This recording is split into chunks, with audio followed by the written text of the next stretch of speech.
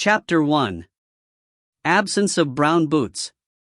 Slider woke with that particular sense of doom generated by Rogan Josh and mixed vegetable bhaji eaten too late at night, followed by a row with Irene. She had been asleep when he crept in, but as he slid into bed beside her, she had woken and laid into him with that capacity of hers for passing straight from sleep into altercation which he could only admire. He and Atherton, his sergeant, had been working late. They had been out on loan to the Notting Hill drug squad to help stake out a house where some kind of major deal was supposed to be going down. He had called Irene to say that he wouldn't be back in time to take her to the dinner party she had been looking forward to, and then spent the evening sitting in Atherton's powder blue Sierra in Pembridge Road, watching a dark and silent house. Nothing happened, and when the Notting Hill CID man eventually strolled over to put his head through their window and tell them they might as well push off, they were both starving. Atherton was a tall, bony, fair-skinned, high-shouldered young man, who wore his toffee-colored hair in the style made famous by David McCallum and The Man from U.N.C.L.E. in the days when Atherton was still too young to stay up and watch it. He looked at his watch cheerfully and said there was just time for a pint at the Dog and Scrotum before Hilda put the towels up. It wasn't really called the Dog and Scrotum, of course. It was the Dog and Sportsman in Wood Lane, one of those gigantic arterial road pubs built in the 50s, all dingy tiled corridors and ginger varnished doors, short on comfort, echoing like a swimming pool, smelling of jays and old smoke and piss and sour beer. The inn sign showed a man in tweeds and a trilby cradling a gun in his arm, while a black Labrador jumped up at him, presumably in an excess of high spirits, but Atherton insisted it was depicted in the act of sinking its teeth into its master's Harry Harris crutch. It was a sod-awful pub really, Slider reflected, as he did every time they went there. He didn't like drinking on his patch, but since he lived in Ruislip and Atherton lived in the Hampstead overspill bit of Kilburn, it was the only pub reasonably on both their ways. Atherton, whom nothing ever depressed, said that Hilda, the ancient barmaid, had hidden depths, and the beer was all right. There was at least a kind of reassuring anonymity about it. Anyone willing to be a regular of such a dismal place must be introspective to the point of coma. So they had 2 pints while Atherton chatted up Hilda. Ever since he had bought the Sierra, Atherton had been weaving a fiction that he was a software rep, but Slider was sure that Hilda, who looked as though the inside of a magistrate's court would hold no surprises for her, knew perfectly well that they were coppers. Rozzers, she might even call them, or busies. No, that was a bit too Dickensian. Hilda couldn't be more than about 68 or 70. She had the black, empty eyes of an old snake, and her hands trembled all the time except, miraculously, when she pulled a pint. It was hard to tell whether she knew everything that went on, or nothing. Certainly she looked as though she had never believed in Father Christmas or George Dixon. After the beer, they decided to go for a curry, or rather, since the only place still open at that time of night would be an Indian restaurant, they decided which curry house to patronize, the horrendously named Angla Bangla, or the New Delhi, which smelled relentlessly of damp basements. And then home, to the row with Irene, and indigestion. Both were so much a part of any evening that began with working late, that nowadays when he ate in an Indian restaurant it was with an anticipatory sense of unease. After a bit of preliminary squaring up, Irene pitched into the usual tirade, all too familiar to Slider for him to need to listen or reply. When she got to the bit about what did he think it was like to sit by the phone hour after hour wondering whether he was alive or dead, Slider unwisely muttered that he had often wondered the same thing himself, which didn't help at all. Irene had in any case little sense of humor, and none at all where the sorrows of being a policeman's wife were concerned. Slider had ceased to argue, even to himself, that she had known what she was letting herself in for when she married him. People, he had discovered, married each other for reasons which ranged from the insufficient to the ludicrous, and no one ever paid any attention to warnings of that sort.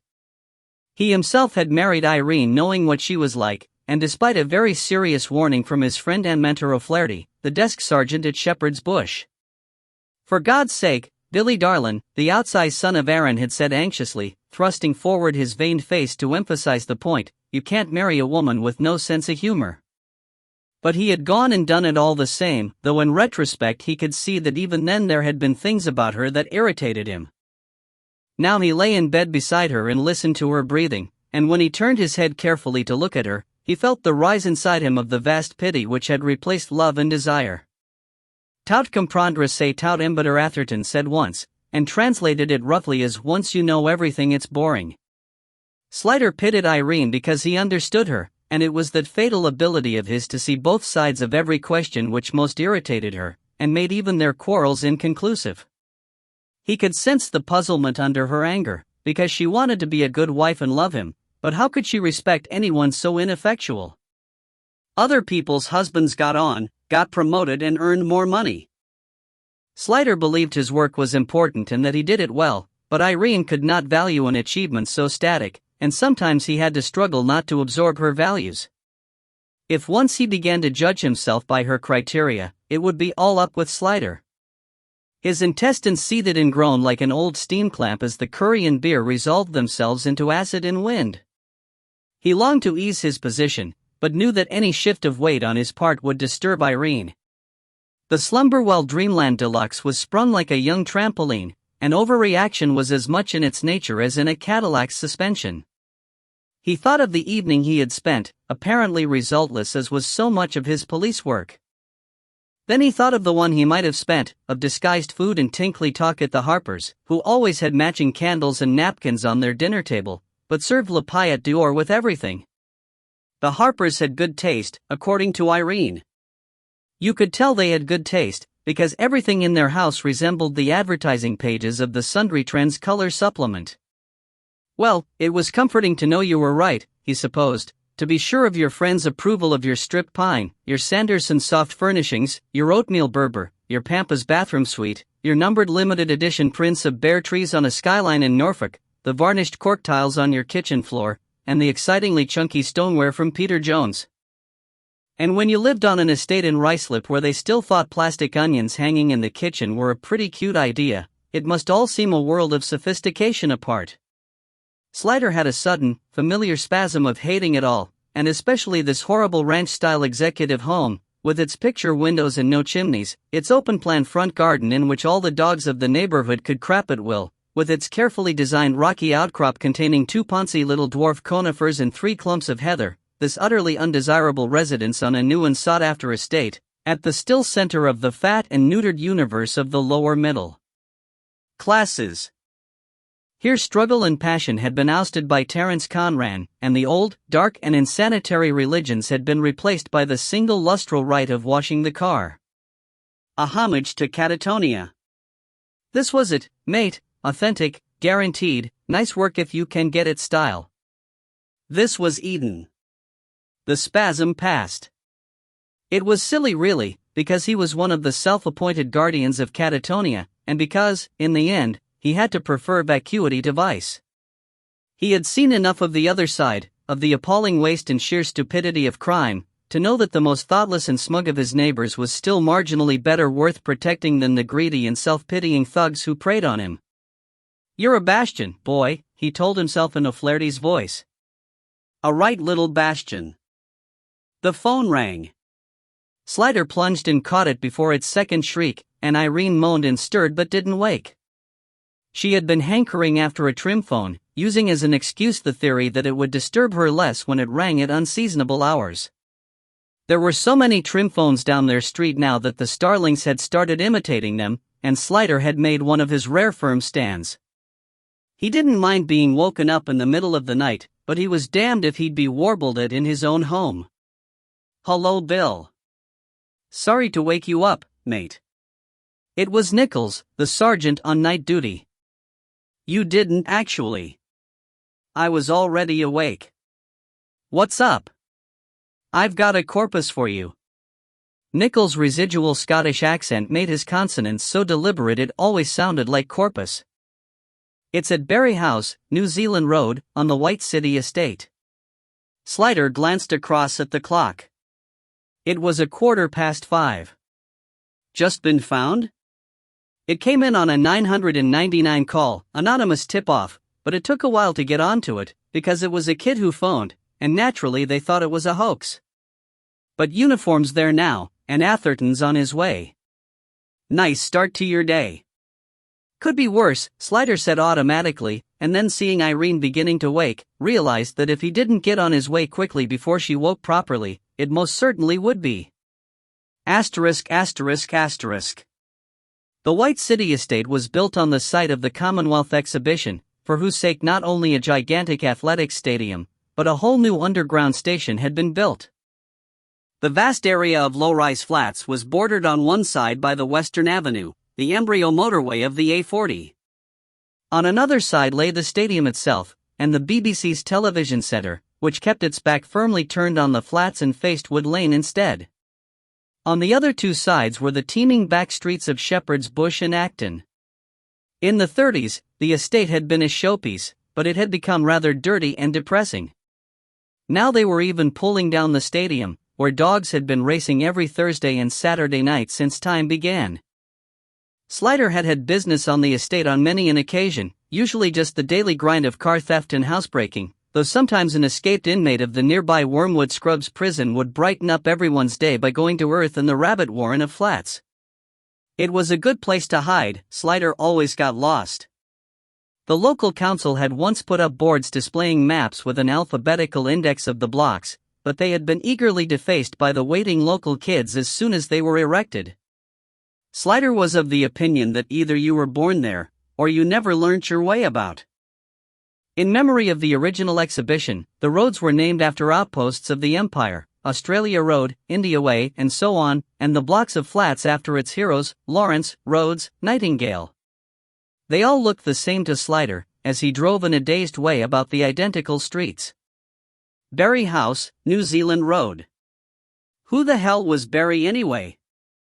At last he caught sight of the familiar shapes of Panda and Jam Sandwich, parked in a yard framed by two small blocks, 5 stories high, 3 flats to a floor, each a mirror image of the other. Many of the flats were boarded up, and the yard was half blocked by building equipment, but the balconies were lined with leaning, chattering, thrilled onlookers, and despite the early hour the yard was thronged with small black children. A tall, heavy, bearded constable was holding the bottom of the stairway, chatting genially with the front members of the crowd as he kept them effortlessly at bay. It was Andy Cosgrove who, under the new regime of community policing, had this labyrinth as his beat, and apparently not only knew but also liked it. "It's on the top floor, I'm afraid, sir," he told Slider as he parted the bodies for him, "and no lift. This is one of the older blocks. As you can see, they're just starting to modernize it." Slider cocked an eye upwards. "Know who it is?" "No, sir. I don't think it's a local, though. Sergeant Atherton's up there already, and the surgeon's just arrived." Slider grimaced. "I'm always last at the party, . "Penalties of living in the country, sir," Cosgrove said, and Slider couldn't tell if he were joking or not. He started up the stairs. They were built to last, of solid granite, with cast iron banisters and glazed tiles on the walls, all calculated to reject any trace of those passing up them. "Ah, they don't make 'em like that anymore." On the top floor landing, almost breathless, he found Atherton, obscenely cheerful. "One more flight," he said encouragingly. Slider glared at him and tramped, grey building rubble gritting under his soles. The stairs divided the flats 2 to one side and 1 to the other. "It's the middle flat. They're all empty on this floor." A uniformed constable, Willans, stood guard at the door. "It's been empty about 6 weeks, apparently. Cosgrove says there's been some trouble with tramps sleeping in there, and kids breaking in for a smoke, the usual things. Here's how they got in." The glass panel of the front door had been boarded over. Atherton demonstrated the loosened nails in one corner, wiggled his fingers under to show how the knob of the Yale lock could be reached. "No broken glass?" Slider frowned. "Someone's cleaned up the whole place," Atherton admitted sadly. "Swept it clean as a whistle." "Who found the body?" "Some kid phoned emergency around 3 this morning. Nichols thought it was a hoax. The kid was very young, and wouldn't give his name, but he passed it on to the night patrol anyway, only the Panda took its time getting here. She was found about 4:45. She? Funny how you always expect it to be male. Female, middle 20s. Naked, Atherton said economically. Slider felt a familiar sinking of heart. Oh no. I don't think so, Atherton said quickly, answering the thought behind the words. She doesn't seem to have been touched at all. But the doc's in there now. Oh well, let's have a look, Slider said wearily. Apart from the foul taste in his mouth and the ferment in his bowels, he had a small but gripping pain in the socket behind his right eye, and he longed inexpressibly for untroubled sleep. Atherton, on the other hand, who had shared his debauch and presumably been up before him, looked not only fresh and healthy, but happy, with the intent and eager expression of a sheepdog on its way up into the hills. Slider could only trust that age and marriage would catch up with him, too, one day. He found the flat gloomy and depressing in the unnatural glare from the spotlight on the roof opposite, installed to deter vandals, he supposed. The electricity's off, of course, Atherton said, producing his torch. Boy Scout, thought Slider savagely. In the room itself, D.C. Hunt was holding another torch, illuminating the scene for the police surgeon, Freddie Cameron, who nodded a greeting and silently gave Slider place beside the victim. She was lying on her left side with her back to the wall, her legs drawn up, her left arm folded with its hand under her head. Her dark hair, cut in a long pageboy bob, fell over her face and neck. Slider could see why Cosgrove thought she wasn't a resident. She was what pathologists describe as well-nourished, her flesh was sleek and unblemished, her hair and skin had the indefinable sheen of affluence that comes from a well-balanced protein-based diet. She also had an expensive tan, which left a white bikini mark over her hips. Slider picked up her right hand. It was icy cold, but still flexible, a strong, long-fingered, but curiously ugly hand, the fingernails cut so short that the flesh of the fingertips bulged a little round them. The cuticles were well kept and there were no marks or scratches. He put the hand down and drew the hair back from the face. She looked about 25, perhaps younger, for her cheeks still had the full and blooming curve of extreme youth. Small straight nose, full mouth, with a short upper lip which showed the white edge of her teeth. Strongly marked dark brows, and below them a semicircle of black eyelashes brushing the curve of her cheekbone. Her eyes were closed reposefully. Death, though untimely, had come to her quietly, like sleep. He lifted her shoulder carefully to raise her a little against the hideously papered wall. Her small, unripe breasts were no paler than her shoulders. Wherever she had sunbathed last year, it had been topless. Her body had the slender tautness of unused. Below her flat golden belly, the stripe of white flesh looked like velvet.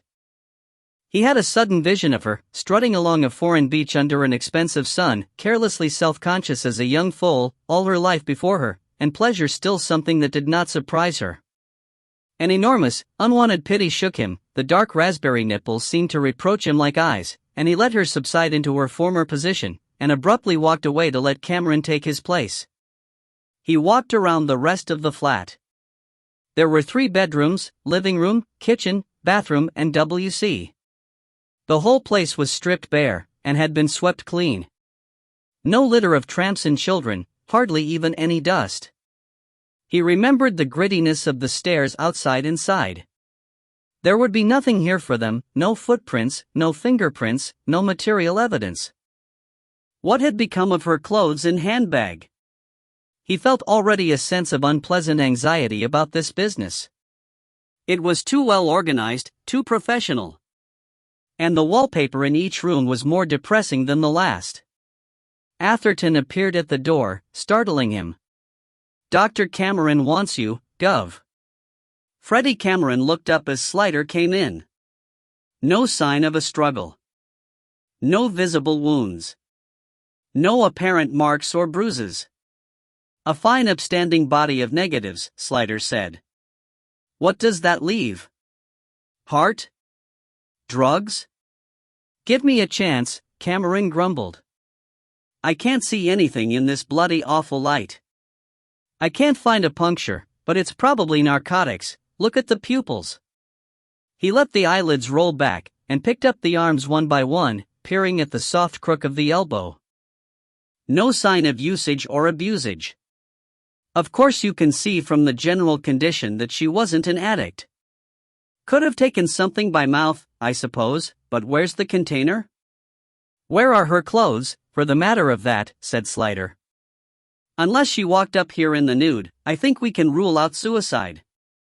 Someone was obviously here. Obviously, Cameron said drily. I can't help you much, Bill, until I can examine her by a good light. My guess is an overdose, probably by mouth, though I may find a puncture wound.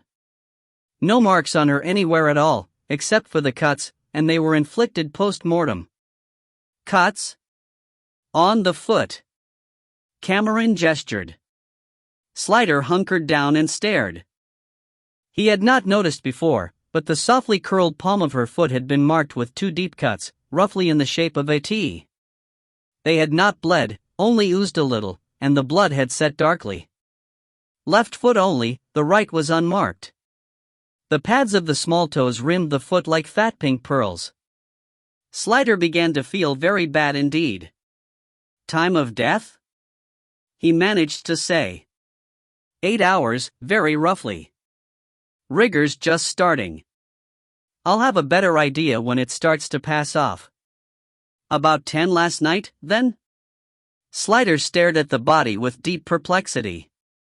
Her glossy skin was so out of place against the background of that disgusting wallpaper. I don't like it, he said aloud.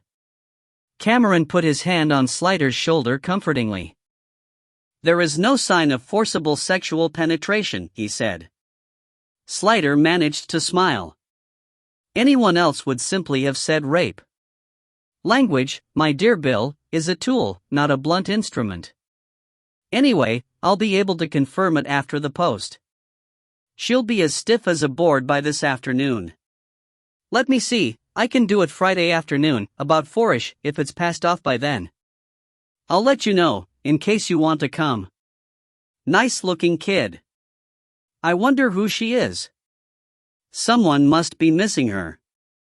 Ah, here's the photographer. Oh, it's you, Sid. No lights. I hope you've got yours with you, dear boy, because it's as dark as a mole's entry in here. Sid got to work, complaining uniformly about the conditions as a bee buzzes about its work. Cameron turned the body over so that he could get some mugshots, and as the brown hair slid away from the face, Slider leaned forward with sudden interest. Hello, what's that mark on her neck? It was large and roughly round, about the size of a half-crown, an area of darkened and roughened skin about halfway down the left side of the neck, ugly against the otherwise flawless whiteness. It looks like a bloody great love bite, Sid said boisterously. I wouldn't mind giving her one, Ms. Elf. He had captured for police posterity some gruesome objects in his time, including a suicide by hanging so long undiscovered that only its clothes were holding it together. Decomposing corpses held no horrors for him, but Slider was interested to note that something about this one's nude composure had unnerved the photographer too, making him overcompensate. Is it a bruise? Or a burn, a chloroform burn or something like that? Oh no, it isn't a new mark, Cameron said. It's more like a callus, see the pigmentation, or something's rubbed there, and some abnormal hair growth, too, look, here. Whatever it is, it's chronic. Chronic? I'd call it bloody ugly, Sid said. I mean it's been there a long time, Cameron explained kindly. Can you get a good shot of it? Good. Alright, then, Bill, seen all you want? Let's get her out of here, then. I'm bloody cold a dot. A short while later, having seen the body lifted onto a stretcher, covered and removed, Cameron paused on his way out to say to Slider, I suppose you'll want to have the prints and dental records toot sweet. Not that her teeth'll tell you much, a near-perfect set. Fluoride has a lot to answer for. Thanks Freddie, Slider said absently. Someone must be missing her parents, flatmates, boyfriend, certainly, surely, a boyfriend? He stared at the bare and dirty room. Why here, for heaven's sake? The fingerprint boys are here, Gov, Atherton said in his ear, jerking him back from the darkness. Right. Start hunt and hope on taking statements, Slider said. Not that anyone will have seen anything, of course, not here. The long grind begins, he thought. Questions and statements, hundreds of statements, and nearly all of them would boil down to the three wise monkeys, or another fine regiment of negatives. In detective novels, he thought sadly, there was always someone who, having just checked his watch against the Greenwich time signal, glanced out of the window and saw the car with the memorable number plate being driven off by a tall one-legged red-headed man with a black eye patch and a zigzag scar down the left cheek. I could tell he wasn't a gentleman, Inspector, 'cause he was wearing brown boots. Might be a good idea to get Cosgrove onto taking statements, Atherton was saying. At least he speaks the lingo. Chapter 2. All quiet on the Western Avenue. A gray sky, which Slider had thought was simply pre-dawn grayness, settled in for the day, and resolved itself into a steady, cold, and sordid rain. All life is at its lowest ebb in January, Atherton said. Except, of course, in Tierra del Fuego, where they're miserable all year round. Cheese salad or ham salad? He held up a roll in each hand and wiggled them a little, like a conjurer demonstrating his bona fides. Slider looked at them doubtfully. Is that the ham I can see hanging out of the side? Atherton tilted the roll to inspect it, and the pink extrusion flapped dismally, like a ragged white vest which had accidentally been washed in company with a red t-shirt. Well, yes, he admitted. All right, then, he conceded, cheese salad or rubber salad? Cheese salad, dot. I was afraid you'd say that. I never thought you were the sort to pull rank, Gov, Atherton grumbled, passing it across. Funny how the act of making sandwiches brings out the Calvinist in us. If you enjoy it, it must be sinful. He looked for a moment at the bent head and sad face of his superior. I could make you feel good about the rolls, he offered gently. I could tell you about the pork pies. The corner of Slider's mouth twitched in response, but only briefly. Atherton let him be, and went on with his lunch and his newspaper. They had made a para in the lunchtime Standard.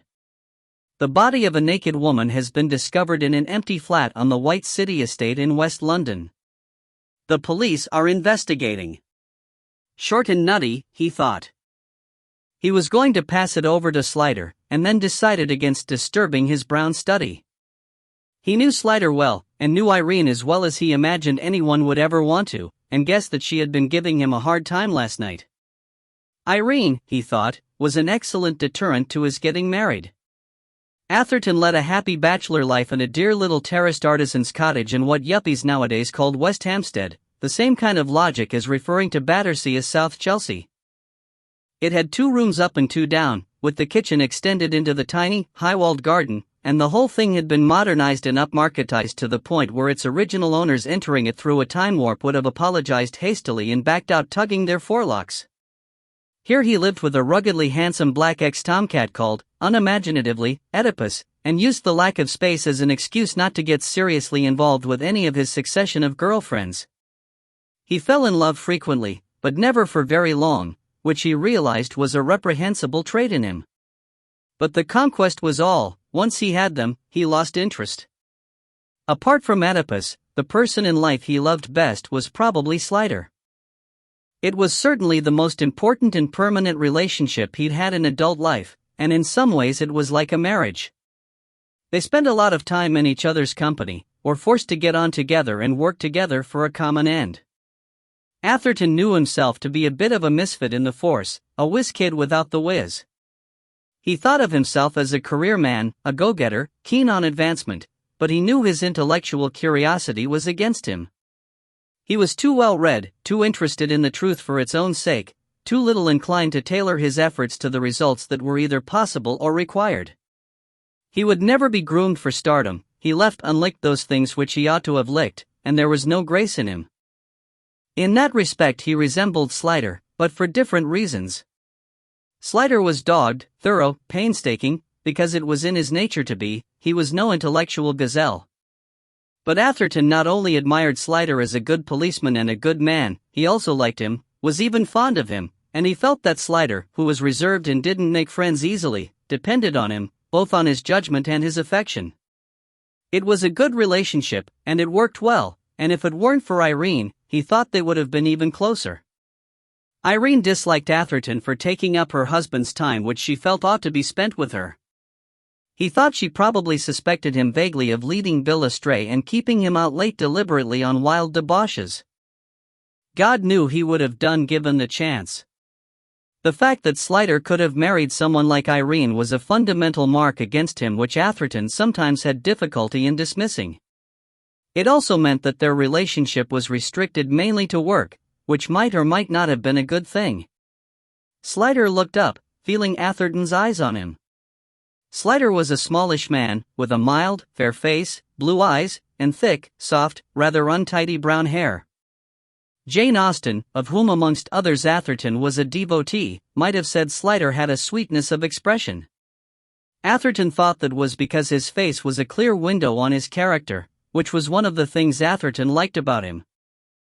In a dark and tangled world, it was good to know one person who was exactly what he seemed to be, a decent, kindly, honest, hard-working man, perhaps a little over-conscientious.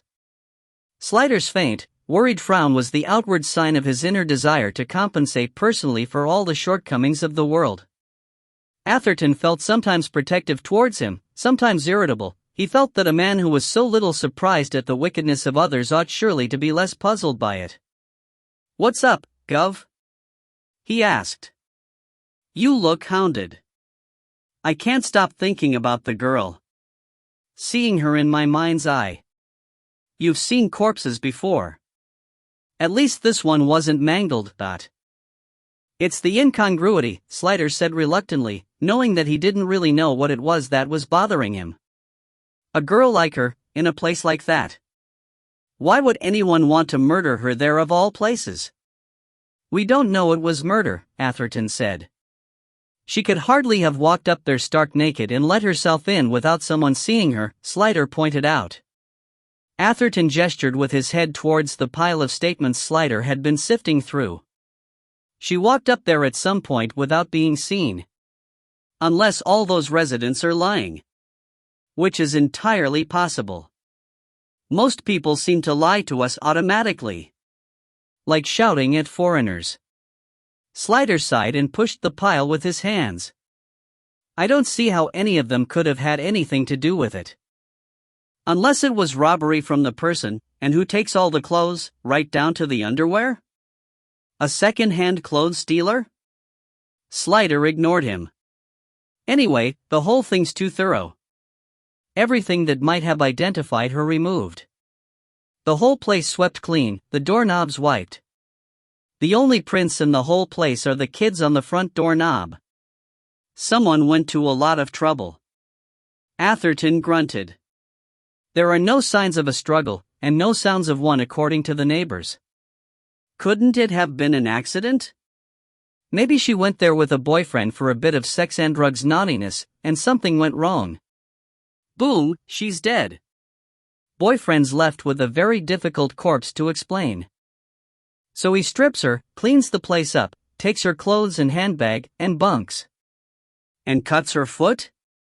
She might have done that any time, stepped on the broken glass from the front door for instance. In the shape of the letter T? Anyway, they were post-mortem cuts. Oh, yeah, I'd forgotten. Well, she might have been killed somewhere else, and taken up there naked in a black plastic sack. Well, she might, Slider said, but only because he was essentially fair-minded.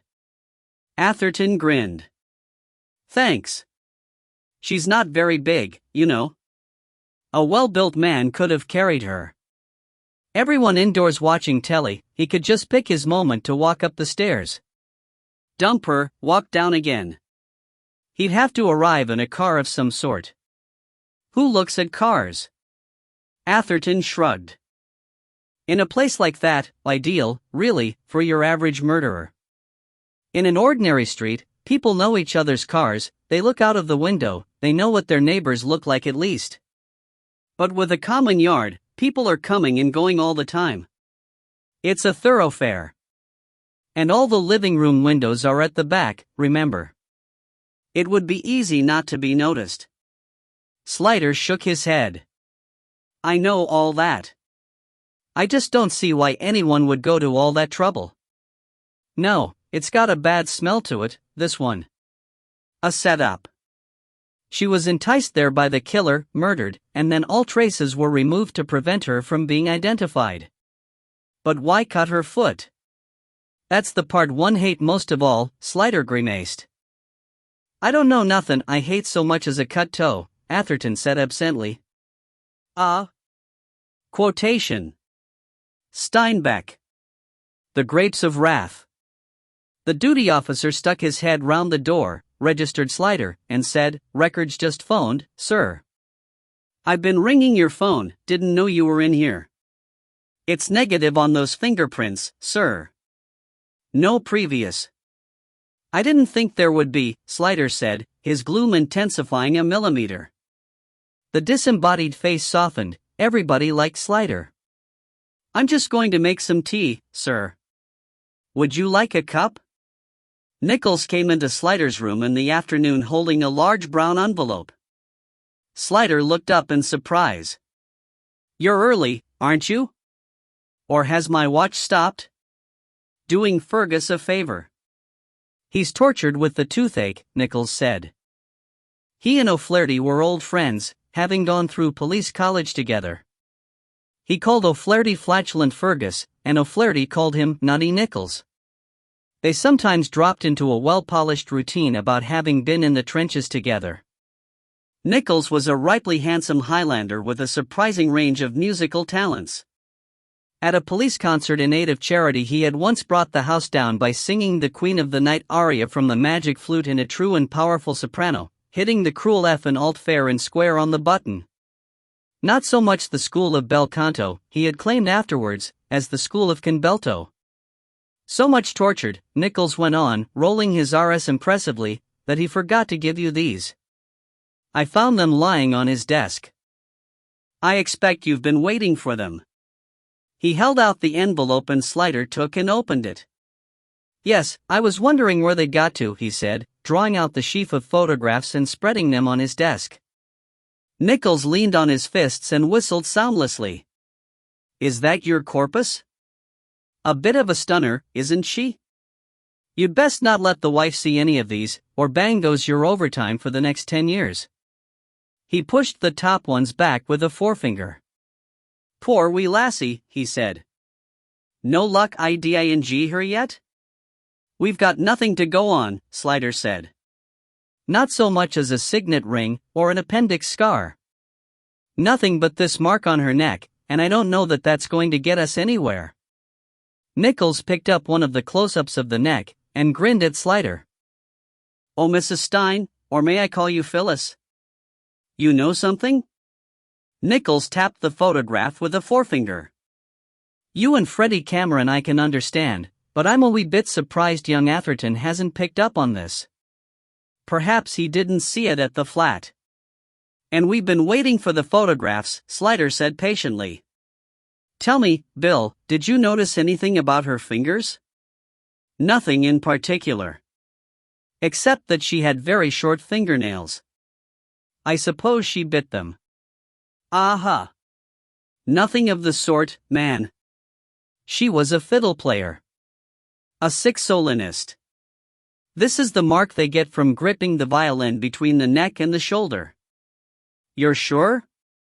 "Well, I couldn't swear it wasn't a viola," Nichols said gravely.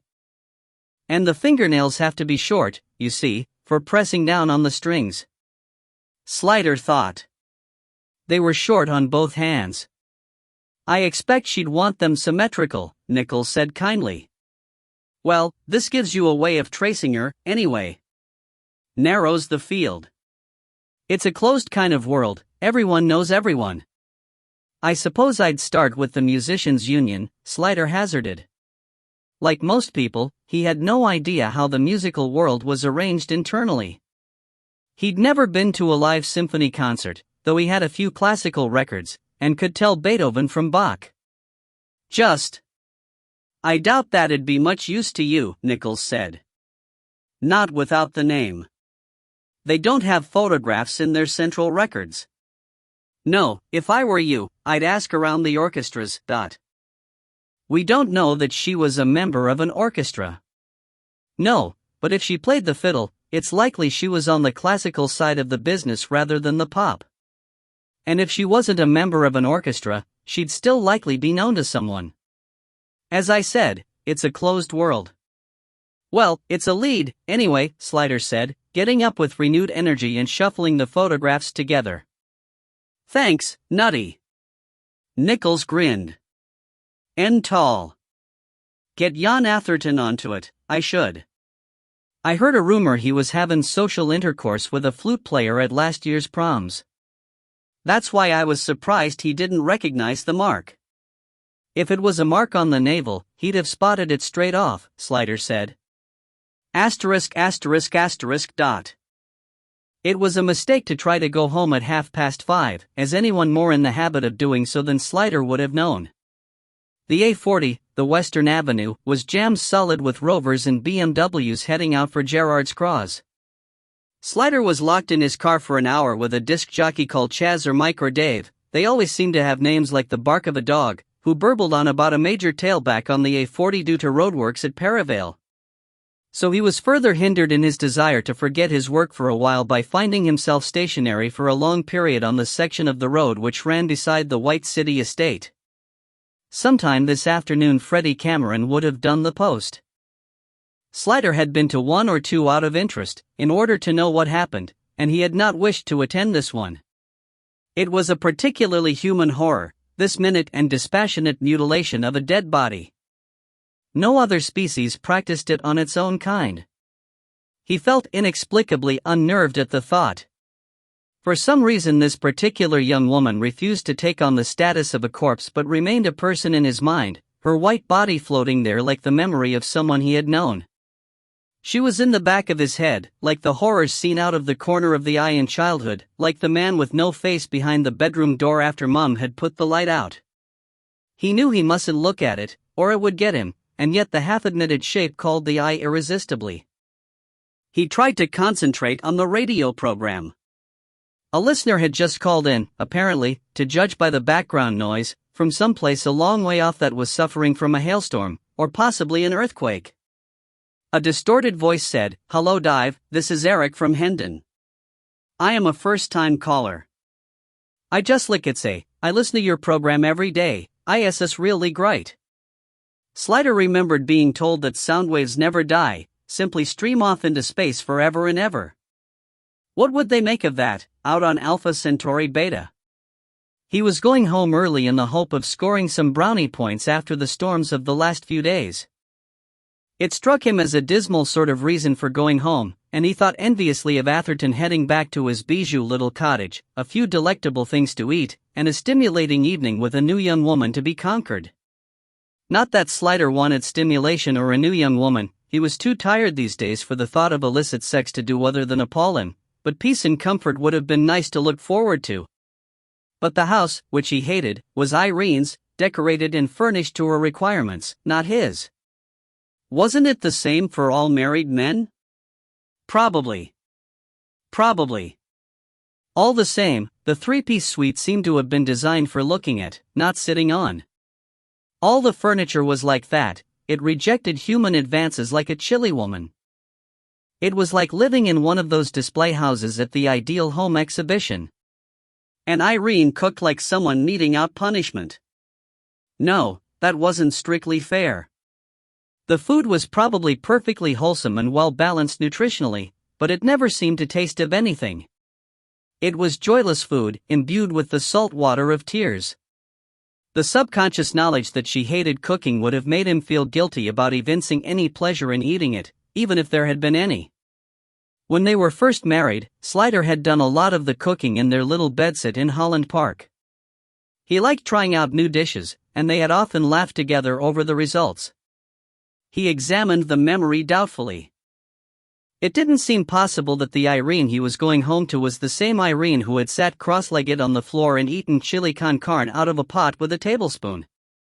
She didn't like him to cook now, she thought it was unmanly. In fact, she didn't like him going into the kitchen at all.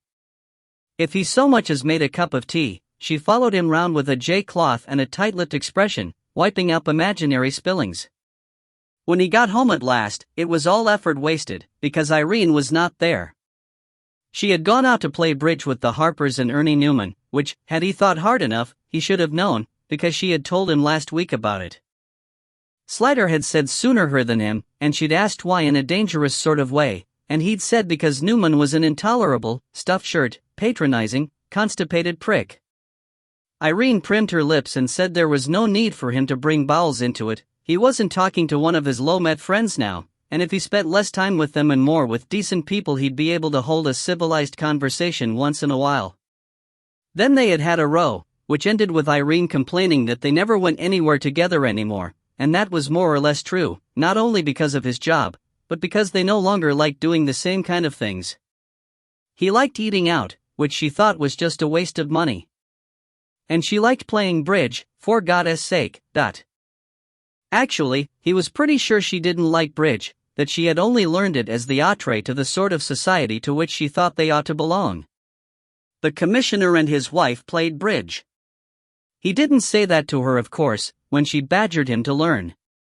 He just said he didn't like card games, and she said he didn't like anything, and he had found that hard to refute just for the moment. His concerns seemed to have been whittled down to work, and slumping in front of the telly for 10 minutes before passing out. It was years since he had stayed awake all the way through a film. He was becoming a boring old fart. Of course, that wasn't congenital. He had lots of interests really, good food and wine and vintage cars and gardening and walking in the country and visiting old houses. Architecture had always been a passion of his, and he used to sketch rather well in a painstaking way, but there just didn't seem to be room in his life anymore. Not time, somehow, but room, as if his wife and his children and his mortgage and his job swelled like wet rice year by year, bland, damp and weighty, and squeezed everything else out of him. No brownie points tonight, then. No peace either. The living room was occupied by the babysitter, who was watching a game show on television. A 10-second glance at the screen suggested that the rules of the game comprised the contestants having to guess which of the Christian names on the illuminated board was their own in order to win a microwave oven or a cut-glass decanter and glasses. The applause following a right answer was as impassioned as an ovation for a Nobel Prize winner. The babysitter was 15 and, for some reason Slider had never discovered, her name was Chantal. Slider regarded her as marginally less competent to deal with an emergency than a goldfish, and this was not only because, short of actual self-mutilation, she had done everything possible to make herself appear as ugly and degenerate as possible. Her clothes hung sadly on her in uneven layers of conflictingly ugly colors, her shoes looked like surgical boots, and her hair was dyed coke black, while the roots were growing out blonde, a mind-numbing reversal of the normal order of things which made Slider feel as if he were seeing in negative. To add to this, her eyelids were painted red and her fingernails black. She chewed constantly like a ruminant, and she wore both earrings in the same ear, though Slider assumed that this was fashion and not absent-mindedness. She was actually quite harmless, apart from her villainous appearance, and her parents were decent, pleasant people with a comfortable income. She looked up at him now with the intensely unreliable expression of an old English sheepdog. "Oh, hello, Mr. Slider. I wasn't expecting you," she said, and a surprising hot blush ran up from under her collar. She fingered her furnacite hair nervously. She was in fact desperately in love with him, though Slider hadn't twigged it. He had replaced Dennis Waterman in her heart the instant she discovered that Dennis Waterman was married to Rula Lenska. "Shall I turn this off?" "No, it's all right. I won't disturb you. Where are the children?" Matthew's round his friend Simon's, and Kate's in her room reading.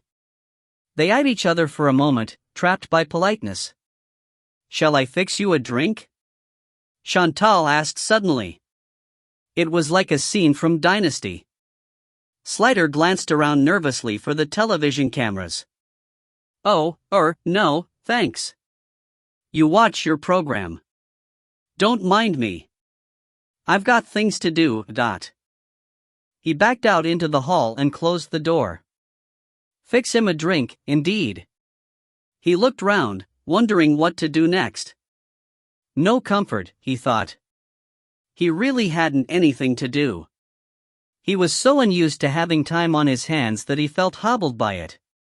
He decided to go upstairs and see Kate, who hadn't been awake when he left that morning, and whom he hardly ever saw at night because she usually went to bed before he got home. The door of her room was closed, and through it he heard the muted tones of what must surely be the same radio program. "Hello, Mike. This is Sharon from Tooting. I just look at her say, I listen to your program all the time, ISS really great." Or perhaps there was only ever one, an endless loop of tape run by a computer from a basement somewhere behind Ludgate Circus. He stopped on the dim landing, and suddenly the dead girl was there with him, ambushing him from the back of his mind, the childlike fall of her hair and the curve of her cheek, the innocence of her nakedness. He put his fingers to his temples and pressed and drew his breath long and hard. He felt on the brink of some unknown crisis. He felt suddenly out of control. "Kate must have heard something," she called out. "Is that you, Daddy?" From inside her room. Slider let out his breath shudderingly, drew another more normal. He reached for the door handle. "Hello, my sweetheart," he said cheerfully, going in. Chapter 3. Drowsy Syrups. It was an old-fashioned morgue, cold and high-ceilinged, with marble floors that echoed hollowly when you walked across them, and a sink in the corner with a tap that dripped. There was a strong smell of disinfectant and formalin, which did not quite mask a different smell underneath, warmer, sweetish and dirty. Cameron, fresh from the PATH unit at one of the newer hospitals, contrasted this chilly old tomb with the low-ceilinged, strip-lighted, air-conditioned, rubber-tile-floored place he had just left. He felt a vague fondness, all the same, for the old morgues like this which were fast disappearing.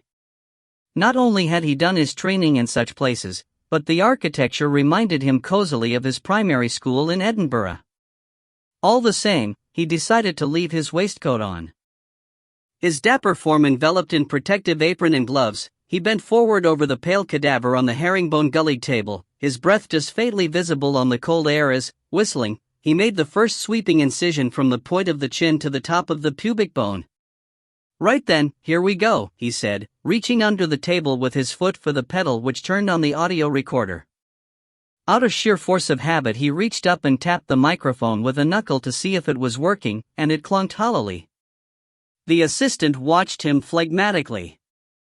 He had tested the machinery himself as a matter of course, as he always did, as Cameron knew he always did, but Cameron had no faith in machines. He had done his training in the days of handwritten notes, and even then he had known fountain pens to go wrong. Now, like a cheerful gardener pruning roses, Cameron snipped through the cartilages which joined the ribs, freed them from the breastbone, separated the breastbone from the collarbones, and then with the economical force of long practice, opened out the two sides of the chest like cabinet doors. Inside, neatly disposed in their ordained order, were the internal organs, displayed like an anatomical drawing in a medical textbook before his inquiring eyes. Slider was not present. Cameron had phoned him earlier to say that he would not be posting the girl until 6:30, in case he wanted to come, but Slider had refused. Cameron thought his old friend sounded distinctly odd. He hoped old Bill wasn't going to crack up.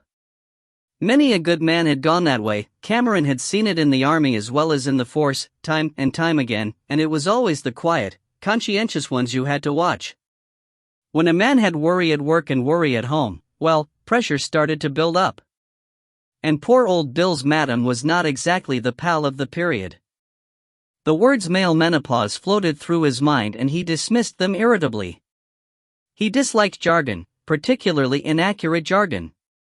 When a man of 40-odd started fancying young girls, it was either because things were not right at home, or he was trying to prove something to himself. In either case, it was nothing to do with hormones. Not that Bill was chasing skirts, of course, he simply wasn't that sort, but it came to the same thing. He was jumpy, distinctly jumpy. "I'd like to come, Freddie, but I've got a heap of reports I've been putting off," Slider had said. "It's quiet now, and I daren't put them off again." Now this was transparently an excuse. Cameron knew how much there was to do when a division handled a murder case, the incident room to be set up, thousands of statements to go over, no need to go dragging in reports. Then Slider had given a nervous laugh and added unnecessarily, "You know what paperwork is." When a close friend starts talking to you like an idiot, Cameron considered, you knew there was something seriously on his mind. Still whistling, and wielding his large knife with a flourish, more the jolly family butcher now than the cheerful gardener, he removed the internal organs in turn, weighed, sliced, and examined them, and took sections for analysis, which the assistant sealed in sterile jars and labeled while Cameron watched sternly. He had a natural horror of unlabeled specimens. When the body was completely eviscerated, he made a lateral cut across the scalp from ear to ear, freed the tissues from the bone, and drew the front half of the scalp down over the face like a mask, and the rear half down over the neck like a coalman's flap. Then with an electric bone saw he cut through the cranium and lifted the top off the skull, much as he had taken the top off his boiled egg that morning, and with very little more effort. With a little more cutting and snipping, he was able to slide his hands in under the brain and lift it out whole. He laid it on the slab and sliced it like a rather pallid country loaf. "All normal," he said. As he worked, he had spoken his commentary aloud for the machine, and between comments he whistled. Sometimes he forgot to touch the foot pedal, so the whistle got recorded too. This was particularly trying for the audiotypist who transcribed his reports, for the machinery played the whistle back at a pitch which was quite painful through an earpiece. She had spoken to him again and again about it, and he always apologized profusely, but it made no difference. He had always whistled. He had begun it as a student 30 years ago, an assumption of insouciance which was designed to deceive himself more than other people, and to stop him thinking of the cadavers as human beings, and the habit was so ingrained by now he wasn't even aware he was doing it. "Right, I think that will do," he said at last, switching off the machine and nodding to the assistant. "I'll be off then. I've got 2 more to do at Charing Cross before I've finished, and I promised Martha I wouldn't be late tonight. She's got some ghastly people coming in for drinks." He looked at his watch. "Not much chance of making it before they leave, thank God, but I'll have missed the traffic, anyway." "Good night, then, sir," said the assistant. When the doctor had gone, he had his own tasks to perform. The body would have to be stuffed and sewn up, the skull packed and the scalp drawn back into place and stitched, and the viscera disposed of in the incinerator. When this was done, he returned the body to the trolley and, because he was a bit of a perfectionist in his own way, he fetched a damp cloth and cleaned it up. Dead bodies don't bleed, but they leak a bit. With a gentle hand he wiped the pink-tinged bone dust from the face. Poor kid, he thought. It was tragic when they caught it as young as that. And pretty too. From her label he could see she was unidentified, which struck him as odd, because she didn't look like the kind of girl no one would miss. Still, sooner or later, someone would want her, so she ought to be made a bit decent. Kindly he smoothed the hair back to hide the stitches, and then wheeled her back to her waiting numbered drawer in the mortuary. When you're born, and when you die, a stranger washes you, he thought, as he had thought 100 times before. It was a funny old life. It was silly weather for January, warm and sunny as April never was, and all down Kingsway there were window boxes crammed with yellow daffodils. Pedestrians were either looking sheepish in spring clothes, or self-righteous and hot in boots and overcoats, and the bus queues were suddenly chatty. Only the paper seller outside Holborn Station looked unchanged and unchangeable in his multifoliate sweaters, greasy cap, and overcoat tied in the middle with baling string. His fingers were as black and shiny as anthracite from the newsprint, as was the end of his nose where he had wiped it with his hand.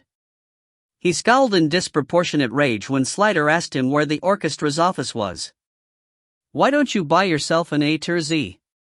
he inquired uncharitably. "I'm not Leslie fucking Welch, the fucking memory man, am I? I'm here to sell papers. Right? Noah's papers," he added fiercely, as if Slider had queried the word. Slider meekly bought the noon edition of the Standard, asked again, and was given very precise directions. "Next time ask a bleedin' policeman," the paper seller suggested helpfully. "Am I that obvious?" Slider thought uneasily as he walked away. The office turned out to be on the 3rd floor of a building that had known better days, one of those late Victorian monsters of red brick and white stone coping, a cross between a ship and a gigantic birthday cake.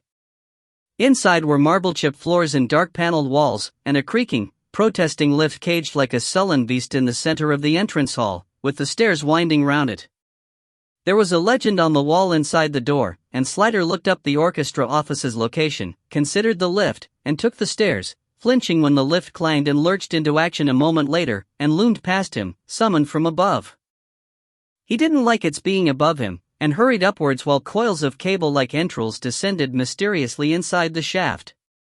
On the third floor he found the half-frosted door, tapped on it, and entered an office empty of humanity, but otherwise breathtakingly untidy, crammed with desks, filing cabinets, hat stands, dying pot plants, and files and papers everywhere in tottering piles. On the windowsill amongst the plants was a tin tray on which reposed a teapot, a caddy, a jar of gold blend, an open carton of milk, and a sticky teaspoon. The empty but unwashed mugs were disposed about the desks, evidence to the trained mind that coffee break was over. A navy blue cardigan hung inside out over the back of a chair which stood askew from a desk on which the telephone rang monotonously and disregarded. Soon there were brisk footsteps outside in the hallway, the door was flung open, and the cardigan's owner hurried in, bringing with her the evocative scent of palm-olive soap, and reached for the telephone just as it stopped ringing. She laughed. "Isn't it maddening how they always do that?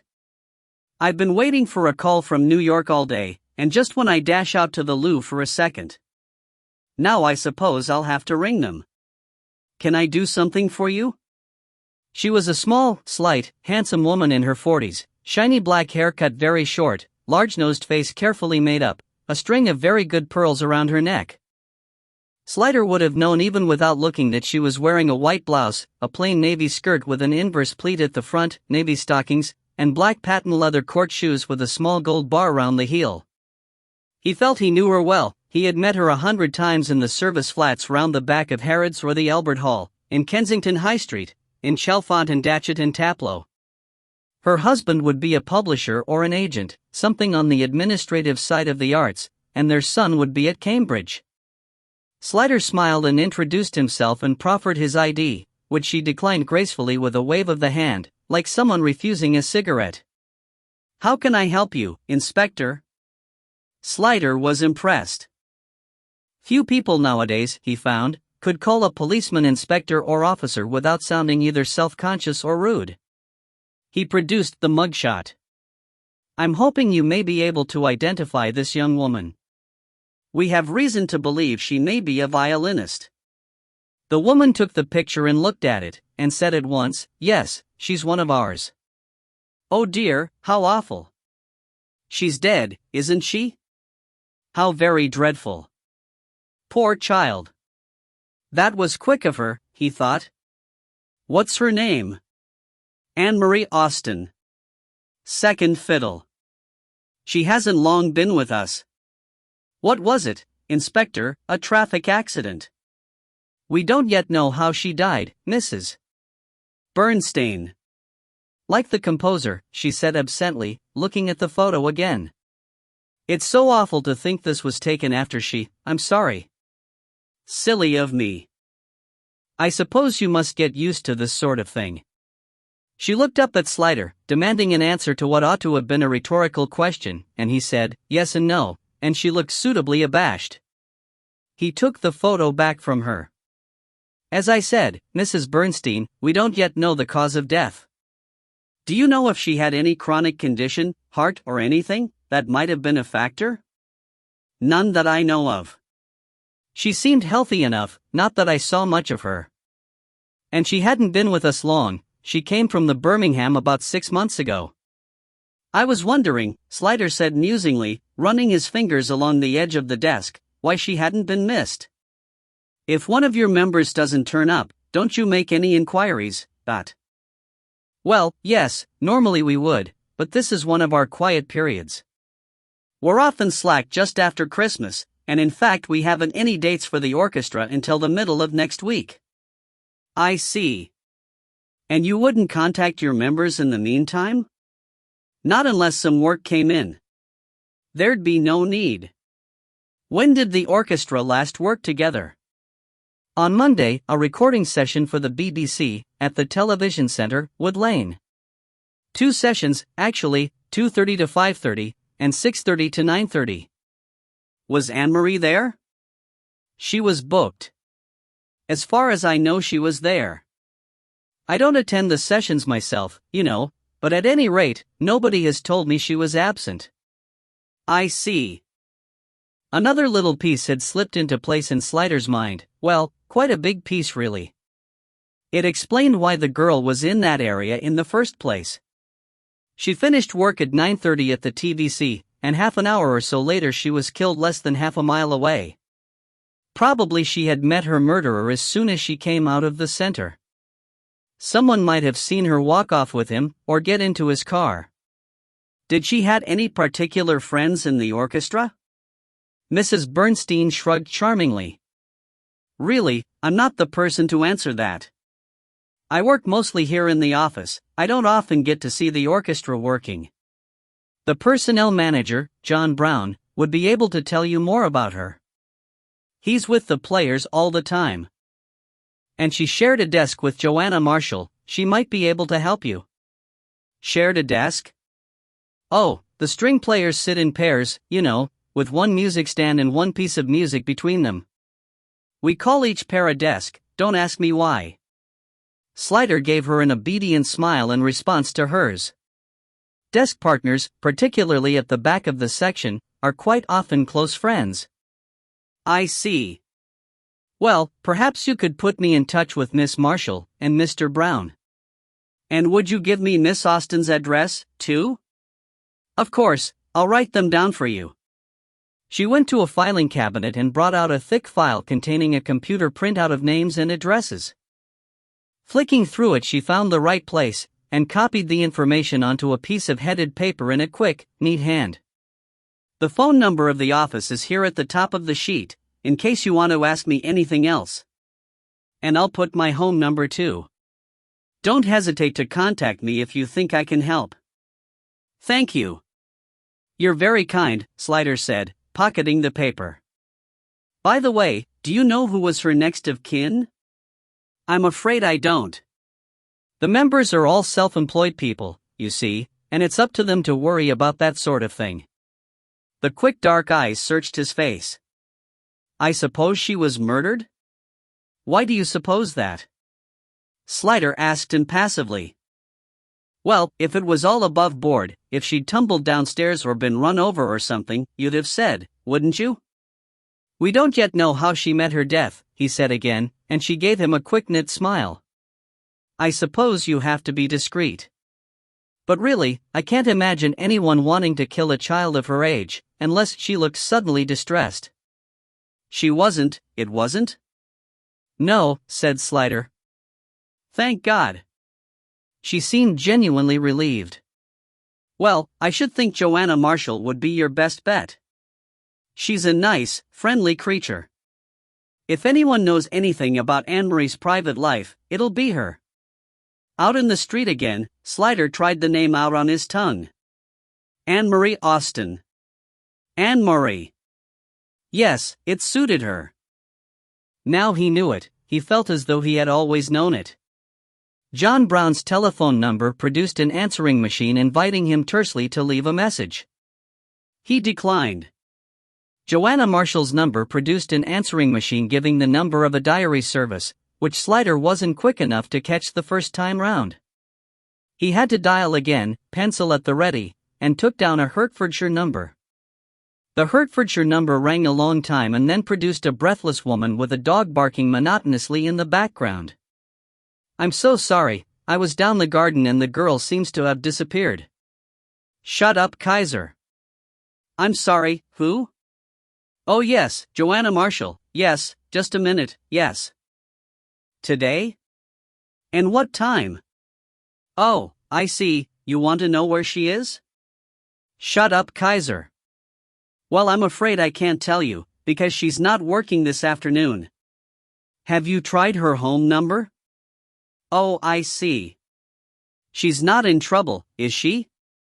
Well, all I can tell you is that she's on tonight at the Barbican. Yes, that's right.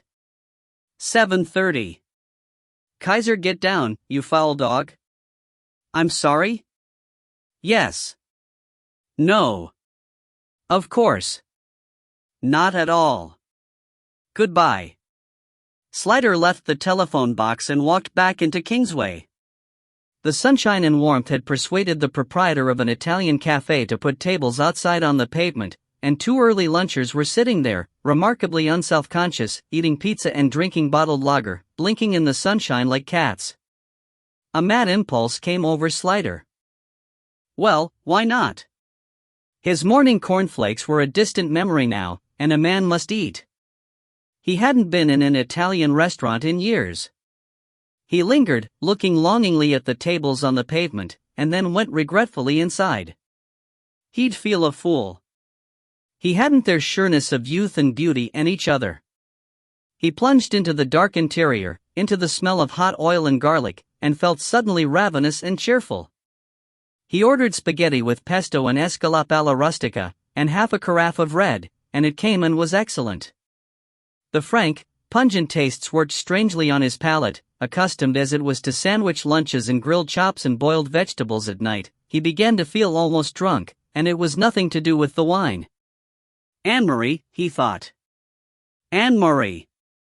His mind turned and fondled the name. Was she French? Did she like Italian food? He imagined her sitting opposite him now, garlic bread and gutsy wine, talk and laughter, everything new and easy. She would tell him about music, and he would regale her with the stories of his trade which would all be new to her, and she would marvel and be amused and admire. Everything was interesting and wonderful when you were 25. Until someone murdered you, of course. You only just caught me. I was just going out for something to eat, said Atherton. I've had mine. And I've found out who the girl is. I deduced both those facts, you smell of garlic and you're looking smug. I also know why she was where she was working at the TVC that evening. Lunch can wait. Tell me all, Atherton said. He sat down on the edge of a desk, raising a cloud of dust into the streams of sunlight that were fighting their way through the grime on the windows of the CID room, which no one had ever washed in the history of time. Everyone else was out, the telephones dozed, and the room had that unnatural midday hush. Slider told him what he had learned that morning. It's possible that whoever killed her knew that the orchestra wouldn't be working again for 10 days, and that therefore she wouldn't be missed. Stripping the body, too, they'd have expected it to delay us for weeks. After all, if it hadn't been for Nichols identifying that mark on her neck. Unlike Nichols, I didn't have the benefit of seeing it. And unlike you, by the way, Dot. All right, Sonny, how would you like to go back to tracing stolen videos? It was a familiar joking exchange of sass and threat, but suddenly there was a harsher note in it that surprised both of them, and they eyed each other with some embarrassment. Atherton opened his mouth to say something placatory, but Slider forestalled him. You'd better go and get your lunch, hadn't you? Who's minding the shop, anyway? Fletcher. He's in the bog. Slider shrugged and went away to his own room, angry with himself, and a little puzzled. Everyone needed help in this job, why was he suddenly so defensive? Freddie Cameron phoned. I've got the forensic reports from Lambeth, Bill. I've just sent off a full copy of the post-mortem report to you, but I thought you'd like to know straight away, as it's your case. Yes, thanks, Freddie. What was it? As I thought, an overdose of barbiturate. Self-administered? I think it very unlikely. The puncture was in the back of the right hand, damned awkward place to do it to yourself. The veins slide about if you don't pull the skin taut. Anyway, I found the puncture as soon as I got her into a good light, and it was the only one, so there's no doubt about that. But there was some very slight subcutaneous bruising of the left upper arm and right wrist. I'd say she was handled by an expert, someone who knew how to subdue with the minimum force, and without damaging the goods. Professional, Dot. Left upper arm and right wrist? Yes. It seems to me that if she was sitting down, for instance, someone could pass their arm right round her body from behind and grip the wrist to hold it still while administering the injection with the other hand. Or there might have been two of them. She'd probably struggle. No other marks? No ligatures? Nothing. But they wouldn't have to hold her for long. She'd have been unconscious within seconds, and dead within minutes. What was it, then? Pentothal. Pentothal? Short-acting anesthetic. It's what they give you in the anteroom of an operating theater to put you under, before they give you the gas. Yes, I know that. But it seems an odd choice. It produces deep anesthesia very quickly.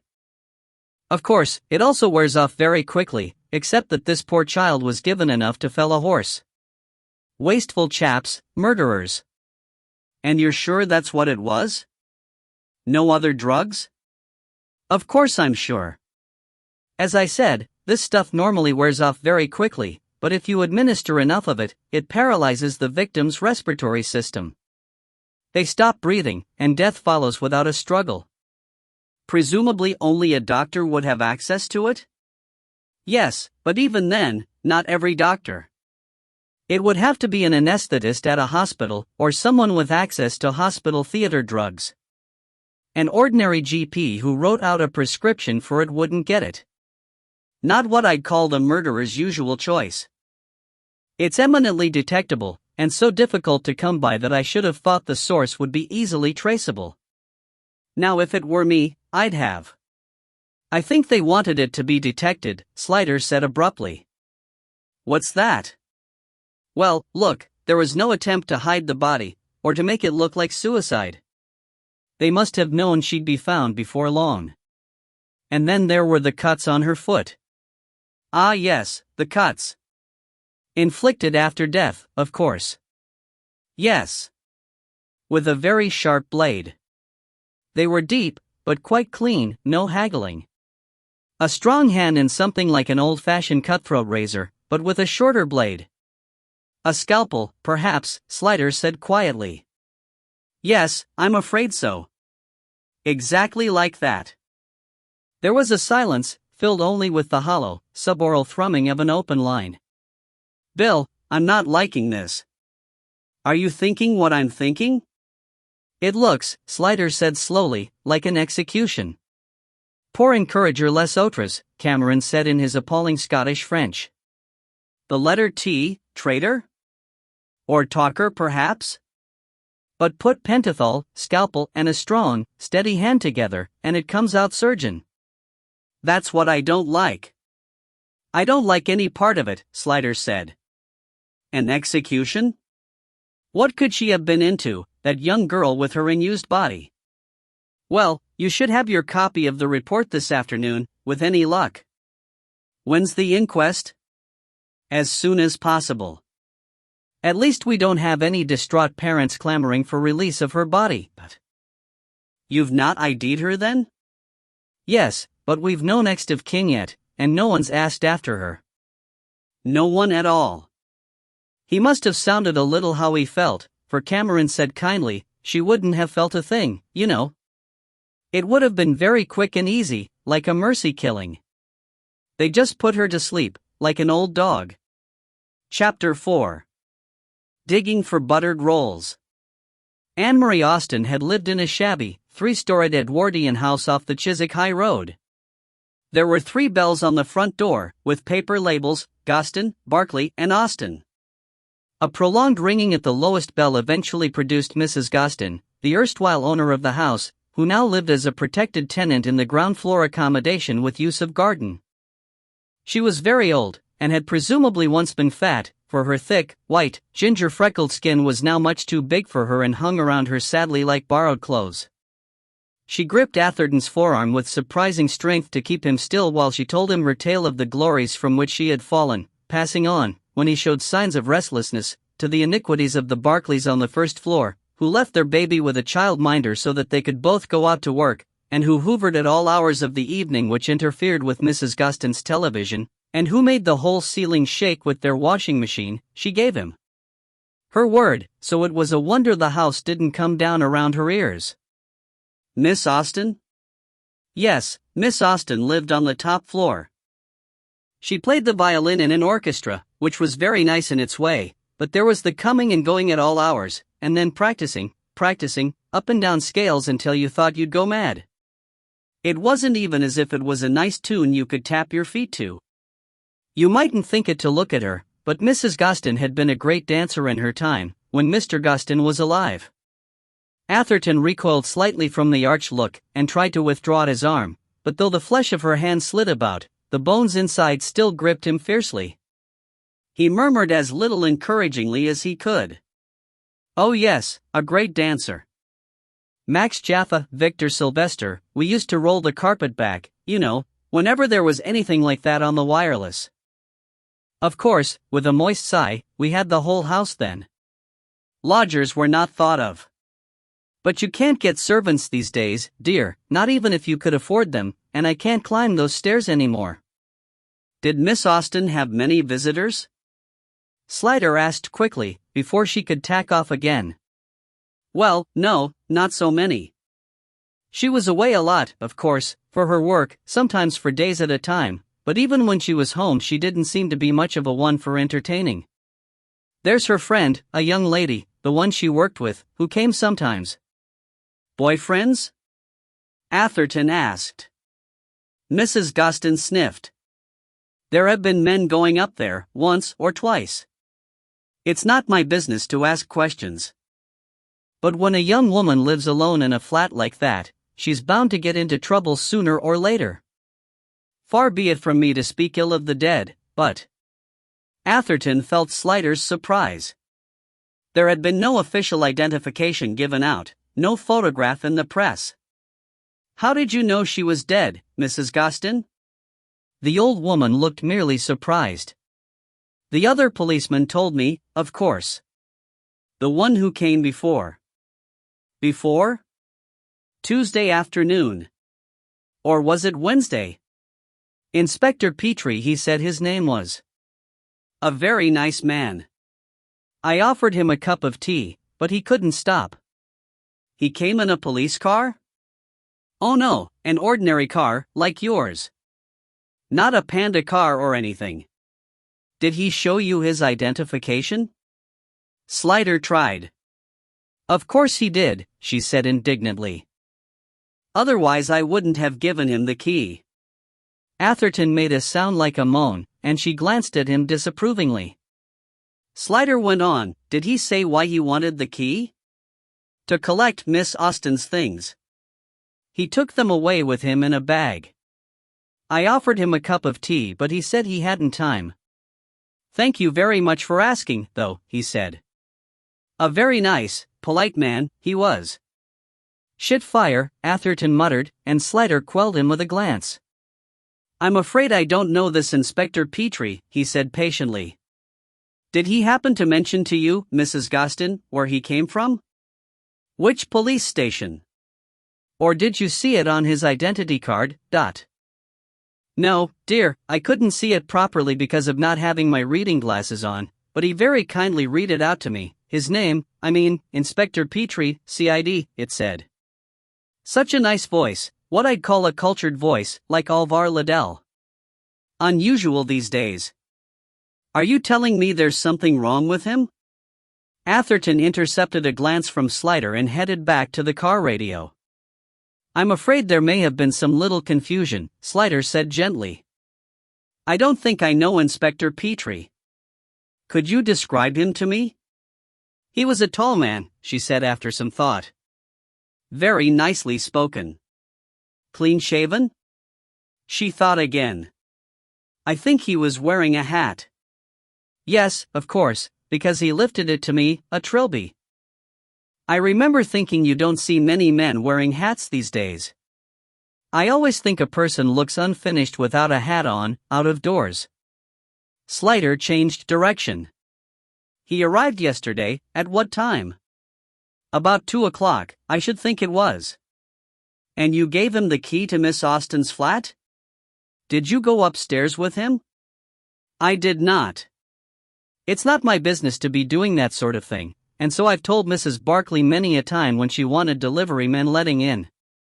I only keep the keys for the meter man and emergencies, that's what I've told her, besides going up and down those stairs, which is too much for me now, with my leg. Not that I'd give anyone the key, dear, but I've known the meter man for 15 years, and if you can't trust the police, who can you trust? Who indeed, Slider agreed. And did you see him come down again? I came out when I heard him on the stairs. He was very quick, only 5 or 10 minutes. He had one of those black plastic sacks, which he said he'd got Miss Austen's things in. To give to her next of kin, Mrs. Austen, he said, and I asked him if he'd like a cup of tea, because it's not a nice job to have to do, is it, even for strangers, but he said no, he had to go. He said he had everything he needed and touched his hat to me. Such a nice man. Has anyone else been up there since? Have you been up there? I have not, she said firmly. And besides, Inspector Petrie has the key, so I couldn't get in if I wanted to. Atherton came back, and spoke to Slider aside through wooden lips. Petrie my arse, dot. I'll go up, Slider said quietly. See if you can get a description out of her. Don't bully her, or she'll clam up. And a description of the car. You wouldn't like the registration number, I suppose? Atherton inquired ironically, and turned without relish to his task while Slider went upstairs to lock the stable door. Mrs. Austen proved extremely helpful. From her Atherton learnt that the bogus inspector was a tall, short, fat, thin man, a fair, dark-haired red-headed bald man in a hat, clean-shaven with a beard and mustache, wore glasses, didn't wear glasses, and had a nice speaking voice. She was quite sure about that much. The car he drove was a car, had 4 wheels, and was painted a color, but she didn't know which one. Atherton sighed and turned a page. On the day of the murder, he learnt, Miss Austen had driven off in her little car at about 9:30 in the morning and hadn't returned, unless it was while Mrs. Austen was at the chiropodist between 2 and 4 in the afternoon. But her car wasn't there when Mrs. Austen returned, and she hadn't heard her come in that night. Atherton put his notebook away again. Thank you very much for your help. If you remember anything else, anything at all, you'll let us know, won't you? Anything about what? Mrs. Austen asked with apparently genuine puzzlement. About Miss Austen or Inspector Petrie, anything that happened on that day. I'll give you this card, look, it has a telephone number where you can reach us, all right, but... He disentangled himself with diminishing patience and went upstairs after Slider, to find that his superior had already opened the flat door and gone in. Who needs keys, he said aloud. What was it this time, Barclaycard or our flexible friend? He examined the lock. It was a very old Yale, and the door had shrunk in its frame, leaving it loose, so that the tongue of the lock was barely retained by the keeper. He shook his head. More so did Gatto, opening that. The door opened directly into a large attic room furnished both as living room and bedroom. It was indecently tidy, the bed neatly made. Slider was sitting on it playing back the answering machine, which stood with the telephone on a bedside table. He looked up as Atherton came in. 3 clicks, and a female called only me saying she'd call back. Get anything from the old lady? Nothing, again nothing. The girl went out in the morning and didn't come back. The rest is silence. Slider shook his head. She must have come back at some point, there's her violin in the corner. Atherton looked. Unless she had a spare. Oh. Yes. The violin case was propped on its end in the corner of the room nearest the window. In front of it there was a music stand adjusted to standing height, on which stood open a book of practice studies. From a distance the music looked like an army of caterpillars crawling over the page. On the floor was other music scattered as if it had been dropped, and on a low table under the window was yet more, together with a metronome, a box containing a block of resin, 2 yellow dusters and a large silk handkerchief patterned in shades of brown and purple, 3 pencils of varying length, a glass ashtray containing an India rubber, 6 paper clips and a pencil sharpener, and an octavo-sized manuscript book with nothing written in it at all. It was the only untidy, lived-in corner of the flat. Apart from the bed-sitting room there was a kitchen and a bathroom. Together they went over every inch and found nothing. There were clothes in the wardrobe and in drawers, including 3 black, full-length evening dresses, her working clothes, Atherton explained. There were a few books and a lot of records, and even more audio tapes, some commercial, some homemade. There were odds and ends and ornaments, a cheap quartz carriage clock, a plaster model of the Leaning Tower of Pisa, some interesting seashells, a nightdress case in the shape of a rabbit, a sugar bowl full of potpourri, but there were no papers. Diary, address book, letters, bills, personal documents, old checkbooks, anything that might have given any clue to Anne-Marie's life had been taken. He got the lot, Atherton said, slamming an empty drawer shut. Bastard. He was very thorough, Slider said, and yet Mrs. Gostin said he was only here 5 or 10 minutes. I wonder if he knew his way around. The bathroom revealed soap, face cloth, towels, spare toilet rolls, bath essence. She seemed to have had a preference for the body shop, and no secrets. The medicine cabinet at first appeared cheeringly full, but it turned out to contain only aspirin, insect repellent, Diacom, a very large bottle of kaolin and morphia, travel sickness pills, half a packet of Coldrex, a packet of 10 Tampax with one missing, a bottle of Oprex, 4 different sorts of suntan lotion, and 3 opened packets of Elastoplast.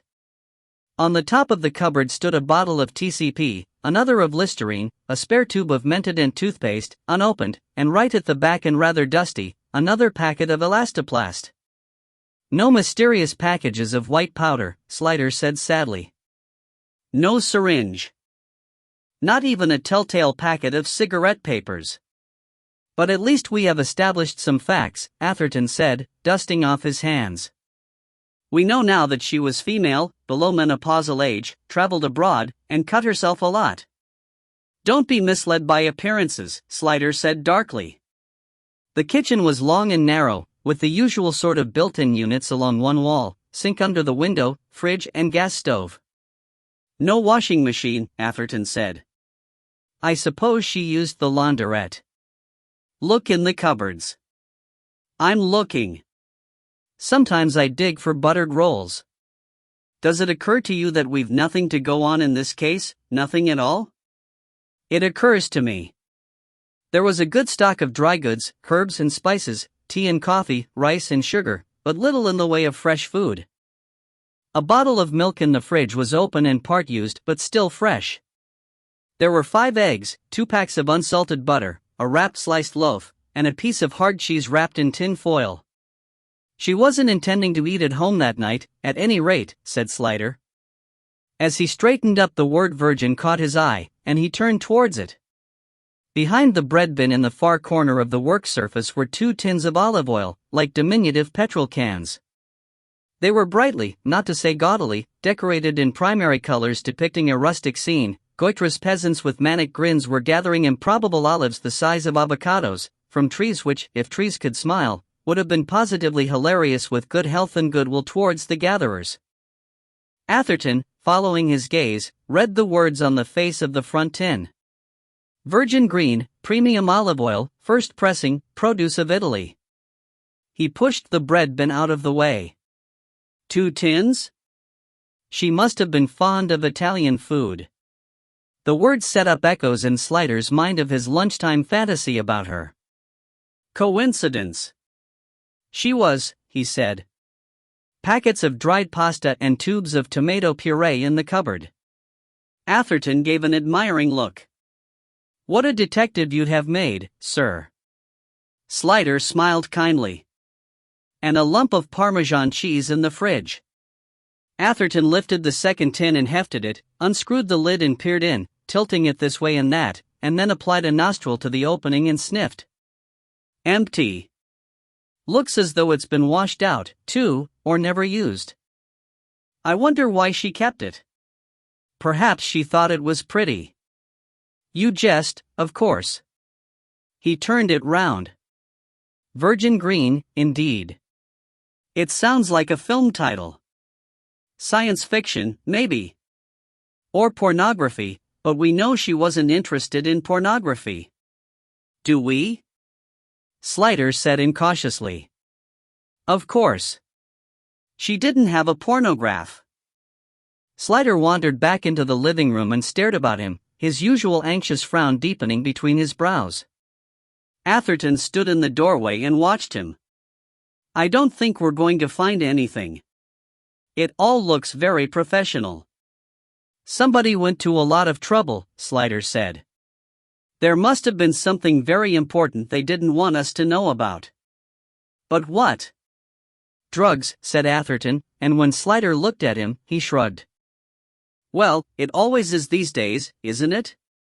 Yes. But I don't think so. This doesn't smell that way to me.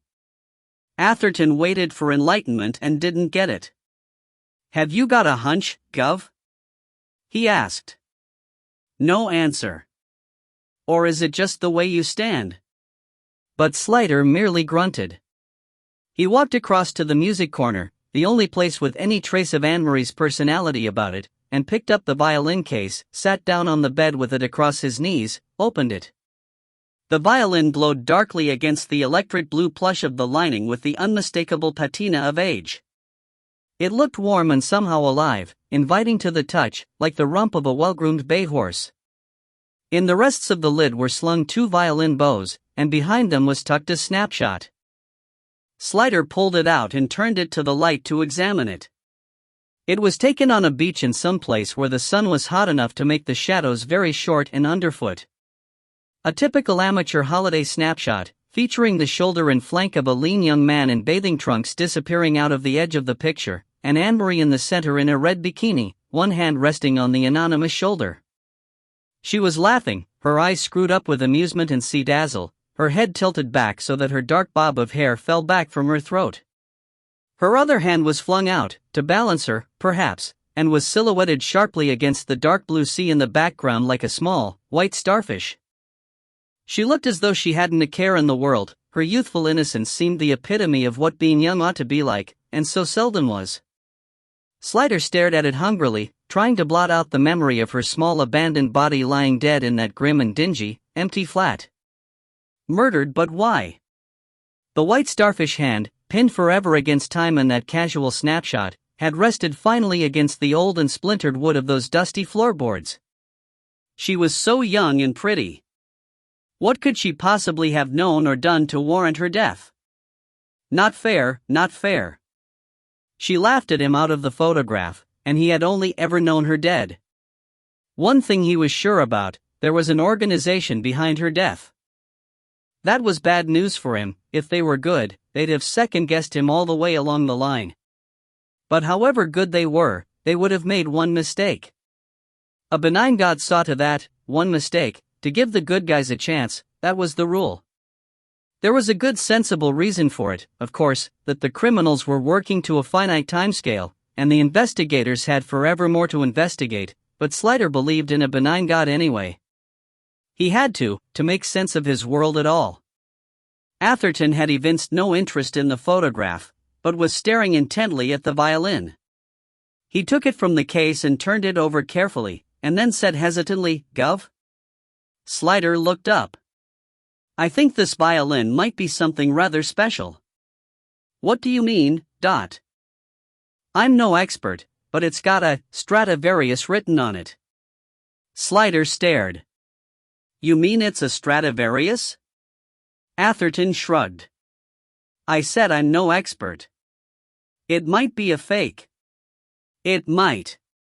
But if it were genuine..." Slider noticed, as he had noticed before, how even under stress Atherton's grammar did not desert him. "Yes, if it were," he agreed. "One mistake. Could this be it?" "Take it. Find out," he said.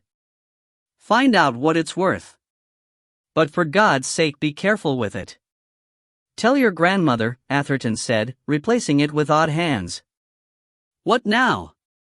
"I'm going to see her best friend." "You realize we still don't have a next of kin, thanks to Inspector Petrie? So it's the Barbican for me. Wouldn't you like me to go for you?" "Concert halls are more my province than yours, but..." "It'll be good for me to widen my experience," Slider said. "Role reversal."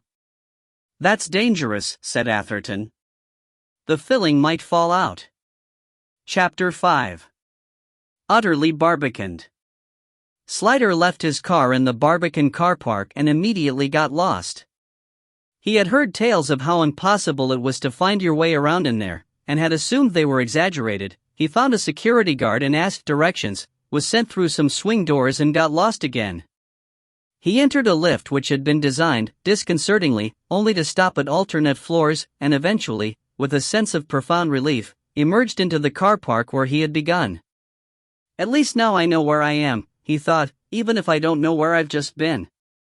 He was contemplating his next move when the sound of footsteps made him turn, and he saw a woman coming towards him carrying a violin case. His heart lifted, and he went towards her like an American tourist in London who has just spotted the Savoy Hotel. "Are you a member of the orchestra? Can you tell me how to get to the backstage area from here?" She stopped and looked up at him in fact, for she was about 6 inches shorter than him, which made Slider, who was not a tall man, feel agreeably large and powerful. "I can't tell you, but I can take you," she said pleasantly. "It is a rabbit warren, isn't it? Did you know it's even given rise to a new verb, to be barbicaned?" "I'm not surprised," Slider said, falling in beside her as she set off with brisk steps. "They ought to issue us with balls of thread really. I only know one route, and I stick to it. One diversion, and I'd never be found again." She glanced sideways at him. "I'm not actually a member of the orchestra, but I'm playing with them today." "You're not a musician, are you?" It was plainly a statement, not a question. Slider merely said no, without elaborating, and continued to examine her covertly. Though small, she had a real figure, proper womanly curves which he knew were not fashionable but which, being married to a thin and uncommodious woman, he liked the look of. She was dressed in white trousers, pale blue plimsolls, a blue velvet bomber jacket, and a t-shirt horizontally striped in pale and dark blue. Her clothes were attractive on her, but seemed somehow eccentric, though he couldn't quite decide why. It made it difficult to deduce anything about her. She led him through a steel door in the concrete wall and down a flight of stairs of streaked and dimly lit desolation. On the landing she suddenly stopped and looked up at him. "I say, I've just realized, I bet you're looking for me anyway. Are you Inspector Slider?" She regarded him with bright-eyed and unaffected friendliness, something he had rarely come across since becoming a policeman. Her face was framed with heavy, rough-cut gold hair which looked as though it might have been trimmed with hedge cutters, and he suddenly realized what it was about her that made her seem eccentric.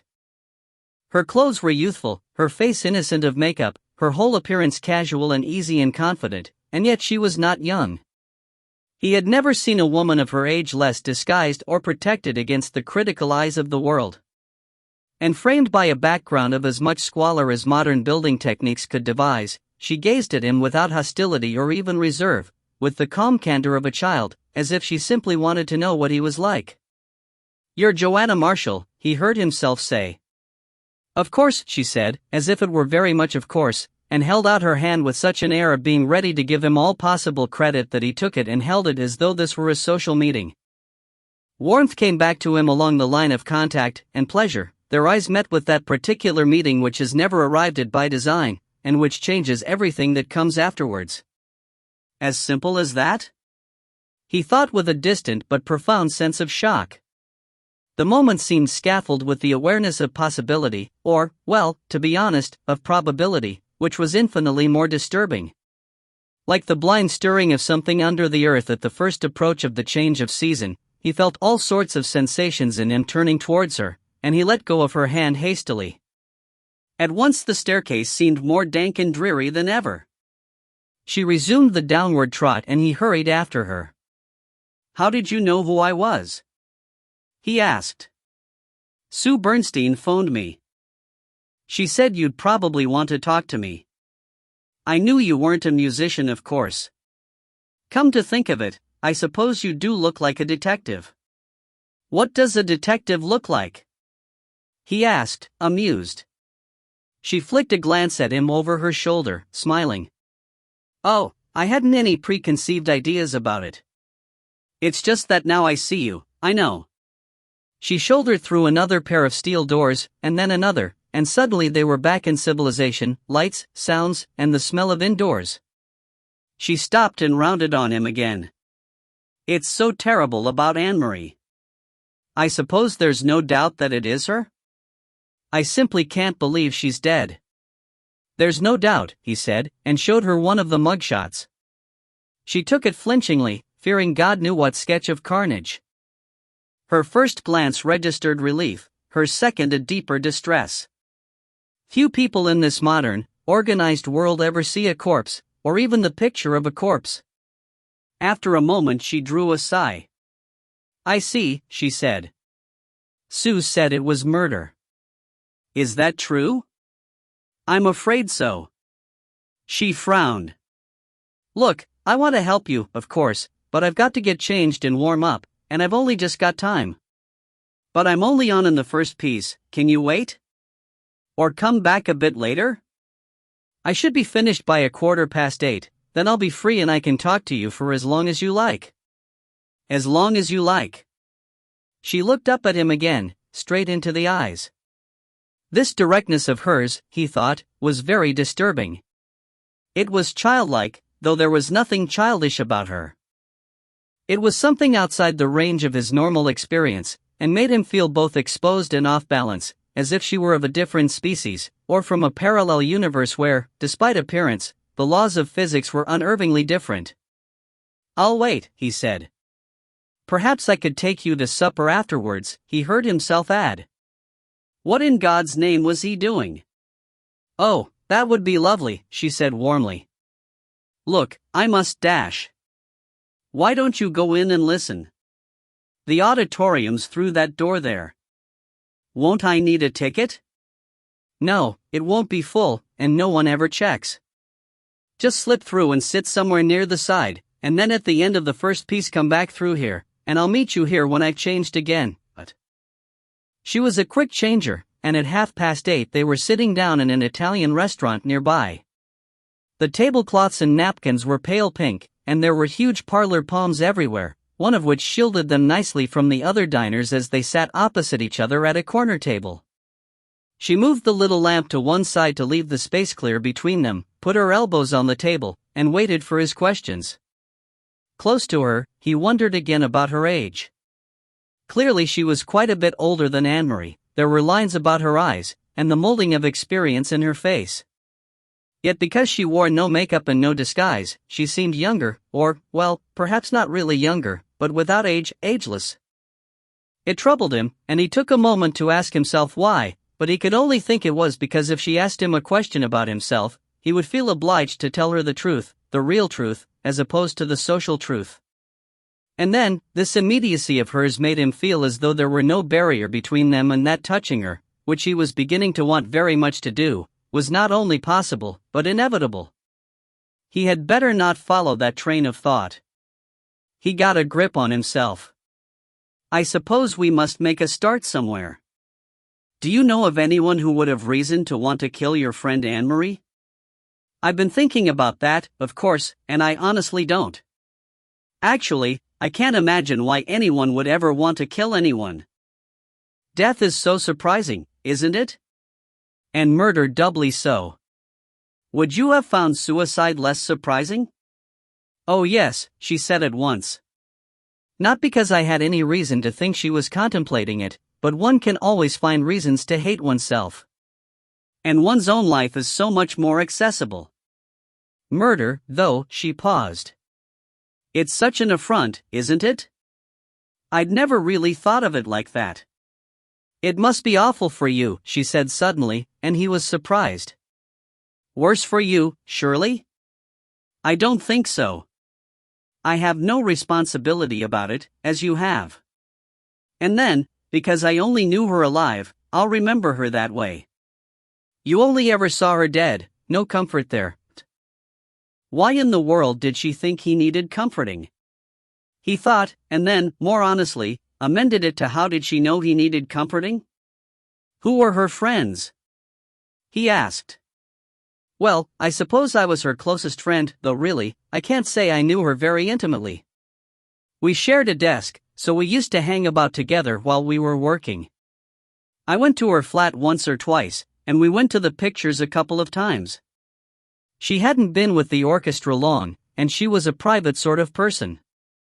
She didn't make friends easily." "What about friends outside the orchestra?" "I don't know. She never mentioned any. Boyfriends? She smiled. I can tell you don't know about orchestra life. Female players can't have boyfriends. The hours of work prevent us from mixing with ordinary mortals, and getting together with someone in the orchestra is fatal. Why? Because of the talk. You can't get away from each other, and everyone bitches and gossips, and it's horribly incestuous. Men are much more spiteful than women, you know, and censorious. If a woman goes out with someone in the orchestra, everyone knows all about it at once, and then she gets called filthy names, and all the other men think she's easy meat, just as if women never discriminate at all. But Anne-Marie was very attractive. Surely some of the men must have made passes at her? Yes, of course. They do that with any new woman joining. And she rejected them. She had a thing going with Simon Thompson on tour last year, but tours are a different matter. The normal rules are suspended, and what happens there doesn't count as real life. And I think she may have gone out with Martin Cutts once or twice, but that doesn't count either. He's just something everyone has to go through at some point, like chickenpox. Slider suppressed a smile and wrote the names down. I see. Do you? He looked into her face, wondering how she had coped with the situation. She had said those things about being a female player without bitterness, merely matter of fact, as though it were something like the weather that could not be altered. But did she know those things from first-hand experience? She smiled as though she had read his thoughts and said, I have my own way of dealing with things. I'll tell you one day. The waiter came with their first course, and they waited in silence until he had gone away. Then Slider said, So you were Anne-Marie's only friend? She made an equivocal sound through her mouthful, chewed, swallowed, and said, She didn't confide in me particularly, but I suppose I was the person in the orchestra who was closest to her. Did you like her? She hesitated. I didn't dislike her. She was a hard person to get to know. She was quite good company, but of course we talked a lot about work, and that was mostly what we had in common. I felt rather sorry for her, really. She didn't strike me as a happy person.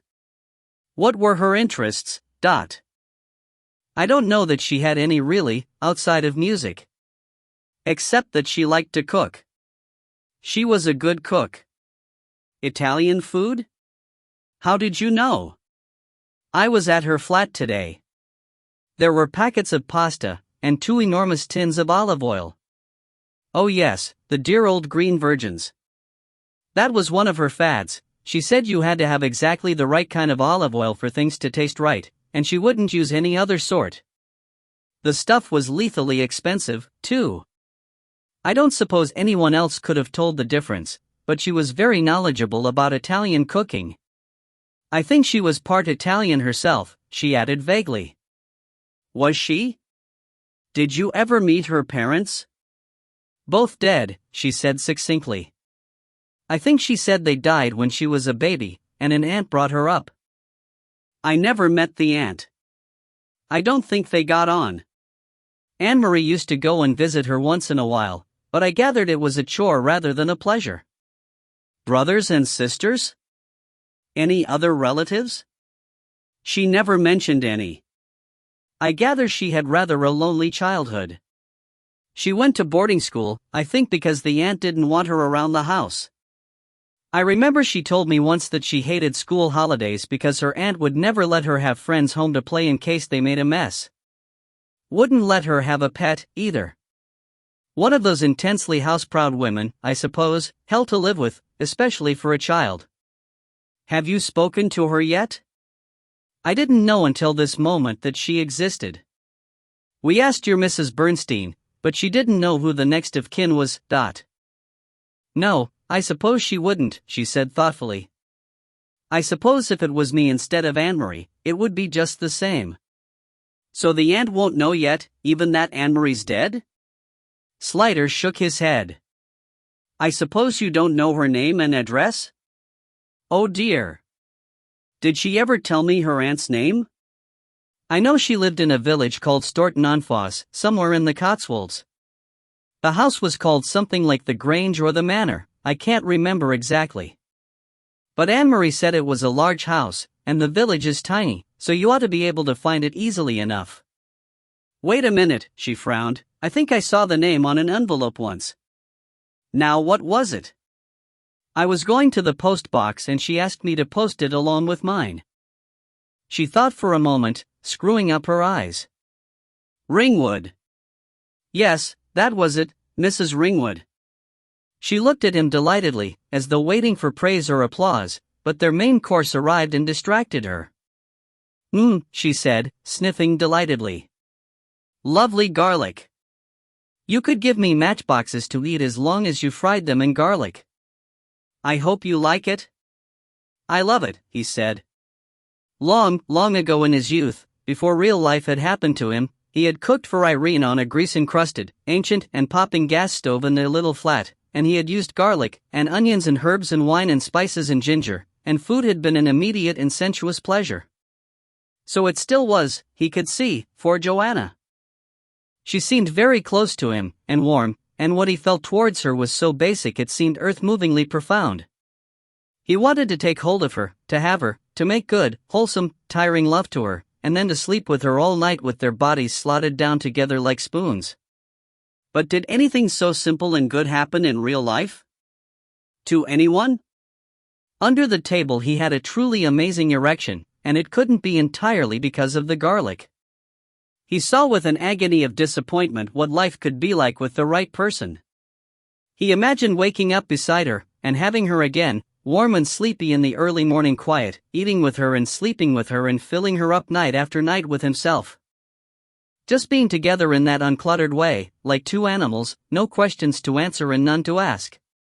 He wanted to walk with her hand in hand along some bloody beach in the sunset, with or without the soaring music.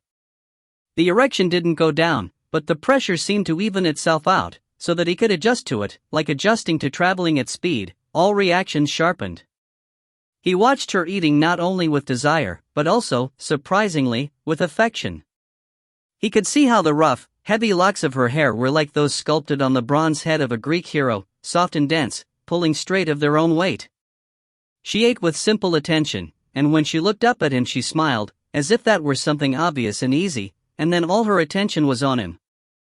She put out her hand for her wine glass, and almost before he knew what he had done, he intercepted it across the table. To his astonished relief, her warm fingers curled happily round his and returned his pressure, and the situation resolved itself simply and gracefully, like crystals forming at crystallizing point. Nothing to worry about. He released her and they both went on eating, and Slider felt as though he were flying, and was utterly astonished at himself, that he could have done such a thing. In the interval between the main course and dessert he went to the telephone to ring the station, and spoke to Hunt, who was duty officer. I've got a next of kin in the Austin case, he said, and relayed the information about Mrs. Ringwood. Can you put a trace on that, and get one of the local blokes to go round and inform her? She'll have to formally ID the body. And then we can have the inquest. Would you tell Atherton to get onto it first thing in the morning? Righto, Gov, said Hunt. Also I want him to get Mrs. Gostin in to make a statement and see if she can help us put together a photo fit of this Inspector Petrie. Okay, sir. Anything else? There was, but not for his ears. Is Nichols on the desk? Put me through to him, will you? To Nichols he said, listen, Nutty, will you ring Irene for me, and tell her not to wait up? I've got a lot of interviews to do, and I won't be back until very late, but... Sure, I'll tell her, he said, but with the end of the sentence clearly open for the unspoken words, but she'll not believe it. Thanks, mate. Okay, Bill. Cheero. Be careful, won't you? That, thought Slider, was like telling a man about to go over Niagara Falls in a barrel not to get his feet wet. Tell me about that last evening, he said over the profiteroles. We were on until 9:30 at the television center. We packed up. Did you finish on time? She smiled. You bet. Otherwise they have to pay us overtime. We're fierce about that. We packed up, that would take 5 minutes or so, and that I'd arranged with a couple of the others, Phil Redcliffe and John Delaney and Anne-Marie, to go for a drink that. Which pub did you use? He asked, having a sudden dread that it would be the Dog and Scrotum, which after all was the nearest pub to the TVC. We always go to the Crown and Scepter, it's Fuller's, you see, she said simply, and he nodded. For a beer drinker, it was that simple. As I was going out, Simon Thompson asked me if I was going for a drink, and I said yes, but Anne-Marie was coming, and he said in that case he didn't want to come, and that delayed me a bit. Why didn't he want to come if she was going? Slider interrupted. They'd been having a bit of trouble. She grimaced. Look, I don't want you to make too much of this, but I'll tell you about it, because someone will, so it had better be me. I told you Anne-Marie and Simon had been together on tour? Yes, you did. Do you mean they were having an affair? Oh, it didn't really amount to that. Being on tour is sort of like Fainlights. She demonstrated the crossed fingers of childhood games. It doesn't really count. People sleep together, go round together, and when they get back to England, it's all forgotten. Anne-Marie and Simon were like that, except that after the last tour in October, to Italy, Anne-Marie tried to carry it on. Simon didn't like that because he's got a permanent girlfriend, and Anne-Marie, she paused. Well, she got a bit funny about it. She insisted that Simon had been serious about her, that they had decided to get married, and that now he was trying to get out of it. Did you believe her? I don't know. There must have been something in it, surely? Simon said she was just making it up, of course, but then he wouldn't he? He started saying all sorts of nasty things about her, that she was unbalanced and so on, but I don't know what the truth of it was. Anne-Marie just gave it up after a while and left him alone, but he made a great performance out of not having anything to do with her, changing tables in the coffee bar if she sat down near him, not going for a drink with a group of us if she was included, that sort of thing. I see, Slider said encouragingly, hoping that he would. How did she seem to you that last day? Did she seem in her normal spirits? I didn't notice really, one way or the other. She'd been a bit quiet since that trouble with Simon, a bit low, withdrawn. As I said, I never thought she was a particularly happy person, and that could only make it worse. Slider nodded. So you spoke to Simon Thompson, and then what? You went out to your car? Yes. We were all in separate cars, of course. Phil and John had already gone, and with Simon stopping me, and I talked to John Brown as well about something, the fixer, so I was the last one out. Anne-Marie had rushed off when she saw Simon coming. She left her car outside, in that narrow bit to the side of the main gate where the minis and small cars are parked. Yes, I know. Did she drive a Mini? No, she had a red MG, just about the one thing in her life she really loved, that car. Anyway, as I came out, she was just running back across the yard towards me. She said she was glad she'd caught me, and why didn't we go to the Dog and Sportsman instead? That's another pub, along the... I know, Slider said. I knew it, he thought flatly. I should never have drunk on my own manor. Joanna eyed him curiously. Well, it's a horrible pub, and in any case Phil and John had already gone. I said so, and she seemed quite put out, and tried to persuade me to go to the Dog, just the two of us, but I didn't want to, and in the end she just left me and went back to her car. I went to the Crown and Scepter, and of course she never showed up. I don't know if eventually she did go to the other pub, or if she stopped. Did she say why she wanted to go to the other pub? Slider asked, not without sympathy. No. She didn't give any reason. I've wondered since whether, if we'd gone with her, she might not have been killed. Do you think she could have known something was going to happen to her? Slider was thinking. At what stage did she change her mind?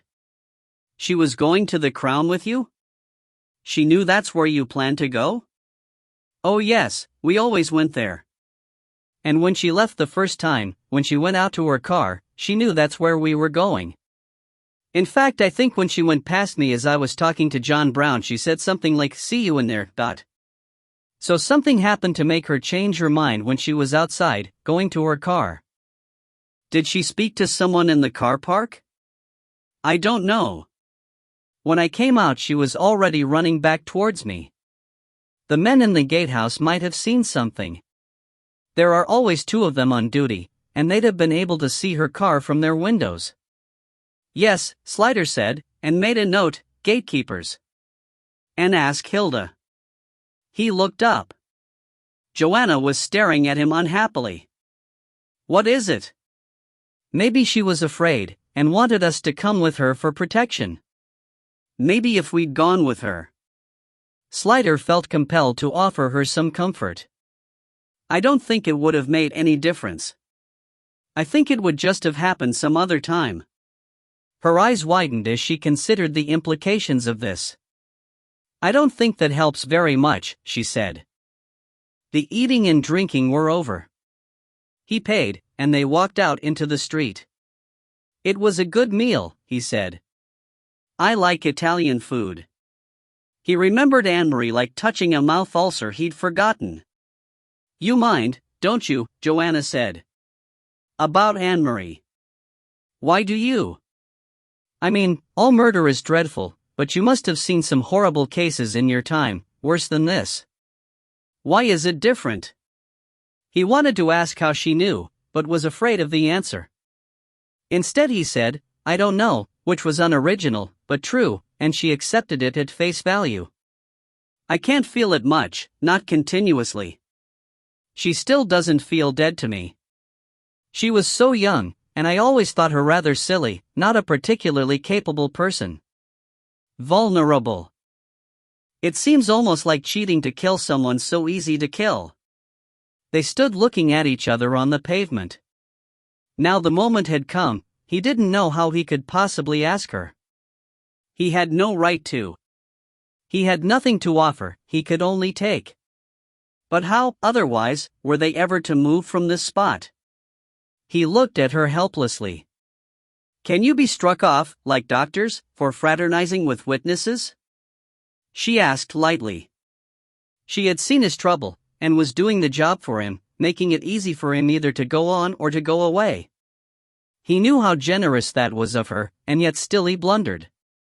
I'm married, he said, blurted, and he actually saw it hurt her. I know that, she said quietly. How do you know? Now he was simply delaying, evading. She shrugged.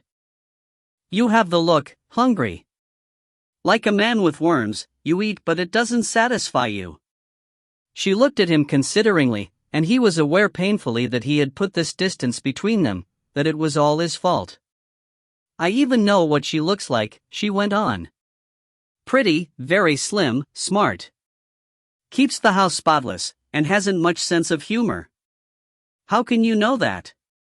He said uneasily. He saw her suddenly tire of it. She had placed everything at his service, and he had been too weak and cowardly to do the right thing, one way or the other. She hitched her bag onto her shoulder and said, I'd better be going.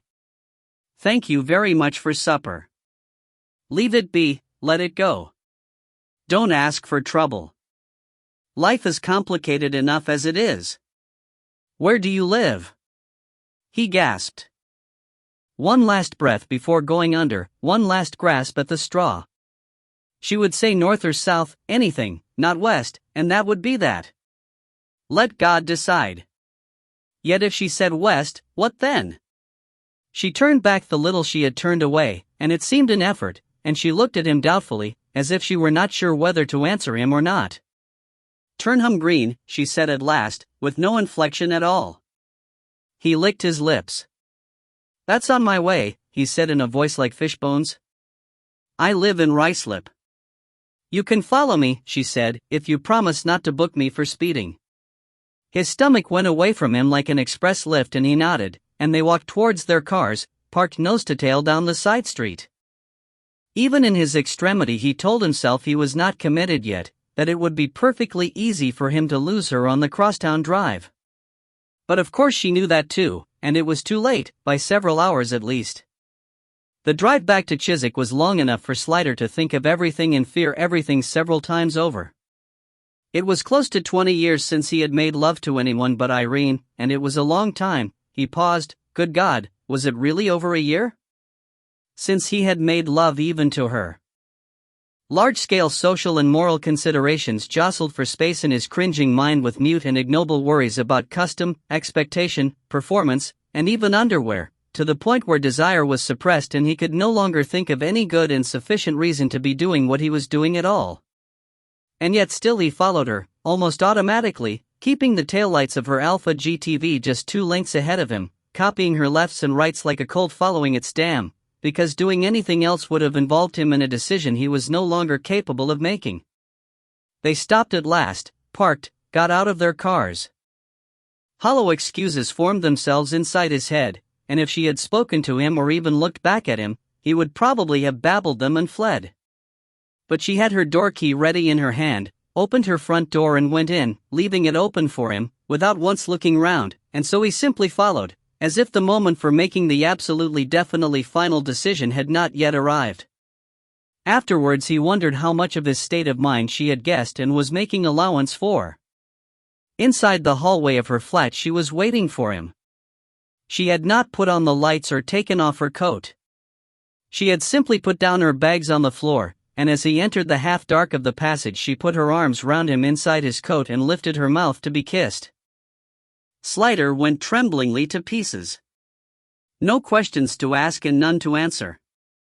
He pulled the female softness against him and was kissing her ravenously, and her mouth and tongue led him with the lightness of a familiar dancing partner. She moved her pelvis, and he could feel his erection like a rock between them, and he felt distantly, ridiculously proud. She broke off from kissing him at last, but it was only to lead the way into her bedroom beyond, which was lit dimly by the glow from a street lamp outside, just light enough, and not too much.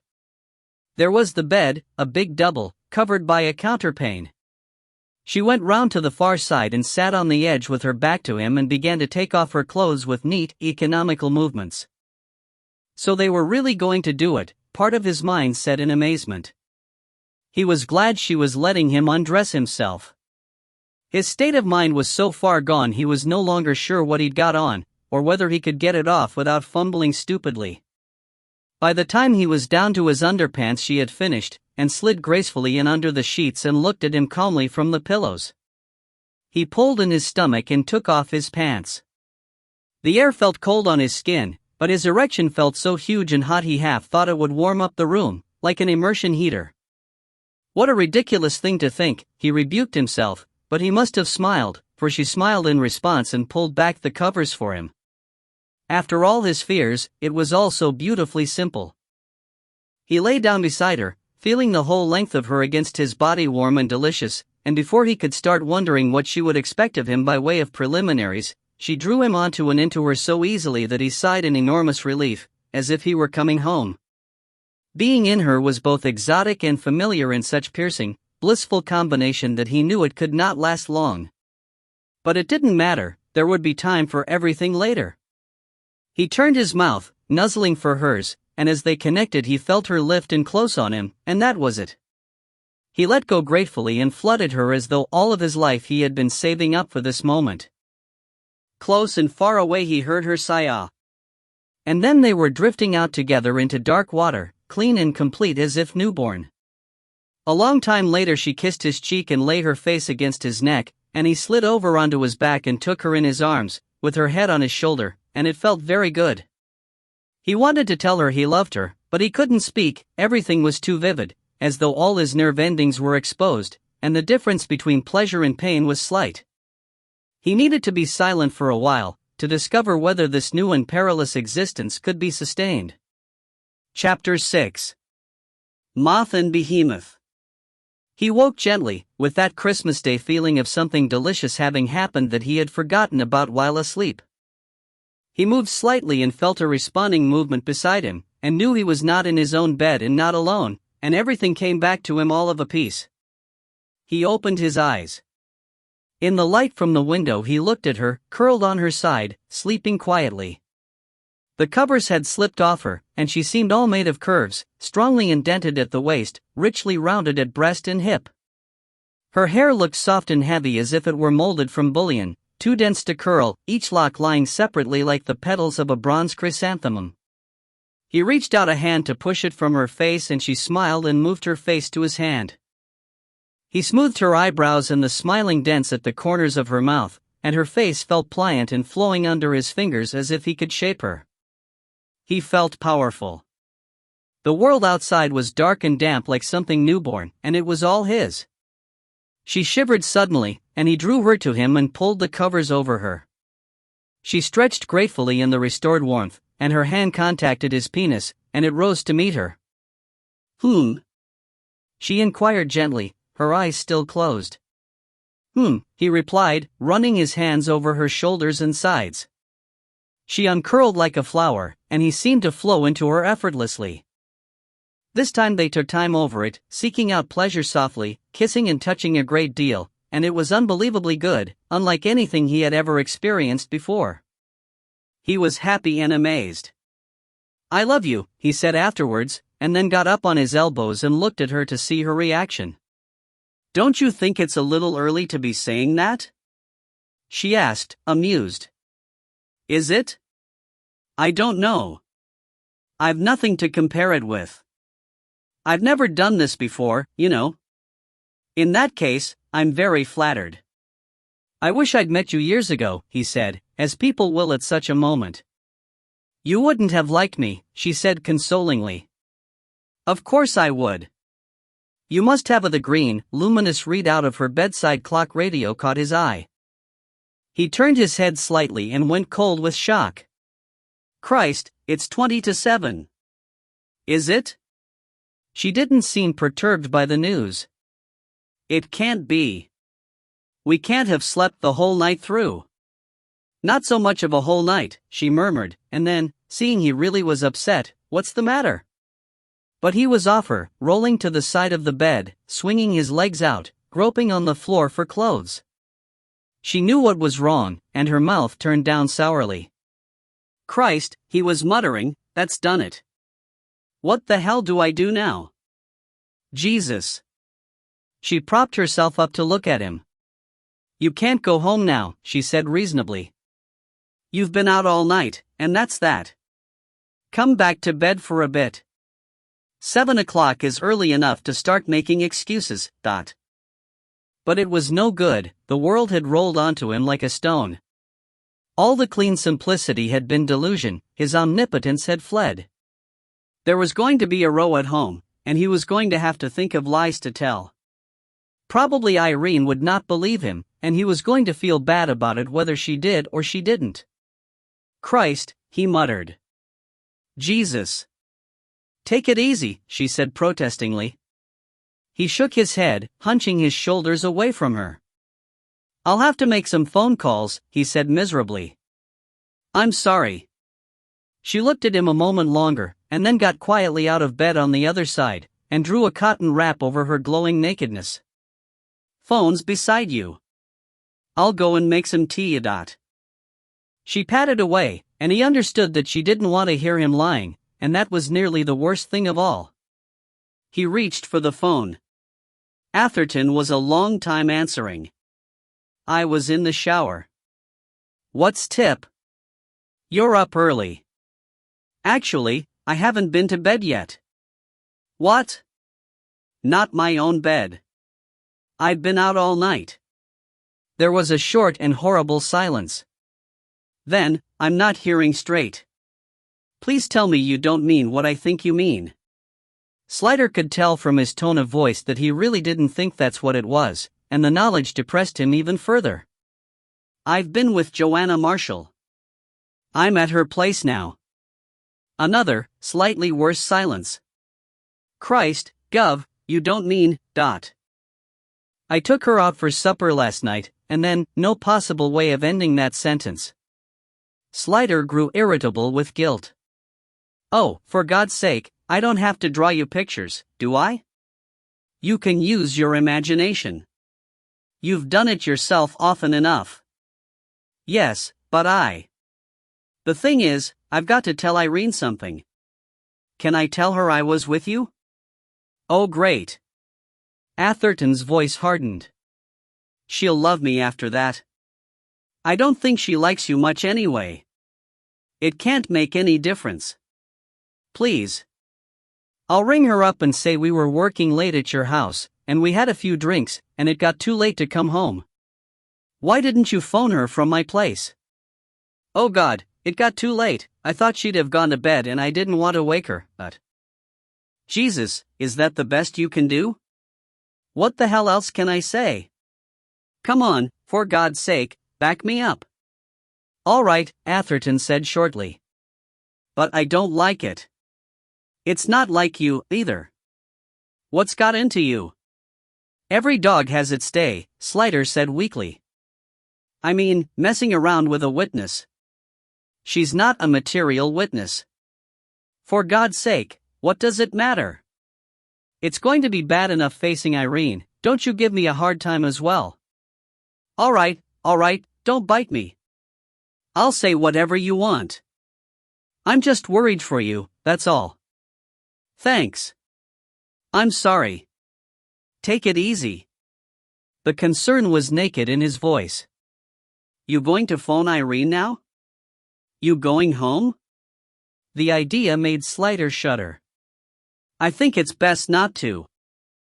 I'll go down and talk to the next of kin, the aunt in the Cotswolds. Will you do the paperwork for me? You got my messages last night? Yeah. Okay. I'll get old Mother Gustin in this morning, and check out John Brown. And I thought I'd take the violin down to Sotheby's. Good. And you might see if you can get hold of Anne-Marie's ex-boyfriend, this Simon Thompson type.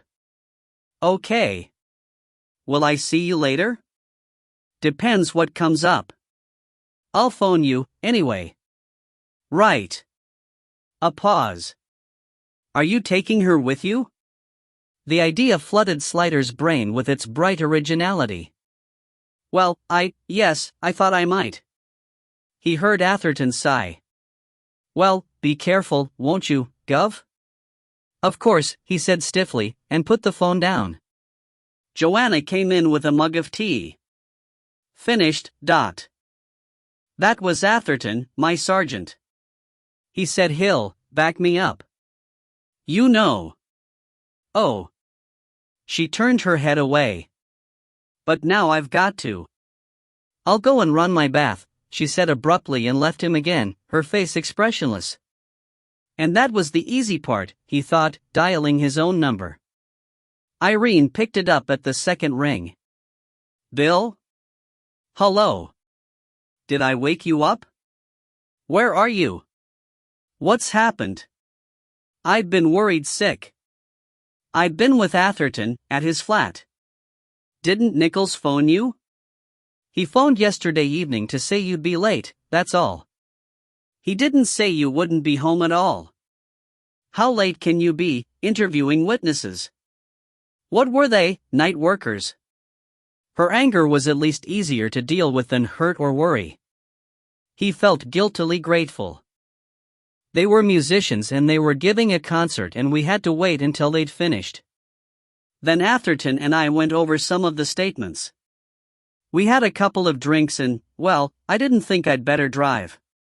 Why the hell didn't you phone? I didn't know what had happened to you. You might have been dead. Oh, darling, it got late, and we hadn't noticed the time. I thought you'd have gone to bed. I didn't want to wake you up. I wasn't asleep. How do you think I could sleep, not knowing where you were? I don't care what time it was, you should have phoned. I'm sorry. I just didn't want to disturb you. I'll know another time, Slider said unhappily. You're a selfish bastard, you know that? Anything might have happened to you, with your job. I just sit at home wondering if I'm ever going to see you again, if some madman hasn't gone for you with a knife. They'd have got in touch with you if anything had happened to me. Don't joke about it, you bastard. He said nothing. After a moment she went on in a lower voice, I know what it was, you and that bloody Atherton got drunk, didn't you? We just had a couple of scotches. He tried not to let the relief show in his voice as the danger disappeared up a sidetrack. Let her go on thinking that was it. Don't tell me. I hate that man, he's always trying to set you against me. I know how you two go on when you're together, telling smutty stories and giggling like stupid little boys. You don't realize how he's holding you back. If it wasn't for him, you'd have been promoted long ago. Oh, come on, darling. Don't darling me, she said, but he could hear that the heat was going out of her voice. The new, sharp-edged grievance had been put aside for the old, dulled one. You should be a chief inspector by now, everyone knows that. Your precious bloody Atherton knows that. He's jealous of you, that's why he tries to hold you back. Slider ignored that. He made his voice as sensible and man-to-man as he could. Look, darling, I'm sorry you were worried, and I promise I'll phone if it ever happens again. But I'll have to go now, I've got a hell of a lot to do today. Aren't you coming home to change? I'll make do as I am. The shirt I've got on isn't too bad, and I'll get a shave at the station, but... The domestic details seemed to soothe her. I suppose it's no use asking you what time you'll be home tonight? I'll try not to be late, but I can't promise. You know what it's like. Yes, I know what it's like, she said ironically, but she had accepted it. She had accepted it all. The boat had righted itself again. He rang off, and found himself sweating, despite the cold air of January. He felt rather sick. So this was what it was like. He thought of the thousands of men there must be to whom such lying and dissembling were part of normal, everyday life, and wondered how they ever got used to it. And yet he had just coped, hadn't he? Coped well. Lied like an expert, and got away with it, and felt relief when she'd swallowed it. Self-disgust reached its peak. Perhaps all men were born with the ability, he thought. Well, he knew what they knew now. The peak passed. He listened and heard water splashing somewhere, and thought of Joanna, and at once the distress of the phone calls dropped off him cleanly, leaving no mark. He thought of making love to her, and heat ran under his skin. We can spend the whole day together, if she's not working. Oh, pray she's not working. A whole day with her. That was the other half of it, wasn't it? And it was the fact that they could exist in complete isolation from each other that made the whole thing possible. What absolute shits we are, he thought, but it was without any real conviction. Oh, pray she's not working today. And that she's got a razor in her bathroom with a halfway decent blade. He got up and padded in the direction of the splashing. The man from Sotheby's, Andrew Watson, apart from being tall, slim, blonde, and impeccably suited, was also possessed of that unmistakably upper-class beauty that stems from generations of protein diet and modern sanitation. It gave him the air of possessing youth and wisdom in equal, incompatible proportions. Actually, he couldn't possibly be as young as he looked, and be as senior as he was. Atherton's upbringing in Weybridge and his grammar school education were weighing heavily on him. He felt, by comparison, as huge and ungainly as a behemoth. He saw himself looming dangerously over the other man as if he might crush him underfoot like a butterfly. And Andrew Watson's aftershave was so expensively subtle that for some time Atherton put it down to imagination. All that apart, however, he was quite endearingly excited by the violin, the more endearingly because Atherton guessed he wanted to display only a calm, professional interest.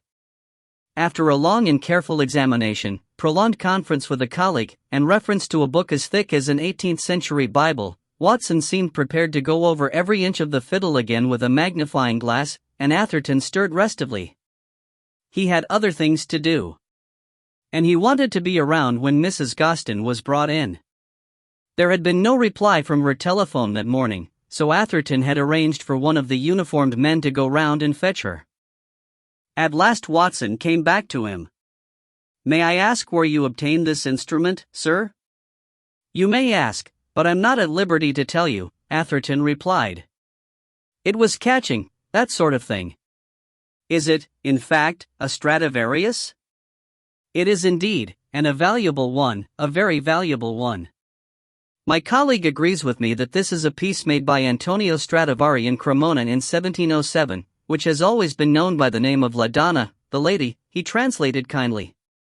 Atherton nodded gravely. There is, as you see, a particular grain to the wood forming the back of the instrument, which is very unusual and distinctive, Watson went on, turning it over to demonstrate. Atherton looked, saw nothing very distinguishable, and nodded again. Watson resumed. The piece was very well known, and its history is well documented right up to the Second World War, when it disappeared, as so many treasures did, during the Nazi occupation of Italy. Since then there's been a great deal of speculation as to its fate, naturally. It would be of great interest, his voice took on an urgency, not just to me personally, but to the world, to know how it has come to light again. Atherton shook his head. If I could tell you, I would. You're quite sure this is the genuine thing? Oh, quite. There are many features which make it unique. For instance, if you look at the scroll, here. I'm happy to take your word for it, Atherton said hastily. Watson looked hurt. You can, of course, ask for a second opinion. I could recommend a dot. I'm sure that isn't necessary, Atherton smiled politely, trying not to overshadow him with his colossal, Viking bulk. Can you give me an estimate of its value? With a piece of this importance, it's always hard to say. It would depend entirely on who was at the auction, and there are often great surprises when rarities like this come to be sold. Prices can go far beyond expectations. But if you were to ask me to place it at auction for you, I should recommend that you put it in with a reserve price of at least 700,000 or 800,000 pounds? Oh yes. We don't deal in guineas anymore. Watson regained his composure as Atherton lost his. You must understand that this is a very rare and important instrument. And it's in beautiful condition, I'm glad to say. He ran a hand over it with the affection of a true connoisseur, and then raised his speedwell eyes to Atherton's face. In fact, it could easily fetch over $1 million. If you ever do come to sell it, I should feel privileged to handle the sale for you. And if you ever feel able to divulge its history, I should be extremely grateful. Atherton said nothing, and Watson sighed and placed the violin gently in its case. It's a shock to see such a beautiful instrument lying in this horrible case, and with these horrible bows. I hope no one ever tried to play it with one of them. Atherton was interested. You think the bows incongruous? He chose the word with care. I can't believe any true musician would ever touch this violin with either of them, Watson said with simple faith. I didn't know there were good bows and bad ones. Oh yes. And good bows are becoming quite an investment these days. I'm not as well up on them as I ought to be, I'm afraid. They're a study in themselves. If you wanted to know about bows, you should go and see Mr. Solomon of Vincey's the Antiquarians, a few doors down in Bond Street. Mr. Solomon is probably the leading authority in the country on bows. I'm sure he'd love to see this violin, too. Thank you, Mr. Watson, Atherton said, restraining the urge to press his hand lovingly, and took his massive bulk and the Stradivarius out of Mr. Watson's life. First he went to find a phone and called a station. McKay answered from the CID room to say that there was still no reply from Mrs. Gostin's telephone or door. Atherton felt a stirring of anxiety. Tell them to keep trying, will you? An old bird like her can't have gone far. She's bound to be back sometime soon. I'll ring in from time to time and see if you've got her. He was then free to keep his appointment with John Brown, the orchestra's personnel manager, a rosy, chubby man in his 40s, with the flat and hostile eyes of the aging homosexual. He received Atherton impassively, but with a faint air of affront, like a cat at the vet's, as of one on whom life heaps ever more undeserved burdens. She hadn't long been with us. She came from the Birmingham, he said, as though thus dissociating himself from the business. Where in Birmingham? Atherton asked ingenuously. Brown looked scornful. It's an orchestra, the Birmingham Municipal Orchestra. She'd been there about 3 years. They could tell you more about her personal life than I could, he added with a sniff. Had she any particular friends in the orchestra? Brown shrugged. She hung around with Joanna Marshall and her lot, but then they shared a desk, so what would you expect? Most of them stay with their own sections in coffee breaks and so on. I don't think she was particularly chummy with anyone. Not the chummy sort. Out of hours, I couldn't tell you what she got up to. Did she drink a lot? Take drugs, pot or anything like that? Was she ever in any kind of trouble? How should I know? Brown said, turning his head away. You didn't like her, did you? Atherton asked, woman to woman. I neither liked her nor disliked her, Brown said with dignity, refusing the overture. She was a good player, and no less reliable than the rest of them. That was the only way in which her personality could interest me in the slightest. I'm not paid to like them, you know. What do you mean, no less reliable? Less reliable than whom? Oh, they're always wanting releases to do outside work. With her it was wanting to go back and play for her old orchestra. They're all like that these days, greedy. No loyalty. Never think about how much work it makes for everyone else. She used to go up there at least once a month, and frankly I'm surprised they wanted her. I mean, there must have been plenty of other extras they could have used, locally. She wasn't so wonderful no one else would do. Atherton let this sink in, unable yet to make anything of it. Did she have a boyfriend? Someone in the orchestra, perhaps? He asked next. Brown shrugged again. I imagine so. They all have the morals of alley cats. What, musicians? Women, he spat, his face darkening. I don't like females in the orchestra, I'll tell you that for nothing. They're troublemakers. They go round making factions and setting one against the other, whispering behind people's backs. And if you say anything to them, they start crying, and you have to lay off them. Discipline goes to pieces. We never had any of that kind of trouble before we started taking in females. But of course, he sneered, it's the law now. We're not allowed to keep them out. Atherton's expression was schooled to impassivity. But wasn't there someone in particular? He insisted. Some man in her section? The eyes slid away sideways. I suppose you mean Simon Thompson? They were together on tour, once. You should ask him about that, not me. It's not my business. Thanks, I will. Doesn't like women, Atherton thought. What else? When did you last see Miss Austen? At the center on Monday, of course. You know that. Yes, but exactly when? Did you see her leave, for instance? I didn't see her leave the building, if that's what you mean. I was standing at the door of the studio handing out payslips. I gave her hers, and that's the last I saw of her. By the time I'd left the building they'd all gone.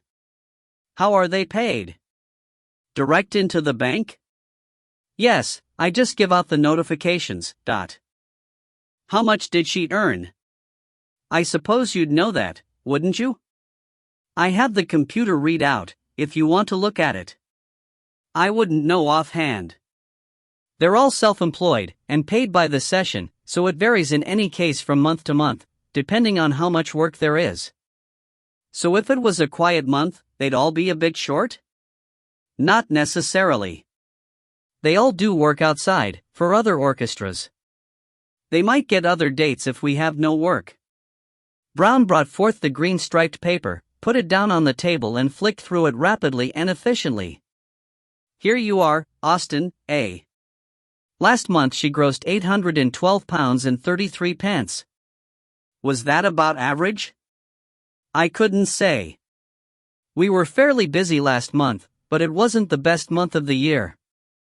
There are always gaps around Christmas. Atherton calculated. So she was earning between $10,000 and $12,000 a year, not enough to have bought a Stradivarius, anyway, not even on the layaway plan. It looked as though she must have been into some pretty big shit to have come by it. Over Brown's shoulder he took down the details of Anne-Marie's bank account and, watching his face from the corner of his eye, asked casually, "Do you know what sort of violin she played?" The reaction was one of simple, mild surprise. "I've no idea." "Joanna Marshall would probably know, if it's important to you." Well, if the Strad was the key to all this, Brown didn't know about it. "Okay, so you gave Miss Austen her payslip, and that's the last time you ever saw her?" The sulkiness returned. "I've told you so, Dot." "And what did you do afterwards, as a matter of routine?" "I went home and went to bed." "Is there anyone who can confirm that?" "Do you live here alone?" The sulkiness was replaced by a dull anger, or was it apprehension? "I share the flat, as it happens. My flatmate can tell you what time I got in." "Your flatmate?" "Yes." He spat the word. "Trevor Byers is his name. You might have heard of him, he's the consultant orthopedic surgeon at St. Mary's. Is that respectable enough for you?" "Oh, thought Atherton, writing it down, is that how the milk got into the coconut?" "Eminently so," he said, trying to goad him a little more. He decided to try the old by-the-way ploy. "By the way, wasn't there some sort of trouble between you and Miss Austen? A quarrel, or something, Dot?" Brown shoved his fists down onto the table and leaned on them, his red and angry face thrust forward. "What are you trying to suggest?" "I didn't like her, I make no bones about it. She was a troublemaker." "They're all troublemakers. There's no place for women in orchestras, I've said that. They're all trollops, and their minds are never on their jobs. You disapproved of her relationship with Thompson." He controlled himself, straightening up and breathing hard. "I've told you, that was none of my business. It was she who caused the trouble, talking about people behind their backs, telling lies dash." "About you?" "No." He took a breath. "I couldn't care less about anything she said. And if you think I murdered her, you're barking up the wrong tree. I wouldn't soil my hands. As far as her being a troublemaker's concerned, ask Simon Thompson about it. He'll tell you." "This is all purely routine, sir," Atherton said soothingly. "We have to ask about everything, however unlikely, and check up on everyone, all simply routine, you know." Back in his car he wondered about it. Brown a homosexual, Austen with too much money? Was she blackmailing him, perhaps? It's not illegal to be bent, but an eminent surgeon might perhaps not like it to come out. On the other hand, he sighed. Check everybody, he'd said, and there were a hell of a lot of them to check. Why couldn't the damned woman be a lighthouse keeper or something agreeably solitary, instead of a member of a 100-piece orchestra of irregular habits, thought. And Bill's pure and perfect woman was beginning to sound a little tarnished. Making all possible allowance for Brown's prejudice, there must have been something unlikeable about Anne-Marie Austen. A faint frown drew down his fair brows. What was going on with old Bill? First he got a thing about the Austen girl, and now he had stepped right out of character and screwed a witness, a man who had never been unfaithful to his wife in however many years it was of marriage. It was all very worrying. Chapter 7. The last furnished flat in the world. Slider drove at first as though he and the car were made of glass, breathing with enormous, drunken care, sometimes even holding his breath, as if to see whether anything would change, whether Joanna would disappear and he would find himself alone in his car in a traffic jam in Perivale again. His mind felt hugely, spuriously expanded, like candy floss, blown out of its normal dimensions with the effort of encompassing the impossible along with the familiar. The new knowledge of Joanna was laid alongside his ingrained experience of Irene and the children, both occupying the space one had occupied before, an affront to physics, as he had learned at school. He had never felt like this before. The trite words of every love song, but it was literally true. This was not just the intensification of a previously charted emotion, it was something entirely new, and he hardly knew what to do with it. In his life there had been one or two tentative teenage fumblings, and then there had been Irene, and he had never felt like this with Irene. He didn't remember ever having felt anything intense about Irene. He had proposed to her as the correct thing to do. You left school, you got a job, then you got married. He had admired her for his mother's reasons, as the goal to attain, and had naturally assumed, since he was going to marry her, that he must love her. Once married to her, he had behaved well by her because it was the right thing to do, and also, perhaps, because it was in his nature to sympathize. You've made your bed, his mother might have said if she'd ever known about his disappointment, and now you must lie on it. Well, so he had thought. But now he had to grapple with the possibility, wounding to the self-esteem, that he had dealt justly with Irene only because he had experienced no temptation to do otherwise. But no, that was not the whole story. He had been married to Irene for 15 years, and he had never known her, except in the sense that he recognized her and could predict pretty well what she would say or do in any situation. Joanna he had only just met, and he could not in the least predict her, and yet he felt as though he knew her absolutely, right to the bones. He felt that while anything she might do or say would probably astonish, it would never really surprise him. The threatened crisis was here. He had deceived his wife. He had been unfaithful to her, slept with another woman, and told lies to cover up for it. Worse than that, he intended to go on doing it, as long and as often as possible. Broken things might be mended, but they could never be quite right again, he knew that, thus he had begun something that would change his whole life. There was peril implicit in it, and unhappiness for Irene and the children, and that peril was minutely perceived and understood. What he couldn't understand was why it entirely failed to alarm him, why, knowing that what he was doing was both wrong and dangerous to all concerned, he could feel only this huge and expanding joy, as though his life were at last unrolling before him. Joanna, looking sideways at him, saw only a faint smile. "What are you thinking about, dear Inspector?" Happiness bubbled over into laughter. "You really can't go on calling me Inspector." "Well, what then?" "Ridiculous though it seems, I don't know your first name." "It was on my identity card. I didn't notice it at the time." "George William Slider." "But I've always been called Bill, because my father's a George as well."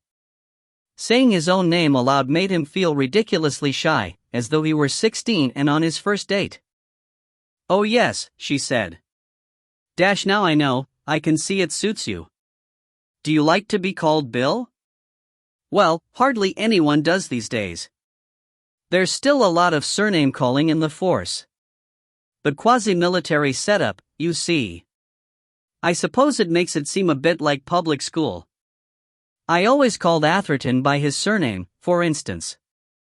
I simply can't think of him as Jim, though the younger ones do." "Did you go to public school?" He laughed at the thought. "Good Lord, no. Timberlog Lane Secondary Modern, that was me." "What a pretty name," she teased. "Where's Timberlog Lane?" "In Essex, Upper Hoxie." It was a brand new school in those days, one of those prides of the 50s, knocked up to cope with the post-war bulge. "Where's Upper Hoxie?" "Near Colchester. It used to be just a little village, and then they built a housing estate onto it, hence the school, and now it's practically an urban overspill. You know the sort of thing." "Yes, I know, there's the village green and the old blacksmith's forge, carefully preserved, and backed up against it streets and streets of modern open-plan houses with a Volvo parked in front of each." "Sort of. And further back there's an older council estate that was there when I was a child." "The rot had set in even then?" "MMM. It's funny, we lived in the old village, so we thought ourselves a cut above the estate people, the newcomers. But they thought themselves above us, because we had no bathrooms and only outside privies.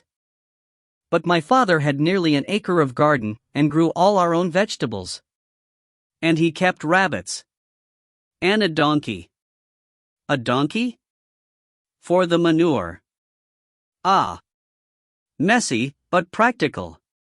So you're a real country boy, then?" "Original hayseed. Dad used to take me out into the woods and fields and sit me down somewhere and say, 'Now, lad, keep your mouth shut and your eyes open, and you'll learn what there is to be learnt.'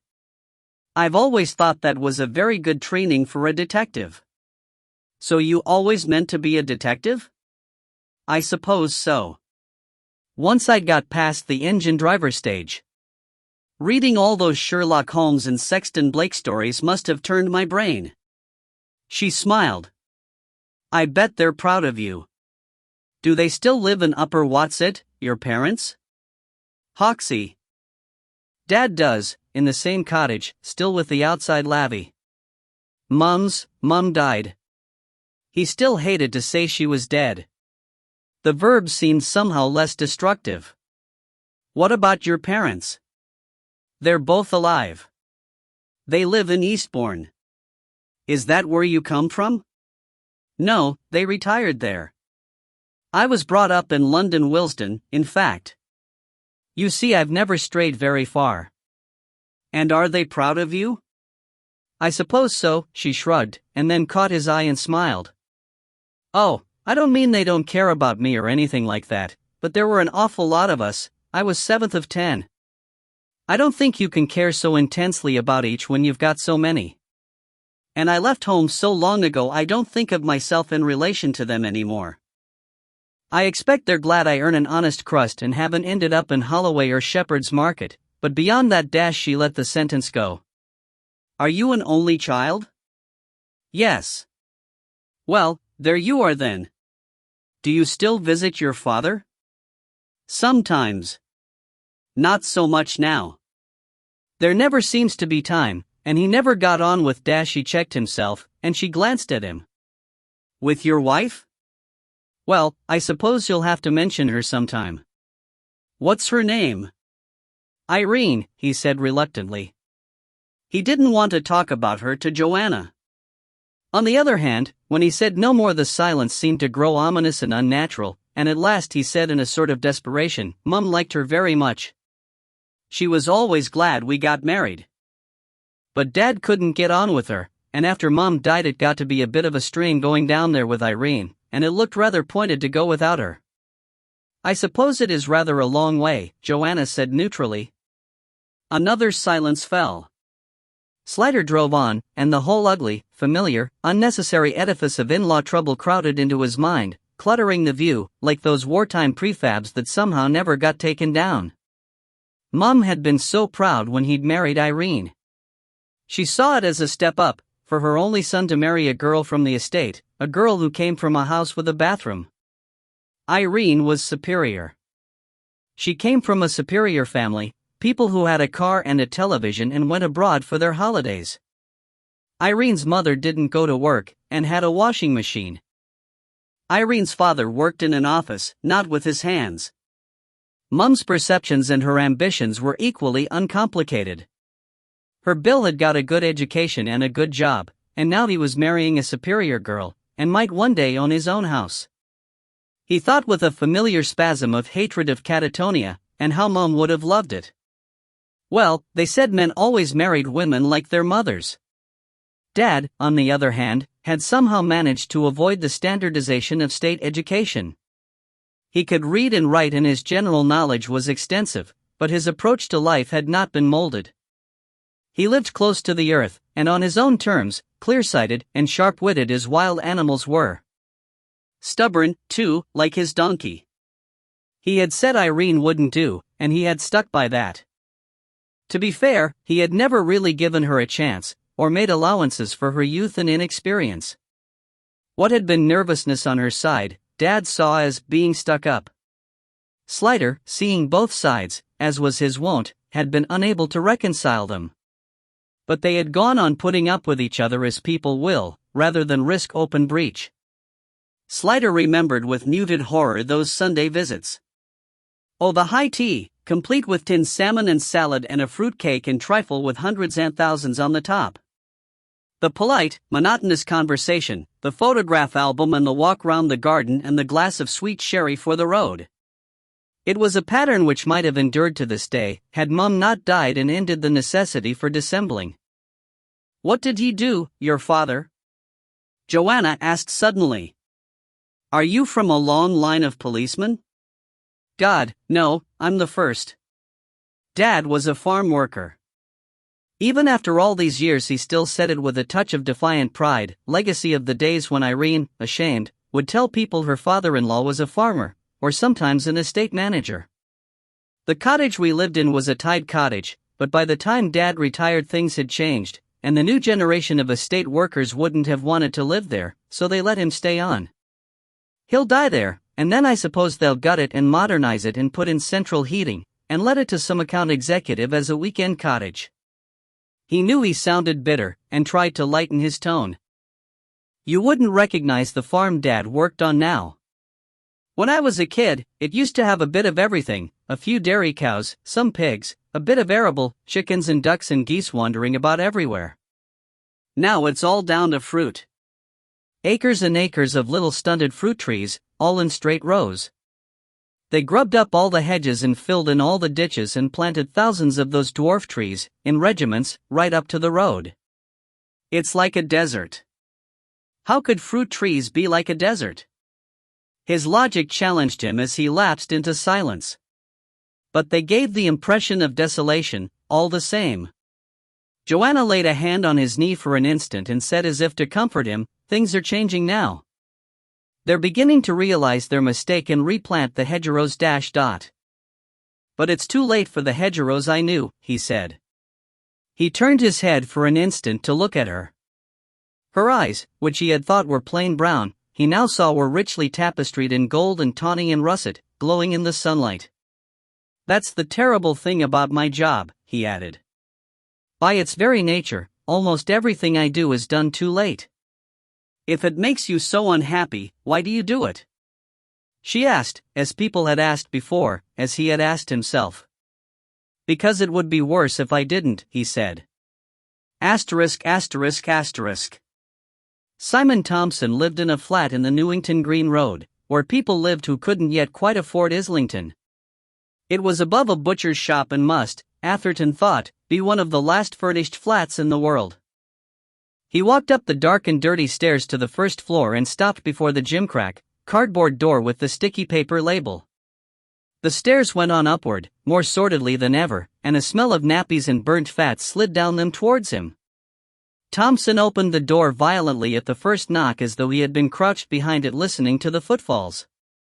On the phone he had sounded nervous, protesting and consenting almost simultaneously.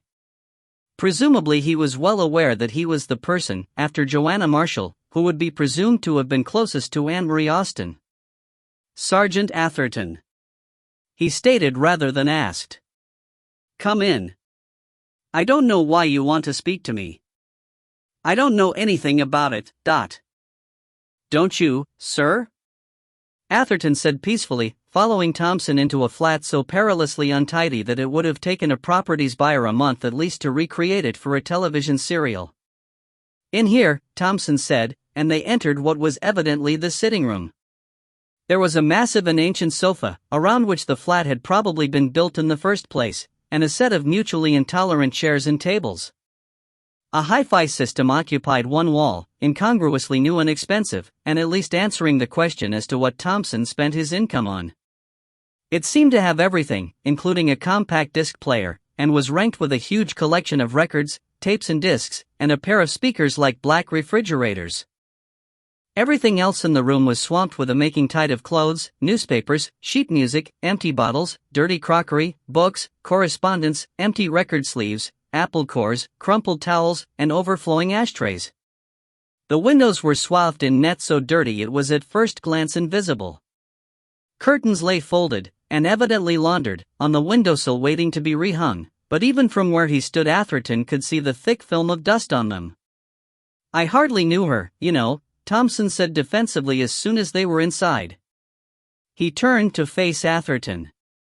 He was a small and slender young man of ripe and theatrical good looks. His hair was dark and glossy and a little too carefully styled, his skin expensively tanned, his eyes large and blue with long curly lashes. His features were delicately pretty, his mouth full and petulant, his teeth white as only capping or cosmetic toothpaste could make them. He wore a ring on each hand and a heavy gold bracelet on his right wrist. His left wrist was weighed down with the sort of watch usually called a chronometer, which was designed to do everything except make toast, and would operate underwater to a depth of 3 nautical miles. He was the sort of man who would infallibly appeal to a certain kind of woman, who would equally infallibly be exploited by him. Spoilt, Atherton's mother would have put it more simply. A mummy's boy, all his life women had made a pet of him, and would continue to do so. Probably had elder sisters who'd liked dressing him up when he was a toddler and taking him out to show off to friends. He was also, Atherton noted, extremely nervous. His hands, held before him defensively, were never still, and there was a film of moisture on his deeply indented upper lip. His eyes flickered to Atherton's and away again, like those of a man who knows that the corpse under the sofa is imperfectly concealed, and fears that a foot may be sticking out at one end. "May I sit down?" Atherton said, digging himself out a space at the end of the sofa and sitting in it quickly before the tide of junk could flow back in. "It's purely a matter of routine, sir, nothing to worry about. We have to talk to everyone who might be able to help us, Dot." "But I hardly knew her," Thompson said again, perching himself on the arm of the chair opposite, with the air of being ready to run. Atherton smiled. "No one seems to have known her well, from what we're told, but you must have known her better than the rest. After all, you did have an affair with her, didn't you?" He licked his lips. "Someone told you that, did they?" He leaned forward confidentially. "Look here, I've got nothing to hide. I went to bed with her a couple of times, that's all. It happens all the time on tour. It doesn't mean anything. Anyone will tell you that." "Will they, sir?" Atherton was writing notes, and Thompson took the bait like a lamb. "Lamb bait?" "Yes, of course. It wasn't serious. She and I had a bit of fun, just while we were on tour. So did lots of people. It ends when we get back on the plane to come home. That's the way it's played. But then when we got home she started to pretend it had been serious, and saying I'd promised to marry her." "And had you?" "Of course not," he cried in frustration. "I never said anything like that. And she kept hanging around me and it was really embarrassing. Then when I told her to get lost, she said she'd make me sorry, and tried to make trouble with my girlfriend Dash." "Oh, you have a girlfriend, then, have you, sir?" Thompson looked sulky. "She knew about that from the beginning, Anne-Marie I mean. So she knew it wasn't serious. Helen and I have been together for 6 years now. We've been living together for 2 years. Anne-Marie knew that. She threatened to tell Helen about the tour." His indignation had driven out his nervousness now. "It would have really killed Helen, and she knew it, the bitch. And when she first joined, I thought she was such a nice girl. But underneath all that babyface business, she was a nasty piece of work." Atherton listened sympathetically, while his mind whirled at Thompson's double standards. "And did she in fact tell your girlfriend?" "Well, no, fortunately she never did. She phoned a couple of times, and then put the phone down when Helen answered. And she kept hanging around me in the bar during concerts and saying things in front of Helen, suggestive things, you know. Well, Helen's very understanding, but there are some things a girl can't stand. But she gave it up in the end, thank God." Atherton turned a page. "Can I have some dates from you, sir?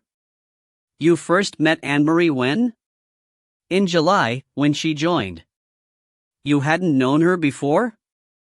"I believe she was at the Royal College?" "I went to the Guildhall." "No, I hadn't come across her before. I think she worked out of London." "And then you went on tour together, when?" "In August, to Athens, and then to Italy in October." "Did you sleep together on both tours?" "Well, yes. Yes, we did." He looked embarrassed for once, perhaps realizing that the return engagement might be construed as having aroused expectations. "And it was when you came back from Italy that she started making trouble for you?" Thompson frowned. "Well, no, not immediately. At first it was all right, but after a week or so she suddenly started this business about marrying me." "What made her change, do you think?" He began to sweat again. "I don't know. She just changed. Is there anything you said or did that might have made her think you wanted to go on seeing her? No. No, nothing, I swear it. I'm happy with Helen. I didn't want anyone else. It was just meant to be while we were on tour, and I never said anything about marrying her. He lifted anxious eyes to Atherton's face, passive victim looking at his torturer. After that session at the television center on the 15th of January, what did you do? I came home. You didn't go for a drink with any of your friends? No, I was going to go with Phil Redcliffe, but he was going with Joanna and Anne-Marie, and I wanted to avoid her. So I just went home. Straight home? There was a faint hesitation. Well, I just went for a drink first at a local pub, round here. Which one? Steptoe's. It's my regular. They know you there, do they? They'd remember you coming in that night? He looked hunted. I don't know. It was pretty crowded. I don't know if they'd remember.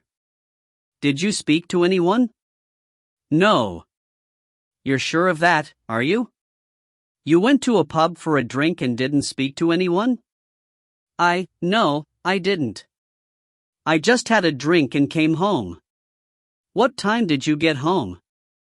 Again the slight hesitation. I don't know exactly. About 10:30 or 11 o'clock, I think. Your girlfriend will be able to confirm that, I suppose. Thompson looked wretched. She wasn't here. She was at work. She's on nights. She's a shift worker? She's a theater nurse at St. Thomas's. Atherton's heart sang, but he betrayed no emotion. He wrote it down and said without pausing, so no one saw you at the pub, and no one saw you come home? Thompson burst out, I didn't kill her. I wouldn't. I'm not that type. I wouldn't have the courage, for God's sake. Ask anyone. I had nothing to do with it. You must believe me. Atherton only smiled. It isn't my business to believe or not believe, sir. He had found that calling young men sir a lot unsettled them. I just have to ask these questions, as a matter of routine. What sort of car do you drive, sir? He looked startled. Car? It's a maroon Alpha Spider. Why'd you want to know about my car? Just routine. Downstairs, is it? No, Helen's borrowed it, hers is being serviced. And your young lady's full name, sir? Helen Morris. Look, she won't have to know about, you won't tell her about, on tour and all that, will you? Atherton looked stern. Not if I don't have to, sir. But this is a murder inquiry. Thompson subsided unhappily, and did not think to ask what that meant. A few moments later Atherton was in his own Sierra and driving away, mentally rubbing his hands. He's lying, he thought, and he's scared shitless, now we only have to find out what about. And best of all, the girlfriend is a theater nurse. A much more promising lead, he thought, even than the brown one.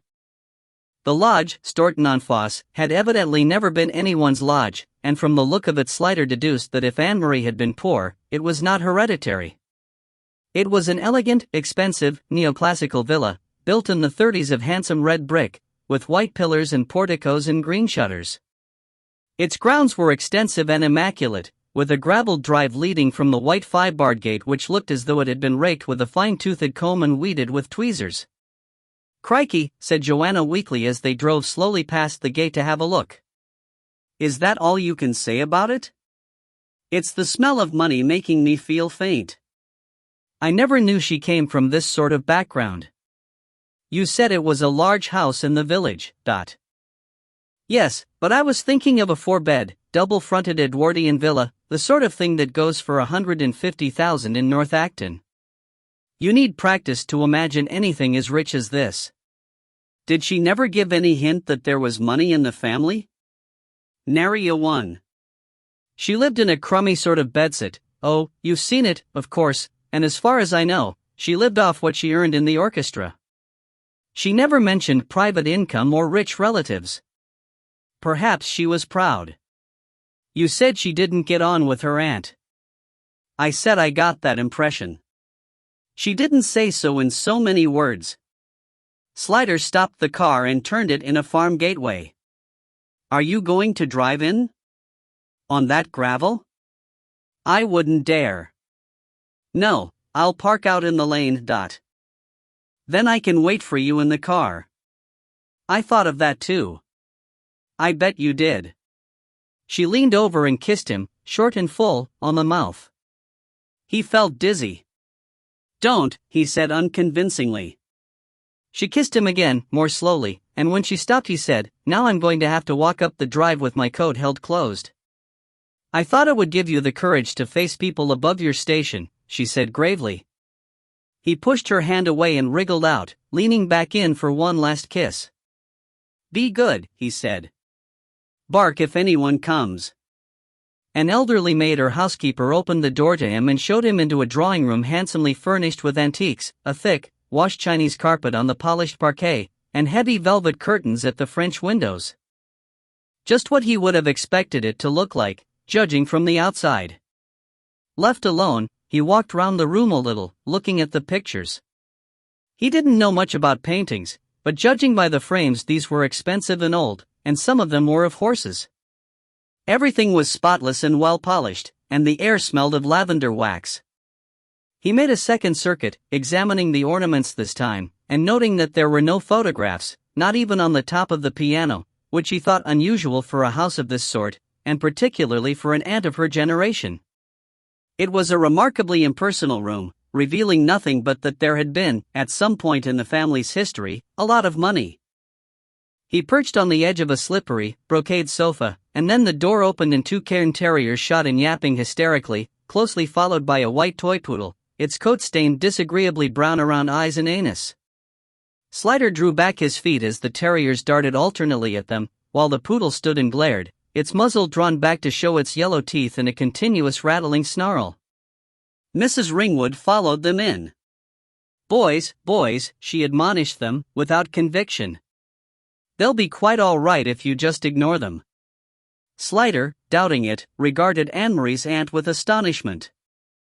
He had been expecting a stout and ample aunt, a tightly coiffured termagant, but Mrs. Ringwood, though in her late 50s, was small and very slim, with bright golden hair cut in an Audrey Hepburn urchin. Her jewelry was expensively chunky, her clothes so fashionable that Slider had seen nothing remotely like them in the high street. She sat opposite him angularly, her thin legs crossed high up, her heavy bracelets rattling down her arms like shackles. The whole impression was so girlish that unless one saw her face, one would have thought her in her 20s. Slider began by offering his condolences, though Mrs. Ringwood showed no sign of needing or welcoming them. It must have been a terrible shock to you, he persisted, and I'm sorry to have to intrude on you at such a moment, but... You must do your job, of course, she conceded reluctantly. Though I may as well tell you at once that Anne-Marie and I were not close. We had no great affection for one another. Didn't anyone like the poor creature? Slider thought, while saying aloud, it's very frank of you to tell me so, ma'am. I would not like anything to hamper your investigation. I think it better to be open with you from the beginning. You believe she was murdered, I understand? Yes, ma'am. It seems very unlikely. How could a girl like that have enemies? However, you know best, I suppose. You brought Miss Austen up from childhood, I believe? I was made responsible for her when my sister died, Mrs. Ringwood said, making it clear that there was a world of difference. I was the child's only close relative, so it was expected that I should become responsible for her, and I accepted that. But I did not think myself qualified, or obliged, to become a second mother to her. I sent her to a good boarding school, and in the holidays she lived here under the charge of a governess. I did my duty by her. It must have been something of a financial burden to you, Slider tried. School fees and so on. She looked at him shrewdly. Anne-Marie's school fees and living expenses were paid for out of the trust. Her grandfather, my father, was a very wealthy man. It was he who built this house. Rachel, Anne-Marie's mother, and I were brought up here, and of course we expected to share his estate when he died.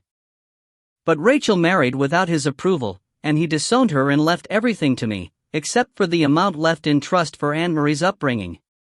So you see, I suffered no personal expense in the matter. Anne-Marie was the only child of the marriage? Mrs. Ringwood assented. And when she finished school, what happened then? She went to the Royal College of Music in London to study the violin. It was the only thing she had ever shown any interest in, and for that reason I encouraged her. I insisted that she could not remain here doing nothing, which I'm afraid was what she wanted to do. She was always a lazy child, giving to mooning about and daydreaming. I told her she must earn her own living and not look to me to keep her. So she did 3 years at the college, and then went to the Birmingham Municipal Orchestra, and took a flat in Birmingham. The rest I'm sure you know. How much did you know about her life in London? Nothing at all. I rarely go to London, and when I do I shop and take lunch with an old friend. I never visited her there. But she came to see you here? From time to time. How often did she come? 3 or 4 times a year, perhaps. And when was the last time? Last year, October, I think, or November. Yes, early November. She had just been on a tour with her orchestra. Did she mention any particular reason for visiting you at that time? No. But she never discussed her personal life. She came from time to time, on a formal basis, that's all. Did you pay her an allowance? She looked slightly disconcerted at the question. While she was at the college, I was obliged to. Once she had her own establishment and was capable of earning her own living, I considered my obligations as having ceased. Did you ever give or lend her money? She looked pinker. Certainly not. It would have been very bad for her to think that she could come to me for money whenever she wanted to. She had no other income? Nothing except her salary from the orchestra? Not that I was aware of. Did you know that she owned a very rare and valuable violin, a Stradivarius? Mrs. Ringwood displayed neither surprise nor interest. I knew nothing about her private life, her London life. I am not interested in music, and I know nothing about violins. Slider did not press this, though surely everyone must know what a Stradivarius was, and anyone would be surprised if a penniless relative turned out to own one. He felt Mrs. Ringwood was departing somewhat from her self-imposed duty of complete openness. On that last visit, in November, did she talk about any of her friends? I really cannot remember at this distance what she talked about. But you said she had just been on tour, presumably then she must have mentioned it to you? She must have spoken about it, I suppose. The places she'd been to, and the concerts she'd done. But as to friends, Mrs. Ringwood looked irritable. As far as I knew, she never had any. When I was her age, I was always up and doing parties, tennis, dances, scores of friends, and admirers. But Anne-Marie never seemed to have any interest in anything, except drooping about the house and reading. She seemed to have no go in her at all. Slider was beginning to form a much clearer picture of Anne-Marie's childhood, and the clash of personalities that was inevitable between this former bright young thing and an introverted orphan who cared only for music. Mrs. Ringwood's perceptions about her niece would not be likely to be helpful to him. Instead, he tried a shot in the dark. Can you tell me who her solicitor was? Was there a very slight hesitation before she answered? The family solicitor, Mr. Battershaw, attended to her business. Mr. Battershaw of? Riggs and Felper, in Woodstock, she completed, faintly unwillingly. Slider appeared not to notice, and wrote the name down in his careful secondary modern-taught hand. He looked up to ask the next question, and his attention was drawn to the French windows behind Mrs. Ringwood, just a fraction of a second before the dogs also noticed the man standing there, and rushed at him, barking shrilly. Boys, boys! Mrs. Ringwood turned with the automatic admonition, but the newcomer was in no danger. The yappings were welcoming, and the attenuated tails were wagging. "Ah, Bernard," Mrs. Ringwood said. He stepped forward into the room, a tall, thin man a year or two older than her, dressed in a suit of expensive and extremely disagreeable tweed, and a yellow waistcoat. His face was long, mobile, and yellowish, much freckled. He had a ginger mustache, gray eyebrows sparked with red, and thin, despairing, gingery hair, combined into careful strands across the top of his freckled, balding skull. As he stooped in, he put up a hand in what was obviously an automatic gesture to smooth the strands down, and Slider noticed that the hand, too, was yellow with freckles, and that the nails were rather too long. The man smiled ingratiatingly behind his mustache, but his eyes were everywhere, quick and penetrating under the undisciplined eyebrows. Slider, freed of the dog's vigilance, stood politely, and Mrs. Ringwood performed the introduction. "Inspector Slider, Captain Hildyard, our local vet, and a great personal friend of mine. He looks after my boys, of course, and he often pops in on his way past. I hope he didn't startle you." Slider shook the strong, bony yellow hand, and the vet bent over him charmingly and said, "How do you do, Inspector? What brings you here? Nothing serious, I hope. Has Esther been parking on double yellow lines?" Slider merely gave a tight smile and left it to Mrs. Ringwood to elucidate if she wanted. "I suppose you've come to look at Elger's foot?" she said. "It was kind of you to drop by, but I'm sure it's nothing serious. Tomorrow would have done just as well." "No trouble at all, my dear Esther," Hildyard said promptly. Slider watched them, unimpressed. Something about them struck a false note with him. Had she warned him off, provided him with the excuse? Was there some kind of collusion between them, and if so, why? "I'll look at it while I'm here," Hildyard went on. "Don't want the little chap suffering. By the way, Inspector, is that your car out in the lane?" "Yes," said Slider. He met the vet's eyes and discovered that they were gray with yellow flecks, and curiously shiny, as if they were made of glass, like the eyes of a stuffed animal.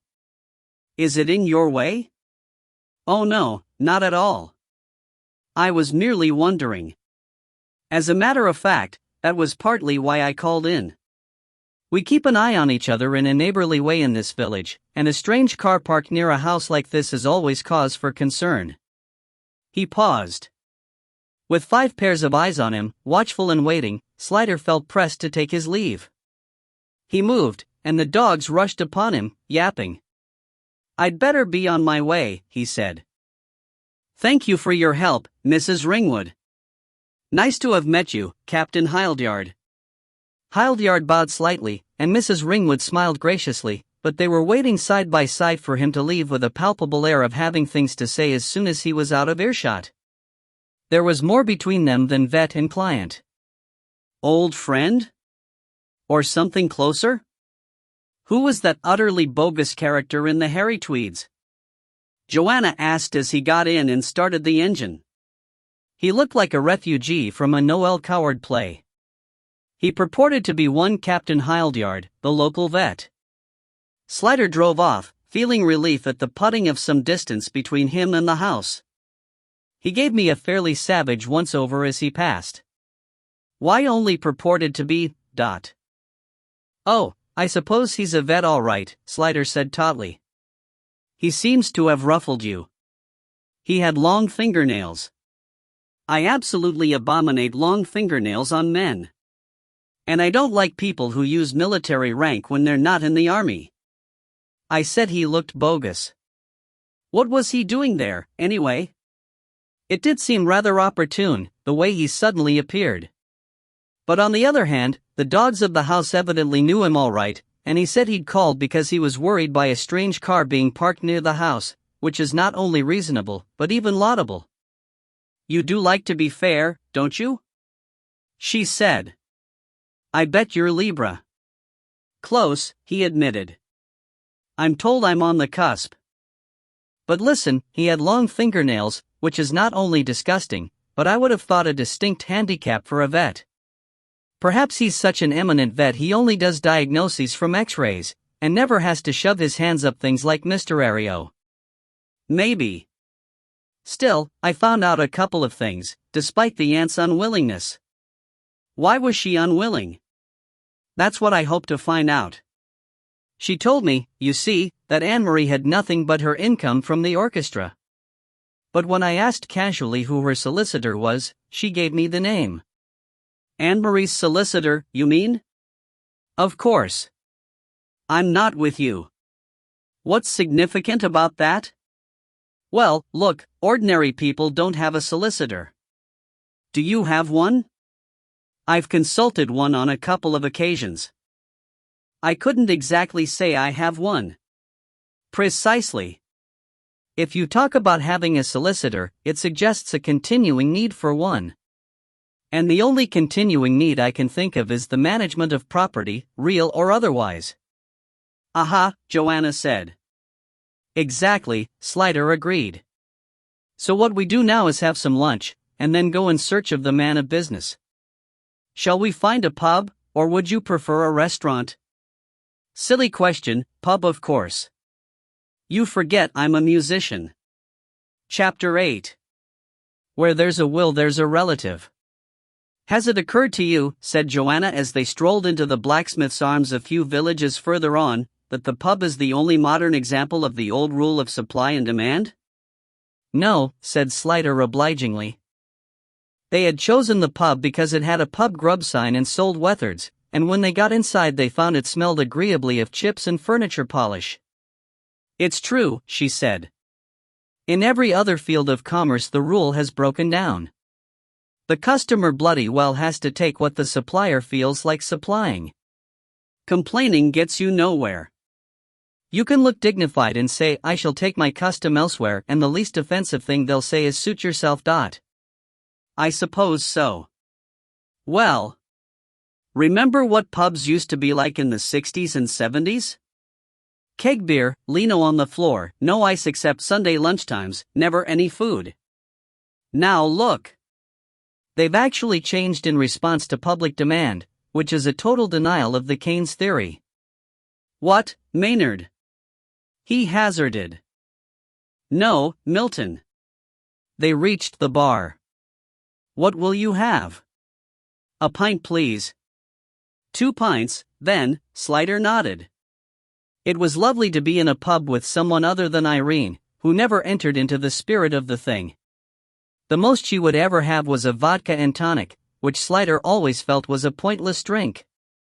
More often she would ask, with a pinching of her lips, for an orange juice, than which there was nothing more frustrating for a beer drinker.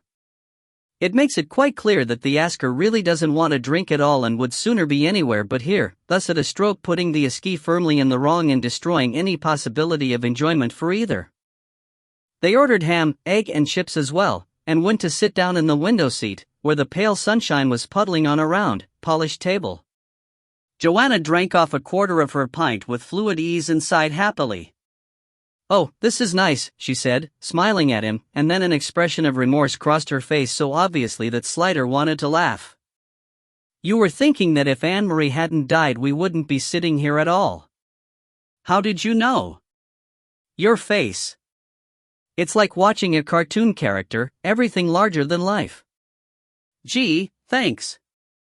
No, it's nice. Most people are so world-weary. Even when they've nothing to be weary about. Poor things, I think it's a habit they get into. It must be terrible never being able to admit to enjoying anything, So why are you different?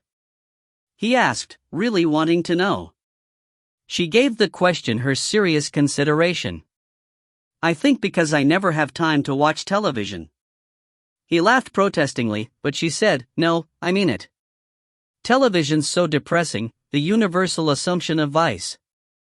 I don't think it can be good for people to be told so continuously that mankind is low, evil, petty, vicious, and disgusting. Even if it is? She contemplated his face.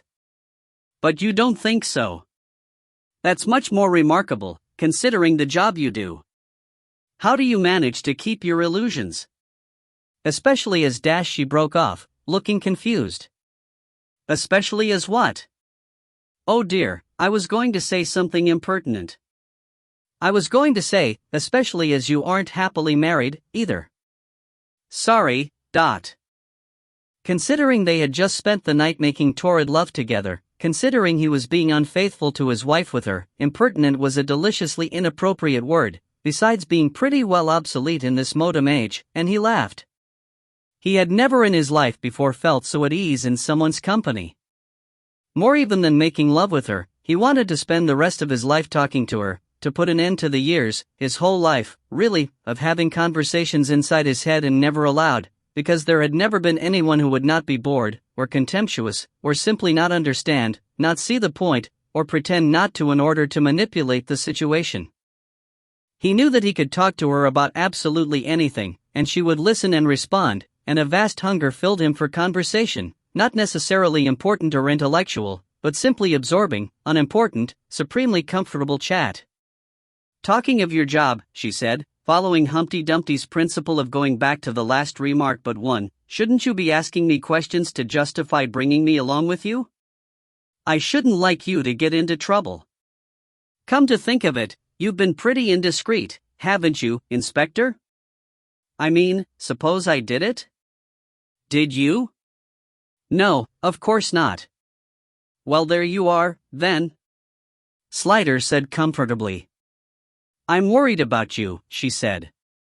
You seem to have no instinct for self-preservation, but. Where she was concerned, he thought, that was painfully true.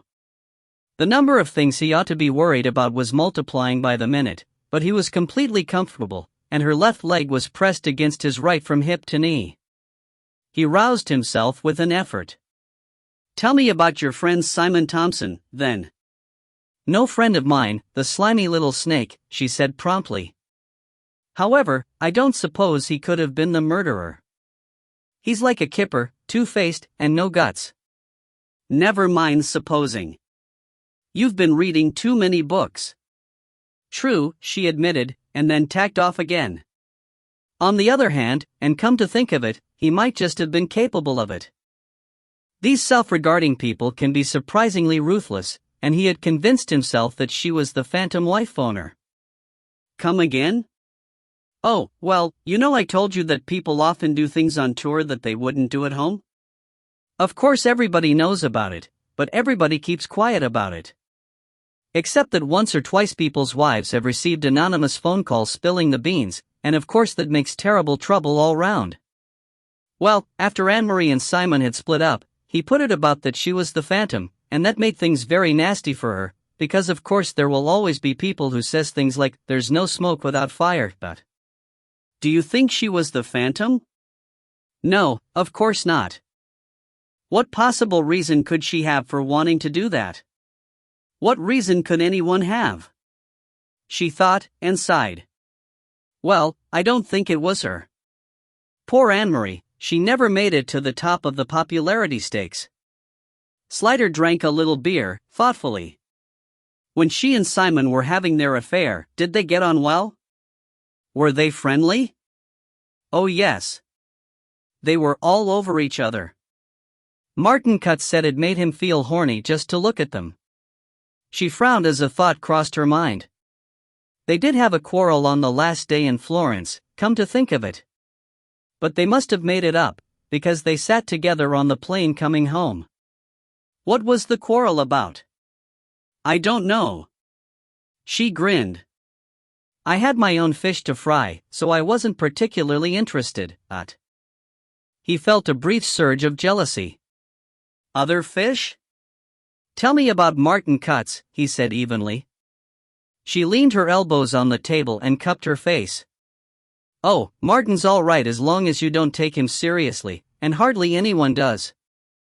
He simply never grew up. He got fossilized at the randy adolescent stage, and feels he has to have a crack at every new female that crosses his path, but he doesn't mean anything by it. He's quite childlike, really, rather endearing. Slider thought he knew the type, and anything less endearing was hard to imagine. Dangerous, selfish, self-regarding, and what had been his relationship with Joanna?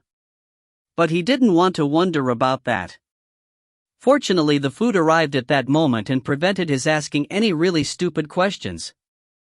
The food was good, the ham was thick and cut off the bone, moist and fragrant and as unlike as possible the slippery pink plastic of the sandwich bar. The chips were golden, crisp on the outside and fluffy on the inside, and the eggs were as spotlessly beautiful as daisies. They ate, and the simple pleasure of good food in good company was almost painful. O'Flaherty's voice came to him from somewhere in memory, saying, "A lonely man is dangerous, Billy boy."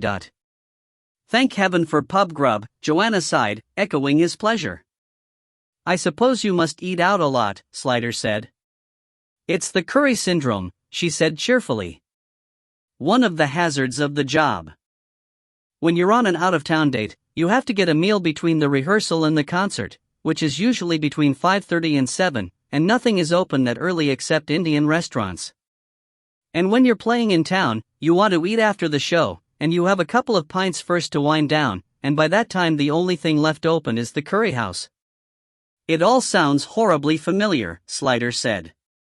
"You could be describing my life." Then he told her about his late meals with Atherton and the Angla Bangla and his lone indigestion, and that brought him back to Irene, and he stopped abruptly and ate the last of his chips in silence. Joanna eyed him sympathetically as though she knew exactly what he was thinking, and he thought that she probably did. But married life is different, he told himself fiercely. If he and Joanna were married, they wouldn't go on having cheerful, chatty, comfortable lunches together like this. Of course they wouldn't. It would all change. A lonely man is a dangerous man, Billy boy. He gets to believing what it suits him to believe. Atherton decided, as he was in the area, to check out Thompson's story as far as the pub, Steptoe's, was concerned. He thought it moderately busy, filled with suited young men in rundown shoes and smart women with tired faces under hard makeup, the office crowd, and how, he wondered, could they get away with it? He ordered a pint of Marston's and a toasted cheese sandwich and got chatting to the governor, a short and muscle-bound ex-boxer, who in turn introduced him to the Australian barmaid who had been on duty on Monday night. To Atherton's surprise, they both said they knew Simon Thompson and his girlfriend, the nurse. They came in a lot, usually with a crowd of other musicians and nurses. The two professions seemed to go together for some reason. But neither barmaid nor governor remembered seeing Simon on the Monday night. "But we were busy," the barmaid pointed out in fairness. "The fact that I didn't see him doesn't mean to say that he wasn't here." Which was true, Atherton thought, and just about what you could expect with this job. Slider left Joanna to wander about Woodstock while he went in to see the solicitor. Mr. Battershaw was at first reluctant to believe that Anne-Marie was dead at all. "I shall have to see a death certificate," he said more than once, "and why wasn't I informed before this?" Patiently Slider explained about the difficulty of identifying the body and tracing the next of kin. "I've just been to see Mrs. Ringwood, and she gave me your name and address." "I understand that you were Miss Austen's solicitor?" Once properly convinced that Anne-Marie was no more, Battershaw became cooperative. He was a big, gaunt man in his late 50s, with surprised, pale eyes and a long jaw, which made him look like a bloodless horse. He offered Slider tea, which Slider refused, and under steady questioning settled down to tell the family story. "Anne-Marie's grandfather, Mr. Bindman, was the client of my predecessor here, the younger Mr. Riggs. He's retired now, but he told me all about Mr. Bindman. He was a self-made man, who started off as the son of a penniless refugee who came over during the First World War. Our Mr. Bindman set himself up in business and made his fortune, built himself that lovely house, and was altogether a pillar of society." "What sort of business?" "Boots and shoes." "Nothing exciting, I'm afraid." "Well now, he was married twice. His first wife died in 1929 or 30 and he had a son, David, by his first marriage, and two daughters, Rachel and Esther, by his second wife. David was killed in 1942, a great tragedy. He was only 18, poor boy, just joined up. He'd only served a few weeks. And the second Mrs. Bindman was killed in the Blitz, so there were just the two little girls left. Mr. Bindman doted on them both, but the younger girl, Rachel, was his pet. Esther married in 1957, and Gregory Ringwood was a very solid young man, steady and reliable, just the sort a careful father would approve of. But later the same year Rachel fell in love with a violin player called Austin, and that was a different matter altogether. How old was she? Oh, let me see, she'd be 18 or 19. Very young. Well, Mr. Barman was very definite in his ideas. He loved music, and it was he who encouraged Rachel to go to concerts, and even bought her gramophone records and her own radiogram. But when it came to marrying a fiddle player, that wasn't good enough for his pet. He told her there was no future in it, and that Austin would never be able to earn enough to keep her, and forbade her to marry him, or even see him again. Rachel, I'm afraid, was a very strong-willed young woman, very like her father, in fact, and they spent 2 years or so quarreling fiercely about it. Then in the end, as soon as she was 21 and the old man could no longer prevent her, she married Austin, and broke her father's heart. Battershaw sighed. Mr. Barman reacted in the only way he knew. He cut her out of his will, and vowed never to speak to her again. Pretty drastic, Slider said mildly. Oh, positively Victorian. Mind you, I'm sure he would have changed his mind in the end, given time, because he adored Rachel, and she'd have found a way to get round him. I think he probably just wanted to register his disapproval in the time-honored way. But unfortunately time wasn't on his side. The following year, 1960, Anne-Marie was born, and Rachel attempted a reconciliation, and there were signs that the old fellow was softening, but then when Anne-Marie was a year old, Rachel and her husband were both killed in a car crash. How dreadful. Battershaw nodded. That was the year I joined the firm, and in a short time I saw old Mr. Barman aged 10 years.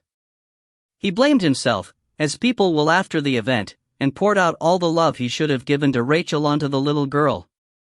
And he changed his will, leaving half the estate to his daughter Esther, and the other half in trust for Anne-Marie. The words fell into Slider's mind like pieces of a jigsaw slotting into place. Mrs. Ringwood's hesitations aside, there was so often money at the bottom of things. When there's a way, there's a will, he thought. What were the terms of the trust? He asked.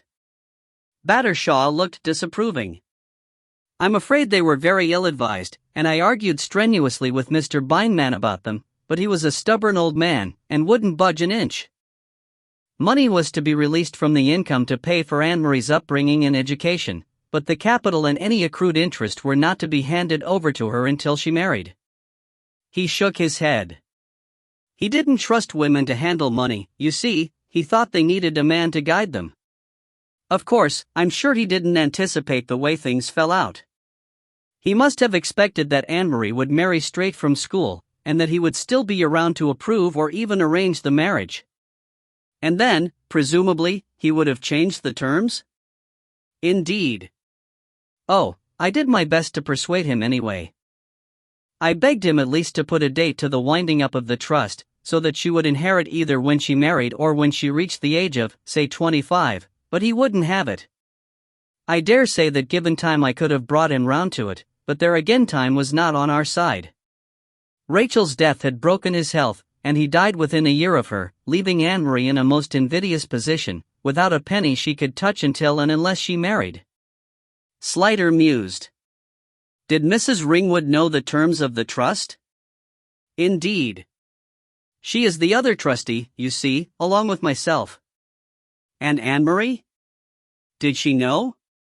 Battershaw looted a little disconcerted. Now, it's a strange thing, if you had asked me that question a year ago I would have had to say I didn't know. I had never discussed the matter with her, and I have strong doubts as to how much Mrs. Ringwood would have thought wise to tell her. The terms of the trust, you see, are certainly an encouragement to improvident marriage, and he paused, embarrassed. She might have married just anyone, simply to get away from home? Slider offered. Yes, Battershaw said gratefully. He cleared his throat and continued. But then last autumn Anne-Marie made an appointment to see me. Can you tell me the exact date? Oh, certainly. I don't remember offhand, I think it was towards the end of October, but Mrs. Kaplan, my secretary, will be able to tell you. It will be in my diary. Thank you. So Anne-Marie came to see you, here? In this office? Yes. And how did she seem, Seem? She was very well, quite suntanned, in fact. I remember I commented on the fact, and she said she had just come back from Italy. She had been on a tour with her orchestra, I think, but she'd always been fond of Italy. Was she happy? Battershaw seemed puzzled. Really, Inspector, I don't quite know. I had had very little personal contact with Anne-Marie, not enough to know how she was feeling. All I can say is I didn't notice that she seemed unhappy. Of course. Please go on. Slider rescued him from these uncharted seas. What did she want to see you about? She wanted to know the exact terms of her grandfather's bequest to her. I told her.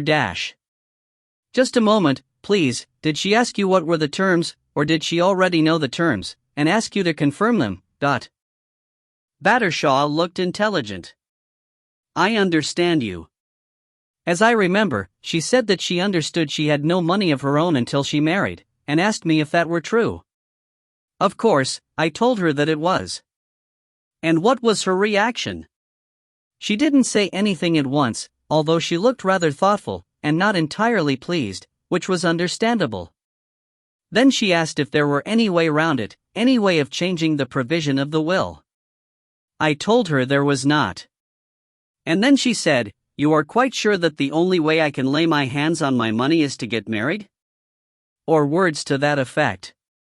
I said yes, and then she got up to go. That was all? That was all. I asked if there were anything else I could do for her, and she said no. The anemic horse smiled almost roguishly. I think she said not a thing, to be precise. The smile disappeared like a rabbit down a hole. That was the last time I saw her. It's hard to believe the poor child is dead. Are you quite sure it was murder? Quite sure. Because I hate to think that she might have laid hands on herself for the want of money. That would not at all have been her grandfather's intention. We're confident it wasn't suicide, Slider said. His mind was elsewhere. Did Miss Austen have any relatives on her father's side? None that I know of. Her father was an only child, I know, so there would not have been aunts and uncles, or cousins. There may have been second cousins, but I never heard of any. Slider tried a long shot. Did she have any relatives in Italy? Was Austen perhaps part Italian? Battershaw looked merely bewildered. I never heard that he was. But really, I had nothing to do with him at all. Mrs. Ringwood would be the person to ask. Of course. Thank you. Slider got up to go. Your secretary will give me the date of that meeting? Yes, indeed. Battershaw accompanied him to the door, and Slider checked him before he could open it. By the way, he said, the estate was a large one, was it? Quite large. The capital was soundly invested. He named a sum which made Slider's eyebrows rise. And who does it all go to, now that Miss Austen is dead? Battershaw looked unhappy now, a pale horse with colic. Mrs. Ringwood is the residuary legatee, he said. I see. Thank you, said Slider. Slider walked out into the smeary, intemperate sunshine and stood there for a moment, blinking. The tangle of the case, he felt, was beginning to resolve. He could see ends of string that he could begin to wind in. The favored sister, the dead favored sister's child, helpless, hapless infant, the dutiful daughter who had never been properly appreciated, forced to take care of the rival for her father's love, the money that should have been hers, and was now hers again. No wonder she hadn't wanted to talk about it, he thought. But motive doesn't make a case. All the same. Suddenly he remembered Joanna. While he had been engrossed with Battershaw, he had entirely forgotten her. It was one of the reasons he loved his job. It had the power to absorb him completely, so that it became his refuge, the one place where he could escape from wearying self-consciousness. But coming back to the thought of Joanna was refreshment and renewal. She was sitting in the window of the tea room they had appointed as meeting place, and she didn't see him for a moment, so that he was able to look at her unobserved. Her face was already familiar to him, but now he saw it in the unmerciful sunlight in all its planes and textures, its shapes and inconsistencies, its simple uniqueness. There was all the evidence of a lifetime of experience entirely separate from him. She had lived, and living had marked her. She had spent perhaps half her allotted span, without him, he more than half of his, without her. Of all the thousands of days and nights, they had spent only one together. But still, looking at her, he had the extraordinary feeling of belonging. This was how it was, then, he thought. His righteous place was on her side of the glass, ranged with her against the incoming tide of the rest of the world, and it didn't matter a damn that he knew nothing she knew, he knew her. She saw him. The focus of her eyes changed and she smiled and he went in. Sunshine or not, it was only January, and the gathering darkness as they drove back to London affected their mood, dampening their lightness with the realization of their problems. Slider voiced it unwillingly as he drew up outside her house. "I mustn't be too late back tonight." She made a small turning away movement of her head, and he recognized it as hurt, which hurt him. "We could go out for a quick bite to eat, if you like," he said tentatively. She turned back to look at him clearly. "No, that would waste time. Let's have a drink here, and a snack if you like. I'll light the fire." "I'll have to make some phone calls," he said, and then added hastily, "to Atherton and the station. I haven't called in all day." "It's all right," she said. "You must do what you have to." But when they went in, the phone began instantly to ring, and she sprinted for it and picked it up before the answering machine could intercept. Slider felt a chill of foreboding even before she made polite responses into the receiver and then turned to offer it to him. "For you," she said. It was too dark in the hall to see the expression of her face, but her voice said clearly enough that she knew the day was over for them. It was O'Flaherty. "Is it you, Billy? Christ, we've been trying to get yez all day. Atherton said why might be there. Jesus, are you at that owl caper, now? What is it, Pat?" Slider forbore to rise to the bait.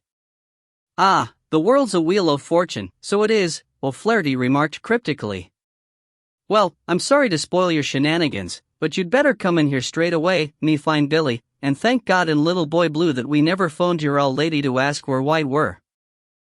Little Boy Blue was what O'Flaherty called Atherton.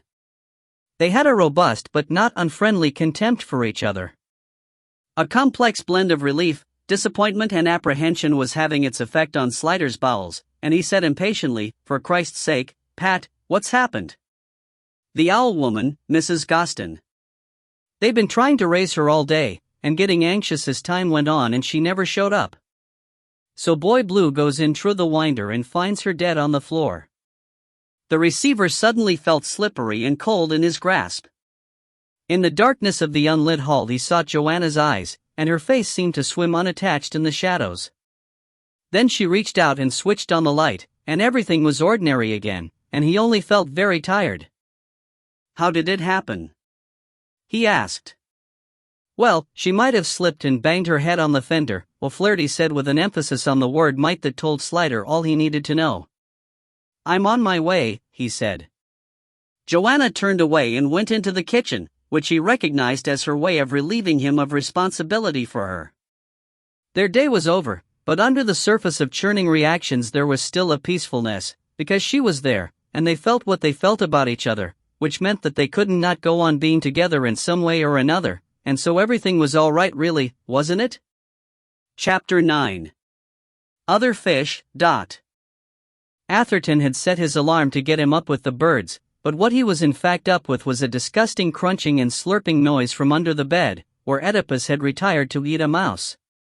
Atherton got out of bed with a curse, and on his hands and knees cautiously lifted the corner of the counterpane. In the fluffy twilight the cat looked at him over its shoulder with yellow headlamp eyes and a tail hanging out of the corner of its mouth. "Just be sure you eat it all," Atherton said, remembering the time he had found 4 abandoned feet on his pillow, and headed for the bathroom. He had a hot shower, shaved under it, washed his hair, and then stood under the steaming water and thought about Slider. It was really the most extraordinary thing to have happened. He hadn't met the Marshall woman, of course, but even if she combined all the feminine charms, it was hard to see how she could have got Slider off the rails of a lifetime in a matter of hours. To have slept with her, and really slept, the first evening of their acquaintance, and then to have taken her with him when he went out on police business, was so far out of character for his superior that Atherton, who believed in love only as a theoretical possibility, as something that hadn't been definitely disproved, could only think that Slider was heading for some kind of a breakdown. There was no fool like an unpracticed fool, he thought, turning off the water and stepping into a very large, thick bath sheet. Atherton took washing very seriously, and to his knowledge Slider had never been unfaithful to Irene before, probably not even in thought. He was one of those rarities, a truly virtuous man, and Atherton, who was all for Slider's getting out from under Irene's thumb on principle, didn't know whether the poor sap could handle it. If he was going to go off the rails, he'd probably do it in a spectacular way, and to be heading for that kind of crisis in the middle of a murder investigation was catastrophic. There were plenty of people in the department, he thought as he wielded the hairdryer, who would be happy to clamber a step higher up the ladder by treading on the head of anyone else, however much they liked them, who seemed not to have his entire mind on his job. And Slider, as Atherton was aware, had been passed over for promotion before because of department politics. All in all, it behoved Atherton to get his head down and produce something to show up at the next meeting, because so far they seemed to have got precisely nowhere. He dressed, checked quickly under the bed. Oedipus had departed, leaving only a forlorn scrap of gray fur, and went off to St. Thomas's to try to intercept Helen Morris as she came off duty. Slider was woken by Kate spilling tea onto his chest as she climbed onto the bed balancing a mug. "Time to get up, Daddy," she said, her bubblegum sweet breath stertorous with the effort of retaining at least some of the tea within the mug. Slider elbowed himself sufficiently upright to field it before she scolded him again. "Thank you, sweetheart," he said dopily, and tried for the sake of her feelings to sip. It had been one hell of a session last night. He felt as though he had only just gone to sleep. He felt as though he had been beaten all over, and he had a smoke headache and a dire feeling of oppression in his sinuses. He abandoned the attempt at creative parenthood, put the mug on the bedside table and flopped back onto the pillows with a groan. "You mustn't go back to sleep, Daddy, you've got to get up," Kate said severely. She eyed him curiously like a bird eyeing a wormhole. "Were you drunk last night?" "Of course not," Slider mumbled. "Why'd you say that?" "Mummy thought you were." He opened one eye. "She didn't say that," he said with some assurance. Kate shrugged her bird-like shoulders. "She didn't say so, but I bet that's what she thought anyway. She's cross about something, and she said you were very late coming home, and when Chantal's dad comes home late he's usually drunk." "You think too much," Slider said. "Anyway, I was working, not drinking. You know, don't you, that I have to work funny hours sometimes?" She shrugged, unconvinced, and opened her mouth to deliver more opinions. Desperate to deflect her, Slider said unguardedly, "What are you going to do today?" The already opened mouth dropped still further in amazement at his stupidity. "But it's the school fair today," she said with huge impatient emphasis, like a nurse in a home for the senile. "I'm going to be on a stall. I'm going to be a Mr. Man. Mummy's made me a costume and everything." "Oh, is that today?" Slider said feebly. Kate sighed heavily, blowing a strand of sticky, light brown hair across her face. "Of course it's today." "You know it is," she said inexorably. "I thought it was next week," Slider said with a growing sense of doom. "Well, it isn't." She eyes him suspiciously. "You are coming, aren't you?" "Darling, I can't. I've got to go to work." Violent despair contorted her features. "But Daddy, you promised," she wailed. "I'm sorry, sweetheart, but I can't help it. I've got an important case on at the moment, and I just have to go into work." "It's a murder case, you know what that is, don't you?" "Of course I do." "I'm not stupid," she said crossly. But you don't really have to go, do you? Not all day? I'm afraid so. Is that why Mummy's cross? I don't think she knows yet, Slider said weakly. Get off the bed, darling, I have to go to the bathroom. I bet she doesn't know, Kate said with relish, bounced off the bed and haired off downstairs, a delighted harbinger of doom. Blast the child, Slider thought as he plodded what felt like uphill to the bathroom. He urinated, stood for a pleasurable moment or two scratching himself, and then started to run a bath. The running water made so much noise he didn't hear Irene behind him until she spoke. Is it true? Is what true? He temporized. Kate says you've got to work today. Her voice was icy, and he turned to see how bad it was. It was bad. Her lips were thin and white, which made her look 5 years older than her true age. It was an unlovely expression, he thought, on any woman. He felt around in his mind for a moment for guilt, and could find nothing new there, only the familiar old sorts with which he was almost comfortable. Joanna was there, but as a loosely woven, shining net of pleasure, and the glow coming off the thoughts of her seemed to be protecting him from feeling anything bad about it. I'm afraid so, he said, and drew breath to add some extenuating detail, but she was in first. I'm surprised you bothered to come home at all, she said bitterly. It hardly seems worth it. Why don't you move in with Atherton? At least you won't disturb him coming in all hours of the night, especially if it's him you're sitting up drinking with.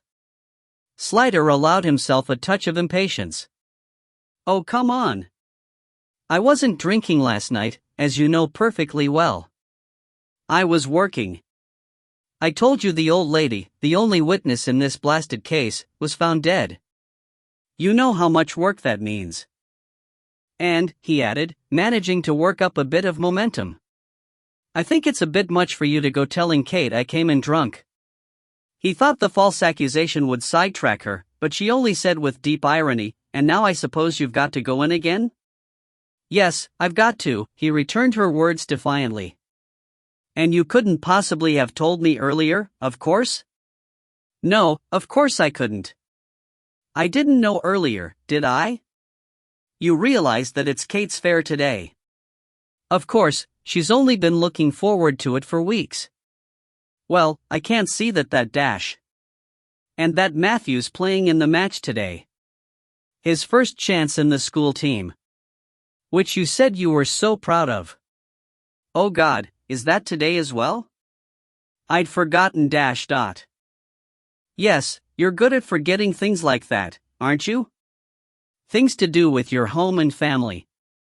Unimportant things, like the fact that you were supposed to take Kate and me to the fair and then take Matthew onto the match. You forgot that you were supposed to be here for a change. Well, I can't help it, can I? He defended himself automatically. What do you want me to do? Tell Division I'm busy. Irene never answered inconvenient questions. One day, she said bitterly. Just one day. Is that so much to ask? Of course I wouldn't expect you to do anything for me, but I would have thought you could spare a few hours for your children, when they've been looking forward to it so much. But you're much too busy. I should have expected it. It's my job, for God's sake.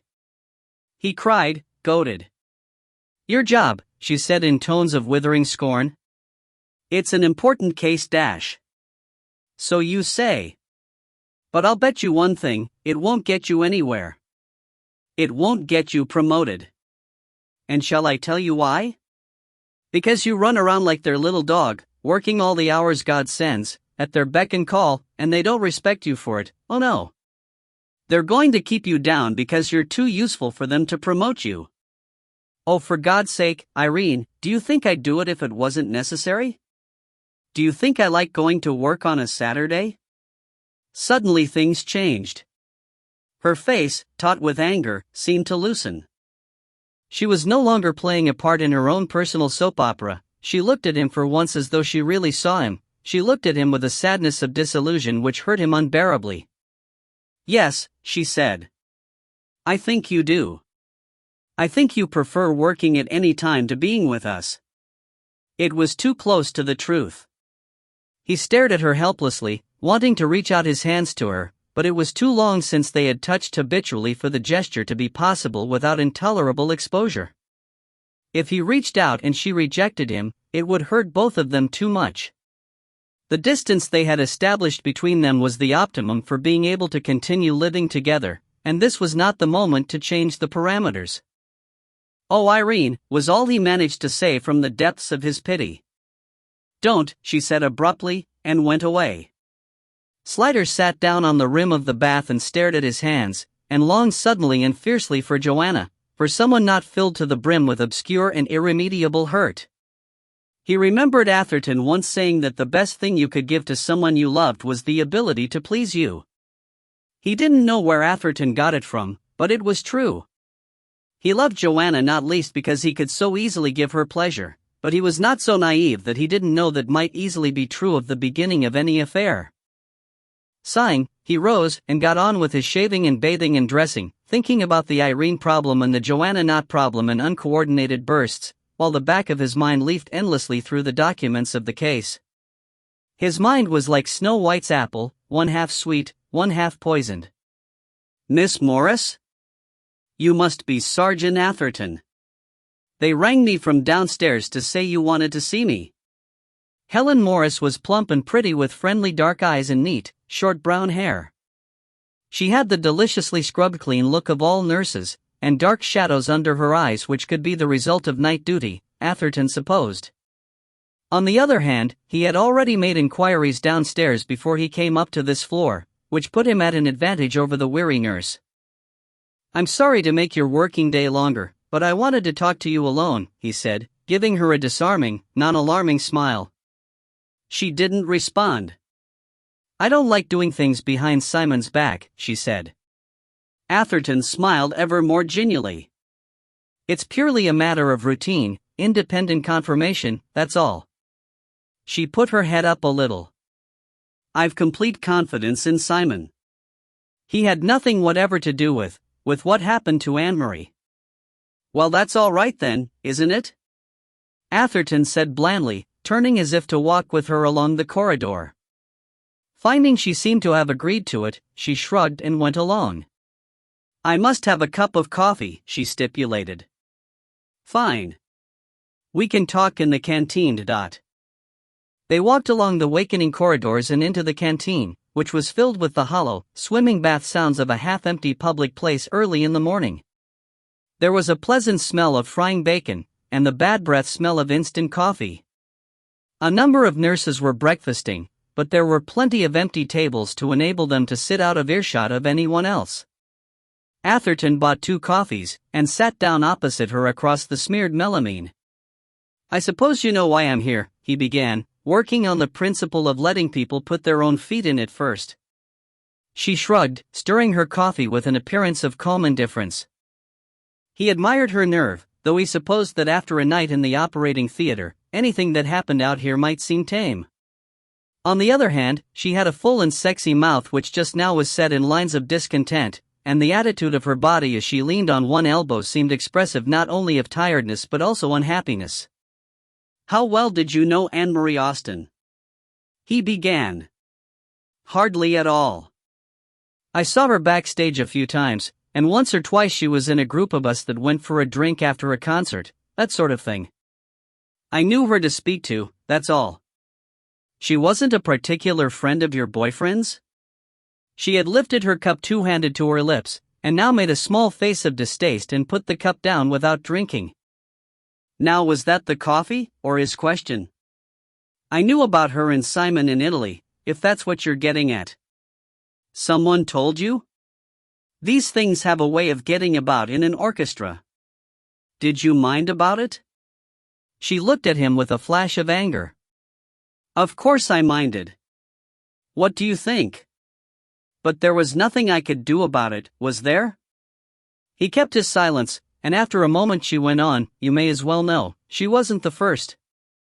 She smiled unconvincingly. "Musicians are like that.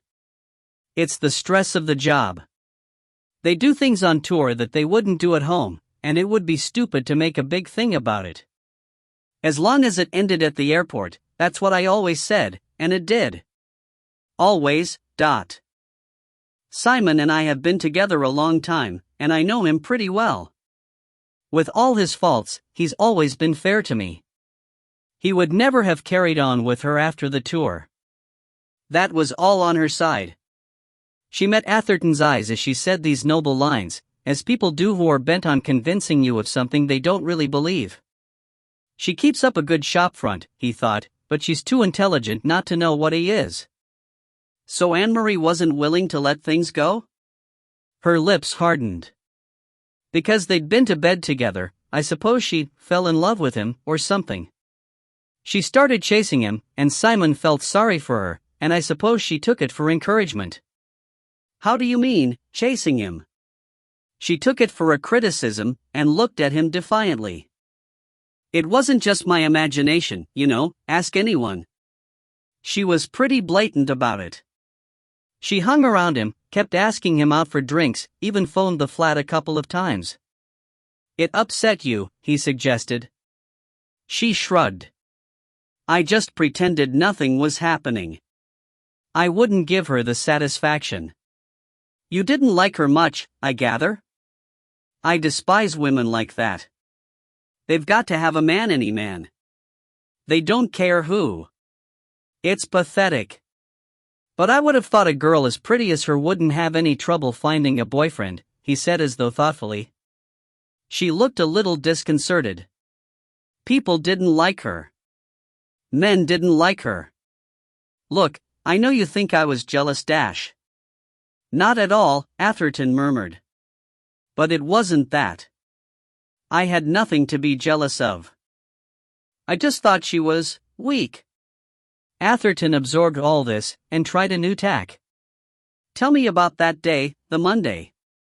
The day she died? She frowned in thought. Well, I'd been on duty Sunday night. I got home on Monday morning about 8:30. Simon was in bed. I got in with him and we went to sleep. He got up about 12:30 and made some lunch, scrambled eggs, if you want to be particular, and brought them in, and then he got dressed and went off to work. At what time?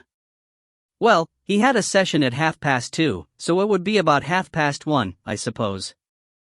I didn't particularly notice, but he'd leave about an hour to get there. And you were on duty again that night? Yes. When did you next see Mr. Thompson? Well, it would be the next morning, when I got home. So you didn't see him between the time he left home on Monday, about 1:30 in the afternoon, and Tuesday morning at, what? 8:30? I've said so. He said nothing, and she went on as if compelled. We were both working. I was here all night, and Simon was working until 9:30. And then he went home? He had a drink, and went home. That's what he told you? She was looking at him warily now. But you see, I happen to know that he came here to the hospital when he left the TDC that Monday evening. And why would he come here, if not to see you, She whitened so rapidly that he was afraid she might actually faint, and for a long moment she said nothing, though her dark eyes were intelligent, thinking through things at great speed, not focused on him. At last she said faintly, he wasn't here. He didn't. You didn't see him? You didn't, by any chance, arrange to meet him and hand over a certain package? No. She protested, though it came out as hardly more than a whisper.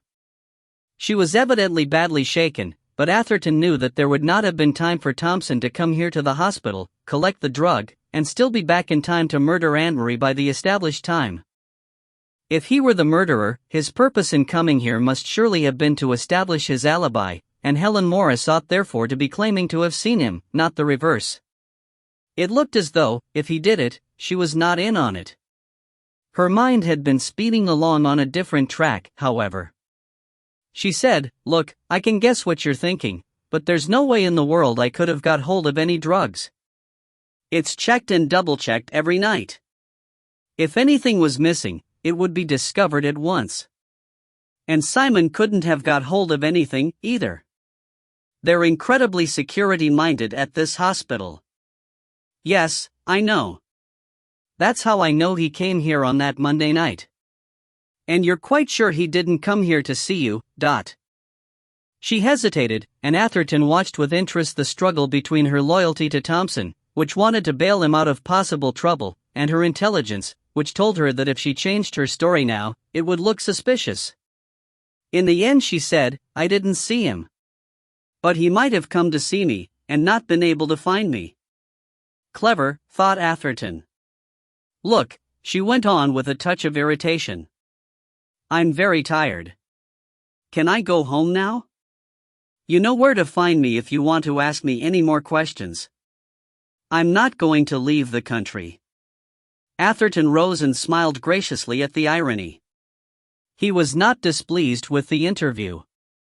Someone intelligent and determined, and she was both, could overcome the problem of falsifying the drug's record, and he had established to his own satisfaction that she was not as sure of Thompson as she claimed to be. She knew he was a shit, she was also nervous and worried. She had by no means told Atherton everything. Perhaps she knew where Thompson had been that evening. Or perhaps she didn't know, and wondered. Out in the clear air of the morning, Slider found himself ravenously hungry. He had declined breakfast at home in the company of his grieving son, his self-righteous daughter and his tight-lipped wife. Consequently he had a little time in hand, enough to drive to a coffee stall he knew in Hammersmith Grove where they made bacon sandwiches with thick, white crusty bread of the sort he remembered from his childhood, before everyone went homemeal. The other early workers made room for him in companionable silence, and they all sipped their dark brown tea out of thick white mugs like shaving pots and blinked at nothing through the comforting steam. Restored, he drove to Joanna's house. She opened the door as he was parking the car and stood watching him until he came up the path. Discovering her again was a series of delightful shocks which registered all over his body. She had on a pair of soft and faded gray cord trousers, tucked into ankle boots, and a buttercup yellow viola shirt which seemed to glow in the colorlessness of a winter morning. She looked wonderful, but best of all, so approachable, so accessible. He put his arms round her and she turned her face up to him, smiling, and she seemed both familiar and dear. He caught the scent of her skin, and it seemed so surprising and exciting that he already knew the smell of her so well, that it gave him an erection. Hello, she said. How did you sleep? Like the dead. And you? It didn't matter what they said. He felt suddenly safe and optimistic. They went into the house and she shut the door behind them with a practiced flick of one foot. In his arms again, she pressed against him and felt his condition. Have we time? She asked simply. His stomach tightened. He was not yet used to such directness. What time is he coming? She cocked his watch towards her. 20 minutes. Then we've time, he said, taking her face in his hands and kissing her. With one hand on the wall to guide her, she backed with him down the passage to the bedroom. Martin Cutts turned out to be about 45, a small, almost delicate man with the very black hair and very white skin of the far north, and the carefully upright gait of the back sufferer. He had an alert face and an engaging smile, and was as jewel-bright as a blue tit, in a sapphire suede jacket over a canary-yellow roll-neck sweater. Slider was regarding with some suspicion and even contempt a man of that age who would dress so brightly, until it occurred to him depressingly that he was merely jealous of a man who he suspected might once have been Joanna's lover, and then he laid himself out to be affable. Joanna had arranged the interview for Slider at her house, since there were things Cutts would not be able to say at home in front of his wife, as Slider, newly sensitive on that score, had appreciated. Joanna now left them tactfully alone and went and had her bath, and the thought of her naked and soapy in the steam beckoned distractingly from the corner of Slider's mind.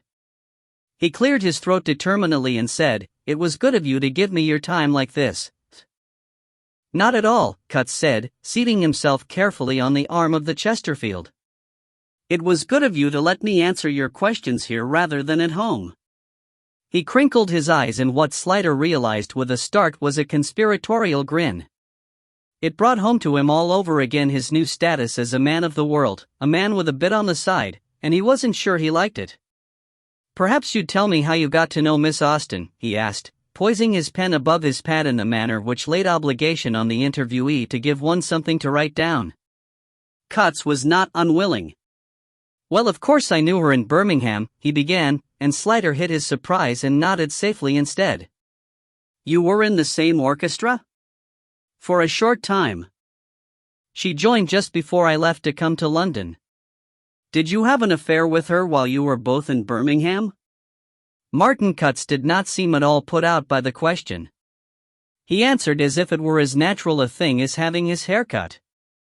I went to bed with her, yes, but it wasn't really what you'd call an affair. I had to be more careful up there, of course, because I was between wives. Slider was puzzled. I don't follow. I just divorced my first wife, and hadn't yet married my second, he explained obligingly. Yes, but why did that mean you had to be more careful? Surely dash. Well, obviously, Cutts said as if it were, indeed, obvious. If you're not married and you go about with a single girl, she's bound to take you more seriously and try to pin you down. If you've got a current wife, you're safe.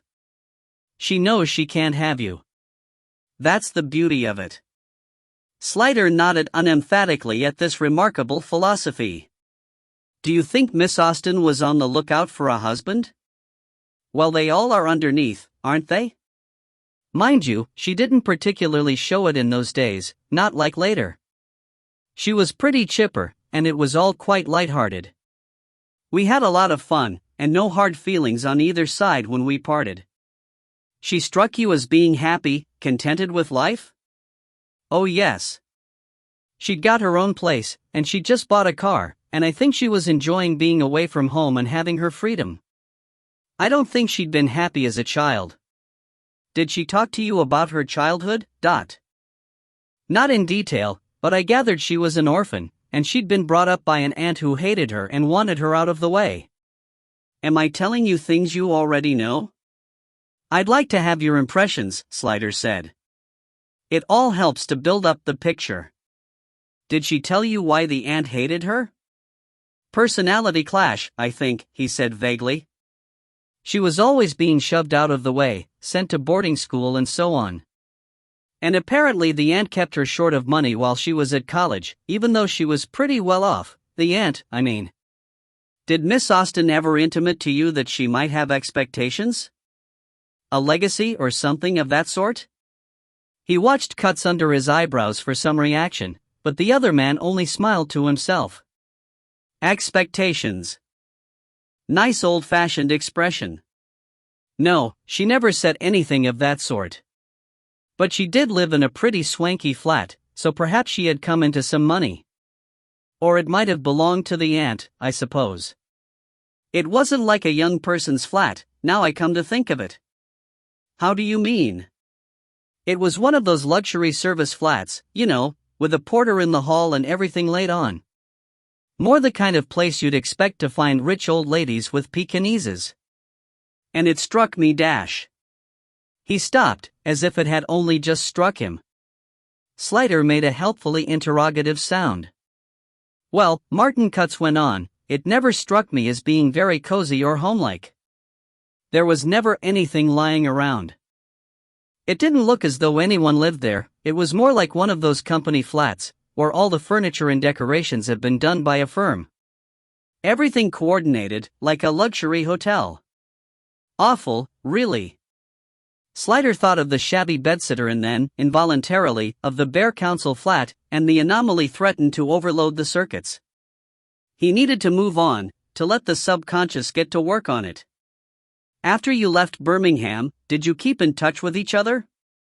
Oh no, said Cutts, and the words of course not hung on the air. As far as you were concerned, you never expected to see her again? He shrugged.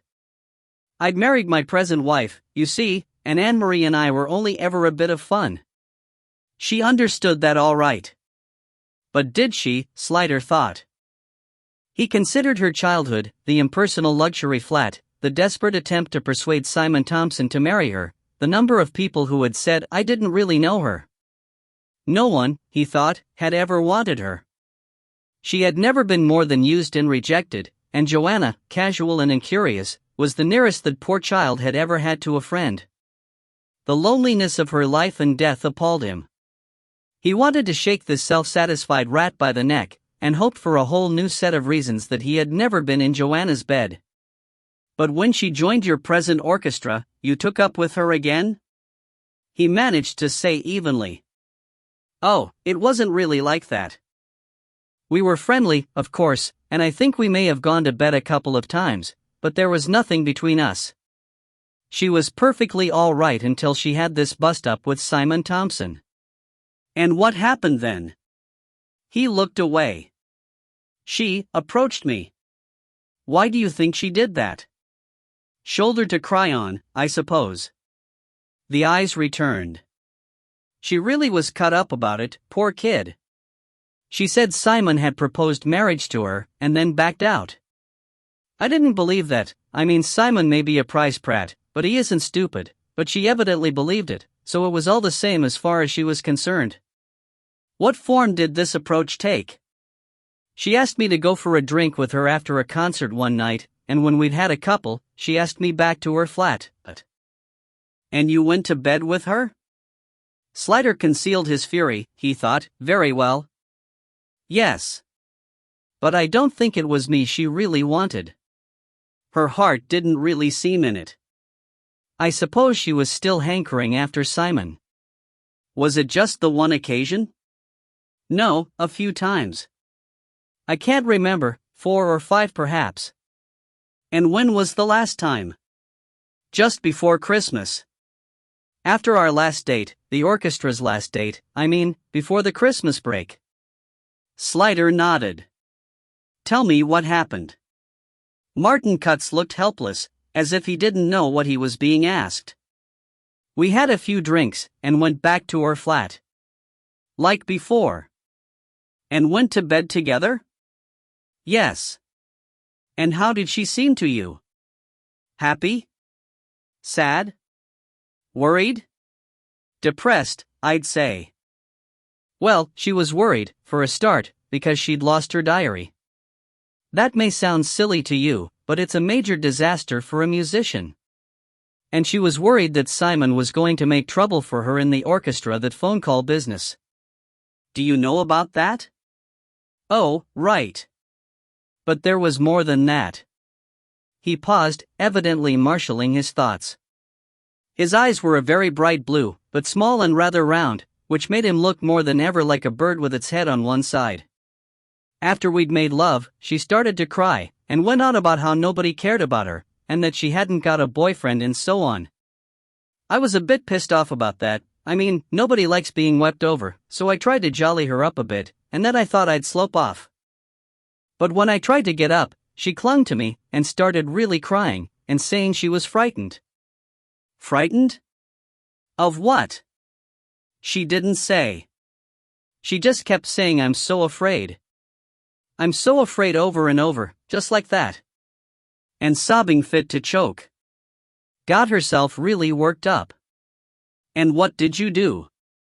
"Well, what could I do? I held her and patted her a bit, and when she quietened down, I made love to her again, just to cheer her up." "I see," Slider said remotely. Martin Cutts eyed him unhappily. "What could I do?" he said again. "People on their own do get depressed around Christmas. It's not nice being on your own when everyone else is with their families, but I couldn't take her home with me, could I? And she wouldn't go back to her aunt. I felt rotten leaving her, but I had to get home." "How was she when you left her?" "Quiet, she wasn't crying anymore, but she seemed very depressed. She said something like, 'I can't go on any longer.' I said, 'Of course you can, don't be silly,' and she said, 'No, it's all over for me.'" Were those her actual words? "I think so. Yes." "Well, you can imagine how I felt, leaving her like that. But then, when we met again in January, she seemed to be all right again, quiet, as if she'd resigned herself. Then when I heard she was dead, I naturally thought she must have killed herself, and I felt terrible all over again." "But she didn't, did she?" "It wasn't suicide," Slider acknowledged. So there was nothing I could have done, was there? He appealed. Slider had no wish to let him off the hook of responsibility, since what he had done must have added to Anne-Marie's overall misery, but he could hardly blame Cutts for her murder. Quiet, he thought, as if she'd resigned herself. But to what? Had she foreseen her death? What had she done to bring it upon herself? Perhaps, lonely and unwanted as she was, she had really ceased to care if she lived or died, until, of course, that last moment in the car park when the realization had come upon her, that it was going to happen, and she made the one last futile effort to escape, one last pathetic flutter of a bird in a trap. Joanna came in cautiously, pink and scented, and looked from one to the other. The voices had stopped, so I thought you'd finished. Slider roused himself. Yes, we've finished. For the moment, anyway. Thank you, Mr. Cutts. Mr. Cutts? Joanna said in ribald derision. Mr. Cutts. And Cutts reached out a hand and grabbed her by the neck, pulling her against his chest in an affectionate deathlock. It was not a lover's gesture, but it was the more disturbing for that, for Slider could easily imagine what depths of intimacy might have preceded such casual manhandling. Don't chance your arm, woman, Cutts said, grinning, and when he released her she slipped an arm round his waist and gave him a brief, hard hug. Catching Slider's eye she said, almost apologetically, Martin and I are old friends, you know. Cutts smiled at Slider disarmingly. Yeah, Joe and I go back a long way. I hope you're taking good care of her, she's a remarkable woman. This, Slider knew, was where he was supposed to smirk and say something complacent along the lines of she certainly is or I'm a lucky man, thus accepting gracefully the implied compliment that Cutts knew that he was Joanna's lover and was assuring him that he had no rival here. But Slider's feelings were too new and unfamiliar to him, and above all too large and too overwhelmingly important for such social backgammon. He could do no more than mutter something stiff and graceless, and feel a fool and angry. Joanna gave him a thoughtful look, and led Martin Cutts away to show him out, leaving Slider alone to regain his composure. Accustomed to marital warfare, he expected her to re-enter the room with a rebuke, and made sure he got his blow in first. You certainly know some really lovely people. Are they all like him in your business, or is he better than most? She stood before him, looking at him without hostility. In fact, there was even a smile lurking under the surface. Oh, Martin's not too bad a bloke, if you don't take him seriously. He's like a greedy child let loose in a sweet shop, except that his lollies are women's bodies. He has to prove himself all the time. She put her arms round Slider's unyielding neck, and her breasts nudged him like two fat, friendly puppies. And you know, about 50% of all men would behave exactly like him, given his opportunities. Why do so few men ever grow up? It's depressing. She laid her mouth against his, waiting for him to react, but he struggled with his resentment and would not kiss her back. She drew her head back to look at him inquiringly. What are you so mad about? It was hovering on his lips to demand whether that man had been her lover, but he saw in time the amusement lurking in her dark eyes and knew that she was just waiting for him to ask. He thrust the thought away. It was of no interest to him, he told himself sternly. She followed his struggles, recorded minutely in his expression. You're quite right, she said. It's impossible to be jealous of someone like Martin. He isn't real. He's a sort of sexual Yogi Bear, always snitching picnic baskets, and being chased by Mr. Ranger, but... Slider began to laugh, his resentment dissolving. I don't deserve you, he said. Of course you don't, she assured him. I'm a remarkable woman.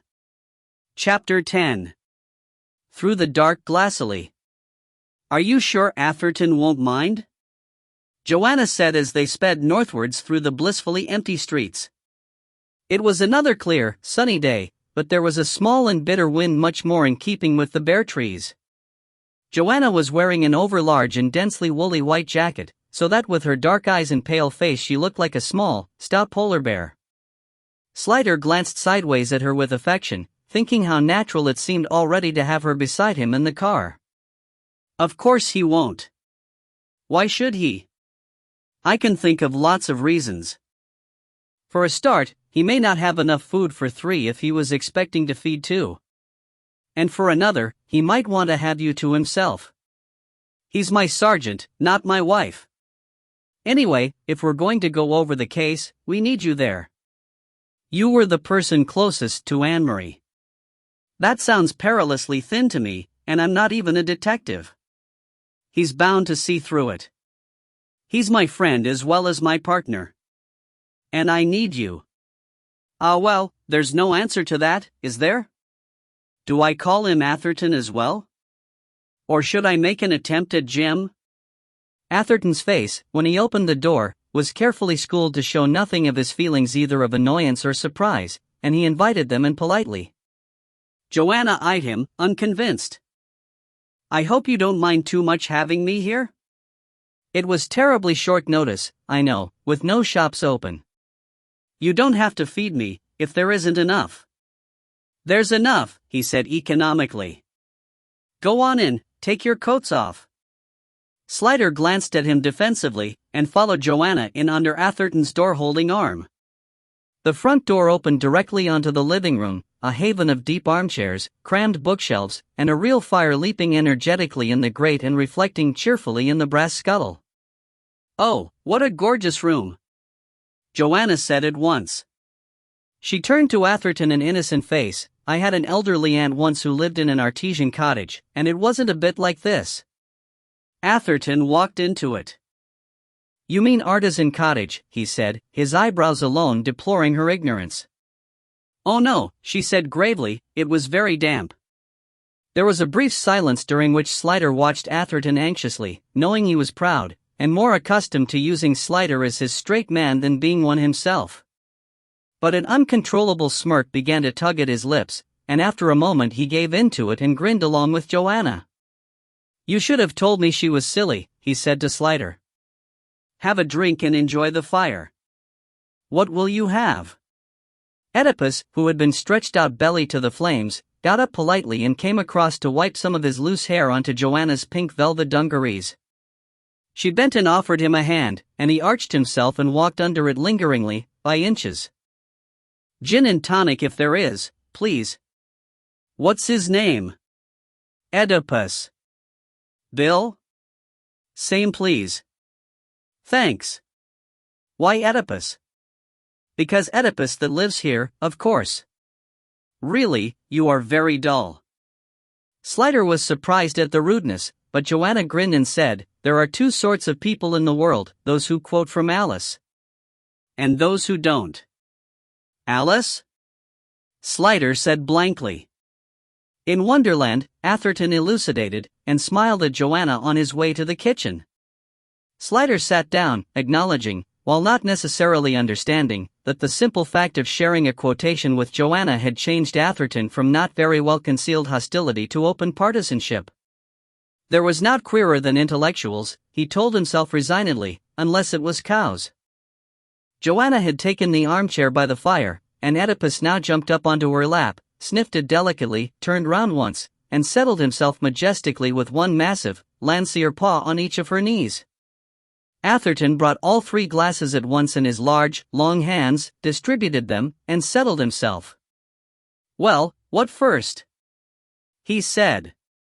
You've seen the preliminary report on Mrs. Gostin? Yes, and there's no doubt, except that there's every doubt, Slider sighed. Beavers went round there, didn't he? Yes. The carpet was rucked up, as if she'd put her foot on it and it slid away from her. He tested it, and it was slippery enough to have done that. She would have fallen backwards and struck her head on the corner of the fender. There was a smear of blood there, and the wound was consistent, according to Freddie Cameron, in shape, kind and force needed, with such a fall. Sufficient in a woman of her age and general condition to have proved fatal. No sign of a struggle, or of forcible entry. But there wouldn't have been. Slider interrupted, staring into his glass darkly. She knew him, didn't she? That nice Inspector Petrie, why shouldn't she let him in? I should have warned her. Come on, Bill, it's not your fault. We don't even know it was him. Why should he come back? He'd got what he came for the first time. Maybe he came back to silence her. She was the only one who could identify him. We don't know that it wasn't an accident. She might have got nervous and stepped back from him, for instance, and just slipped. Slider smiled. I thought he wasn't even there? Atherton looked a little put out. Someone was there all right. Beavers interviewed the couple upstairs, the Barclays, and they think they heard someone moving about in Anne-Marie's flat, about the time we reckon it happened. He went back for something. Something he'd forgotten the first time. What? The violin? Got to be. And then went downstairs to stop Mrs. Gostin's mouth. 1 out of 2, better than nothing. Well, it's possible, Atherton conceded. He gave a grim sort of smile. The Barclays are moving out, going to stay with her mother in Milton Keynes. That's a sign of desperation if ever I heard one. Scared? The grin widened. They wouldn't let Beavers in. Even after he put his ID through the letterbox. He persuaded them to phone the station and Nichols gave them a description and the number of his car. Even then, when they let him in, Mrs. B was standing well back with the baby clutched in her arms, while Mr. B tried to look menacing with a large spanner. It's all very well, but they must have been terrified, Joanna said indignantly. 2 of their neighbors murdered. You haven't seen Beavers, Atherton said. He's all of 5'5", completely spherical, with a chubby little physique like a teddy bear. He looks about as dangerous as a scatter cushion. Joanna, unconvinced, turned to Slider. What was that about a violin? Surely it would have been in her car? She had it with her at the session, That's what we would have assumed. We haven't found her car yet, of course, but we certainly found a violin in her flat, so either someone took it back there, or she had too. Not that I know of, Joanna said. I only ever saw the one. But in any case, why would anyone want to risk going back there to collect it? Because it's extremely valuable, of course, said Atherton. But it was nothing special, she said, puzzled. You call a Stradivarius nothing special? Now Joanna laughed. She didn't have a Strad. She had a perfectly ordinary German fiddle, 19th century, nice enough, but not spectacular. Are you sure? Slider asked. Of course I'm sure. She looked from one to the other. I sat next to her, remember, I saw it hundreds of times. She bought it for $9,000. She had to take out a bank loan to buy it. Nevertheless, Slider said, we found a Stradivarius in her flat, in an old, cheap case with 2 cheap bows. I took it to Sotheby's to have it valued, said Atherton. They think it might be worth as much as £1 million. Joanna's lips rehearsed the price silently, as if she didn't understand what the figures meant. Then she shook her head. I don't understand. Where would she get a fiddle like that? How could she possibly afford it? And why didn't she use it? How could anyone who owned a Strad like that not play it?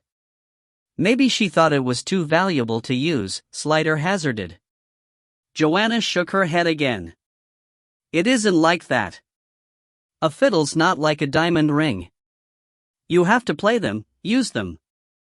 Even the insurance companies understand that. Then the only other explanation is that she didn't want anyone to know she had it. Stolen? Joanna said, but Slider could see she didn't believe that either. Look, fiddles like that are like famous paintings. You know, sunflowers or the Mona Lisa. They don't just appear and disappear. People know them, and they know who has them. If one had been stolen, everyone would know about it. You'd have the details somewhere. Are you quite sure she didn't play it? Would you really know what violin she was playing, if you had no particular reason to notice? It's one of the first things you discuss when you get a new desk partner, she said without emphasis. What sort of fiddle do you play? How much was it? Where did you get it? That sort of thing. And you get used to the sound of it. There are all sorts of little peculiarities you have to adapt to. Even if you never look at the thing, you'd know instantly if your partner played on a different instrument, especially if it was one of Stradivarius quality. It just wouldn't sound the same. Atherton, at least, understood. Slider accepted without understanding because it was her. Their drinks were finished, and Atherton said, "Let's eat, shall we? Feed the beast. Would you two like to lay the table while I do things in the kitchen? You'll find everything in that drawer, there, but..." A little while later they were seated round the gate-leg table eating smoked mackerel pâté and hot toast, and drinking Chablis. Oedipus also had a chair drawn up to the table, where he sat very upright with his eyes half closed, as if he could hardly bear the sight of such unattainable delicacies. "He's better if he sits where he can see," Atherton said without apology. "Otherwise his curiosity sometimes gets the better of his manners." "This is delicious," Joanna said. "Did you make the pâté yourself?" Atherton looked gratified at the compliment. Marks and Sparks. Purveyors of comestibles to the rich and single. One of the truly great things about not being married and having children is that you never have to eat boring food. You can have what you like, when you like. "Oh, I agree," Joanna said. "I'd sooner not bother to eat if there's nothing interesting around. I like small amounts of really exotic things." Slider looked at them grimly. "All right for you youngsters. You wait until you grow up. Bird's-eye beef boogas and Findus crispy pancakes will catch up with you in the end." "I shall never be that old," Atherton said with a delicate shudder. "I'll go and get the next course." "Can I help?" Joanna said dutifully, but he was already gone. He returned very soon with a recipe dish pheasant, reheated. "Marks and Spencer?" Joanna said. "Wainwright and Daughter," Atherton corrected. "I always thought Daughter was the other bloke's name, you know, Mr. Daughter." He added Egyptian new potatoes, Spanish broccoli, and Guatemalan petit pois. "Harrods?" Joanna tried. "Marks and Spencer," he said triumphantly. "Air travel and greenhouse forcing have effectively eliminated the seasons." "And freezing," Joanna added. "Nothing can eliminate freezing, unless you go and live on the equator. Have some more Chablis." While they ate, Slider told them about his interview with Martin Kutz and Anne-Marie Sphere. Atherton listened attentively, and then said, "I know you think she was mixed up in something really heavy, and that this was a gang murder of some kind, but you know there's nothing to go on. The boys from Lambeth went over her flat with a fine-tooth comb and found absolutely zilch." "The boys from Lambeth?" Joanna asked. "The Metropolitan Police Forensic Science Laboratories, at Lambeth. But they wouldn't," Slider said patiently. "That's what really convinces me, that the whole thing was so carefully organized. They haven't made a single mistake, except for the violin. It's circular thinking to say that because there's no evidence it means that they were too good to leave any. Why flog a dead horse? The Thompson lead is much better. It only wants working up a bit to look presentable." "All right, tell me the way you see it," Slider sighed. Point 1. Thompson had a good reason for wanting to get rid of her. She was being a bloody nuisance. That's not much of a motive. Better than no motive at all. Anyway, point 2. His girlfriend is a theater nurse and has access to the drug used to kill Anne-Marie. Except that none was missing. You know we checked with all the hospitals first thing.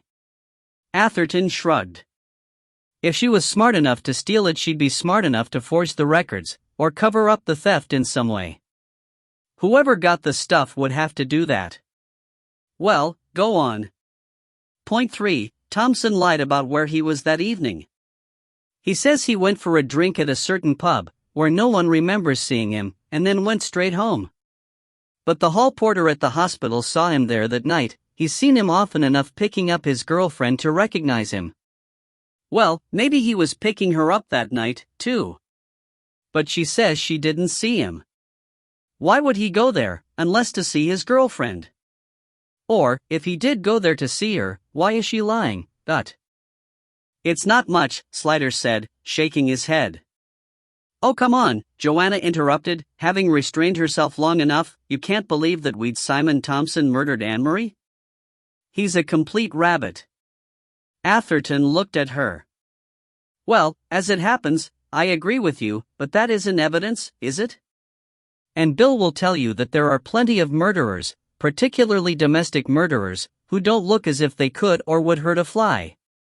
Now, I've got a Polish cheesecake to finish off with, delicious enough to make a strong man weep, and the coffee's made. If you'd like to go and sit by the fire, I'll bring it all over on a tray and we can be comfortable.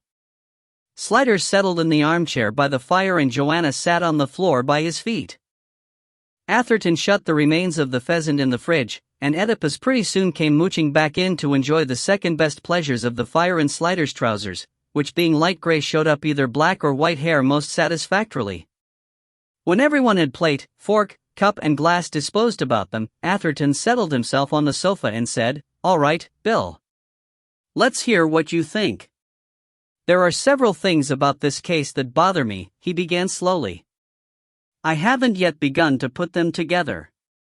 But look, her body was stripped naked, surely to prevent her from being identified? But then her foot was marked after death in a way that looked like a signal or warning to someone. She lived in a modest way in a poky little bedsitter, but she had in her possession a violin worth almost £1 million. Her aunt says she had no money but what she earned as a musician, but in Birmingham she lived in an expensive luxury flat. She had a large inheritance that she couldn't get her hands on until she married, and suddenly after the trip to Italy she made a desperate attempt to persuade Simon Thompson to marry her. When the attempt failed, she seemed depressed, and told Martin Cutts she was afraid. Just before Christmas her diary goes missing, and she's murdered at a time when it's most likely she won't be missed for a considerable time. On the night of her murder she goes out to her car, and then comes running back to try to persuade Joanna and the others to go with her to a different pub. He stopped, and there was silence, except for the crackling of the fire and the suddenly audible purring of Oedipus, now seated in Atherton's lap. "So what does it all add up to?" Atherton said. It wasn't a question. One thing is obvious, the Birmingham connection's got to be followed up. John Brown said that she still went up there on a regular basis, to play for her old orchestra. He turned to Joanna. "Is that likely?" She frowned. "We all do outside work when we can get it, and Ruth Chisholm, their fixer, is much nicer than our horrible old Queen John, who wouldn't put a woman on the call list to save his life. But she was very lucky they wanted her. There must have been plenty of other people, local people, after the work. So it's quite possible that she wasn't really working for her old orchestra, but simply putting that forward as a reason for going up there." "But why did she want to go up there? Why would anyone want to go to Birmingham?" Atherton agreed. "But on the other hand, why put forward a reason at all? Why not just go and tell no one?" "Presumably," Sliders said slowly, "on instructions." Atherton looked at him sidelong. "You still believe there's a big organization behind all this?" He shrugged. "Otherwise, as you say, why give a reason at all?" "You don't know yet that she didn't go there to work," Joanna said. "Easy enough to find out," Atherton said. "I suppose that means you'll be putting in another 728, Bill?" "What's a 728? Joanna asked obediently. "Permission to leave the metropolitan area," Sliders supplied. "We have to apply for it if we go out on police business." Atherton grinned. "It also means overtime, expenses, petrol money, pub lunches. No wonder the uniformed branch think we have an easy life." "And who will you take with you?" he asked him innocently. "Norma," Sliders said promptly. "The hell you will." "Who's Norma?" Joanna asked, still the obedient feed. "WDC Swilly," Atherton said with relish. "We call her Norma for obvious reasons. She's good fun, drinks like a fish, swears like a matlow, typical CID, in fact. But I don't think it's on, Bill. I can see the super licensing you to trundle her off in your passion wagon for a fumble in the aptly named Levi's. Stopping off for a pub lunch with Beavers or me is one thing, but Cocovan is going too far. The phone rang, and while Atherton was out of the room, Joanna turned to lean on Slider's knees and say, "Do you really think Anne-Marie was involved with some big criminal organization? It seems so unlikely to me." You prefer Atherton's theory? There must be other explanations. But if it came to it, I'd prefer your theory to his. Why? He asked, genuinely interested. Because you're better looking than him. Atherton came back looking triumphant. They've found Anne-Marie's car. A forensic team's going over it right now. Also, the report on Thompson's car has come in. Nothing of great interest except some long, dark hairs. Very long, dark hairs. You said his girlfriend was dark, Slider said. Short and curly, Joanna supplied, muted. Where was the car found? Atherton's triumphant smile widened a millimeter. In a back street in Islington, about half a mile from where Thompson lives. Within walking distance, as you might say. But surely, Joanna protested, no one would be so stupid as to abandon the car of someone they've just murdered so close to their own home? You'd be surprised just how stupid most people really are. Who's on duty, Hunt, isn't it? Said Slider. Do you mind if I give him a ring? Use the one in the kitchen, Atherton said. Left alone, he and Joanna eyed each other cautiously, and then Atherton cleared his throat. Joanna's eyes narrowed in amusement. I suppose you're going to warn me off. You're very protective of him, aren't you? You know he's married, don't you? Yes. Yes, I know. Very married. He's never had an affair before, he's just not the type. Is there a type? He's got 2 kids and a mortgage and a career. He's not going to leave all that for you. Did I expect him to? I'm just warning you for your own good. No, you're not, she said evenly. He squared up to her. Look, any man can get carried away, and if he did leave home in the heat of the moment, it would be disastrous for him. It would ruin him, and I don't just mean materially. He's one of the few really honest men I know, he has a conscience, and the worry and guilt he'd feel about leaving his wife and family would ruin any happiness he might have with you. She suppressed a smile. You're going very far, very fast. Isn't that what's called jumping to conclusions? The fact that he's done it at all means it's pretty serious. You don't know him like I do. He's not like us, he's from a different generation. He can't take things lightly. And he's very innocent about some things. Well, she said, and looked away, and then back again. I think he's old enough to make up his own mind, don't you? Atherton rubbed the back of one hand with the fingers of the other, a nervous gesture of which he was unaware. I don't want you to put him in a position where he has to decide. Don't you see, once that happens he'll be unhappy whichever way he chooses. I don't see that I can help that, she said seriously. Atherton felt anger rising, that she took it all so lightly. You could break it off, now, before it goes any further. So could he. But he won't. You know that. If you would just leave him alone. Now she smiled. Ah, but he'd have to leave me alone, too.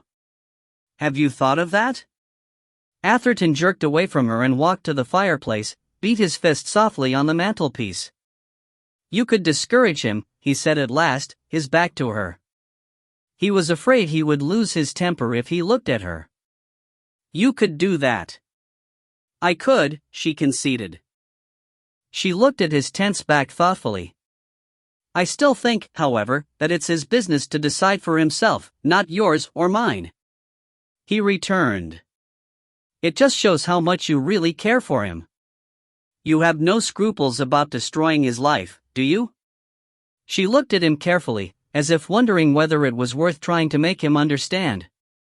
Then she said, I don't believe that the status quo is the only workable configuration, or that maintaining it is necessarily the primary purpose of life. Life is rich in possibilities, and on the law of averages alone, some of them are bound to be an improvement. Atherton said sharply, "You'll make a lot of people very unhappy." "I don't happen to believe that happiness is the primary purpose of life, either, but..." "Crap!" Atherton said explosively. She shrugged and said no more. In a moment Slider came back. "I think I'd better take you home," he said. "Things are about to hot up." He glanced from her to Atherton. "Were you two quarreling?" "Discussing," Atherton said carefully. "Our views on a number of things are very different." "Nonsense," Joanna smiled. "We were quarreling over you, trying to see which of us loves you best." Slider grinned, not believing her. "Who won?" "I think it was a draw," she said, and was rewarded by a brief and quirky smile from Atherton. Asterisk asterisk asterisk. "In the car," he said, "what were you talking about while I was on the phone?" "He was trying to persuade me to give you up." "Oh." He sounded dismayed. "What did you say, Dot?" "That you were old enough to make up your own mind." It was not entirely what he wanted to hear, as she knew very well. He sighed. "Why do things have to be so complicated?" He said helplessly, like so many before him. "That's how life is. Easy, but not simple." "All right for you to say it's easy," he said resentfully. "But it is. One always knows what the alternatives are." "Perhaps I haven't got your courage." "It's not a matter of courage."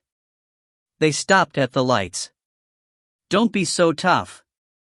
"What is it a matter of?" "Approach, I suppose. Like pulling off a plaster. There's the inch-by-inch approach.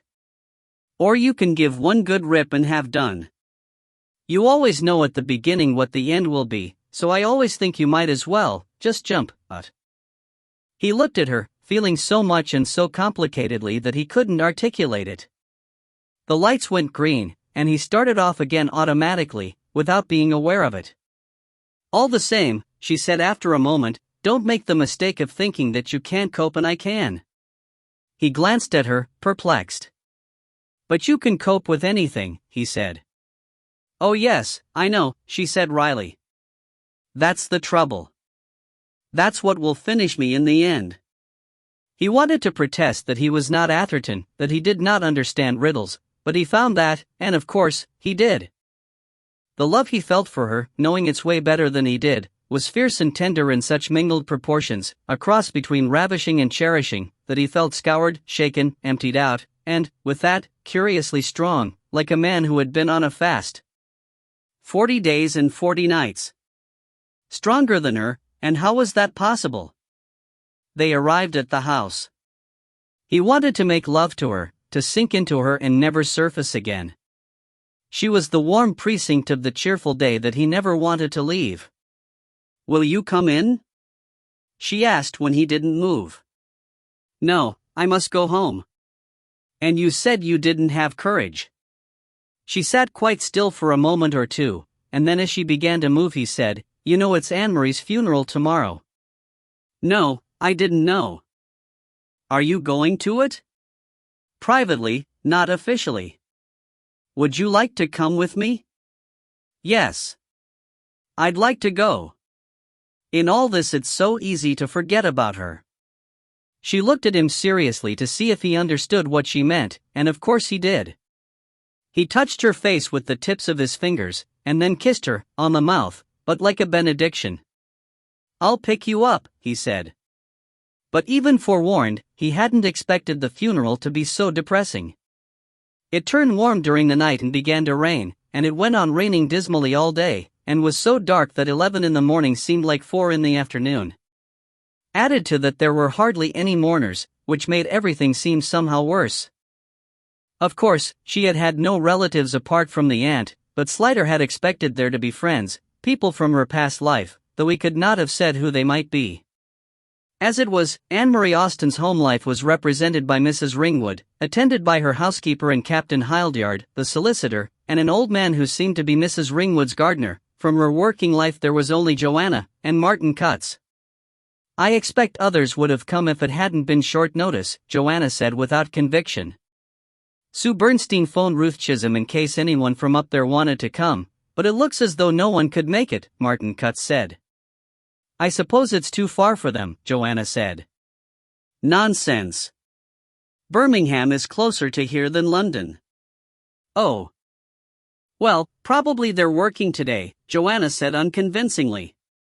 The service was distressingly bald and devoid of spiritual uplift to Slider, who liked his church high or not at all, and could never get over the feeling that the modern translation of the prayer book, by being so ugly, was sacrilegious. There was nothing, in fact, to take his mind off the fact that Joanna was seated on the further side of Martin Cutts, and that when she started crying Cutts put his arm round her and she rested her cheek on his shoulder. Slider hated him, with his ready, slippery ease of showing physical affection. Why couldn't I ever have been like that? He wondered resentfully. What Cutts gave and received so easily cost him so much pain and effort. But committal at the graveside was brief, and as soon as was decently possible everyone hurried away to seek shelter. Slider found himself accosted by Mrs. Ringwood, with Captain Hildyard looming supportively at her shoulder. "I'm surprised to see you here, Inspector," she said. "Are you the official police presence?" "No, ma'am. I'm here in my private capacity." She raised an eyebrow. "Private capacity? What could that be? You weren't a friend of my niece, were you?" "No, ma'am. But I do feel very much involved in the case, enough so to wish to pay my respects." "How refreshing to learn that you chaps have room for human feelings," Hildyard put in, smiling yellowly behind his mustache to show that it was a joke, though his eyes were as boiled and glassy as ever. They swiveled round to stare at Joanna. "And you, young lady, were you a friend of our poor, dear Anne-Marie?" Joanna seemed upset, almost angered by the look and the words. She stared at his tie, avoiding his eyes, and said brusquely, "I shared a desk with her in the orchestra." "What about you?" "I never heard her mention you as a friend of hers." It sounded rude, challenging, and Hildyard's eyes seemed hostile, though he spoke evenly enough. "I've known the poor child since she was tiny. Being so much of another generation from her, I hardly like to claim I was a friend, but I know she looked on me with trust and affection. It's the privilege, perhaps, of my profession to win a place in the hearts of our young clients. Many's the time I've popped in to attend to her pony's colic or her puppy's worms, and believe me there's no surer way to win a child's love. Perhaps you'd like to come back to the house for a glass of sherry," Mrs. Ringwood said abruptly to the air in general. Slider was reminded of his Latin lessons at school, when he had learned to construct a sentence that expects the answer no. Mrs. Ringwood's inflection had just the same effect. "No thank you, ma'am. I have to be getting back to London," Slider said, and by a turn of his body managed to place himself alongside Mrs. Ringwood on the gravel path, which was only wide enough for two. Hildyard was forced to drop back beside Joanna. "By the way, Mrs. Ringwood," he went on, lowering his voice and approaching her ear under the umbrella, "did you ever visit Anne-Marie in Birmingham, after she joined the orchestra there?" "Certainly not. Why should I want to visit her?" "You never went to her flat?" "I had no reason to." "So you've no idea what sort of place it was? Whether she rented it? Whether she shared it with anyone?" She evinced impatience. "None at all. I've told you before, Inspector, I knew nothing about her personal life. I suggest you ask some of her musician friends." Slider thanked her, and collected Joanna and escaped by a side path. So it hadn't been the aunt's flat that disposed of that possibility. But something had been said today, sometime, by somebody, that was important, and he just couldn't bring to mind what it was. A bell had been rung in the back of his mind, but it was too far back to be of any help. He left it alone, knowing his subconscious would throw it back to him sooner or later, and returned his attention to Joanna.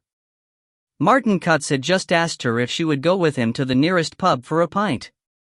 She replied with a shake of the head and a single graphic glance towards Slider, at which he grinned, kissed her easily on the lips, said see you Wednesday, then, and left.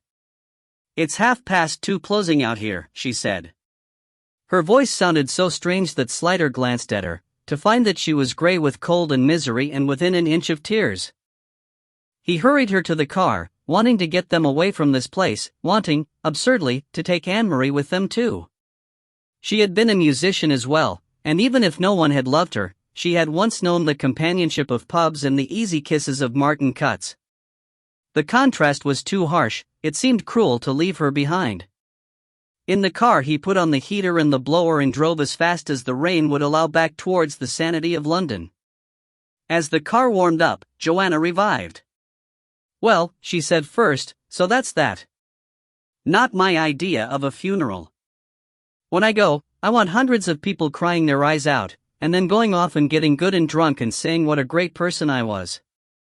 Yes, said Slider comprehensively. A proper service in the church, too, with candles and hymns and the real words out of the prayer book.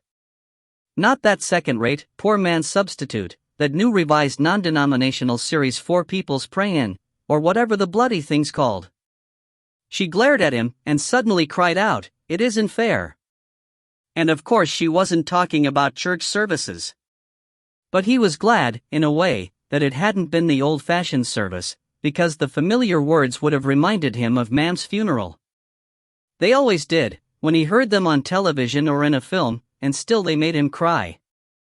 Funerals above all reminded you that there was no going back, that every day something was taken from you that you could never have back. After a while she said in a small voice, when I die, will you promise to see that I'm buried properly, not like that? And I'll promise the same thing for you. Oh Joanna, he said helplessly, and took her hand into his lap for comfort. When they reached Turnham Green, however, she revived with the suddenness of youth. I'm starving. Do you know what I fancy, a hamburger? A proper one, not a McDonald's. Shall we go to MacArthur's? I can't, he said reluctantly.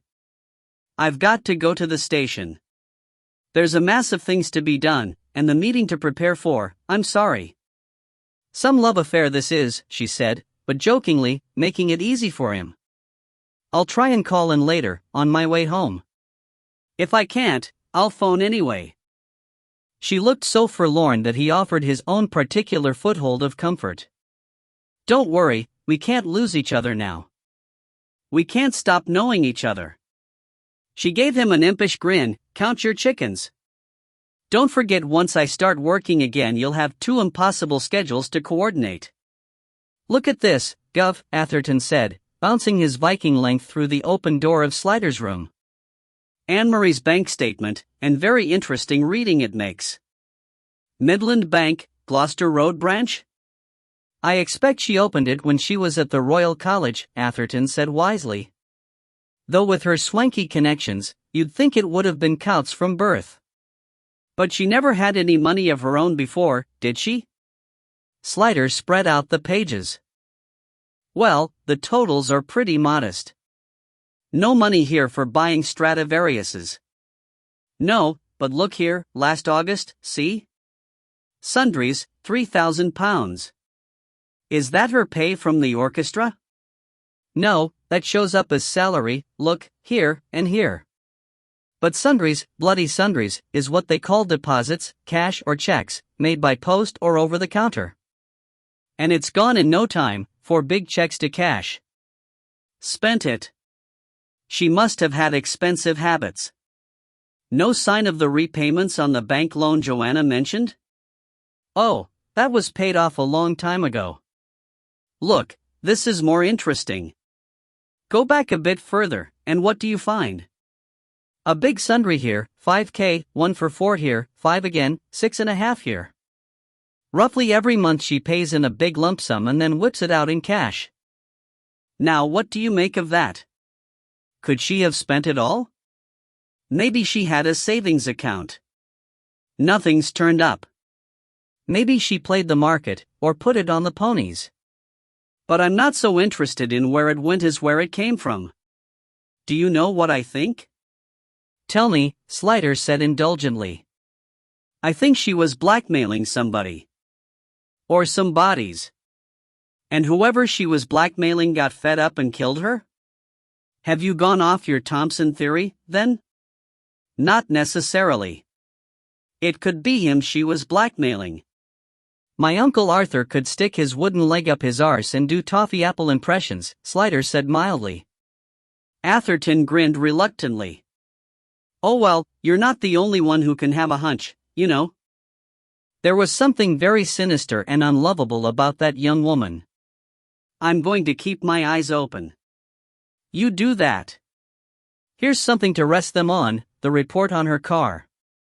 Blimey, the lab really pulled its finger out on that one, didn't it? What did they find? Nothing out of the ordinary, except that on the front passenger seat there were traces of a white powder. A white powder? Behave yourself. A white powder which on analysis proved to be pyrethrum and, he consulted the report, piperonyl butoxide. Come again? It's an insecticide with pretty general application. Kills fleas, lice, bedbugs, earwigs, woodlice and so on. Freely available from any garden shop, or Woolworths, you might find it in any household.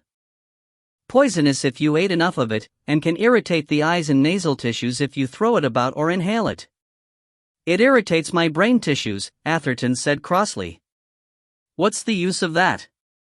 She could have bought a tin of it at any time, for any purpose, and spilt some on the seat. Where does that get us? Nowhere. Except that we didn't find a tin of anything like that in her flat. But the other thing was more interesting, also found on the passenger seat, but down the crack between the seat and the back. He handed over a small square of paper which had originally been folded into 4, but had since been crushed and creased and dirted by its sojourn down the seat cushion. Opening it out, Atherton saw that it was a sheet from a noteblock, the sort of small pad you keep by the telephone. On it, written at a steep angle, as it might be by someone gripping the telephone receiver between chin and shoulder to leave both hands free, was the word Salomon and a telephone number. There was an instant of painful blankness, and then Atherton exclaimed, Solomon. Solomon of Vincey's. You know who he is? Vincey's of Bond Street, the antiquarians. Solomon's their expert on violin bows. Andrew Watson, the bloke at Sotheby's, mentioned him when he was looking at the Stradivarius. Is this Anne-Marie's writing, do we know? I suppose we can find out. Did she consult him? It's a lead, anyway, and we've precious few of those. Slider smiled at his excitement. Leads have a habit of fizzling out on closer inspection. I'll leave this one to you, you're getting to be the violin expert around here. By the way, someone ought to drop in at the Dog and Scrotum and have a chat with Hilda and the regulars. I know they all said they didn't see Anne-Marie that night, but that was the official line. A comfy, private chat ought to get the truth out of them, one way or the other. I suppose, he added unconvincingly, as it's more or less on my way home. Bollards, Atherton said sweetly.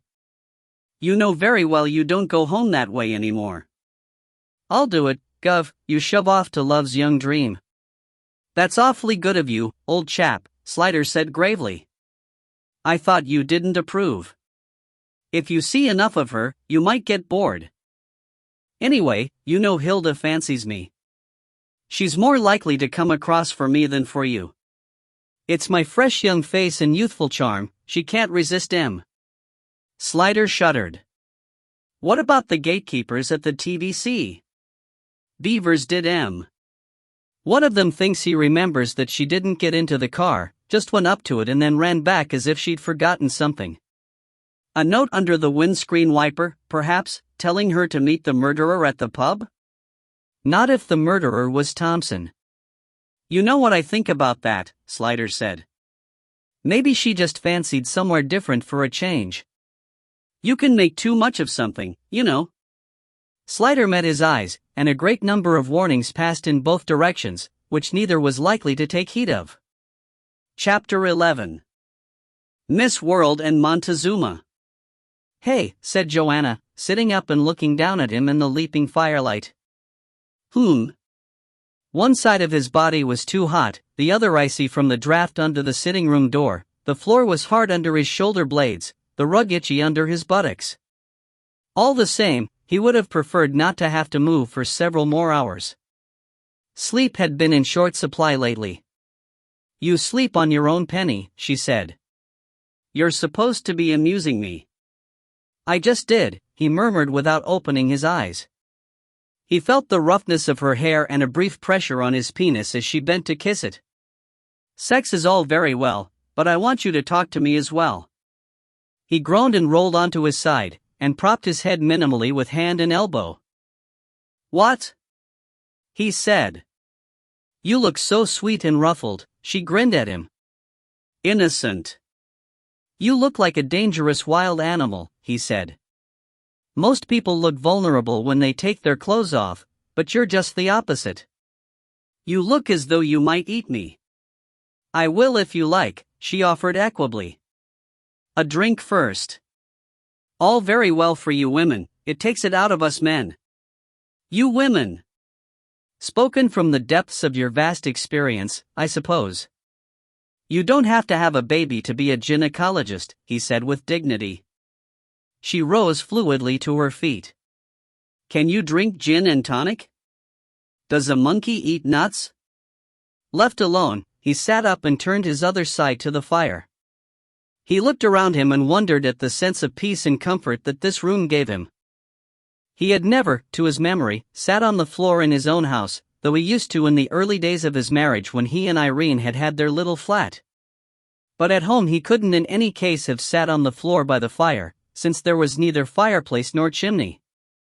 This room was neither smart nor elegant, nor even particularly clean, but it was a place where you could do nothing in perfect peace, a room that demanded nothing of you, imposed nothing on you. A clinking sound heralded Joanna with a large glass in each hand.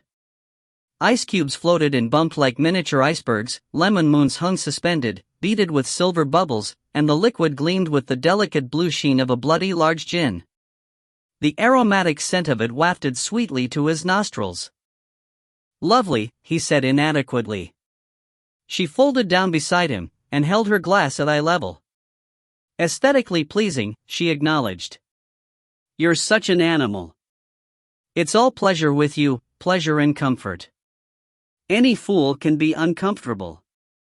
"But what about duty and responsibility?" She turned her head to rub an itch on her nose against her shoulder, something he couldn't imagine Irene ever doing. "Those two. One fits them in, you know. But one's first duty is to oneself." "All right for you. You don't have a wife and children."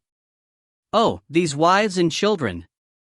He looked irritated, and she went on, "Well, if you can't make yourself happy, you aren't likely to have much success with anyone else, are you? What use would I be to you if I were unhappy? If everyone thought like you," he began, but she gave convention short shrift. "Everyone doesn't. The whole point is that the philosophy of irresponsibility is only safe in the hands of the morally trustworthy. So drink your nice drink and don't worry about it. It takes a great deal of practice to become a dedicated hedonist. In other words, you don't want to discuss it." She concurred, leaning forward, her glass held clear of their bodies, to kiss him. She slid her tongue into his mouth and he was amazed to feel his instant reaction. "Blimey, lad," he addressed his organ inwardly, "you're pretty lively for your age. Doing yourself proud, aren't you?" He reached behind him blindly for somewhere safe to put his glass so as to free his hands, and the phone started to ring. Joanna removed her tongue from his mouth. "Time watches from the shadow. And coughs when you would kiss. Shall I get it? It's probably for me." But she was already up. "I should have put the answering machine on." It was O'Flaherty, starting his week of nights, and fresh from his day off with an assumed and expansive outrage. "It's gettin' to be a bloody trial tracking you down, Billy me darlin'.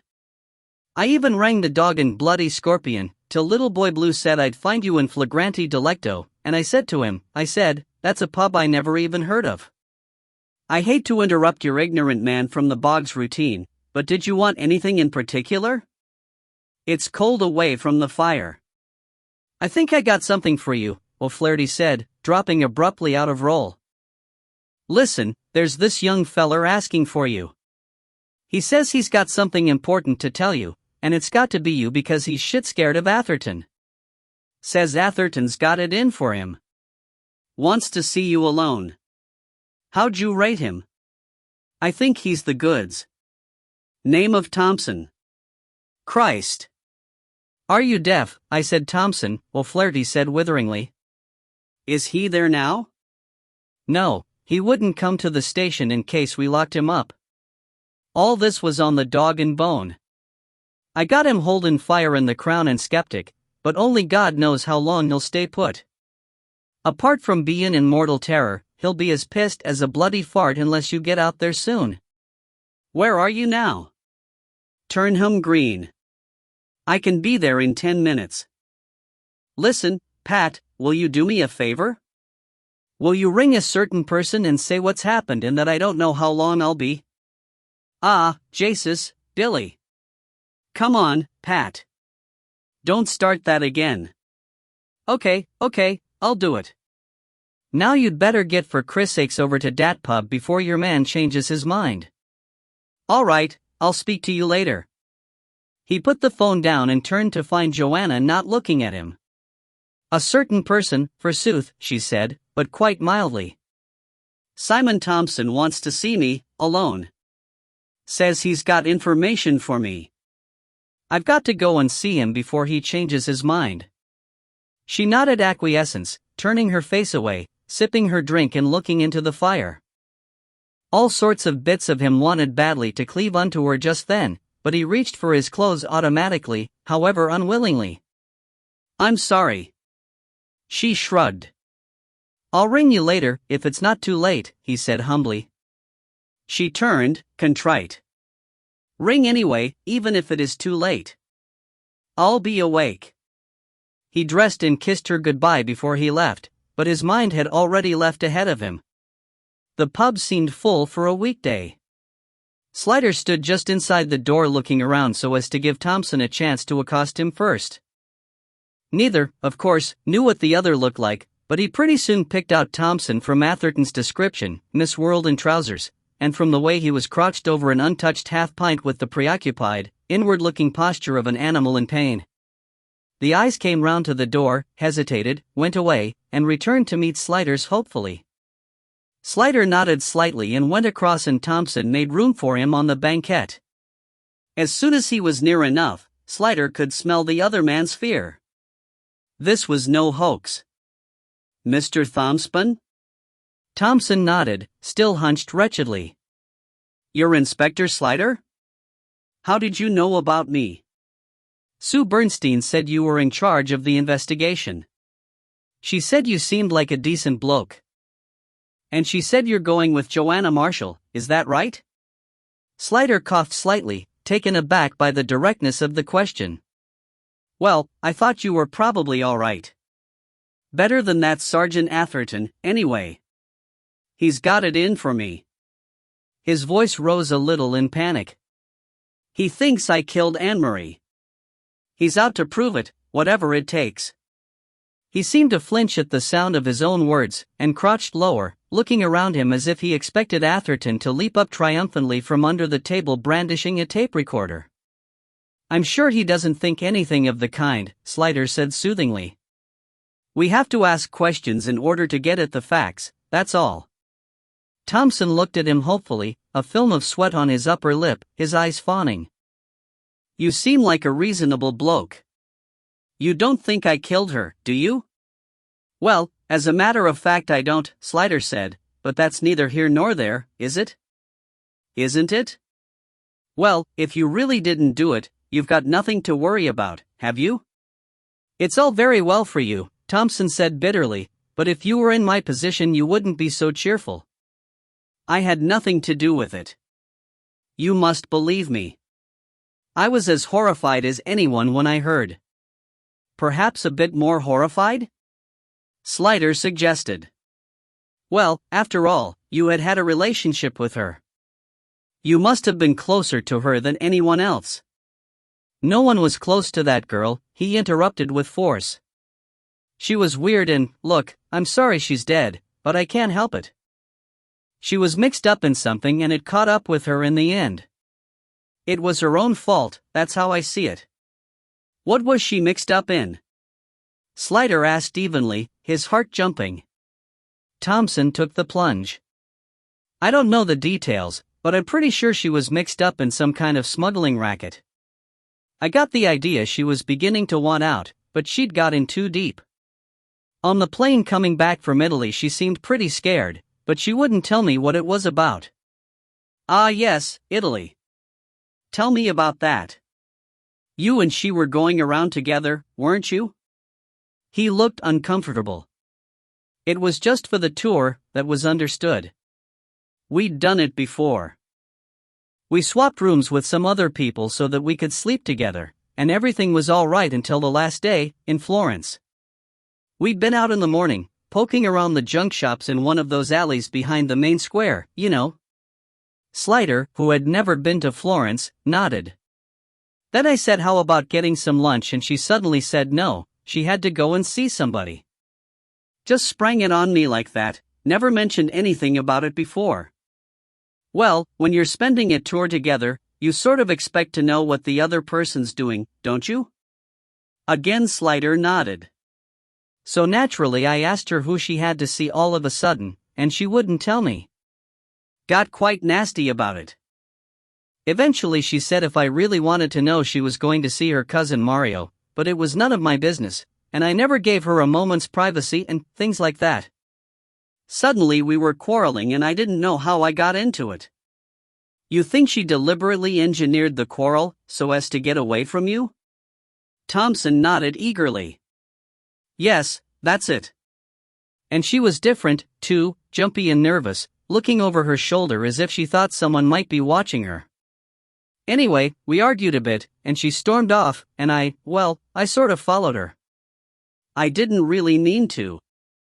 I was just walking in the same direction at first, because that was the way I wanted to go, and then because I was angry I sort of got the idea that I'd follow her and see where she went and then later I'd face her with this cousin Mario nonsense. His voice trailed off. You were jealous, perhaps? Slider suggested.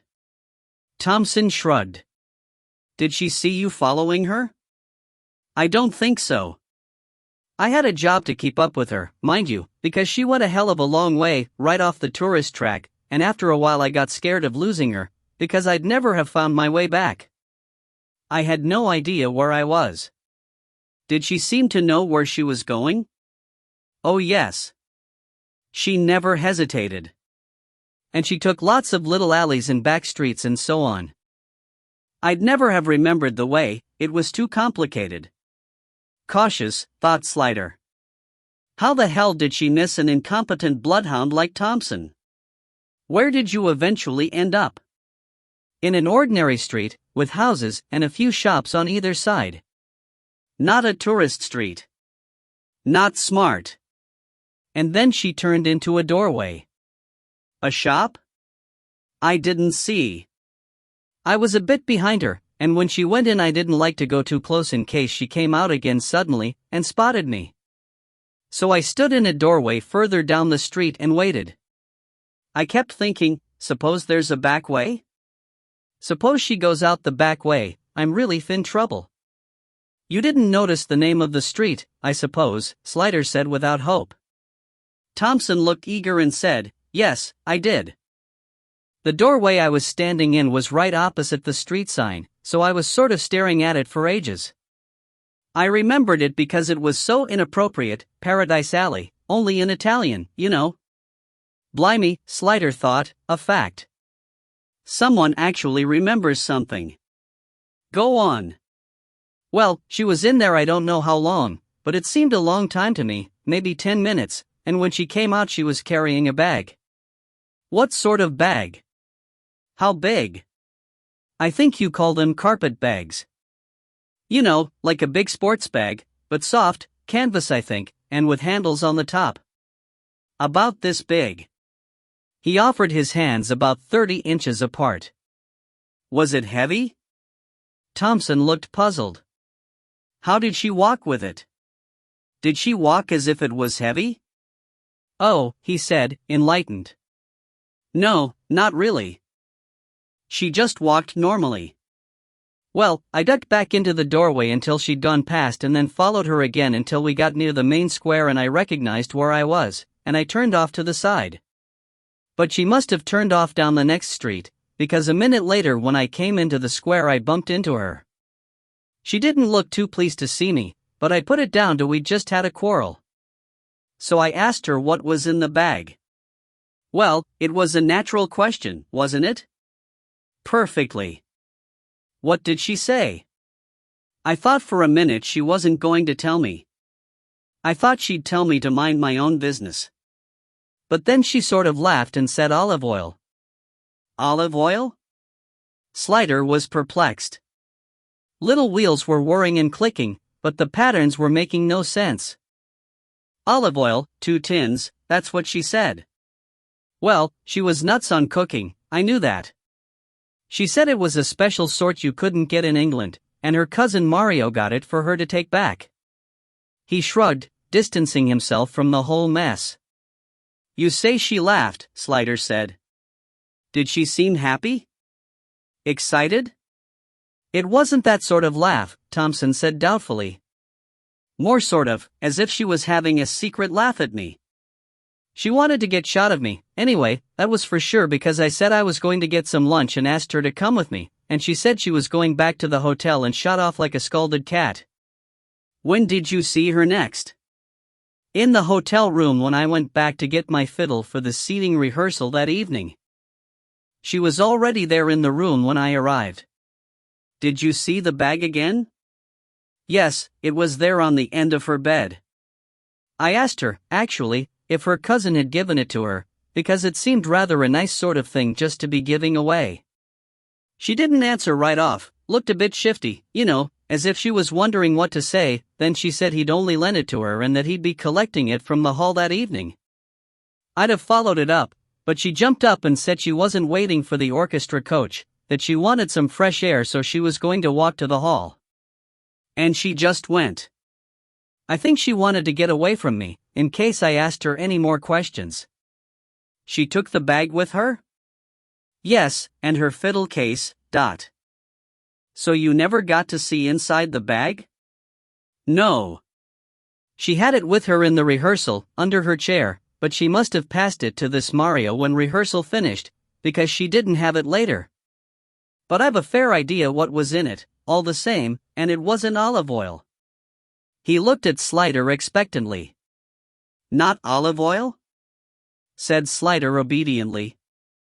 No. I'm pretty sure it was another fiddle, and a valuable one at that. Slider jumped, though he showed nothing more than interest on the outside. Why do you think that? Because I was sitting behind her in the seating rehearsal and at the conceit, and the fiddle she was playing at the concert wasn't the same one that she was playing during rehearsal. Are you sure? Positive. I knew her usual fiddle, because the varnish was very dark and there was a tiny bit of beading broken off just by the chin rest which showed up very pale against the dark varnish. But the one she had in the concert was much lighter, and when she rested it on her knee I saw it had an unusual sort of grain on the back. But most of all, it sounded different, much, much better. I'd say it was a very valuable one. It might have been a Strad or an Amati or something, in which case it would be worth a fortune. You weren't able to get a closer look at it, I suppose? No, but I'll tell you what, she was very close with it during the interval. She never put it down for a moment, she put it back in the case, and then stood holding the case, even while she had a cup of coffee. Now I've never seen her do that before. I've never seen anyone do that. So you think she collected a valuable violin from this cousin Mario in order to smuggle it to England, swapped it with her own violin, and passed that to him in the carpet bag sometime between the rehearsal and the concert? That's what I think. That night back at the hotel, when she was in the bathroom, I tried to get a look at it, but her fiddle case was locked and obviously I couldn't break it open. That was another thing that convinced me, because she didn't usually lock her case. But surely, Slider said slowly, someone would have noticed that she wasn't playing her usual instrument. Thompson looked puzzled. Well, they did, I did. I noticed. What about her desk partner? Surely she would have noticed straight away? Thompson looked disconcerted, and then frowned, evidently upset at having his theory overturned. Then his brow cleared and he looked excited, for a moment almost boyish. I remember now, Joanna wasn't at the concert. That's right. She and Anne-Marie went for something to eat after the rehearsal, and Joanna came down with Montezuma's Revenge, and couldn't play the concert. Screaming diarrhea. Normally we would all just have moved up one, but there was already an odd desk at the back because Pete Norris had broken his finger in Naples, so they just put Hilary Tonks up beside Anne-Marie, and of course she wouldn't know what Anne-Marie normally played. But Anne-Marie couldn't have relied on Joanna's being put out of action. Unless she slipped her something during their meal. But was that likely? Slider could hear Atherton's voice saying, "These are deep waters, Watson. How easy would it be to smuggle a violin? What happens to them on the plane? The other instruments go in the baskets, which are loaded in the hold, but usually fiddle players carry their violins with them on the plane, for safety. The instruments get listed on a cartel for the customs, but no one ever checks them, except to see there's the right number. I mean, if you went out with one and came back with two, someone might notice, but not otherwise. Did Anne-Marie carry hers onto the plane with her on the way home? I can't remember. I think so. I'm not sure. Not sure? He looked apologetic. It's like an extra arm, you see. You expect a fiddle player to be carrying a fiddle, so you don't really notice. I can't be sure, but I think she did. Slider nodded, thinking. Did you ever tell Anne-Marie what you suspected? No. I thought it was none of my business. In any case, if she'd managed to smuggle a Strat in, good luck to her. We'd all like one. He frowned again. But actually, I never saw her play it in England. If she did smuggle one in, I suppose she must have sold it. So it wasn't over that you quarreled? Quarreled? Oh, surprisingly, he blushed. No, but it wasn't my fault. There was never meant to be anything between us after the tour, she knew that. Lots of people did it. And at first it was all right. She behaved just as usual. And then suddenly she seemed to change, started hanging around me, trying to get me to go for drinks with her and that sort of thing. She even tried to get her position changed so she could sit next to me. I told her I was happy with my girlfriend and told her to stop pissing me off. And then she turned nasty, and threatened to tell my girlfriend, and said that I'd led her on and promised to marry her and stuff like that. And had you? No. His indignation sounded genuine. I don't know why she said that. I think she must have been going off her trolley. I never said anything about marrying her. You must believe me. Slider's face was neutral. Helen does, he added pathetically. You told people that she was the person making anonymous phone calls to players' wives, I believe? He turned a dull red. Well, yes, I suppose so.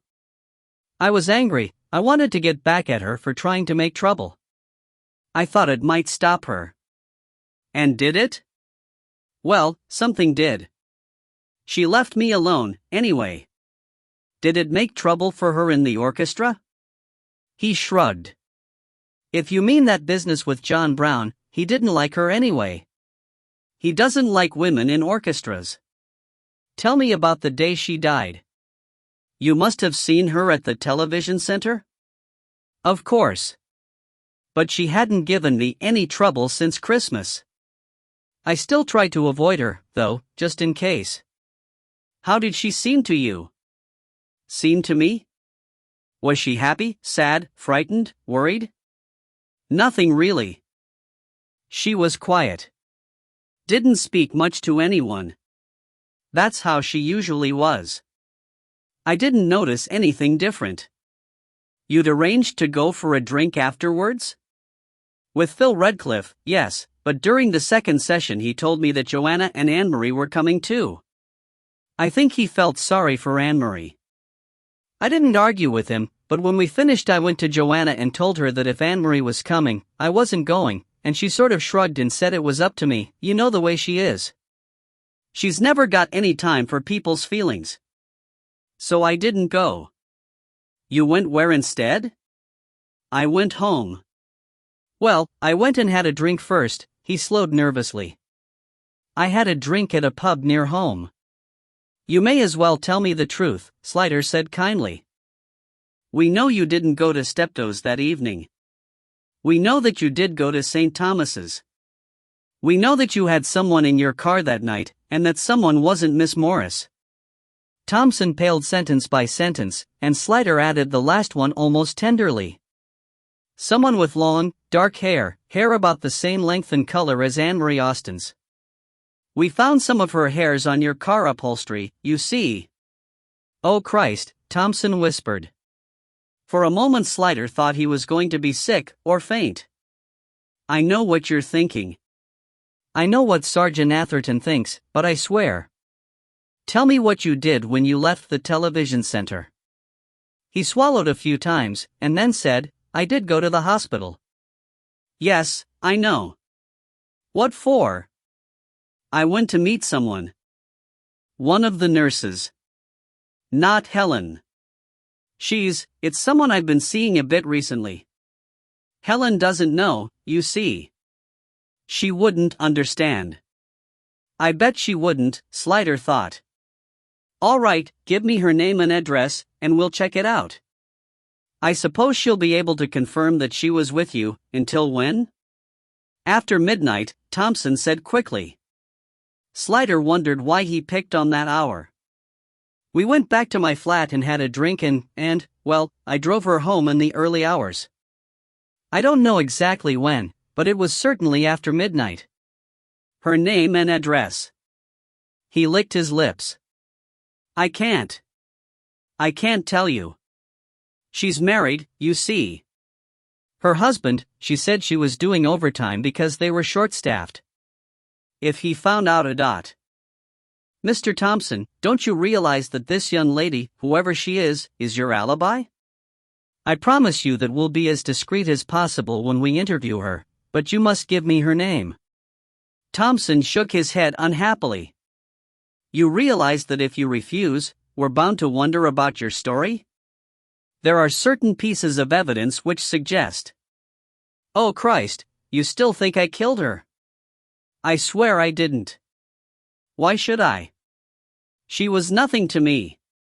Slider said nothing, and Thompson dropped his gaze, concentrating on pushing his beer mug round and round by the handle. Look, he said at last. I'll speak to her. Ask her what she thinks. If she says it's all right, I'll ring you. Or get her to ring you. He looked up desperately. It's the best I can do. I can't give her away, just to save myself. Well, there's a turn up, Slider thought. Chivalry from this little shit. Of course, it was possible that he wanted time to speak to the nurse in order to coordinate stories, but Slider didn't think so. Whatever Atherton thought, Slider didn't believe that Thompson was the murderer. They left the pub together. Outside, Slider said, Have you got transport, or can I give you a lift somewhere? My car's over there. He gestured towards the Alpha Spider parked on the corner. How did you find the hairs in it? Or was that a trick? He asked suddenly. Slider shook his head.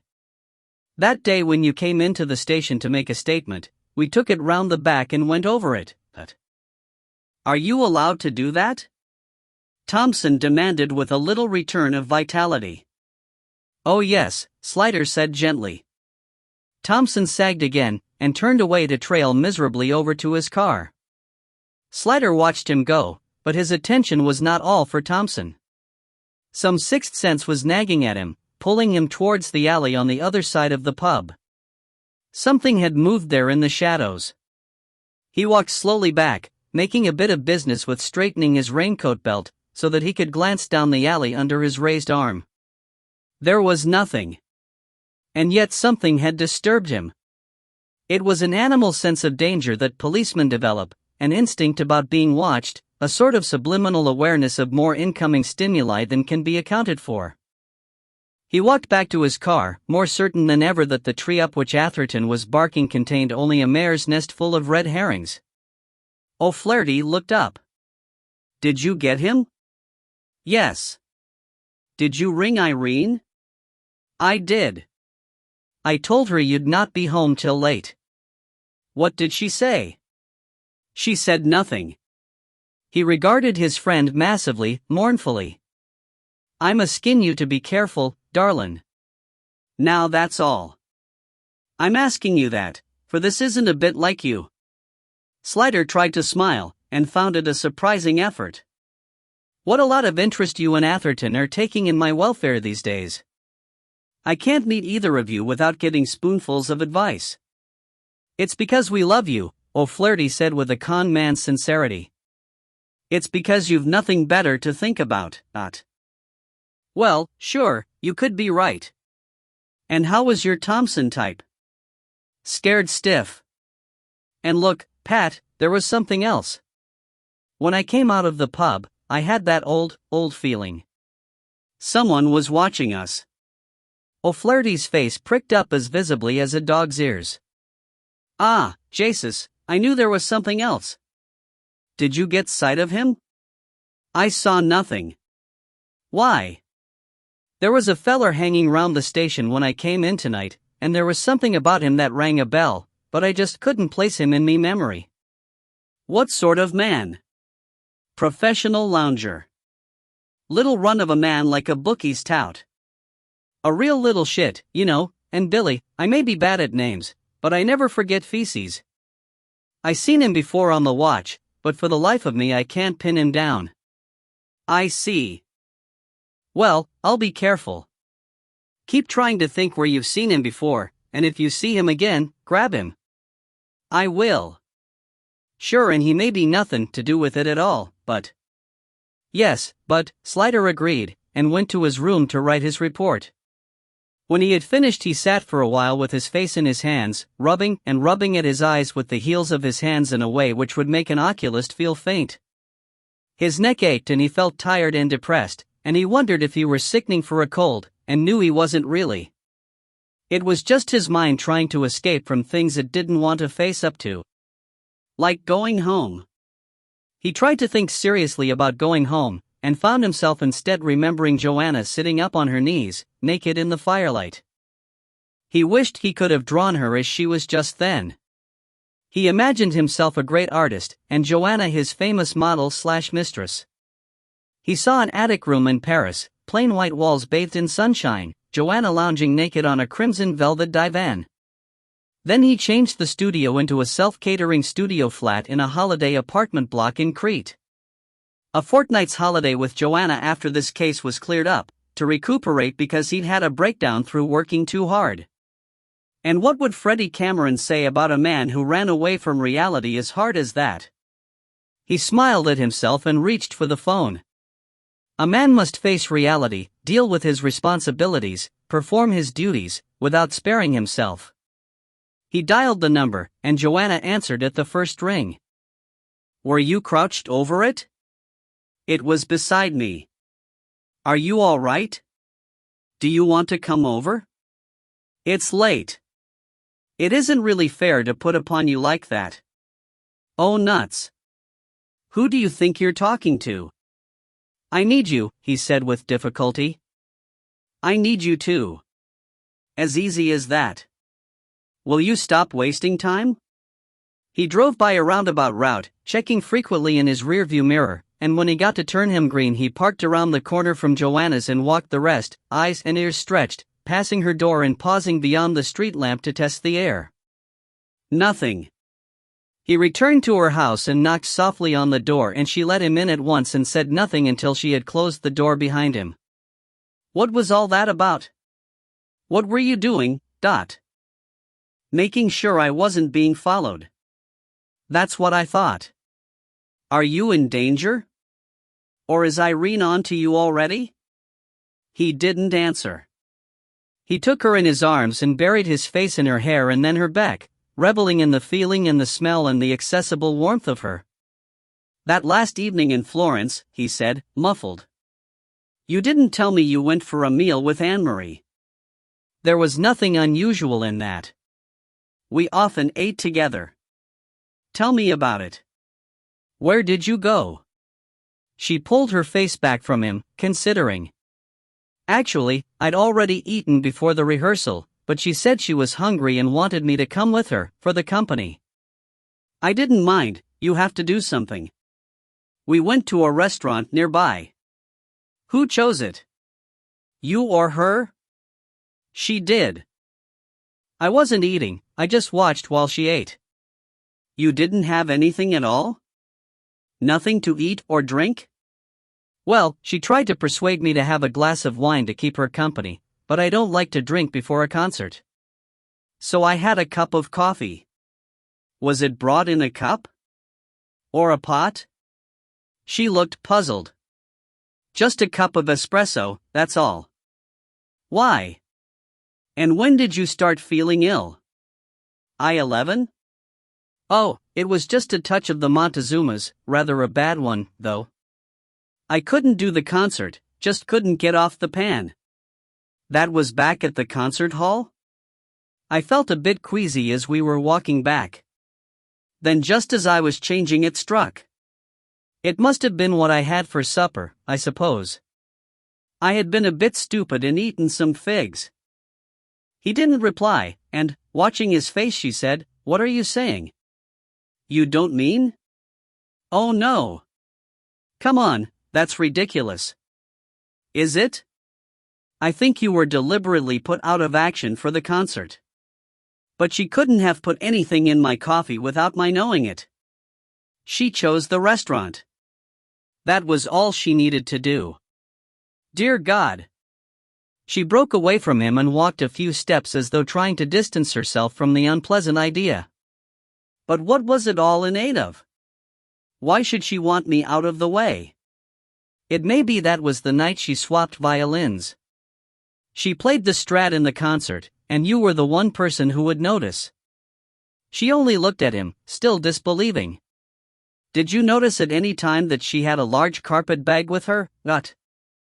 Only the one she brought her dress clothes in. It was under her chair during the rehearsal. And what did she do with it after the rehearsal? I don't remember. I suppose she took it back to the dressing room. Try to remember. It's important. Let me think. Let me think. What did we do? Wait, I remember now. We had to put our fiddles in a lockup, because the dressing rooms didn't lock. She asked me to take her fiddle for her while she took her bag to the dressing room, and then we met again outside at the stage door. So you didn't actually see what she did with the bag? Did she have it with her later? Joanna shrugged. I didn't notice. Once the Montezuma struck, I wasn't noticing anything. So she might have given it to someone, or left it somewhere for someone to collect, while you were putting her fiddle away. She looked carefully at his thoughtful face. You really think she was mixed up with some smuggling racket? Some big organization? I don't know. It's possible. I just can't believe it. Not Anne-Marie. Well, it's only one possible theory. We've really nothing to go on yet. She still looked unhappy and a little anxious, and so he took her into his arms, and said simply, Can I make love to you? In the bedroom, she undressed and lay on the bed waiting while he struggled with his own more complicated clothes, and she looked flat and white in the unfiltered streetlight, and when he was ready and she lifted her arms to him, they seemed to rise almost disembodied from a great depth, white arms lifting from a dark sea in supplication, like Hela drowning. His flesh was cold against hers, starting into warmth where it touched her. He took her face in his hands and kissed her, for once the protector, not the supplicant. Just now she needed him for comfort and reassurance as much as he needed her. It was done between them quickly, not hurriedly but in silence, a thing of great need and great kindness, and no great moment. Afterwards she pulled the covers over him and eased him over onto his side, his head on her shoulder. She kissed him once and folded her arms round him, and feeling at once the blissful heat of her flesh start up all around him, he passed without knowledge into a deep, quiet sleep. Chapter 12. Gilt-edged. The shriek of the foam woke him so violently that he could feel his heartbeat pounding all over his body, and a sour, tight ball of panic in his throat. For a moment he didn't know where he was, and then almost immediately the panic resolved into the fear that he had slept the whole night through again, and had been missed at home, and was in trouble. Cold air trickled down his body as Joanna sat up and reached for the receiver. "Hello?" "Yes." "Yes, he is." "Just a minute, Dot." Slider sat up too, and sought out the green devil eyes of the digital clock, and found it was 2:30. The air in the bedroom was evilly cold. The weather must be changing. Joanna gave him the receiver and he took it back under the covers with him. It was O'Flaherty, of course. "Are you never going to go home at all?" "What's up, Pat?" "Trouble. You'd better get back here quick, I'll fill you in on the details when you get here. Your little pal Thompson has bought it." "Dead? So soon?" Slider felt an undersea confusion working about in his brain. How could it be so soon? "As mutton." "So would you please, sir, very kindly get your for Chris sake's arse over here, what?" The Alpha Spider was parked outside a derelict house in a disagreeably neglected side street about a quarter of a mile from where Thompson lived. A late-night reveller, reeling home, had noticed something odd about the car and taken a closer look. Then, public-spirited despite his terror, he had telephoned the local police before declining to have anything more to do with it and heading rapidly and anonymously into oblivion. Slider stared down at what had quite recently been Simon Thompson. He was lying across the front seats of his car, his legs doubled up, one arm hanging, and his throat was so deeply and thoroughly cut that only the spinal column was keeping his head on at all. There was blood everywhere. The seat and carpet were soaked with it, as were his left sleeve and the upper part of his clothing. With the tilting of his head, it had even run back into his hair and ears. His eyes were open and staring, his lips were parted, and his cosmetically white teeth had a brown crust around them. On the floor of the car, under his trailing hand, there was a short-bladed surgical scalpel, presumably the murder weapon, though this was obviously meant to look like a suicide. Slider looked once more at those dark lovelocks, dense and sticky with blood, and turned away, sick with anger and remorse. They hadn't wasted any time. They had got to Thompson before Slider had even begun to be properly worried. He should have been more cautious. He should have worried, knowing what he thought they were. He might have prevented this. The detective constable from N District who had accompanied him, now handed him a small piece of paper. He was very young, one of the new colored intake, and he looked very sick. Slider was interested to note with the professional part of his mind that a West Indian could be visibly pale, on the verge of greenness. "We found this, sir, in his right hand. It was what put us on to you." Slider opened it out. It had been crushed rather than folded. In horribly uneven writing, speaking eloquently of great fear, it said, "Tell Inspector Slider. I did it. I can't stand it anymore." The green young detective constable watched him, curiosity restoring some of the blood to his head. "Do you know what it means, sir? Did you know him?" "Oh yes," said Slider. "I know all about him." Slider didn't get home at all. At 7 o'clock he had an enormous breakfast in the Highbury station canteen, fried egg, bacon, 2 sausages, tomatoes, fried bread, and several cups of tea, surprising himself with his own appetite until he remembered he had not eaten the night before. The food warmed him and started his blood running and his brain working, and the period before began to take on a comforting flavor of unreality. He almost stopped remembering that Simon Thompson had blood in his open eyes, that his eyelashes were stiff with it, like some weird punk mascara. At least he stopped minding about it. Freddie Cameron, grumbling routinely, did the examination. "What can I tell you?" he said to Slider on the phone. "'Cause of death asphyxiation, of course. The windpipe was completely severed. I've sent the internal organs for analysis, but there's no indication of poisoning. Still, you never know. Suicides are notorious for liking a belt as well as braces." "Was it suicide?" Cameron whistled a little phrase. "You tell me. You're the detective." The wound was equally consistent with suicidal throat cutting by a left-handed man, or homicidal throat cutting by ditto standing behind the victim. "Was your man left-handed?" "I don't know. He would also have had to be extremely determined. One never knows how difficult it is to cut a human throat until one tries, and there are usually a number of superficial, preliminary cuts in a case of suicide. It's quite unusual for a suicide to cut so deeply at the first attempt. The edges aren't haggled at all." "I suppose the weapon was the weapon?" "No reason to suppose it wasn't. I was surprised at the amount of blood. Who would have thought the old man had so much blood in him? Well, it was a mighty cut, let's say. The heart would have gone on pumping for a moment or two. And alcohol expands the blood vessels." "Alcohol?" "As in Dutch courage. Or Scotch courage in this case. I was nearly gassed when I opened the stomach. There must have been better than a quarter bottle of whiskey, only just consumed. You want it not to be suicide, I gather." "Do you gather?" "No, really, I'd sooner it was, but I don't think it was." "Nor do I. Opinions, Freddie?" "That's not like my cautious old medico," Slider said with a faint smile.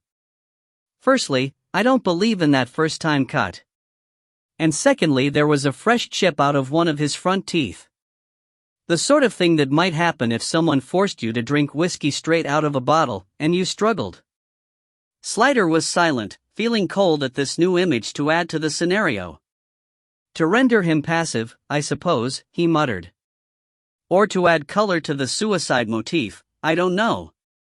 So you'll be looking for your left-handed murderer again, like any Agatha Christie gumshoe?" "Mixed metaphor," Slider warned. "Or at least, mixed media. Anyway, by the evidence of the scalpel, we're looking for a left-handed surgeon." "Surgeons can cut with either hand, you ignoramus. Can they?" "Of course. I can myself." "Surely you knew that? Was the note any help, by the way?" "None at all.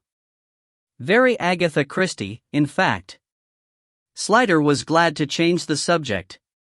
"Though I suppose anyone theatrical enough to commit suicide might easily have the bad taste to leave a melodramatic note.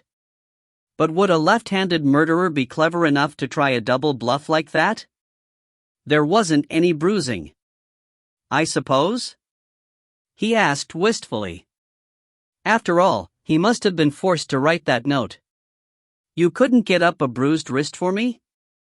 Unless he was very courageous, the threat of a sharp blade at his throat would probably have been enough to make him write anything he was told to, Cameron pointed out. "He wasn't very courageous," Slider said, thinking of Thompson bunched over his drink with the pain of his fear. "The brave die once," he thought, "but the frightened die many times over." Atherton went with WDC Swilly to interview Helen Morris, and returned a sadder and wiser man. She was a little upset, he told Slider, not meeting his eyes. "Sit down," Slider said. "You look whacked." "So do you," Atherton countered, and opened his mouth to offer his superior comfort, before wisely closing it again. He folded himself down into a chair and laid his long bone hands on the edge of Slider's desk. "Well, she identified the writing as Thompson's all right. His left-handed writing," she said. Slider's brows went up. Atherton grimaced. Simon Thompson was ambidextrous. Apparently he was left-handed as a child, but playing the violin forced him to become right-handed. You can't play the fiddle back to front because the strings come out in the wrong order and you'd be bowing up when everyone else was bowing down. Is that wrong? Untidy. Anyway, Morris said he could write with either hand, but Moore usually wrote with his right hand, though for most other purposes he was completely ambidextrous. Is nothing in this damned case ever going to be straightforward? It seems straightforward enough to me, Gov. In the emotional stress of his contemplated suicide, he reverted to his ingrained childhood habits, his natural left-handedness. And the chipped tooth? Suppose his hands were shaking? He could easily have done that himself. Slider shook his head. I wish I could go along with you. But I have an image of that human rabbit threatened by a very inhuman stoat with a sharp blade, so terrified, he writes the note, but in a last desperate attempt to tell the world all is not as it seems, he writes with his left hand, which Helen Morris at least will know is not usual. But he cut his throat left-handed. The murderer, who is very clever, as we know, notices that his victim is left-handed and proceeds to cut his throat for him in a consistent manner. Atherton lifted his hands and dropped them. That's pure Hans Andersen. The whole cloth. If the murderer was so very clever, why didn't he make the cut look more like suicide? Perhaps he didn't know his own strength. More likely Thompson wouldn't sit still for a nice artistic haggling. One quick, hard slash, and it was all over. Well, I dunno, Atherton said, sighing. He rubbed the back of his left hand with the fingers of his right. It all seems a bit tenuous. If Thompson murdered Anne-Marie Austin and then committed suicide, it would all make sense, and be so much simpler. And we could all go home to tea, Slider finished for him. He could see that even Atherton had his moments of wanting to run away from reality. All the same, life is never that symmetrical. And all the same again, there's actually no evidence that it wasn't suicide, Atherton pointed out. Only your artistic sensibilities. There was a silence. Any luck at the dog and scrotum? Nothing yet. But I'm not finished there, and I'm pretty sure Hilda knows something. I'm going to have another crack at her tonight. Hilda always looks as if she's hiding something, Slider said. Don't fall into that old trap. We've got to have something to show up at the meeting, though. The super's going to be asking questions about what we do all day. Work our balls off. Yes, but an oeuvre is not an oath. Come again? Skip it. Pearls before swine, Atherton said loftily. Exactly, Slider said with a quiet smile. The young man was quietly spoken, neatly dressed, sensible, every policeman's dream of a witness. I noticed the car because it was an MGB Roadster.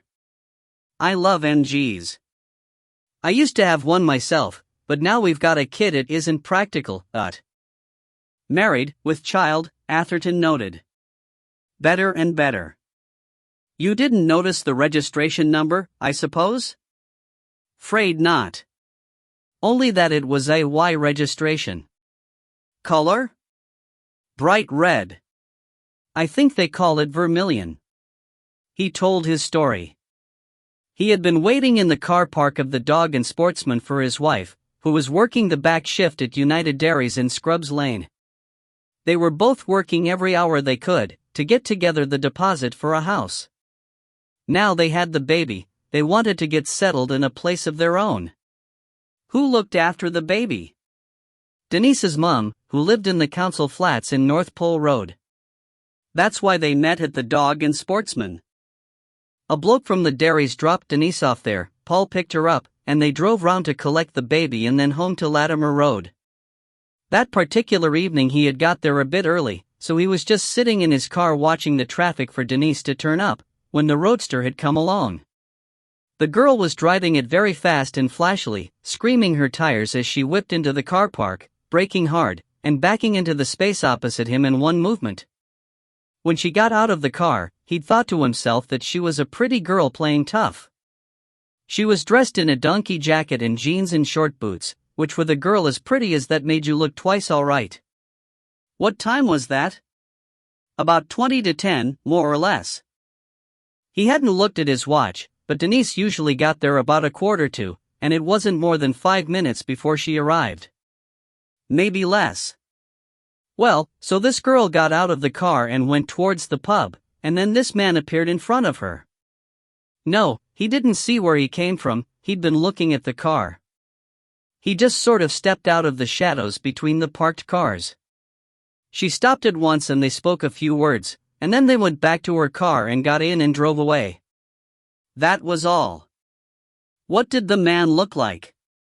Well, he didn't get a close look at him. He was tall, and wearing an overcoat, a scarf, and one of those brown hats like Lord Oaksey wears on the television. What do you call them, trilbies? Not a young man. How did he know? Well, it was just a sort of impression. Besides, young men didn't wear hats, did they?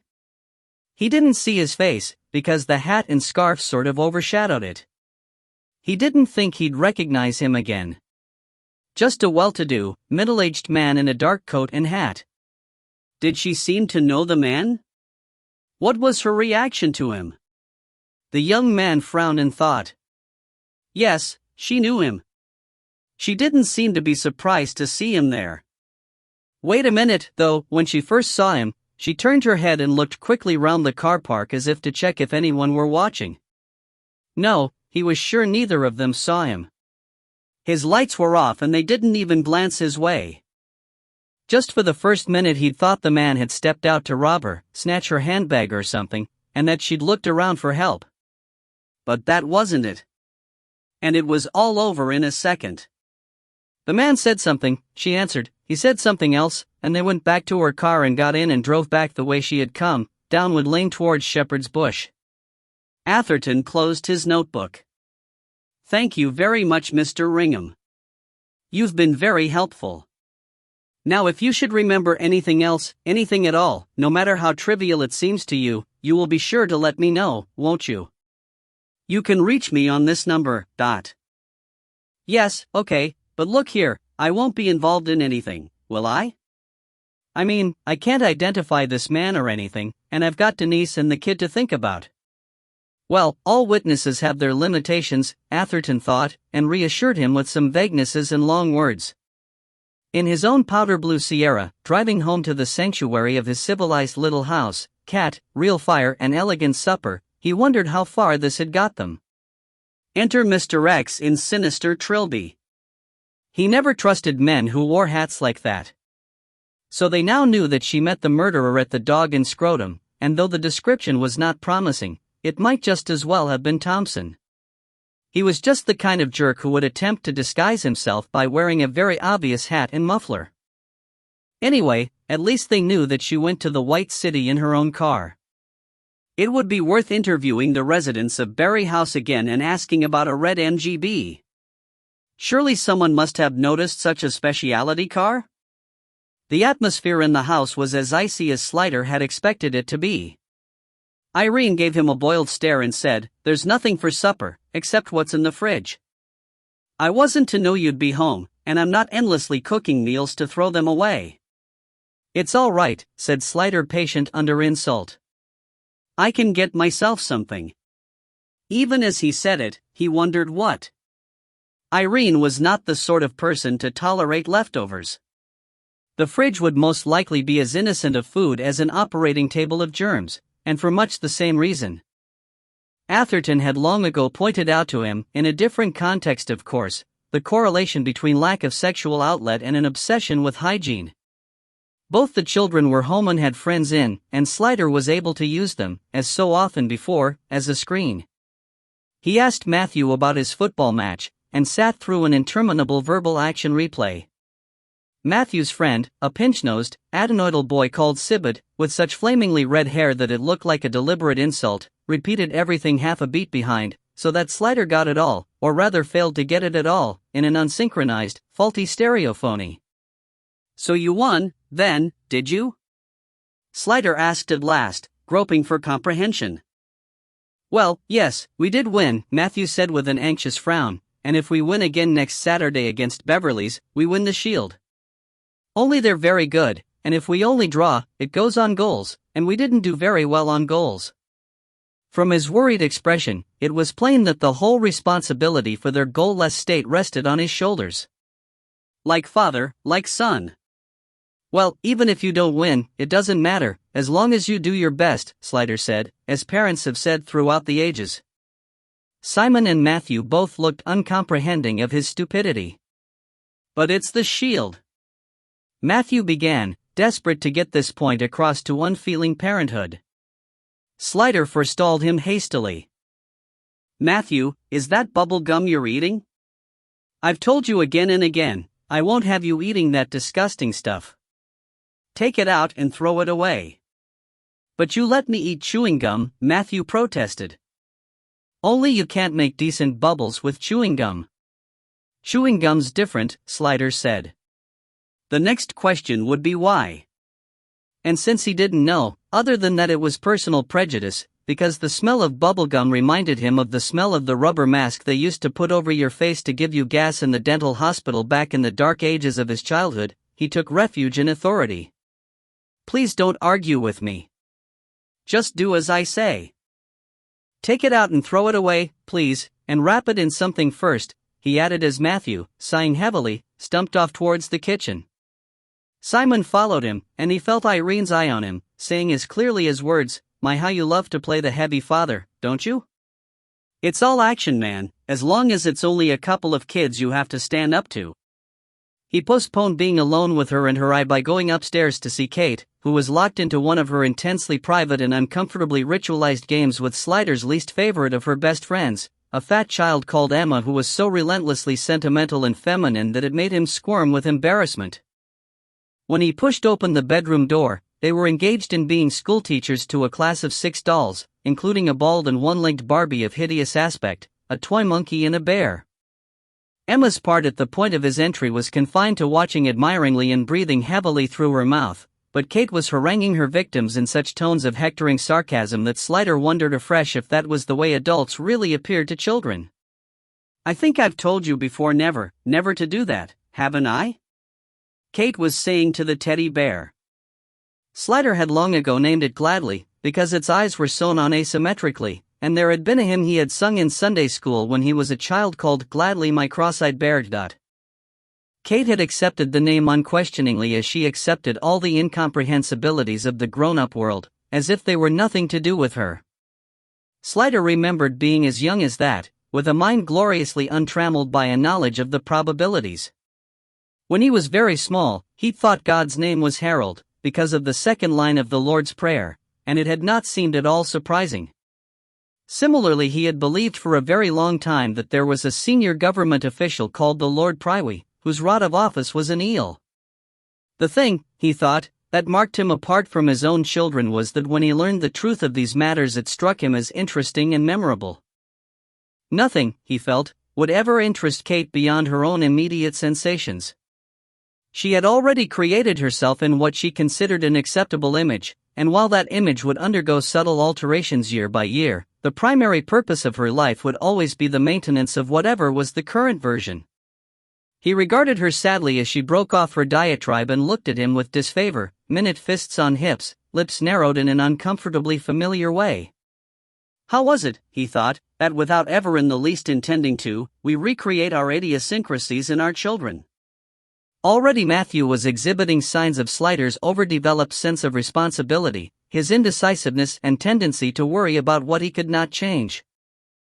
And Kate was turning day by day into a grotesque caricature of her mother. How could it have happened? For in sad truth, he had spent horribly little time with either of them since they were babies. Once they had settled into regular bedtimes, they had been lost to him. It must be original sin, he thought sadly. He had intended asking his daughter about her fate, but she said, "Go away, Daddy. We don't want you now," and self-respect and a sense of duty obliged him instead to deliver a lecture on good manners. Kate listened to it with indifferent eyes and the patience of one who knows that resistance will only prolong the interruption. She was so different in that respect from Matthew, who would have flung himself into the situation with the burning conviction of a martyr, and ended in tears. Kate, Slider thought, had been born aged well over 40. Having finished with his bit of roleplay, he left the room, and before he had shut the door behind him he heard Kate's instant resumption of hers. "Now I'm sure you don't want me to have to smack you again, do you?" Even from his limited knowledge of Kate's games, he didn't think Gladly had much chance of talking himself out of that one. And now there was no alternative but to descend to the realm of snow and ice, and face up to his other responsibility, his other, he supposed, creation, for Irene had not always been like this, and what could have shaped her apart from the interaction of his influence on her basic matter? She was sitting on the sofa staring at the television, though he knew she wasn't watching it. It was, however, the news, and one of the rules Irene had made for herself was that the news was important and mustn't be disturbed or talked during. As far as he could see, the news was itself and always the same. On the screen now was a battered street in some hot part of the world where houses are made of concrete filled with steel rods, like motorway bridges. An intermittent brattle of machine gun fire was punctuating the urgent, segmented commentary, and interchangeable men in identical drab battle dress were running and ducking and, presumably, dying.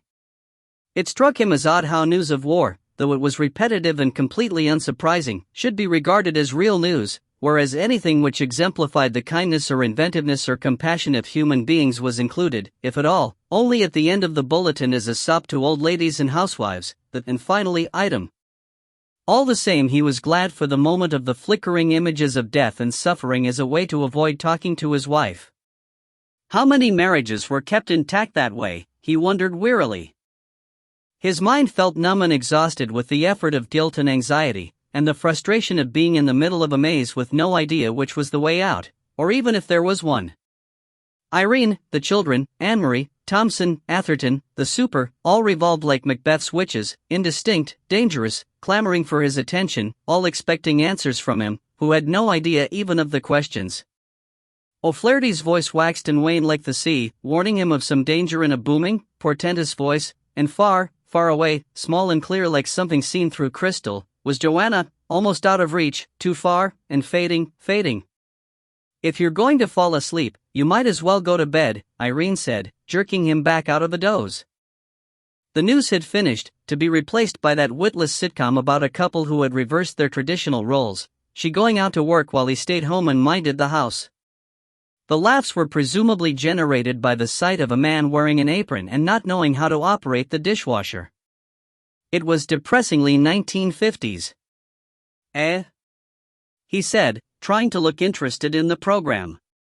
The man was holding a nappy and looking at the baby with a puzzled expression.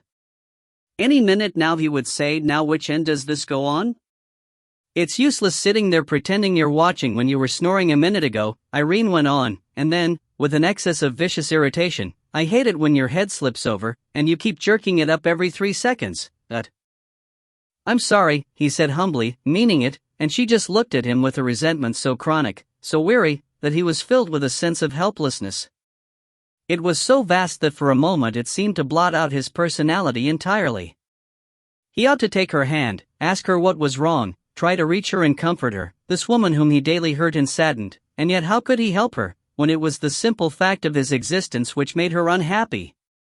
He couldn't ask what was wrong, when there was nothing he could do to put it right, and the pity he felt was as useless, as unusable, as that which he felt for the crumpled bodies on the television news film. That was the intractable, daily dilemma of married life, and it blocked the flow of tenderness, and finally even killed the desire for it. "I'm sorry," he said again. It would have been better not to have spoken, to have got up in silence and gone up to bed, leaving the unsayable unsaid. She knew it too. She turned her head away from him, a gesture of adult hurt he had seen her make almost all their lives together. "For what?" she said. For what indeed? For the fact that the only way he could live with his crippling sense of responsibility was to be a policeman and do the one thing he could do well to make the world a better place. Fat comfort. "It isn't nice for me either," he said at last. "Never being home. Never seeing my children. Do you know, Kate looked at me just now like a stranger? She just stood there waiting for me to go away again." There were many things Irene might have said or done in response to that appeal, but instead, after a short silence, she said in a neutral voice, "Marilyn Cripps rang earlier on.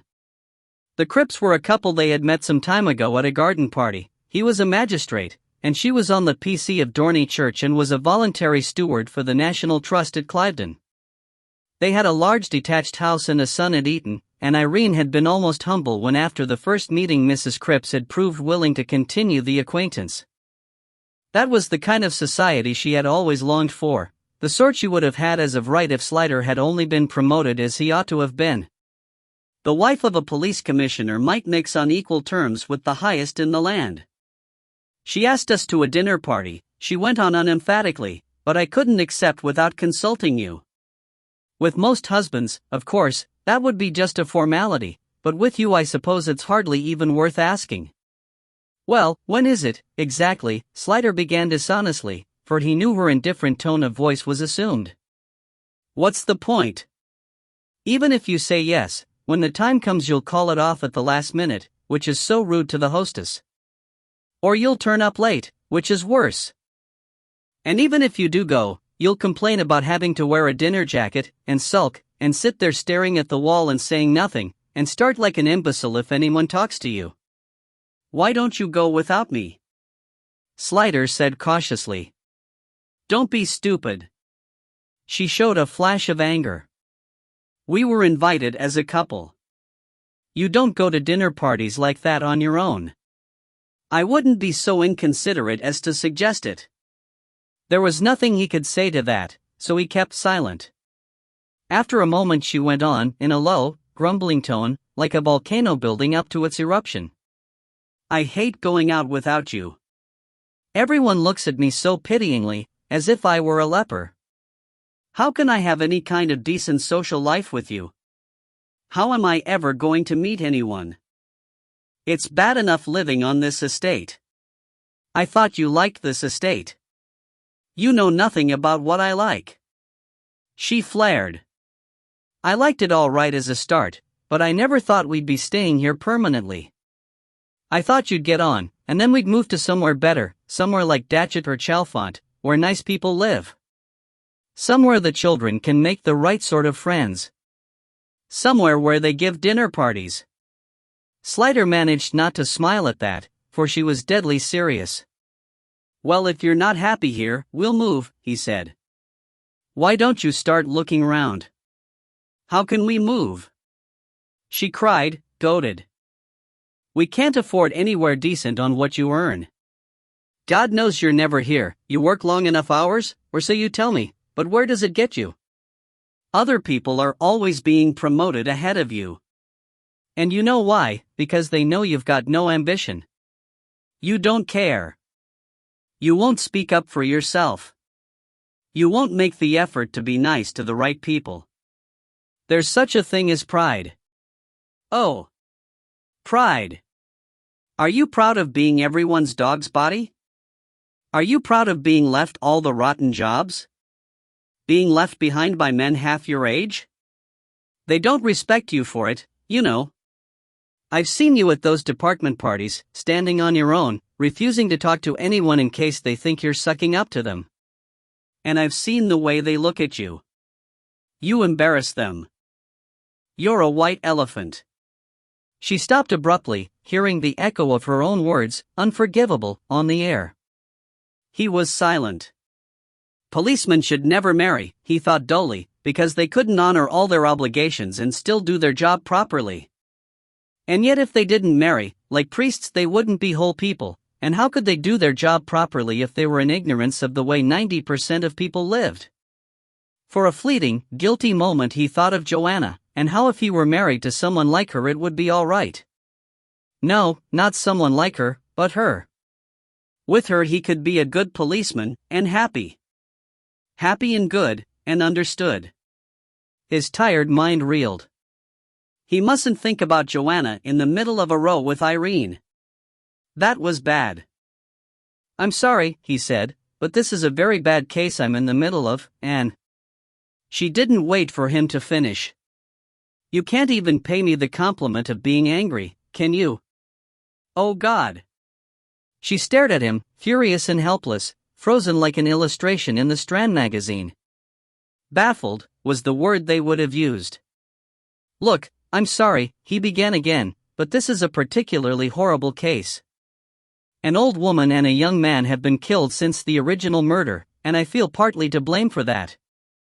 It's going to take up all my time and energy until I can get further forward, and that simply can't be helped.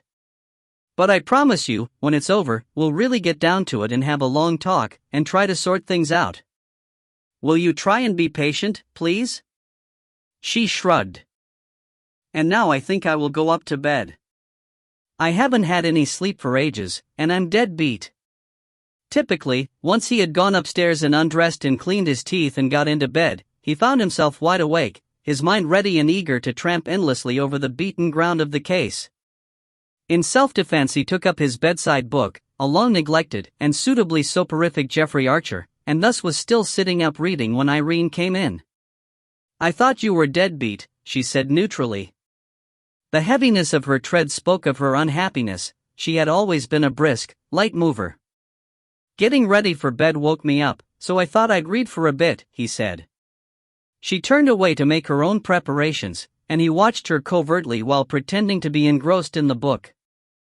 In complete contrast to Joanna, she was a woman who looked better dressed than undressed. She had the kind of figure that clothes were designed to look good on, but which was of little interest viewed solely as a body.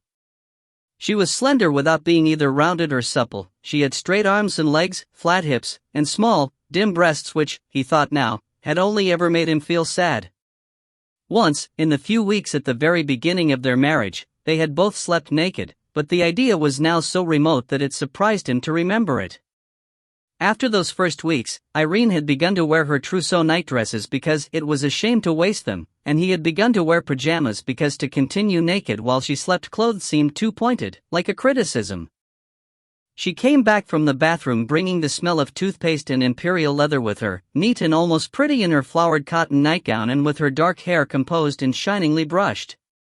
She was so complete, he thought, but it was not a completeness which satisfied. It was a completeness which suggested that the last word had been said about her, and that nothing about her could be any different. This was Irene, and that was that. Again, he thought, that was in complete contrast to Joanna, who in his thoughts of her seemed always to be flowing about like an amoeba, constantly in a state of change. Away from her he found it hard accurately to remember her face. Thinking about her at all had to be done cautiously, as if it might push the malleable material of her out of shape. Irene stopped at the foot of the bed, and was looking at him, her head a little lowered, chewing her bottom lip in a way that made her appear uncharacteristically vulnerable. She had a barrel at the edge of Niagara look about her which warned him that she was about to broach a dangerous subject, and he wished he could forestall her, but to do so was to admit that there was no longer any point in caring enough to quarrel, and he couldn't quite do that to her. "What's the matter?" he asked when it was plain she needed a shove. For another long moment she hesitated, teetering, and then, all in a rush, she said, "I know all about her, your girlfriend, but..." Strange how the body acknowledged guilt even when the mind felt none. For a moment the hot, peppery fluid of it completely replaced his blood and rushed around his body, making his heart thump unexpectedly in his stomach, yet even while that was happening he had replied calmly and without measurable hesitation, "I haven't got a girlfriend." Irene made a restless, negating movement and went on as if he hadn't spoken. "Of course, I'd known for some time that something was going on, but I didn't know what. I mean, the fact that we haven't made love for 15 months. He was stricken that she knew exactly how long it was. He could only have guessed. But female lives were marked out in periods and pills, and sex for them, he supposed, would always be tied to dates. And then, all those times that you're not here, well, some of them are work, I suppose, but not all of them. But I wasn't sure until quite recently what it was. There's nothing going on. You're just imagining things, he said, but she looked at him, and he saw in the depths of her expression not anger but a terrible hurt, and he saw in one unwelcome moment of insight how for a woman this was a wound which would not heal. A man whose wife was unfaithful would be consumed with anger, outrage, jealousy perhaps, but to a wife, unfaithfulness was a deep sickness that ate away at the bones of self. "You don't have to lie to me," she said. "I could tell from their voices that they knew all about it, Nichols and O'Flaherty, when they phoned me up with your excuses.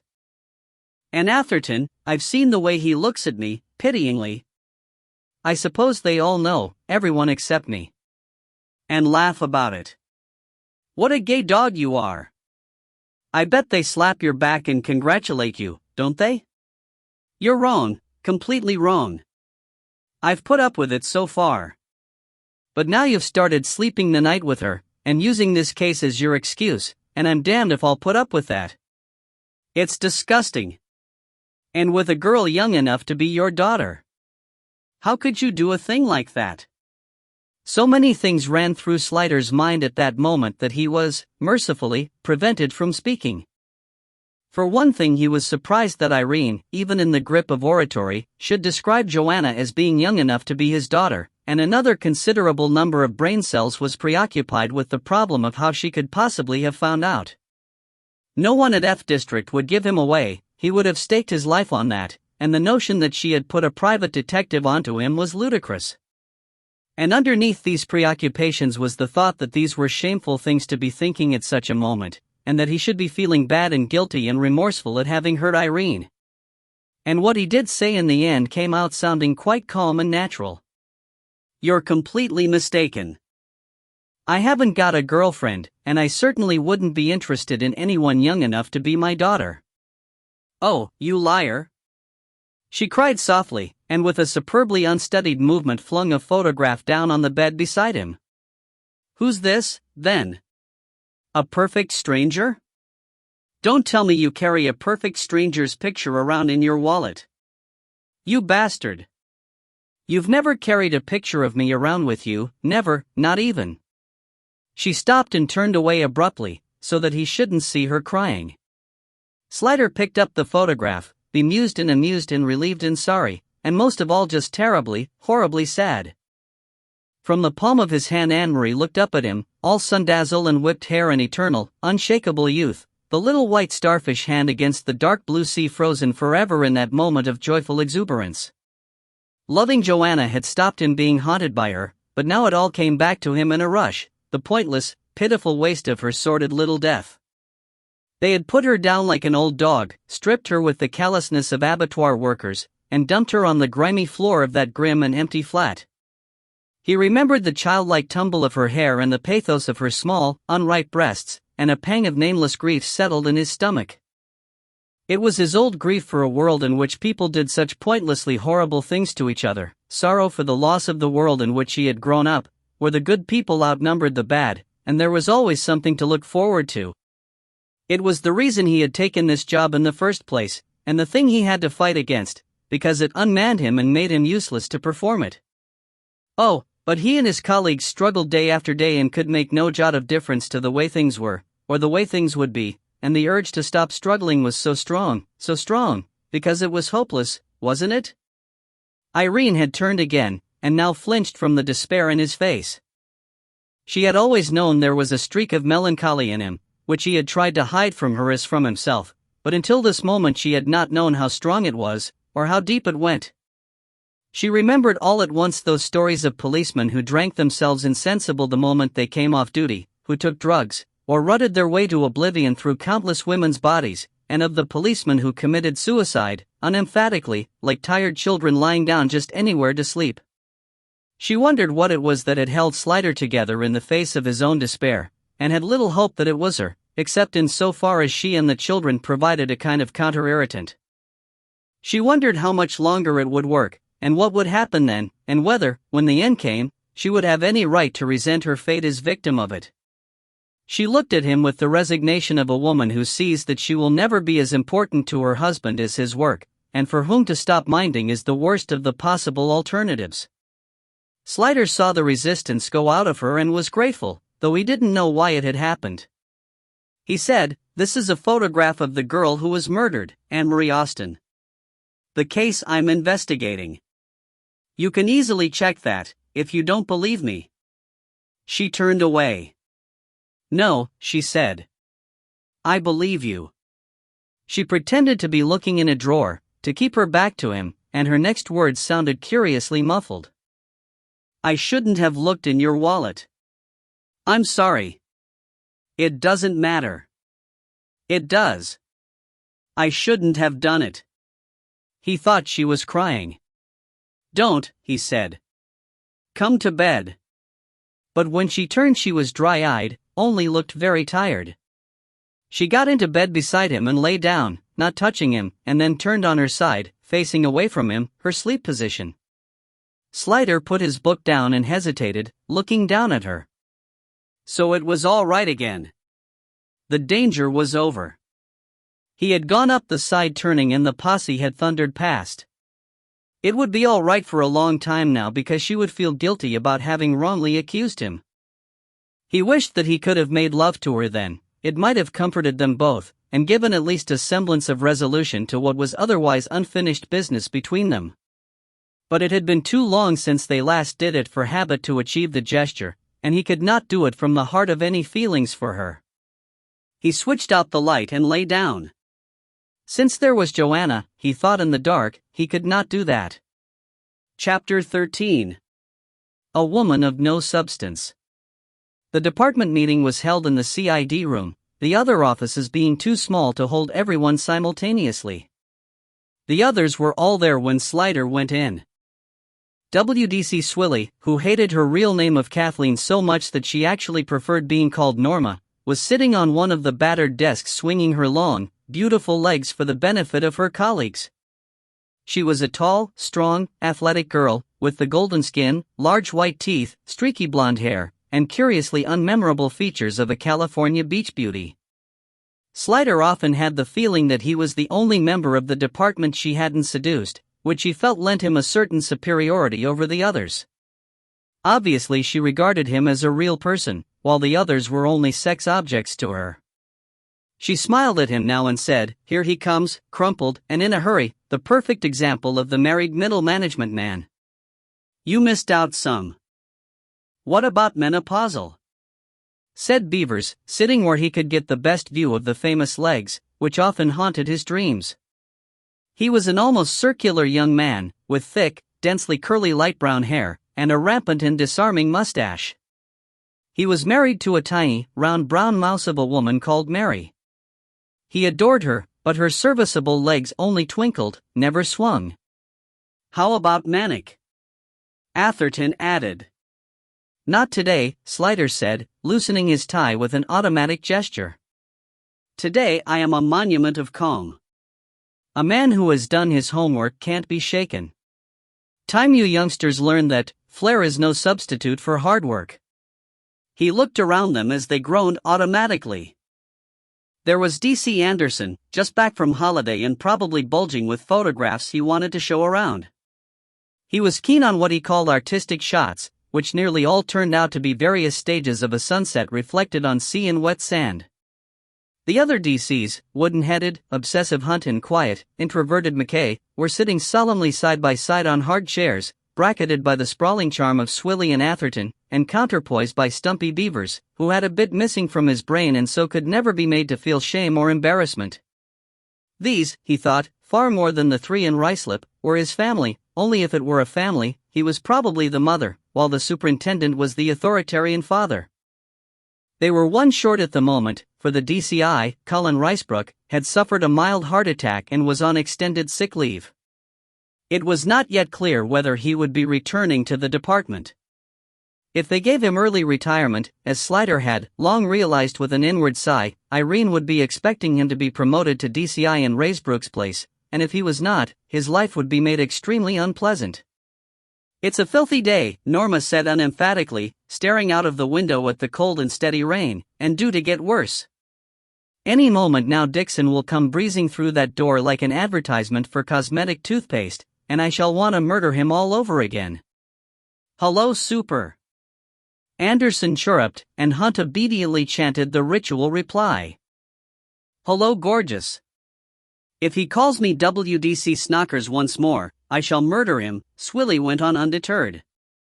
"I hate a man in authority who tries to be funny and then expects you to laugh." "I don't think he does," Atherton said. "I think he exists purely for his own gratification." This was too far above the head of Hunt, who brought the tone down to his own level by saying, "But if you murdered him, Norm, what would you do with the body?" "Sell it to the canteen," McKay suggested. "Always roast pork on Wednesdays." I thought they got that from Hammersmith Hospital, Anderson joined in. Wasn't it Wednesday we had that pileup at Speaks Corner, the Cortina, and the Arctic? Brought the Cortina driver out in pieces? You lot don't get any better. All this fourth-form humor makes me tired, Atherton said witheringly. You're always tired, Swilly remarked with a sad shake of the head, and Anderson hooted. How would you know that, Norma? Let us in on your secret. They were interrupted, not before time in Slider's opinion, by the entry of Detective Superintendent Dixon. Dixon was large and broad and weighty, a prize bull of a man. No one would ever have thought of calling him fat, whose brisk movements, added to the sheer size of him, gave him an unstoppable impetus, like a runaway lorry. He had a wide, ruddy, genial Yorkshire face, held in place by a spreading and bottled nose that spoke of a terrifying blood pressure. He had scanty, sandy hair, and a smile whose front uppers looked too numerous and regular to be his own. He had survived years of being called Dixon of Shepherd's Bush Green by pretending that he had thought of it first, and had developed, like a compensatory limp, a passion for nicknames of his own. In a service fairly evenly divided between hard men pretending to be soft and soft men pretending to be hard, Dixon was in a category of one, a hard man pretending to be a soft man pretending to be hard. He drank whiskey almost as continuously as he breathed, was never seen the worse for it, and one day would be found dead at his desk. Slider could never decide whether he would be glad or sorry at that moment. Good morning, lads. Good morning, Norma, he breezed, favoring her with the full Royal Doulton. She glowered back. Sit down, everybody. We've got a lot to get through this morning. It was some time before they had cleared away all the other matters and got to the murder of Anne-Marie Austen. Slider brought them up to date on what they had got so far, and then Dixon gathered their attention. I don't mind telling you that the powers that be are not too happy about this case, 2 more deaths, and nothing concrete to go on. Now either they're very good, or we're very bad, and either way we're going to lose it if we don't get something on the go. As far as the Thompson death goes, and District want to know if we think it's part of the same transaction, and I take it that we do? All right. They'll do the legwork their end, and liaise with Atherton. Now, what have we got to follow up? The Birmingham end ought to be looked into, Atherton said with an eye to the main chance. We know she was making regular trips there, and there's the question of the flat she rented which she oughtn't to have been able to afford. I could. Right, Dixon interrupted. Bill, you cover that. Take someone with you. Atherton, you're the musical genius around here, follow up this bloody violin. I don't believe no one's seen the thing since 1940. And get on to this Solomon bloke and find out all about him. Yes, sir, Atherton said, rolling his eyes at Slider. Beavers, I want you to check out the girl's aunt, your face isn't known down there. There's our money motive, strong and nice. Find out who she knows, where she goes, where she was that night. Find out about her trips to London. It's a small village, so you shouldn't have any trouble getting people to talk. Now, what else? I'm convinced it's a large organization behind it, sir, Slider said. I know you are, and I have to admit it has that smell to me, but there's nothing to prove it isn't just a very ruthless individual. The cuts on her foot, sir, did anything turn up about those? Dixon didn't immediately answer, and Slider went on, watching him carefully. With the Italian connection, I couldn't help wondering if there wasn't some connection with the family? Those cuts did make it look like a ritual killing. There was a short and palpable silence. Dixon's face went blank, his eyes uncommunicative. There's nothing I can tell you about that, he said evenly. Nobody's got anything to say about the letter T. Why shouldn't it be the murderer's initial? Atherton said smoothly. Why indeed, Dixon agreed, with an air of humoring him. Suggestion, sir, Slider said quickly. Dixon's face became a wary blank again. Whether it's an organization behind it or an individual, my guess would be that the Thompson death was meant to tie up the loose ends, murder, followed by remorse and suicide. I wonder if there might be some mileage in letting them think we bought it. If the villain or villains thought the heat was off. What about Mrs. Gostin? Atherton interposed. Accident. It might even have been one, Slider said. We'd have to get the press to cooperate, Dixon said, but it might just turn something up. I'm in favor. All right, I'll see to it. Slider nodded his thanks, but felt curiously unsatisfied. There was something about the way Dixon agreed that made him feel it had been decided beforehand by someone else. Something was going on. Cautiously, he slid a toe into the water. What about the Italian end, sir? This cousin Mario? Can we get any cooperation on him or the house in Paradise Alley? Dixon's face grew redder with anger. I think you've got quite enough to be going on with already, finding out where she was killed, where the drug came from, what they did with her clothes, just for starters. And who's this bloke O'Flaherty says has been hanging around the station? Has he got anything to do with it? I don't know, a Slider began, and Dixon roared like a bull. You don't know bloody much, and that's a fact. I'm telling you, all of you, that there are certain people who are not at all happy about the way this case is going, so let's get to it, and get something concrete down. He rose to his feet like the Andes, glowered around them for an instant, and then transformed his features grotesquely into a fatherly grin. And be careful, all right? You're not in this job to get your bloody heads blown off. He power-surged out of the room, leaving Slider feeling more than ever convinced that something was going on that they were not allowed to know about. Dixon had manufactured his rage to prevent the questions being asked that he was not prepared to answer.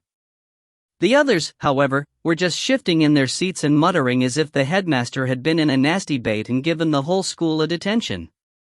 The mushroom syndrome, Beavers said as if he had just thought of it. Keep us in the dark and shovel shit over us. Very original, Alec, Norma said kindly. He turned his hairy lips upward and smiled graciously at her. There's one theory that no one's thought of, though. Except you, I suppose? Right. Thompson was murdered by a left-handed surgeon, wasn't he? And John Brown, the orchestra personnel manager, is a raving bender in living with this bloke Trevor Byers, who just happens to be a surgeon at St. Mary's. Suppose Austin was blackmailing them, and they got fed up with it and killed her. And Thompson somehow found out about it, and so they did him as well? He gazed around his audience triumphantly. Norma clasped her hands to her breast and whispered, "Brilliant." Beavers accepted the tribute. This mafia bullshit. He went on kindly. Now the girl may or may not have smuggled a Stradivarius into the country, but there's no evidence she didn't just do it for herself, or that she ever did it more than once. And, with all due respect to you, Gov, it's too clumsy to have been the work of a professional. This is a typical amateur setup, to me. Brains and originality, Norma remarked. You can't do without M. Beavers can, Atherton said. We had better leave no stone unturned, I suppose, Slider said. But for God's sake be careful. Don't go blundering about and getting complaints laid against us. Leave it to me, Gov, Beavers said, pleased.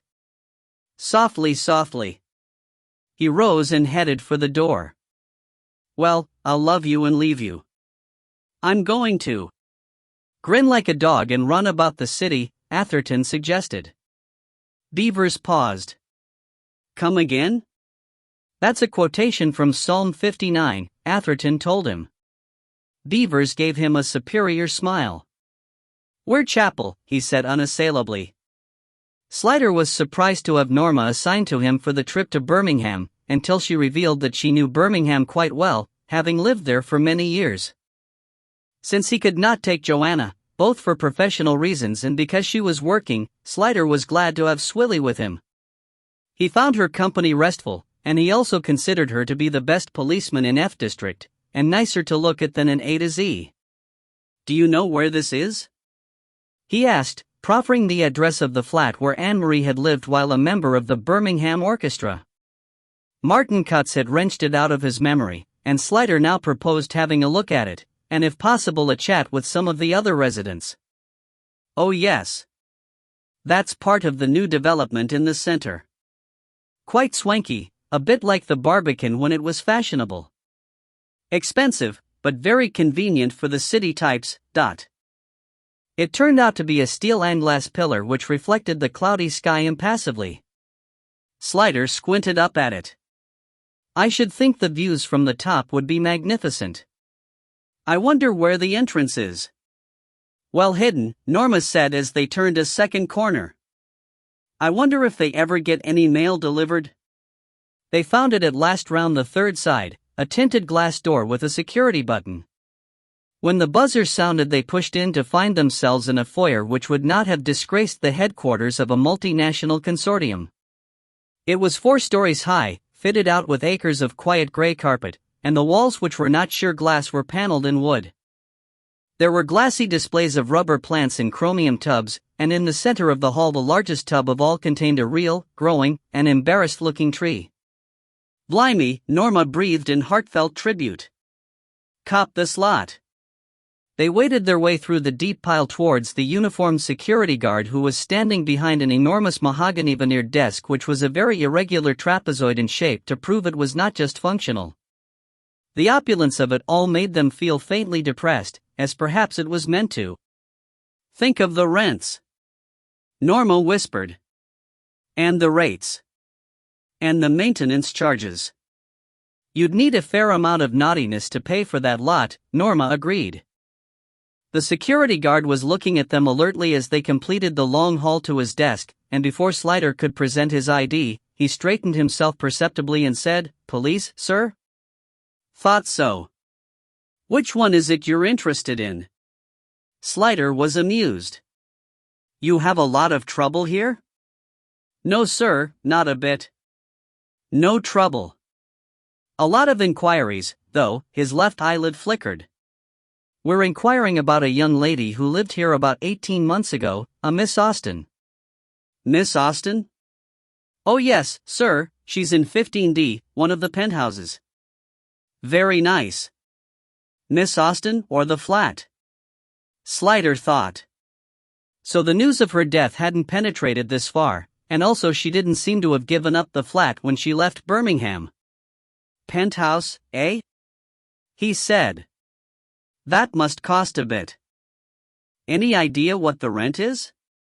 With a curious access of discretion, the guard wrote a figure down on his desk pad and pushed it across with an arm's-length gesture.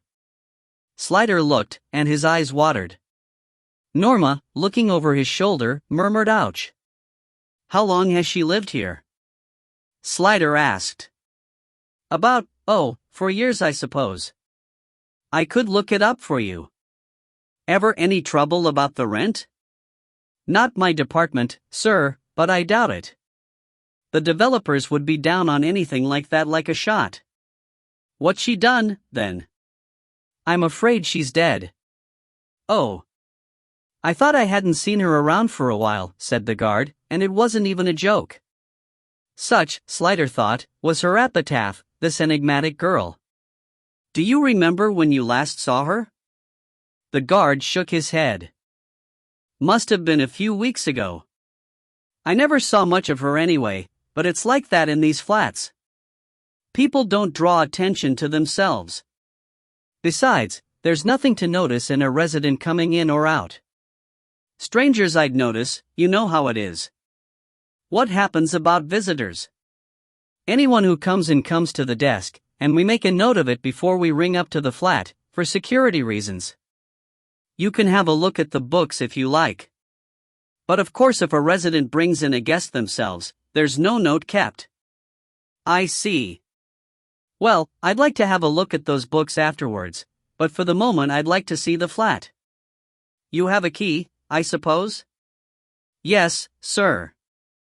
"I'll get the pass key. I'll have to come up with you, though, and let you in." "Regulations. Are you allowed to leave your desk?" "For 5 minutes, yes, sir. I lock the outer door, then anyone who comes has to ring and I hear them on this." He patted the portable phone on his hip. "Very security conscious, aren't they?" "Well, sir, there's a lot of influential people in these apartments. Was Miss Austen an influential person? I don't know exactly, sir. She didn't look it. I thought at first she was someone's mistress, but then she didn't seem the type. I suppose she must have been somebody's daughter. The sleek, silent lift smelled of wealth, and the door to the penthouse flat was solid wood with brass fittings and an impressive array of locks and bolts and chains. We needn't keep you, Sliders said kindly as the guard hesitated. You can trust us to leave everything as we find it. Yes, sir. When you're ready to leave, if you wouldn't mind ringing down to me, and I'll come up and lock the door again. That's the house phone over there, the white one. And if you need anything else, of course. When he had gone, Norma padded further in and let out a soundless whistle. Boy oh boy, it's like a set off Dallas. Where did she get the money for a setup like this? Thompson thought smuggling. Beavers thinks blackmail. Impossible. It must have been something bigger, and more secure, than that. Dope distribution or something? Slider shrugged. And why did she keep it on once she'd left the orchestra? Perhaps, Slider said absently, it was her home. Home. Something Anne-Marie had never known much about, a word you would find it hard to apply to this place. Norma had got it right when she said Dallas, it was like a film set, not like real life at all. It was furnished with the great expense, but with no individuality, and it was cold, impersonal. He wandered about, looking, touching, feeling faintly sick with distress. Thick pale carpets, skyscraper views over Birmingham through the huge, plate-glass windows, white leather sofas. A giant bed with a slippery quilted satin bedspread, teak and brass furniture, a huge, heavy, smoked glass coffee table. A cocktail cabinet, for God's sake, and expensive, amorphous modern pictures on the walls. It was like nothing in real life. It was utterly bogus. It was, he realized in a flash, the sort of thing a person with no experience might imagine they would like if they were very rich, a child's dream of a Hollywood home. His mouth began to turn down bitterly. Sir? Norma was standing by a bookcase in the corner of the living room. He went over, and she handed him A Woman of Substance by Barbara Taylor Bradford. It was on television a while back, do you remember? Yes, Slider said. Irene used to watch it. It's about a kitchen maid who rises to be head of a business empire.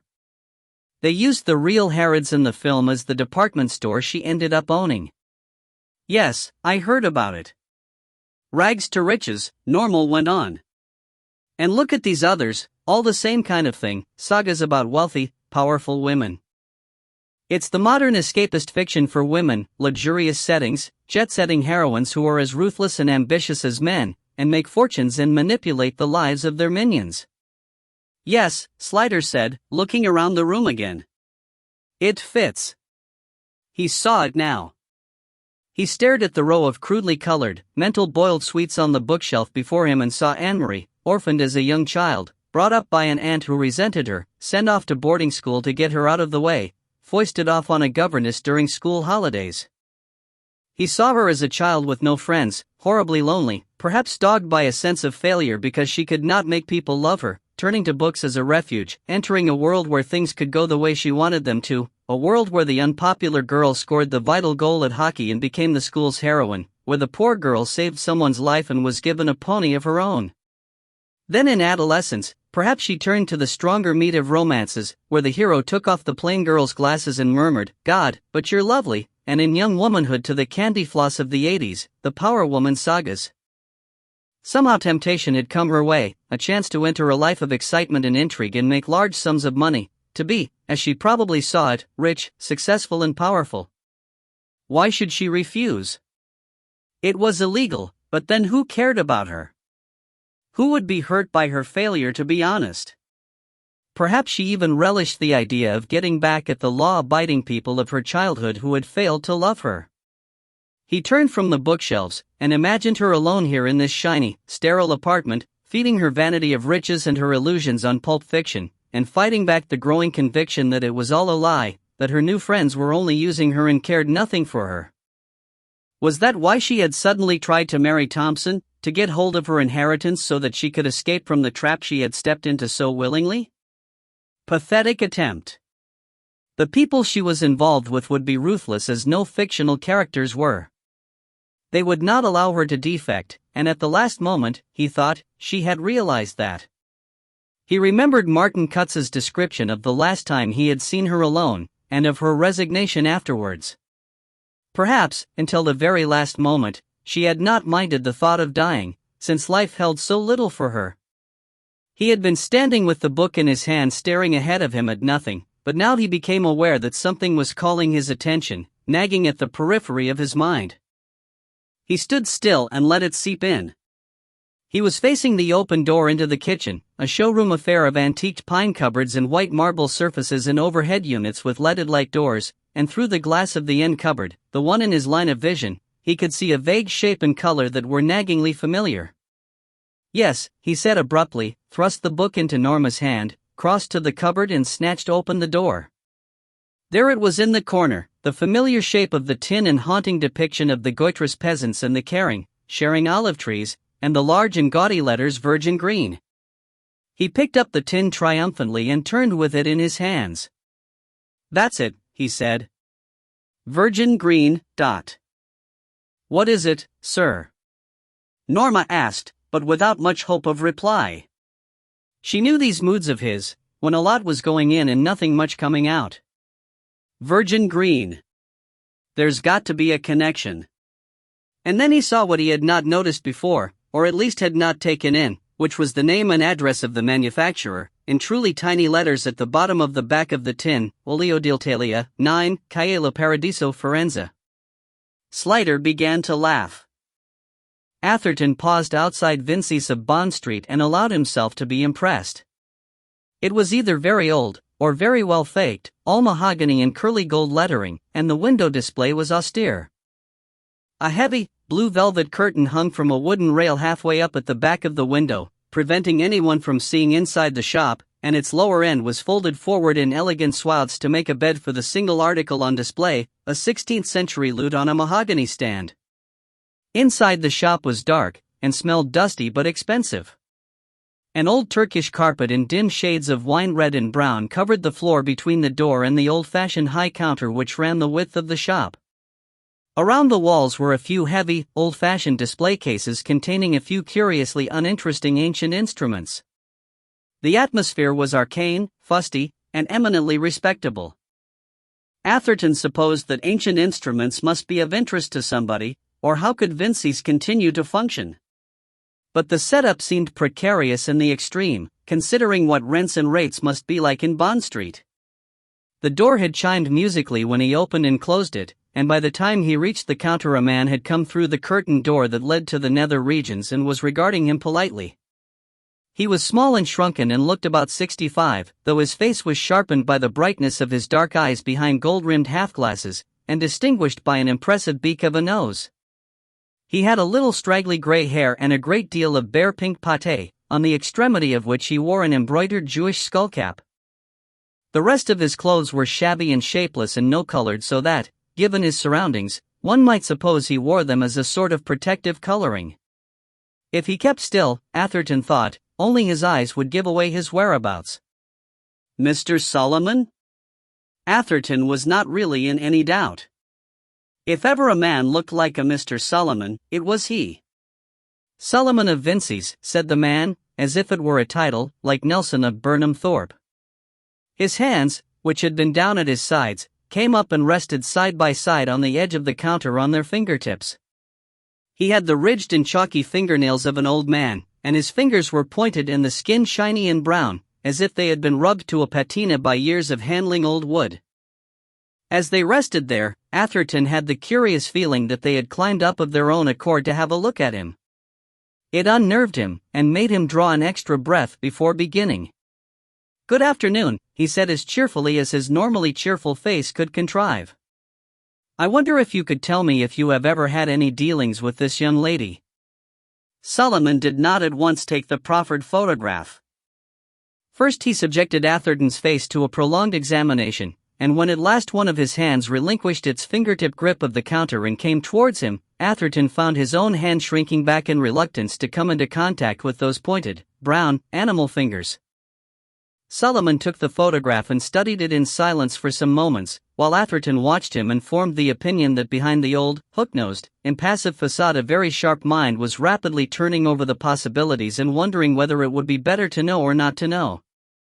Yes, I'm onto something, Atherton thought, with that rapid process of association and deduction which he thought was instinct. I have done business with her, Solomon said at last, returning the picture with an air of finality as if the last word had been said on that subject. It put Atherton on the wrong foot, as it was meant to, and he had to think out the next question. Would you mind telling me what the business was and when it took place? It was not meant as a question. Solomon smiled the smile of a reasonable man. He almost shrugged. Would I mind? Why should I not mind? Who asks me? Young man, you have not told me who you are. It was a game, as they both knew, for Atherton was perfectly well aware that he looked like a policeman. He brought out his ID, and Solomon took it and subjected it to such lengthy scrutiny that he might have been mentally setting it to music. At last he returned it and said, "So. The young lady. Yes. You did business with her, you said. So, she brought me a violin one day, another day two bows. I valued them for her, and she asked if I would buy them. I bought them, and later I sold them at a profit. That is how my business supports itself. I hope it is not yet a crime? And now will you tell me why you want to know? Has the young lady got herself into trouble at last? Why should you think so?" Solomon smiled gently. Because she was very pretty and very young. In the end, life must catch up with the pretty and young, otherwise how could the old and ugly bear the injustice? What has she done, this one? Nothing illegal, I assure you, Atherton said, smiling in spite of himself. Can you remember when these transactions took place? Solomon shrugged. Remember? No. But perhaps you keep records of purchases and sales? Of course I do. I am a businessman. I pay tax, VAT. What do you think? Atherton, driven, said very precisely, will you please look up in your records, and tell me when these transactions took place, Dut? Solomon smiled the smile of the tiger and brought out a large ledger and began to go through it from the back towards the front, slowly. Atherton could only abide in his breeches. His training, he told himself, must be at least as good as Solomon's. It was a long wait. When he had been all through that ledger, Solomon closed it and brought out another, and began again. Atherton gritted his teeth. At the end of something near half an hour, Solomon finally shut the book with a slam that raised an interesting cloud of dust, and said, In October 1987 she sold me a Guarnerius. In March 1988 violin bows, a piccat and a gold-mounted two-root. So, this is what you want to know? Did she give you her name? It is here in the daybook, Miss A. Austin. When she came in with the fiddle, in October 1987, did she know what it was, how much it was worth? If she knew these things, why should she ask me to value it? Atherton ground his teeth. How did she react when you told her the value? He shrugged. Who can remember? Some are glad, some are not. I don't remember. But you remember her? She was a pretty young woman with a valuable violin. How valuable? What did you give her for it? Solomon bent his head to the book again, though he must have known the figure already. 300,000 pounds. And the bows? 100,000 for the two. And you later sold these items at a profit? Of course. That is my business. Did she ever bring you a Stradivarius? Atherton looked directly into Solomon's eyes. Was there a flicker? He couldn't be sure. No. Are you sure? I am sure. Did you ask her where she got the Guarnerius and the bows? No. You didn't ask? You didn't require any proof of ownership from her? Now he sighed with faint reproach. People own things. Why should they have proof of ownership? They are family heirlooms, perhaps. A violin is not like a Rolex watch, my dear young man. I have from the police a list of stolen instruments, and these I look out for, always. What is not on the list I am free to buy and sell. Is it so? Solomon inclined his head at a helpful angle, but Atherton could hear the laughter in the air. The 8 brown fingers, hooked over the rim of the counter, were grinning triumphantly at him. You have nothing on us, they said. You can't touch us. You've been most helpful, Atherton said at last. I am always happy to help the police. There is one more thing, can you lend me those daybooks for a while? I need them for my daily business, Solomon protested, but without emphasis. I can return them to you tomorrow. I'm sure you can manage for one day. Solomon inclined his head in consent and passed the books across the counter, but the brown fingers gripped them until the last moment before relinquishing them. Thank you very much, Atherton said. He turned away with reluctance, feeling strangely unwilling to have Solomon unseen behind him on the short walk to the door. Outside, Bond Street had never seemed so light and airy and lovely. He had the rest of the day to go through these damned ledgers to find something, but whatever he found, he knew it would at best only suggest, not prove. Solomon was a downy bird, if ever there was one. He had not even made the mistake of denying all knowledge of Anne-Marie, which was what convinced Atherton more than anything that he had been dealing with a very professional criminal. Chapter 14. Whom the gods wish to destroy they first make rich. The personnel manager of the Birmingham Orchestra, what Slider had come to know was called the Fixer, was one Ruth Chisholm, a strong, handsome girl with foxy hair, bright cheeks, and pale, piercing eyes. She gave Slider the answer he was growing to expect about Anne-Marie Austen. I didn't know her very well. I don't think anyone did. She kept herself very much to herself. In fact, she hesitated, I don't think she was much liked in the orchestra. Why was that? Norma asked. Well, to begin with, it was said she'd got the job in the first place through influence. Someone had had a word with the powers that be and got her in. I don't know if that was true or not, but it's certainly true that she never auditioned for the part, which is unusual for a string player, and that got up people's noses a bit. She smiled suddenly. Musicians are a funny lot. They jump at the chance to get their friends in, but if anyone else does it, they snap at them like piranha fish. In theory they like people to get on by ability alone, but it never works that way, and they know it. Was she not good enough for the job? Norma asked. Oh, she was a good player all right, and a good section player, what's more, which is rare. Nowadays they all want to be soloists, and that's no good when there are 16 of you supposed to sound like one. Anne-Marie fitted in musically, that is. But not socially? Well, I'll give you an example. She had a flat near the center of town, which should have made her very popular. People need somewhere close to go, sometimes, between rehearsal and concert. But she never invited anyone back there. That's one of the things people said about her, that she was tight. And standoffish. Was she well off?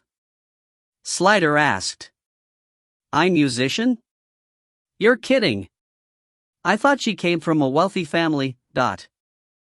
She shook her head to signify that she knew nothing about that. Do you know who Anne-Marie's special friends were? Norma asked next. Who she went around with? Before Ruth Chisholm could answer, they were interrupted by an old man in porter's uniform, who sidled up to them and gave a conspiratorial cough into his fist. "'Excuse me, sir, but would you be Inspector Slider, sir? Telephone call for you. If you'd like to come this way, sir, I'll put it through to you in the box." He lowered his voice still further and gave a ghastly wink. That way it'd be more private, see. Slider gave Norma a glance and a nod, to tell her to get on with it, and followed the old man. A moment later he was easing himself distastefully into the booth in which someone had recently smoked a cigar, one of the things for which he often know the death penalty ought to be brought back. The bell rang, and he picked up the receiver and found Nichols on the line. "Hello, Bill? I've got an urgent message for you from your bird." He put so much roll into the last word that Slider couldn't identify it for a moment. "Oh, you mean Miss Marshall?" he said superbly, and Nichols chuckled.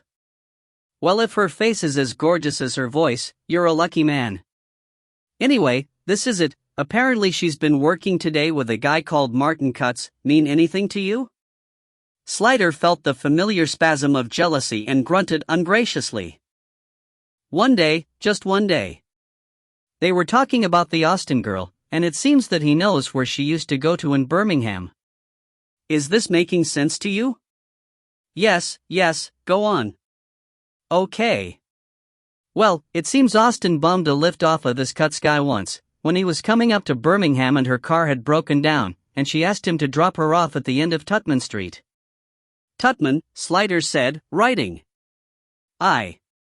"And Cutts says that he was at the curb while trying to get out into the traffic, and he saw her in his rearview mirror as she walked away, going down Tutman Street briskly as if she knew where she was going." "Is that all?" "Aye, that's it." "Any use?"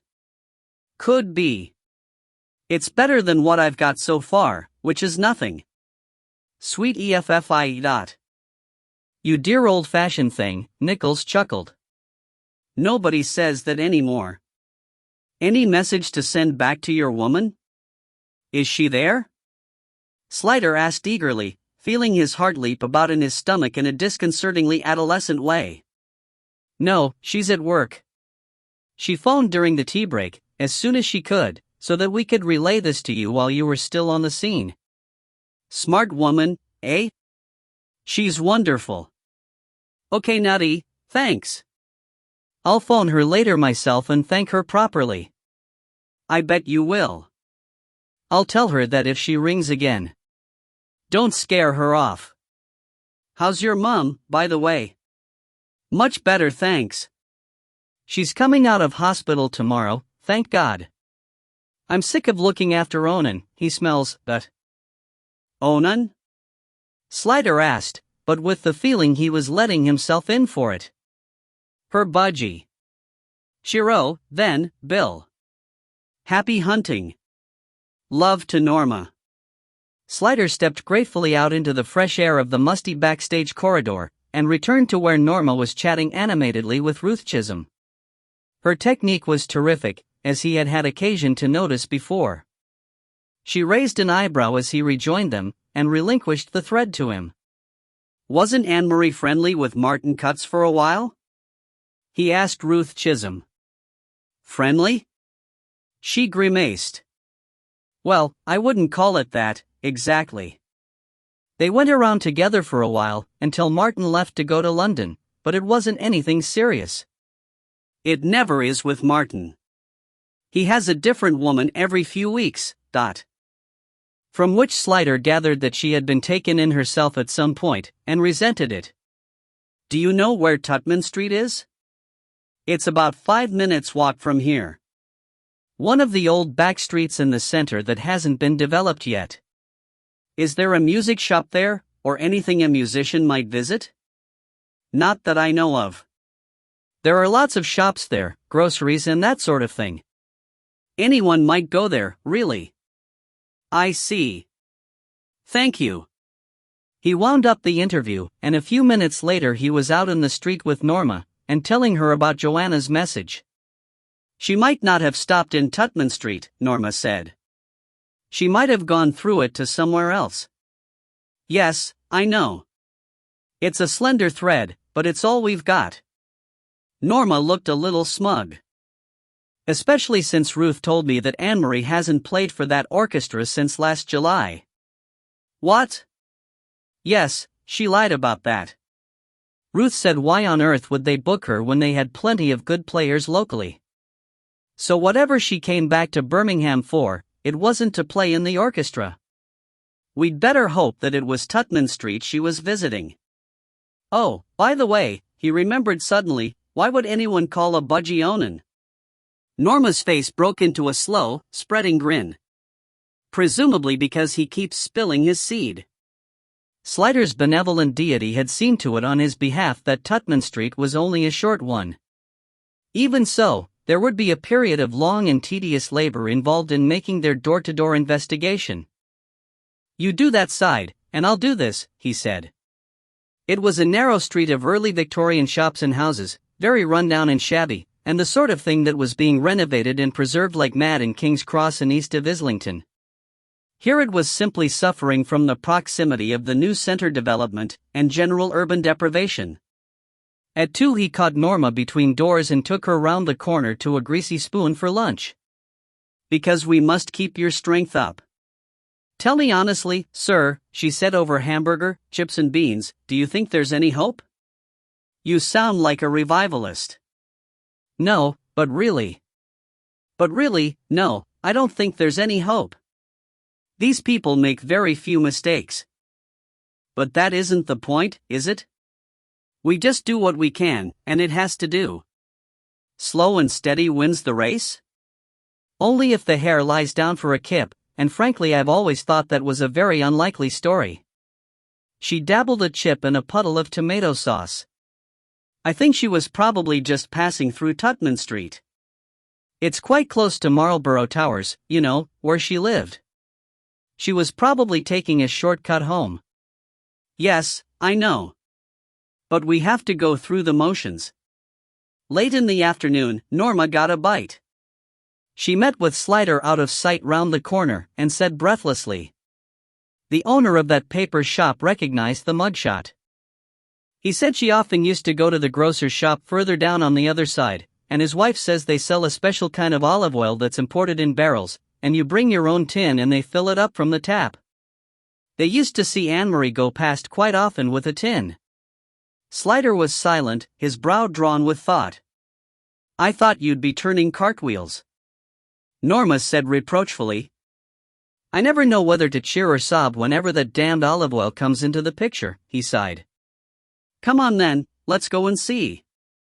The grocery shop was one of those tiny food stores turned into a supermarket by dint of adding a double-sided display down the center and a cash register by the door.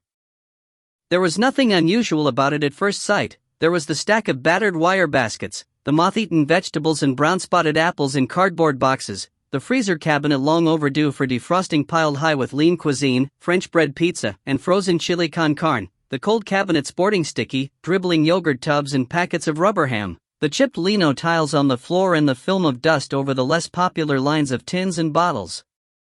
Slider went in alone and wandered along the aisles, pretending to search for something. When he turned the end of the row and looked back towards the cash desk, he saw something that alerted his instincts, something that was unusual about this shop. The owner had appeared from somewhere and was standing by the till watching him, and he was not an Asian. He was white and middle-aged, and among the enduring stereotypes of Slider's childhood he would have been put down unerringly as good old Mr. Baldergammon who runs the village shop. He was stoutish, pinkish, baldish, and respectable-looking, in a neat brown overall coat. Had this been a television sitcom he would have been wearing a spotless white grocer's apron, and his eyes would have twinkled benevolently from behind gold-rimmed half-glasses. Slider moved towards him, his senses alert, and the man said, "Can I help you, sir?" He fell a long way short of his stereotype. Unaided by props, his eyes did not twinkle, but glared with muted hostility. He did not smile benevolently, and despite his words, he did not seem at all to want to help Slider, unless it was to help him out of the shop, and pronto. "I'm looking for olive oil," Slider said, meeting the eyes at the last moment. The grocer's remained stony. "You passed it. Top shelf, right-hand side, down the end," he said curtly. Slider smiled an amiable smile and cocked an eyebrow at a quizzical angle, expressions he did well and convincingly. "Oh, well, actually, I'm looking for a special sort. A friend of mine cooked me an Italian meal and she says the olive oil you use makes all the difference. So naturally I asked her what sort she uses and she said it was called virgin green. Silly name, isn't it? All we've got is what's on the shelf," the grocer said coldly. Slider smiled a little more ingratiatingly. But she told me you sell it here, only not in tins, in a barrel, like draft beer, so I thought as I was passing I'd call in and see if I could get some. We don't sell it anymore, he said curtly. Oh, but I'm sure it wasn't very long ago she last got some from you. Are you sure you haven't got any, out the back, perhaps? The man made an involuntary movement with his eyes towards the door, presumably the door to the storeroom. It was no more than a flicker, quickly controlled, but Slider's scalp was prickling with the briny tension which filled the air. He could almost hear the clicking and whirring. I told you, we don't do it anymore. Not enough call for it. It was too expensive. Well, could you tell me where you got it from, Dot? Italy, he said impatiently. Is there anything else you want? The question verged on the belligerent, and was obviously meant to be interpreted as why don't you piss off? Oh, no, thanks, that was all, Slider said, almost Uriah Heeping now, and departed. The grocer slammed the door behind him, and there was a distinctive little click which was the plastic sign hanging from the back of the door being turned to show closed. Slider went in search of Norma with a sweet singing of success in his ears. He met her at the appointed rendezvous round the corner, where she was engaged in cat-licking her face clean with the corner of a handkerchief and a pocket mirror. Her hair was ruffled, and her collar slightly askew. Anything? He asked her, eyeing her condition. I hope you didn't take any risks. There's an alleyway that runs right along the back to service the backyards. They all had high walls, but to an ex-PT teacher like me, she shrugged. Piece of piss. You were never a PT teacher, Slider reminded her severely. Did you see anything? The door was locked and the window was barred, pretty filthy too, but I hitched myself up and managed to have a look through it. It's just an ordinary storeroom, full of boxes and so on. But on one shelf there are about 20 tins like the one in Anne-Marie's flat. Slider sighed with pure pleasure. They've made a mistake. At last they've made a mistake, only a small one, but my God. How did you get on? He practically threw me out. Told me they didn't sell olive oil anymore, no demand for it. My God, we must really have rattled him. He stopped and sniffed. What have you been treading in? I hate to think. Norma said, making use of the curb's edge. That yard was the resort of uncleanly creatures. Do you really think we're onto something? I'm sure of it. A shop like that would never deny selling something they had in stock. Come on, my lovely girl, I'm going to buy you a drink. There must be a pub somewhere near here. Anywhere, so long as there's a ladies' where I can clean myself up. Thompson was right, Atherton said triumphantly as Slider came in. She was smuggling. Slider simpered. Whatever happened to good morning, darling, did you sleep well, Dot? I've spent all night going through these daybooks and Anne-Marie's bank statements, and there are some remarkable correlations, Atherton went on. You're not as much fun as you used to be, Slider complained. What daybooks? Solomon of Vincy's. It's an interesting exercise. The turnover of that little shop is astonishing when you've been there and seen how empty it is. In Bond Street you need an astonishing turnover, Slider pointed out. All right, but look at these figures. Solomon admits to buying one fiddle from Anne-Marie, correct name and address, in October 1987. Now look at the bank statement. Slider leaned over his shoulder and followed the line of the long forefinger. He pays her £300,000, which, by the way, my friend at Sotheby's thinks was on the high side for those days, and she makes a deposit of $4,500. In March '88 he admits to paying her $100,000 for 2 bows, and she makes a deposit in her account of $1,500. He looked up at Slider. I don't have to tell you, do I, that each of those deposits represents exactly 1.5% of the purchase price? No, dear. But what happened to the rest of the money? Yes, that's the question. The way I see it, Cousin Mario gives her the goods, she smuggles them in, sells them to Solomon, banks her cut, and sends the rest of the money to a someone. Someone? Slider said sternly. Atherton ruffled his hair out of order. "I haven't worked that bit out yet," he admitted. Slider ruffled the hair back again. "Only teasing. But look, we can take this further. There are only 2 occasions when Anne-Marie's name appears in the daybook, but every time she made a large deposit in her account, there's a corresponding sale around the same date at Vincey's. Sometimes the amounts don't match exactly, but she may have kept some cash back for immediate expenses. That's no problem. The other names used on those occasions are never the same twice. I don't know whether it would be worth checking them out. I suppose they used her real name twice to make sure she was implicated and therefore couldn't rat on them," Slider mused. "That's quite feasible. There's no reason why she shouldn't have had a good fiddle and a couple of bows to sell, but more than that would look suspicious.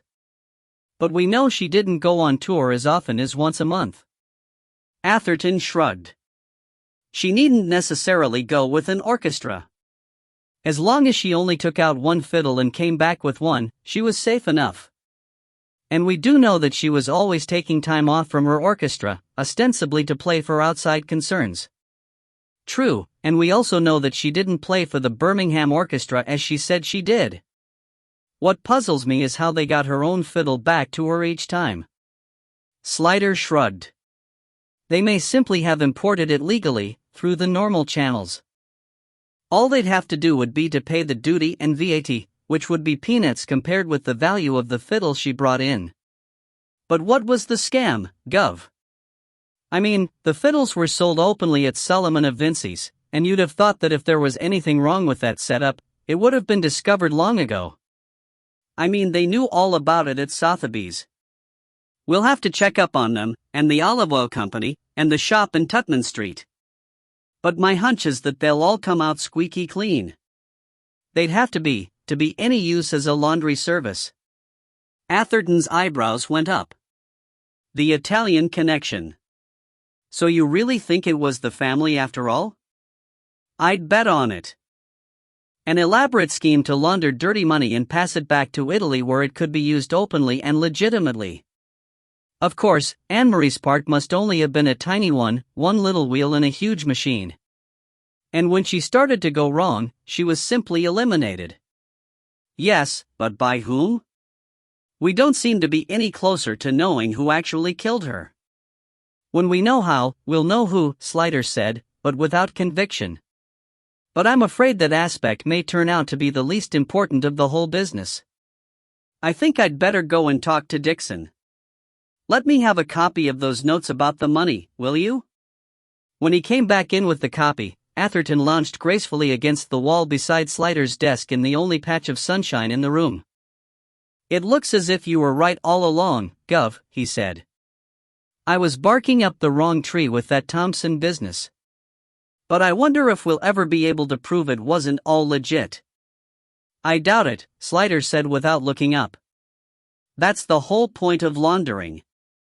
But if a thing is a lie, it ought to be possible to nail it. In an ideal world, we might manage to squeeze them a bit on probability. Look, I did some more working out. We can tell from Anne-Marie's bank statement that she must have been passing around £2 million to that shop in Tutman Street, and how did they account for that? If olive oil costs, say, £30 a tin. What? Oh yes." Atherton was pleased at having surprised him. "Extra virgin oil is very expensive. In Sainsbury's it's about £2 for a little tiny bottle. Now at £30 a tin, they'd have had to record sales of around 67,000 tins a year to account for the money. And that would be about 180 tins of it per day. Can you believe a little shop like that would sell all that much olive oil? Probability isn't proof. And you can bet they've worked out their accounting problems. They needn't have passed all the sales through one shop or one class of goods. And we don't even know that that's where she took the money. No, but she must have gone there for something. And even if you did manage to nail that little shop, you'd only be snipping one tiny blood vessel in the system. You don't imagine that £2 million was the summit of their ambitions, do you? To quote you on that one, we do what we can, and it has to do. Your trouble is you take everything too seriously. If you can scoop up one little turd, the world is a sweeter place. Thank you, old Moore, Slider said, not without bitterness. She had drawn the heavy, port-colored curtains against the dreary evening, and lit the fire, and it glinted off things half hidden in corners and increased the Aladdin's cave effect of the red Turkish carpet and the cushion-stuffed chairs and sofa. You're very late. Was it trouble? I came by a roundabout route, and spent some time driving about watching my rearview mirror. I hope that's just paranoia that. Reasonable precautions, now they've seen my face. He took her in his arms and kissed her. It seemed to have been a very long time since he had last done that. After a while she rubbed a fond hand along his groin and remarked, "At least you always carry a blunt instrument around with you." "Not always. Only when I'm with you. You say such lovely things to a girl." She tilted her head up at him, smiling a long, curved smile. "Do you want to eat now, or afterwards?" "Speak now, because things will start to burn soon." He laughed. "You're so basic. It's lovely. It's healthy." "Well, turn the gas off," he said. Much later they sat by the fire and ate steak with avocado salad followed by gorgonzola with a bottle of Rully. Joanna was splendidly, unconcernedly naked, saves on napkins, she said, while Slider wore only his underpants, because her carpet was so prickly. "You've changed so much," she marveled, "in such a short time. That first night I met you, you were so reserved. You'd never have done something like this." "You've changed me," he said, stroking her shoulder. "And you aren't white at all. More butter-colored." "Salted or unsalted?" "Pure Jersey." "It's only the firelight," she said, turning her head to kiss his hand, and he smiled and shook his head. All his senses seemed sharpened, all sensations heightened.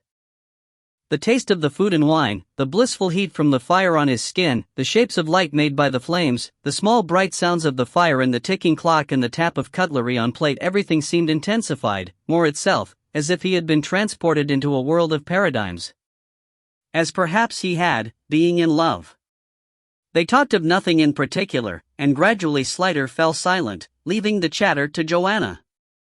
She touched on a few subjects, and when they got to the cheese stage she asked him how the case was coming along. "We're waiting for reports to come in on the shop and Vincey's. But I don't suppose they'll tell us much. If Anne-Marie was mixed up with a big, powerful organization, it isn't likely we'll be able to pin her murder on them. They'll have covered their tracks."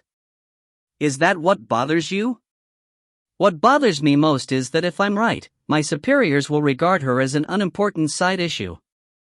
People seem to have come to mean a great deal less than money nowadays." "Oh, Bill." She smiled, leaning forward to touch his knee. "That's nothing new. Really, it's just the opposite, that only nowadays have people begun to feel that it's wrong for money to mean more than people. Think of the Victorian times. Think of Roman times. Think of any time in the past." He did not look convinced, so she changed the subject and told him about her day and the terrible conductor they were suffering from.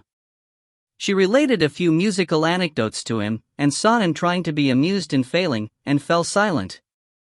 Then, seeing he had allowed her to fail him, he felt guilty, and tried to make it up to both of them by making love to her again. For the first time in his life he couldn't do it.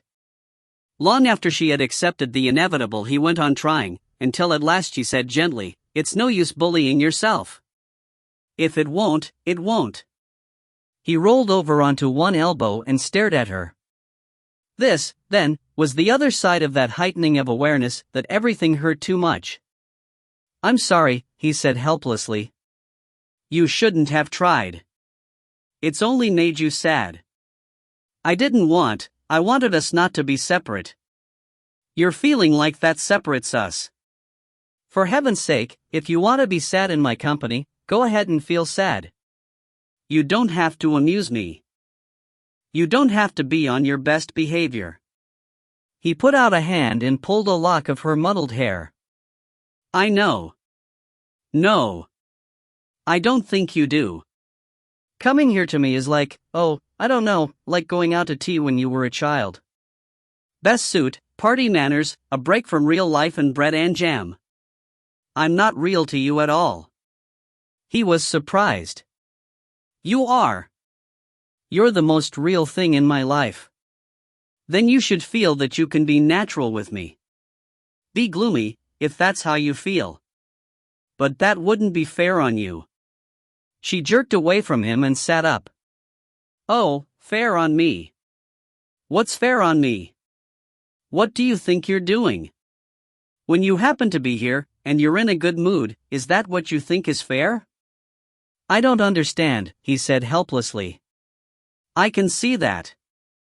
It's because you don't put yourself to the trouble of thinking. Where will you be sleeping tonight? Just answer me that. At home, of course, he said unhappily. Of course. But you know that. What else can I do? Nothing. Nothing. Forget it. Just don't talk about fairness. She stood up with an abrupt movement of exasperation or hurt, he wasn't sure which, and stood with her back to him leaning on her folded arms on the mantelpiece. Joanna, I don't understand. Though you wanted me to be here. I don't want to hurt you. If it hurts you, me being here, I won't come, he tried. Oh, for God's sake. Thank you for the extensive choice. He didn't know what else to say, and after a moment she said, I think you'd better go. We're only picking at each other, . But not like this, he thought. He couldn't bear to leave her like this. He hesitated for a long time, and then went and put his hands on her shoulders and turned her. Her eyes were dry and bright and she looked at him searchingly, perhaps to see how much he understood, which was very little. When I was a child, she said suddenly, my mother always wound the clock in the sitting room on a Sunday afternoon, about 5 o'clock. It was a very evocative sound. And there was a drain in the kitchen under the sink that smelled of very old green soap. And the bricks the house was made of, when the sun warmed them, they smelled like caramel. But no one will ever say that sort of thing about any house of mine. I build my nest, you see, but nothing grows in it, . Still he didn't understand, but wisely avoiding words, he kissed her on the forehead and the eyes and the lips, and after a while she responded, and they lay down on the hearth rug again and made love, this time without any trouble. You think this will make everything all right again, she muttered at one point, and he did understand, dimly. I love you, he responded. I love you.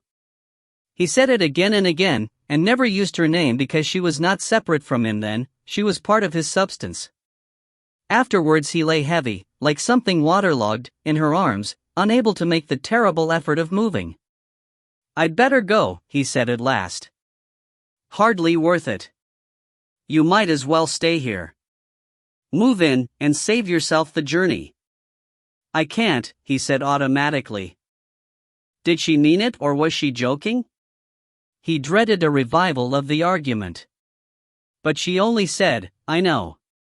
You don't sound convinced. What do you want, a written guarantee? She said, but without rancor. Go on, you dope. Get thee to thy clonery. Here's the report on that company, Olio d'Italia. Dixon said, gesturing Slider to a seat.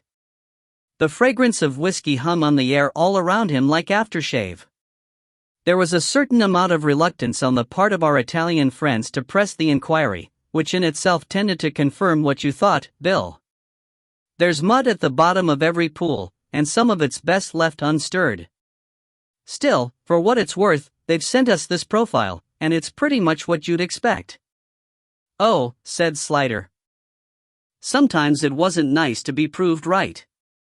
Olio d'Italia, head office in Calle La Paradiso, however you pronounce that. Run by one Gino Manetti. Cousin Mario, Slider said. Dixon looked a question and didn't wait for the answer. The company itself is a subsidiary of Prodotto Italiano, imaginative names these people choose, which is a massive international concern dealing with all sorts of Italian produce, oil, pasta, tomatoes, olives, cheeses, grapes, dried fruit, you name it. The big boy at the head of the parent company is also, surprise surprise, called Manetti, Arturo Manetti. He lives in an enormous villa up in the hills above Florence. Fantastic place, so I'm told, servants, guard dogs, electric fence, armed bodyguards, the lot. Arturo is Gino's uncle, and others of his relations run other subsidiaries. Of course, the reason the Italian security didn't want to run the inquiries too hard is that Arturo is the local capo. I see. This business of being proved right got worse and worse. Anyway, they've gone into the business, and it's all legit except that it isn't, of course. They don't sell the oil in Italy at all, as we would have expected. The output of that particular subsidiary is all export, and the two biggest international customers are, want a guess? England and America. Britain and the States got it in too. Their turnover is pretty big. In this country alone they do 200 million. That's an awful lot of oil. An awful lot of people like Italian food. Dixon looked at him sharply. Are you trying to be funny? No, sir. I've got a list of their outlets. Some of them are wholesalers, so I doubt if the list is complete as far as retailers go. Obviously they must all sell oil in some form, but I doubt whether more than one or two are actually bent. It wouldn't pay them to run the outfit that way. Your place in Tutman Street is on the list, and everything is backed up by the right paperwork. On paper everything is rose-scented, and that's the way it has to be, of course. No funny business. Nobody with a previous. They'll have people out all the time, agents, looking for likely recruits. Who recruited Anne-Marie, I wonder? Slider said. Dixon cocked his head. From what I gather, she was a cold-blooded, unemotional, ambitious little cow. So she was ideal material, wasn't she? I mean, it was either that or the Foreign Office. He leaned back in the chair, creaked protestingly. The other end, the Vinci end, is even more difficult to finger. He swiveled the chair and knocked a file off the desk with his elbow. Confining him in an office was like keeping a buffalo in the bathroom. Vinci's has been in existence as a business for over 100 years on that same premises in Bond Street. Irreproachable address, first-class clientele, and all that. The shop and the goodwill were purchased 11 years ago by an agent acting for an international antiques trading consortium, who had some very big American money behind them. The money traces back to a New York holding company with a Park Avenue address. Swanky. As you say.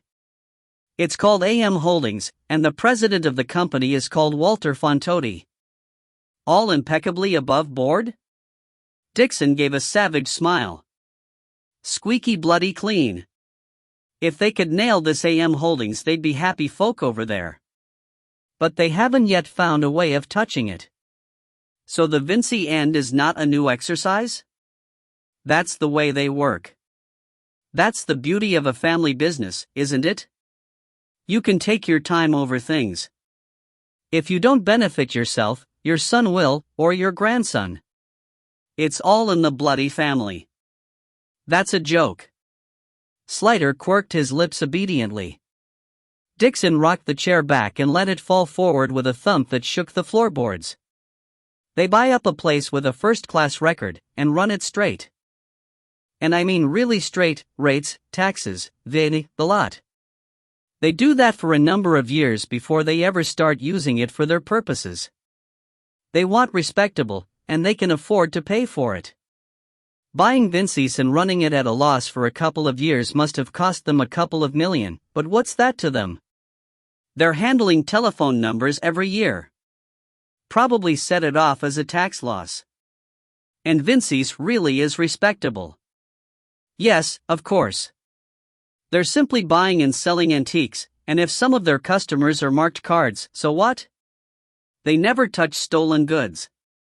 In fact, they're probably more honest than your average dealer. I'm told Solomon has an excellent relationship with the local police. And who is Solomon? Ah, that's an interesting detail. When they bought the business, it was on the market because the previous owner had died. That was the real, original Solomon. He was in his 60s, and he'd been running Vincey's since 1935. Apparently he was a fantastic old boy, a real expert, knew everything about stringed instruments, and a whale on bows. He'd been a concert violinist in his youth, apparently quite a good one, but for some reason gave it up and went into dealing, and specialized in antiquities. Slider raised his brows. You mean they took over his name and his reputation? The young man at Sotheby's sent Atherton to Solomon because he was an expert on violin bows. But nice, isn't it? I suppose anyone who was around when the changeover took place would know the old boy had died, but the general public wouldn't, and by now I don't suppose anyone remembers. So who is our Solomon? His name isn't Solomon, of course. He isn't even Jewish, though he wears the hat. He's an Italian, name of Joe Novanto. Came over during the war as a refugee, after the Nazi occupation of Italy. He changed his name to Joseph Nevis and got himself a job with Hills of Hanwell, making violin bows, which apparently was his trade back home. When the war ended he stayed on in this country, and got a job at Vincey's. So he really could do it? Oh yes, that part was genuine all right. He was taken on to repair and renovate bows and instruments they were handling, and he studied the ancient instrument trade under the real Solomon, so he was learning from an expert. And when Solomon died and the business was sold, he took over the name, the reputation, even the character. Of course, the fact that he'd been working there so long would help to confuse the issue. People would recognize him, and in time his identity got fudged over. I don't suppose many people go to a shop like that more than once in their lives. And of course he really did know Solomon's stuff. He's been doing it for 25 years. But then, at what stage was he recruited? If it was the organization that bought Vincey's when the old man died, was Nevis already one of them? God knows. I don't suppose we ever shall. But if you want my personal opinion, I'd say yes. It's carrying the business of sleepers a hell of a long way, but these people work on a grand scale. You can afford to make plans that take 50 years to mature if it's your own flesh and blood that'll benefit. I'd say that Nevis, or Novanto, was their man from the beginning, before he ever left Italy, and he was just slipped in when the opportunity came in case he was ever needed. But of course, there's nothing we can pin on him. He not only looks legit, he is, except for using Solomon's name, and that's not a crime. So where do we go from here? Dixon looked at him carefully, and placed both his meaty fists on the desktop, making himself larger and squarer than ever. Body language? Slider thought. Dixon wrote the book on it. That's the part you're not going to like, Bill. I'm afraid you don't go anywhere, they're taking the case out of our hands. Special branch? They've got their own operation going on the family. They know what they're doing. Come on, there's no use looking like that. You must have expected it. I'm only surprised they left it with us as long as they did. And Anne-Marie? Slider's lips felt numb. Well, she's a bit of a side issue really, isn't she? Besides, she was one of their own operators. Obviously they knocked her off when she started being a nuisance, and since they've cleaned up their own mess, you can't expect our boys to get too excited about it. There are bigger fish to fry, and Special don't want us mucking about and treading mud all over their carpet. And Mrs. Gostin? And Thompson? Dixon shrugged. Look, I know how you feel, but it's more important to nail the blokes at the top than some 2x4 local operator. If we go poking sticks up the network looking for the murderer, we'll scare them into closing it down and a lot of hard work will have been wasted. In any case, even if you could discover who murdered the Austin girl, it's 7-4 on that he's dead by now. They don't tolerate failures, as you know, and anyone who draws attention to himself is a failure. Ipso bloody facto. They'll have topped him, no sweat stot. Slider merely looked at him, and Dixon replaced his fists with his elbows on the desktop and looked beguiling. It's not as bad as all that, come on. Instructions are to close the file officially. Thompson killed Austin and then committed suicide, and the old lady was just an accident. That's going on record, and it makes our figures very nice, I can tell you. Our figures? Slider repeated disbelievingly. They're letting us have the credit, officially, and since you did most of the slog, I'm putting it down to you, Bill. It goes on your record. Earns you quite a few more brownie points. You'll be a girl guide in no time. Dixon sat back with an expansive smile, inviting Slider to look surprised, grateful, modest and hopeful in that order. The implied promise was in the air, the promise Irene had longed for so many years, was dangled, a golden vision, just within reach. Slider stood up. Will that be all, sir? Dixon's smile disappeared like the sun going in. The granite showed through the red meat of his face, and his voice was hard and impatient. You're off the case. That's official, you understand? Forget it. As Slider passed the door of the CID room on his way back to his office, Atherton called to him, and he paused and looked in blankly. Beavers was there too, sitting on Atherton's desk reading a newspaper. Was it the report on Solomon? Atherton asked. Did Dixon have anything?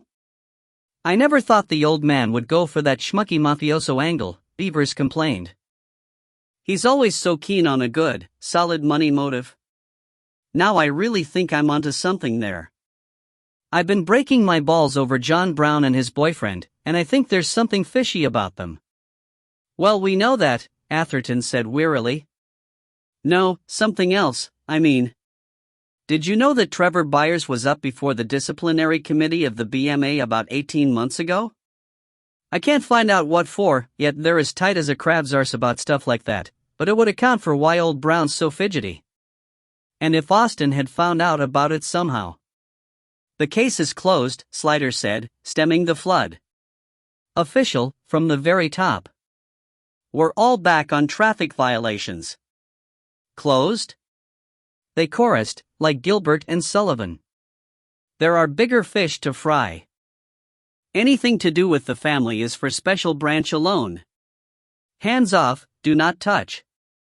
And Anne-Marie has become an unimportant side issue. In the momentary silence that followed, Atherton noted how Slider always talked about Anne-Marie and never about Thompson, as though the one were an intolerable outrage, and the other no more than he deserved. But he forbore to mention it. Instead he filched the paper out of Beaver's hand and opened it at the entertainments page. Oh well, that's that, then, he said. At least we'll have our weekends to ourselves again. I wonder if there are any good shows on. And you can find out if your children still recognize you, Beavers said to Slider. Anyone fancy a cup of tea? Slider shook his head without even having understood what he had been asked, and walked away. When he had gone, Beavers turned to Atherton. What's up with him, then? Is he cracking up? I hear he took Norma to Birmingham for the day and never even laid a hand on her knee. I mean, that's not normal. Oh, shut up, Alec, Atherton said wearily, turning a page. Beavers looked complacent. Detecting's a young man's job. I've always said so and I always will. Not when you reach 40, you won't. These old guys can't take the pressure, you see. They let things get on top of them. The next thing you know, old Bill will start weeping over suicides and writing poetry. I always say. Oh, stuff it. Atherton said, getting up. He flung the newspaper in the bin and walked away, but Beavers simply raised his voice a little to carry. You're not so young anymore either, are you, Jim? Time's running out for you too, old lad. Left alone, Beavers picked the newspaper out of the bin, smoothed it out, opened it at the sports page, and began to read. He whistled cheerfully and swung his rather short legs, which didn't reach the floor when he was perched on a desk. If they couldn't stand the heat, he thought with his usual originality, they should stay out of the kitchen. Chapter 15. A runt is as good as a feast. Slider went back to his office and did a bit of desultory tidying up, which soon degenerated into sitting at his desk and staring moodily at the photograph of Anne-Marie. At the end of any case he usually felt a lassitude, a disinclination to work, once the momentary excitement of the result wore off, leaving only deflation in paperwork. But this was much worse, because he had no answers to the many questions, nothing to detract from the sense of injustice towards the victims.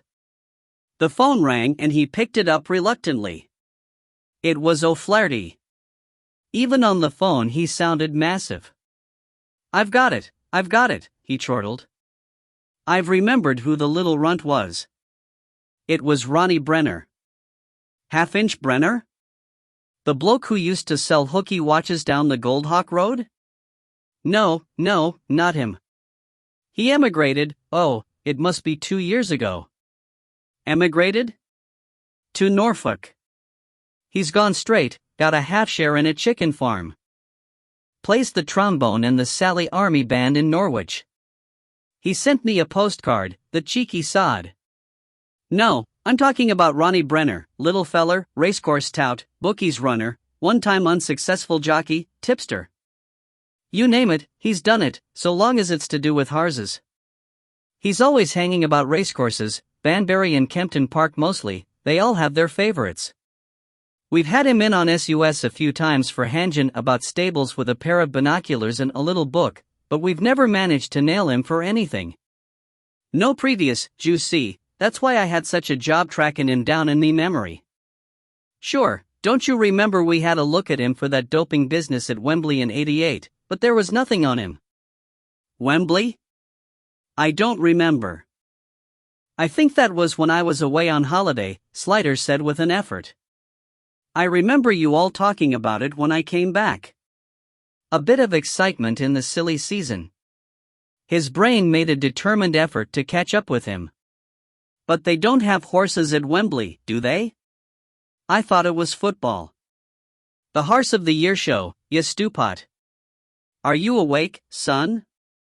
The local lads pulled him in at Banbury for the same thing, and he laid his hand on his heart and swore he'd never do a thing like that to man's best friend. Touching, it was. There wasn't a dry seat in the house. Anyway, that's who it is.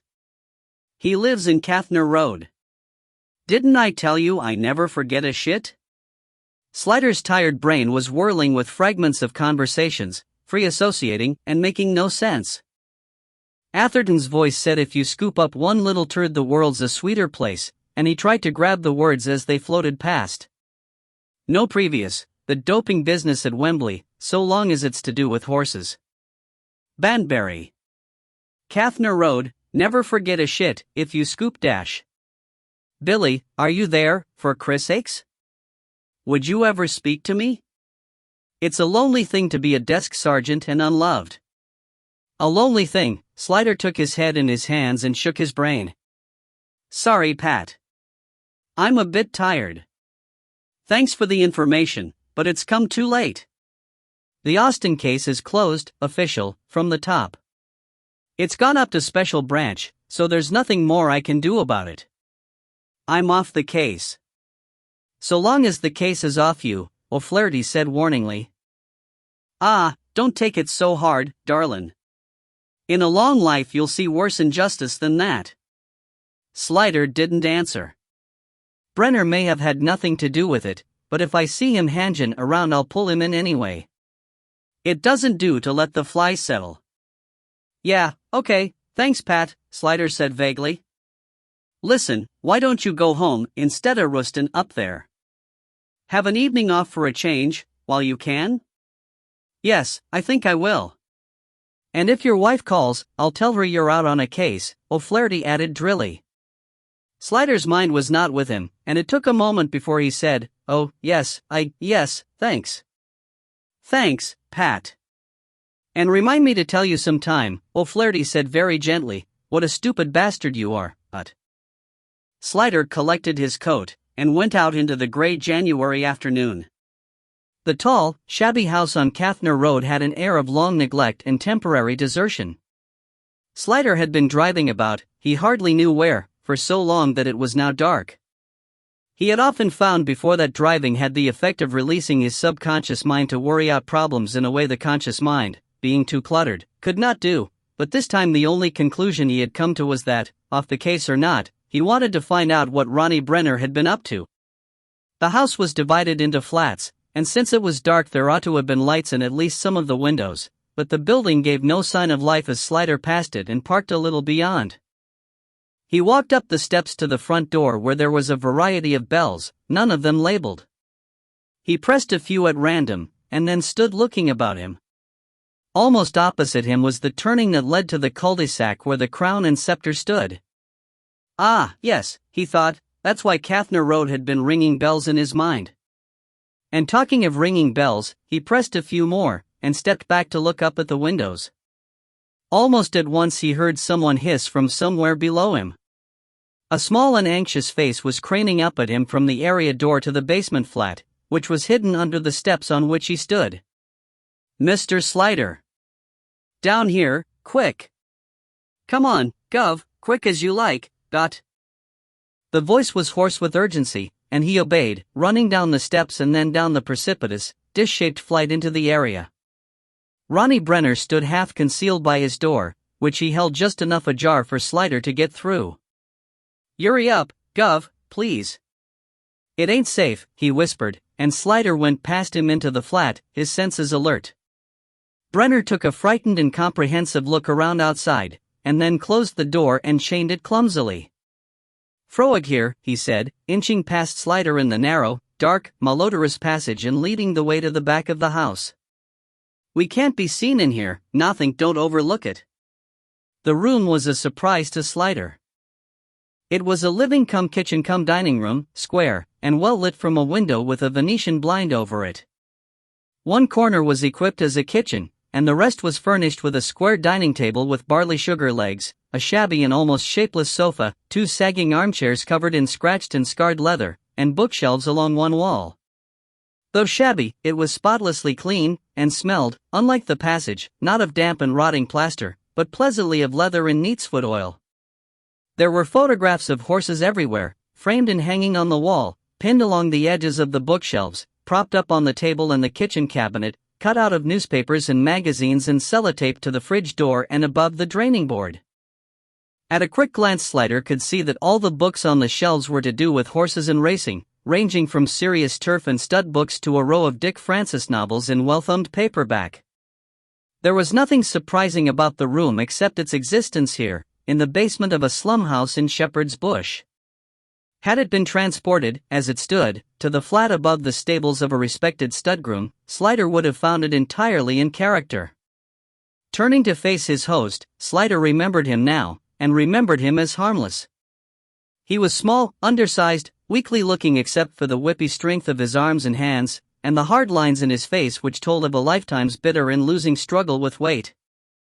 He might once have been a handsome man, before the effects of deliberate starvation, exposure to the weather, and a diet of gin and cigarettes designed to stunt him, had browned and wrinkled and monkeyfied him. Under the brown he was at this moment very white, his features drawn and pinched with fear. Ronnie Brenner was plainly a very frightened man. Slider addressed him kindly. "Now then, Ronnie, who's been putting the frighteners on you?" "Christ, Mr. Slider, nobody don't need to say nothink. I seen what they do, haven't I? Was you followed, Gov?" "I don't think so. I came a very roundabout way." "Is it as bad as that?" "I wanted to tell you, Gov, honest," he said, fidgeting anxiously with the things on the table. "I hung about the station for a bit hoping I'd see you, till I see that big Mick sergeant clocking me, then I come away a bit hasty. Him and me have had a brush now and then, see. I thought about phoning you, but I never done it. I never thought you'd come here. Well, I did, and here I am. What did you want to tell me?" "I ain't done nothing, and that's the truth, Gov, so help me." "You got to believe me. This bloke phoned me up, see, out of the blue dash." "Which bloke?" "I don't know. He never give me no name. He says, 'I know you, Ronnie, and I've got a little job for you, what you pay you nicely.'" "He used your name like that?" "Yes, sir. Straight out, Ronnie, he calls me." "Did you recognize his voice?" No sir. Not to say who he was, but it's a kind of voice I've heard before. What I mean is, it was posh. Posher than yours. Not a silver ring voice, see, but real posh, like the county knobs in the owner's enclosure. Old? Young? Not young. Middle-aged. And he was ringing me from a coin box, and it must have been long distance because I kept hearing him put money in every 2 bleeding seconds nearly. So anyway, he asks me to do this job for him. He says he wants me to find him an empty flat on the White City estate, make it so's he can get in, clean it out, and watch it for a couple of days to see who goes in and out of the block, what times and that. Did he say why he wanted you to do those things?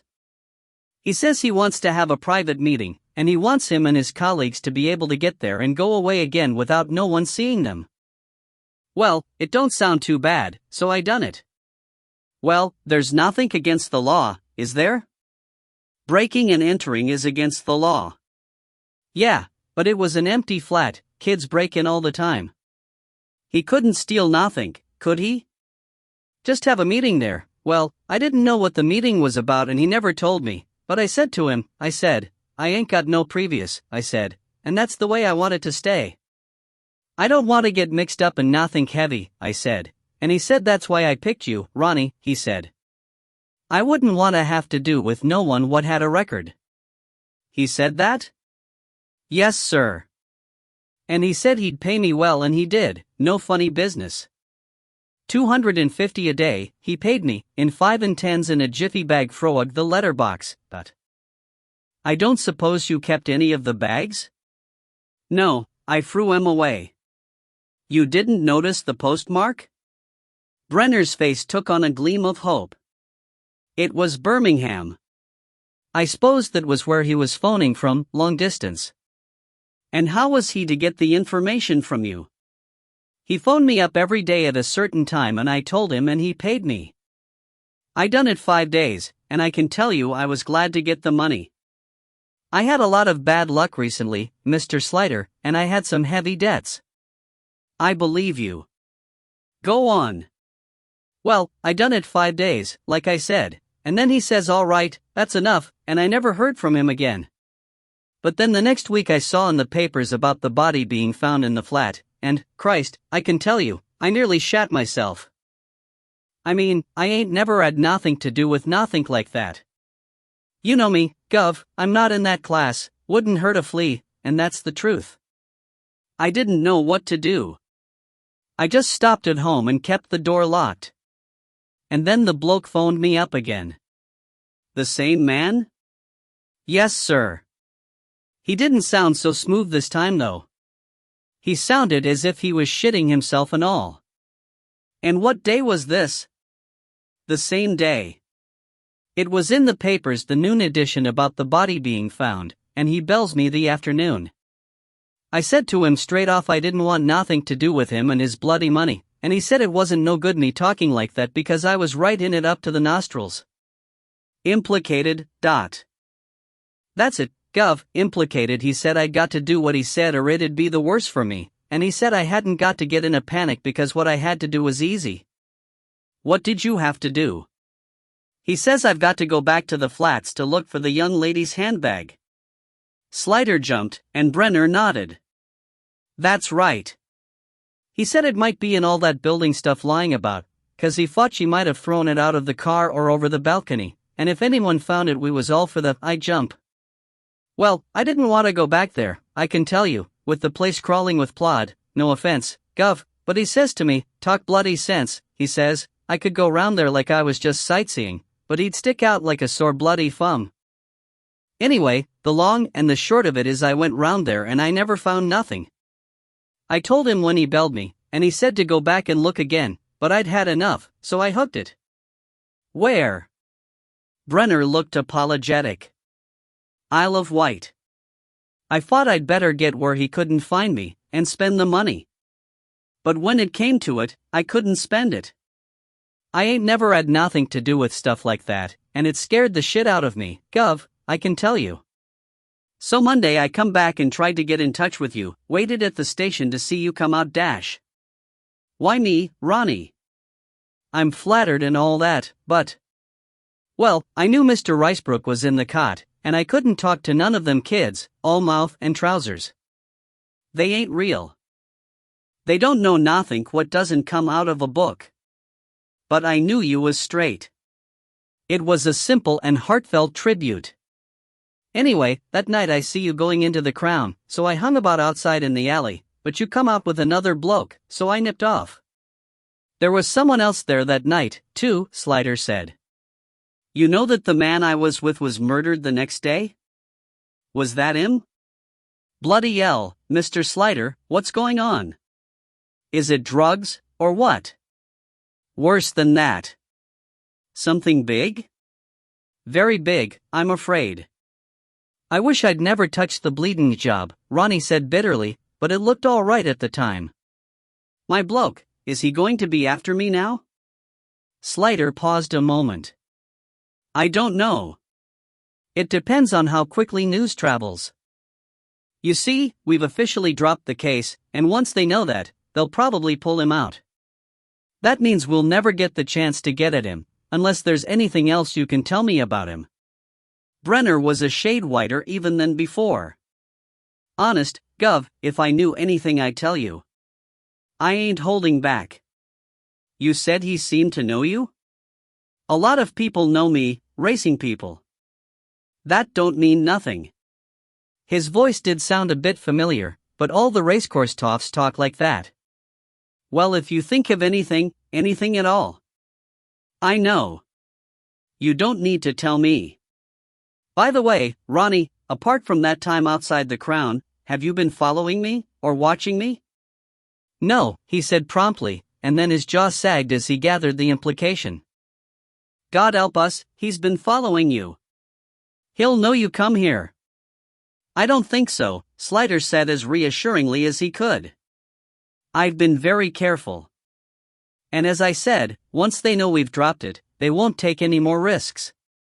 As long as you keep out of sight for the next few hours, you should be all right. Is there another way out of here?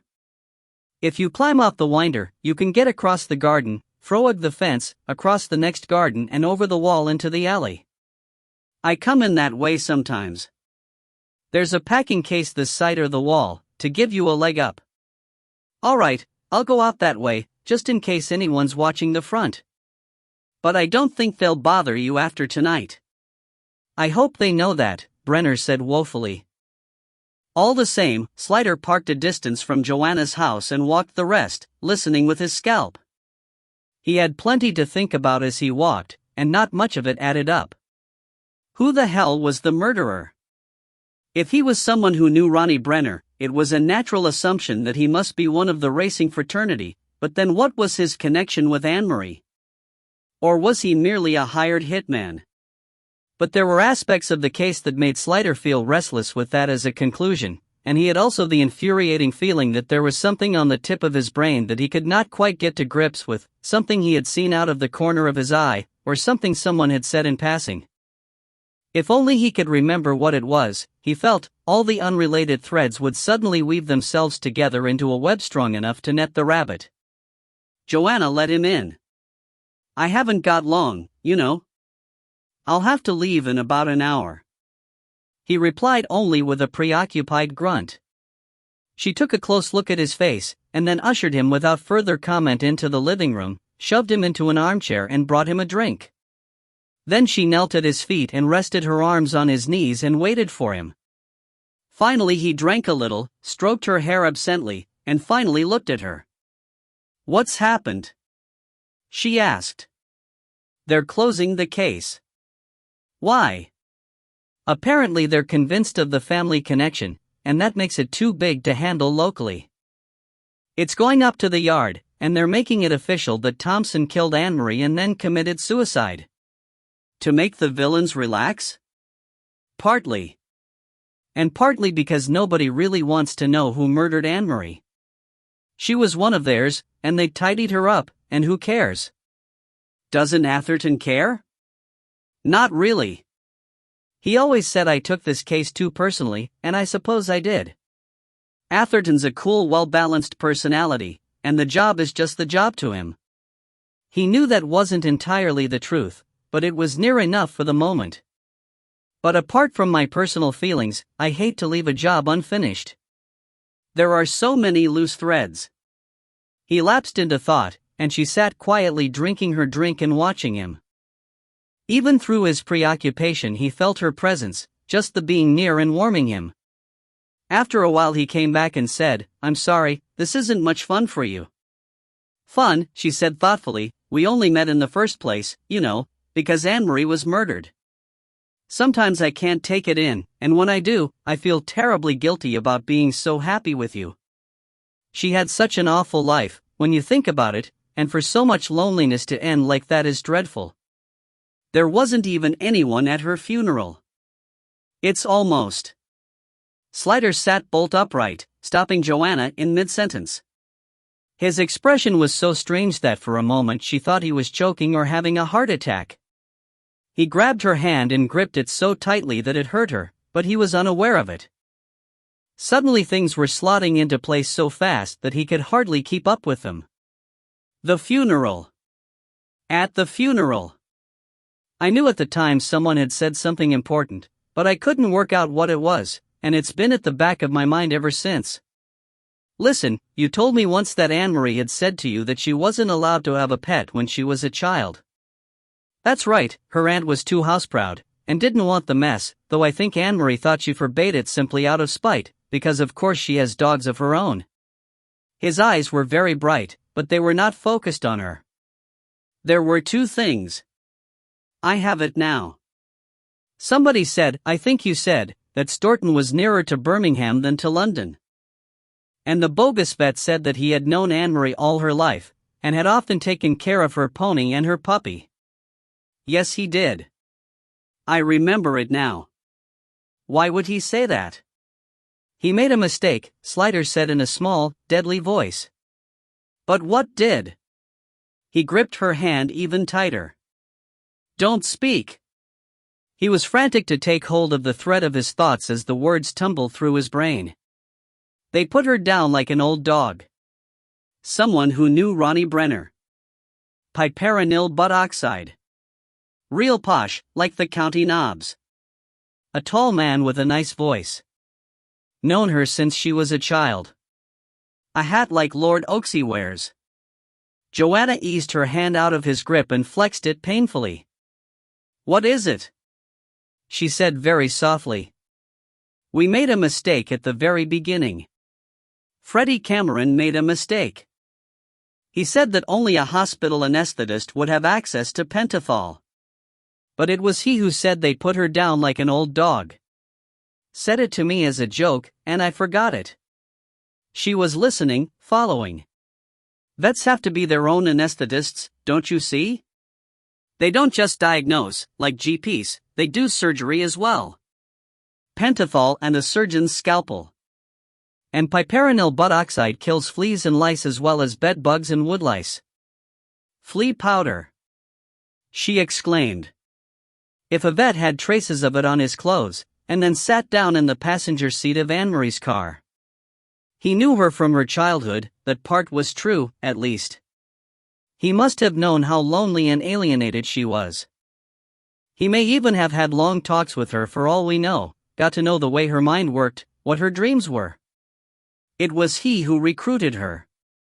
Dixon's voice said in his head, it was that or the Foreign Office, and he shook it away as an irrelevance. Then she became dangerous and had to be put out of the way. Why? I think, because of the Stradivarius.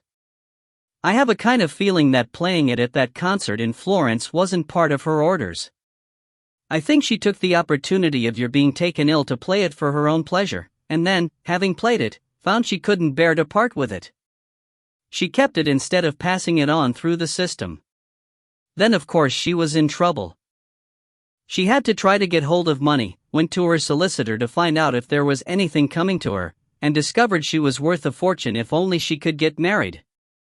That's why she suddenly started pursuing poor old Simon. He was her only hope. She had to move fast, she hadn't time to start from scratch, and the only other man she knew well was already married. Martin Kotz. He was probably more of a friend to her, for all his faults, Slider said with distaste. When she found it was no use, she turned to him for comfort. She was beginning to get very frightened. She said to him, "I'm so afraid." "Yes, you told me," Joanna said quietly. She was right to be. Already the order had gone out. The vet, Hildyard, knew Ronnie Brenner. Ronnie hangs out at Banbury Racecourse, and that isn't far from Stourton. If we check, I think we'll find Hildyard was a regular there. We may even find he's the official racecourse vet. Ronnie has no previous, they'd never use anyone with a criminal record, but he looks shady enough, the type who'd do a job for cash without asking questions. Ronnie said his contact had a posh voice. And Mrs. Gostin mentioned his voice, too. Who's Ronnie Brenner? He hadn't told her that part yet, but he shook the question away. No time now. Hildyard must have met Anne-Marie before Christmas, in London, I suppose. That was when he stole her diary, so he knew her movements, and knew she had a free period in January when no one would miss her. Ronnie found the empty flat for him and watched it to see when there was no one going in or out on a regular basis. Then Hildyard arranged to meet Anne-Marie at the pub that evening. I don't know how, but I imagine it was a pre-arranged signal. Something to do with her car, a note under the windscreen or something. She'd been resigned to her fate, but now suddenly she took fright. I suppose she guessed something was up, and now it was upon her she realized she didn't want to die. Yes, Joanna whispered. She was very pale. She ran back to try to get her friends to come with her, thinking that if she turned up at the pub with a group, he'd have to call it off. It would look like something she couldn't have helped, to have a bunch of friends tagging along. But of course, when it came to it, she found she hadn't any friends. She had to go alone. Joanna could see that he had forgotten that she was one of the friends in question. She felt a little sick now, and kept her lips tightly closed. He was looking stretched and exhausted, but he went on. He met her in the car park, well muffled up, wearing a racing man's brown trilby, a hat like Lord Oaksey wears on the television. They didn't see Paul Ringham sitting in his car with his lights off, waiting for his wife. They left together in her car, with Anne-Marie driving. Perhaps she hoped then that she'd been mistaken. She'd known him all her life. Maybe she persuaded herself that he really just wanted to talk. He finished his drink at a gulp and leaned back in the chair, rubbing his eyes. It all fits. But I could never prove it. No proof at all. And anyway, the case is closed, that's official. Wouldn't they reopen it, if you told them what you've just told me? No. I've no evidence. Besides, they aren't interested in Hildyard. They want the men at the top, and they don't want anything to disturb the setup until they're ready. Going after Hildyard would probably lead to them closing down the whole network and starting up again somewhere else. Anne-Marie simply isn't important enough. Oh God, what a world it is. What a bloody awful world. He rubbed and rubbed at his face, as if he might rub away his thoughts. There was more here, she could see, than Anne-Marie. This was the culmination of a long, long story of disappointment and disillusion, frustration and personal conflict. She put up her hands carefully to stop him rubbing, afraid he might hurt himself, and his hands closed like steel traps around hers, making her gasp with fear and pain. Hold on to me, he said, staring at her fiercely. She could feel the unendurable tension through the contact of their hands. Hold on to me. I need you. Oh God. You've got me, she said. But she was afraid. She had never been this close to someone so near the breaking point, and she didn't know what to do. He was so overwhelmed he might snap at any moment. Instinct took over. He slid forward out of the chair, still holding her hands, and pushed her down onto the carpet. Then he made love to her, not even waiting to take off his clothes, merely undoing and parting them sufficiently for the act.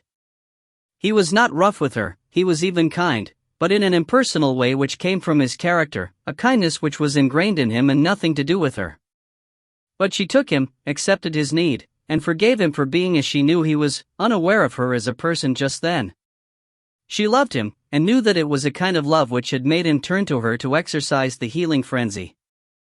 All the same, it was the beginning of sadness.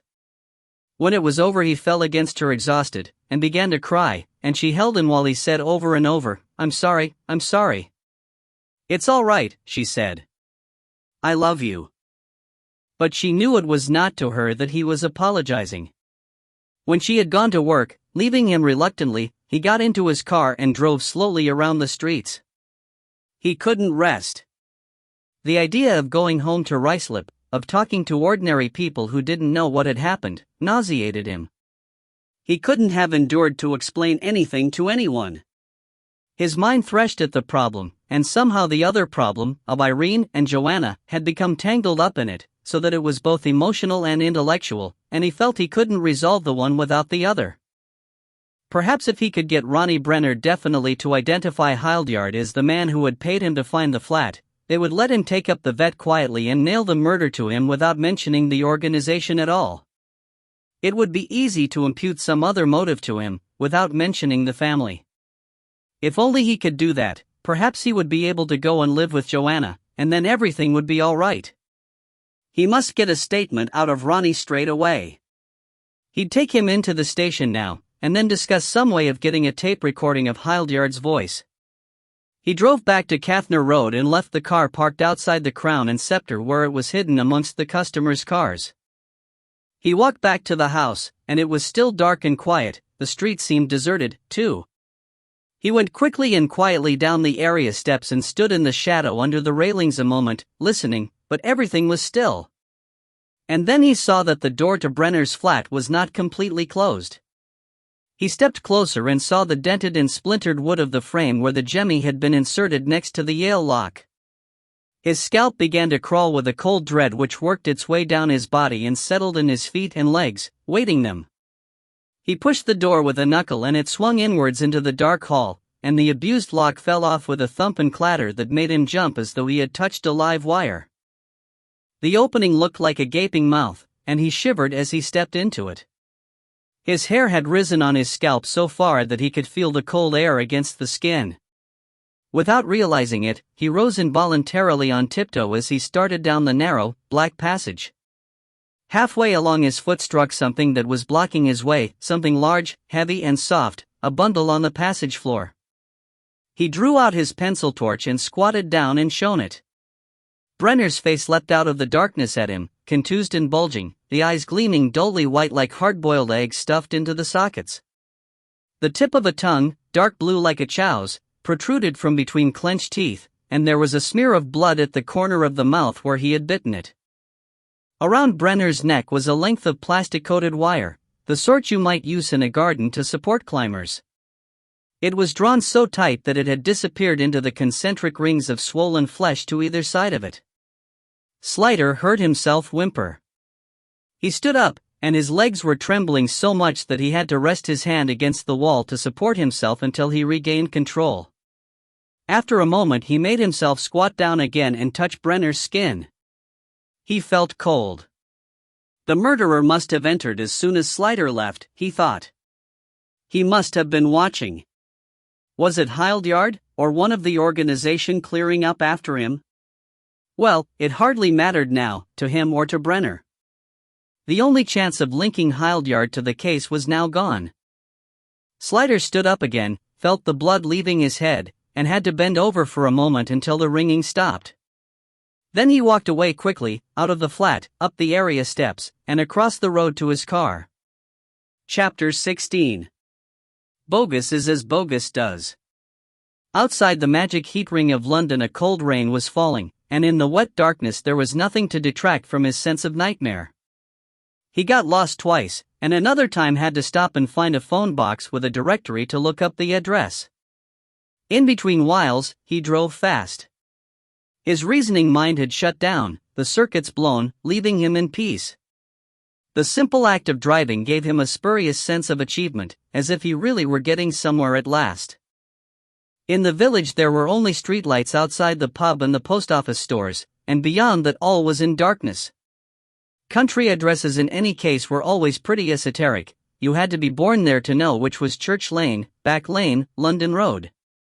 He drove around, wandering down dark, narrow lanes where unbroken hedges reared at him from the oblivion beyond the headlights, having to backtrack when he snubbed his nose against a dead end, and he found the place in the end completely by chance. Neat's cottage. Was that a joke?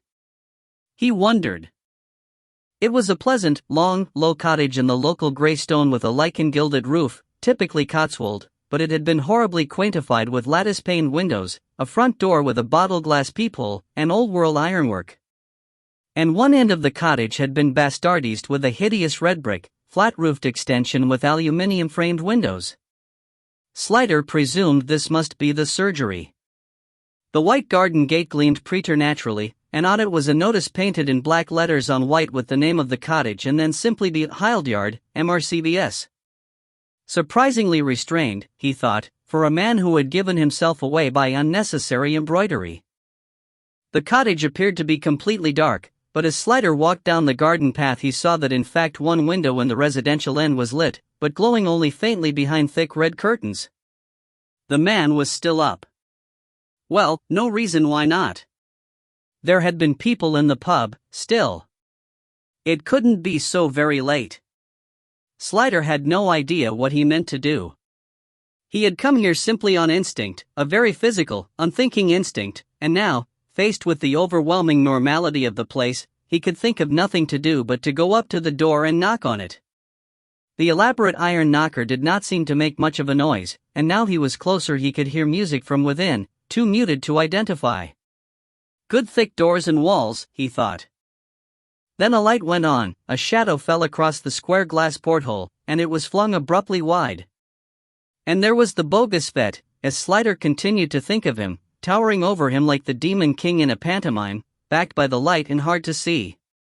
There was a moment of silence during which Slider had time to appreciate the folly of his being here at all, as well as the remarkable fact that he felt no fear. Indeed, he was aware of an insane desire to say something completely frivolous.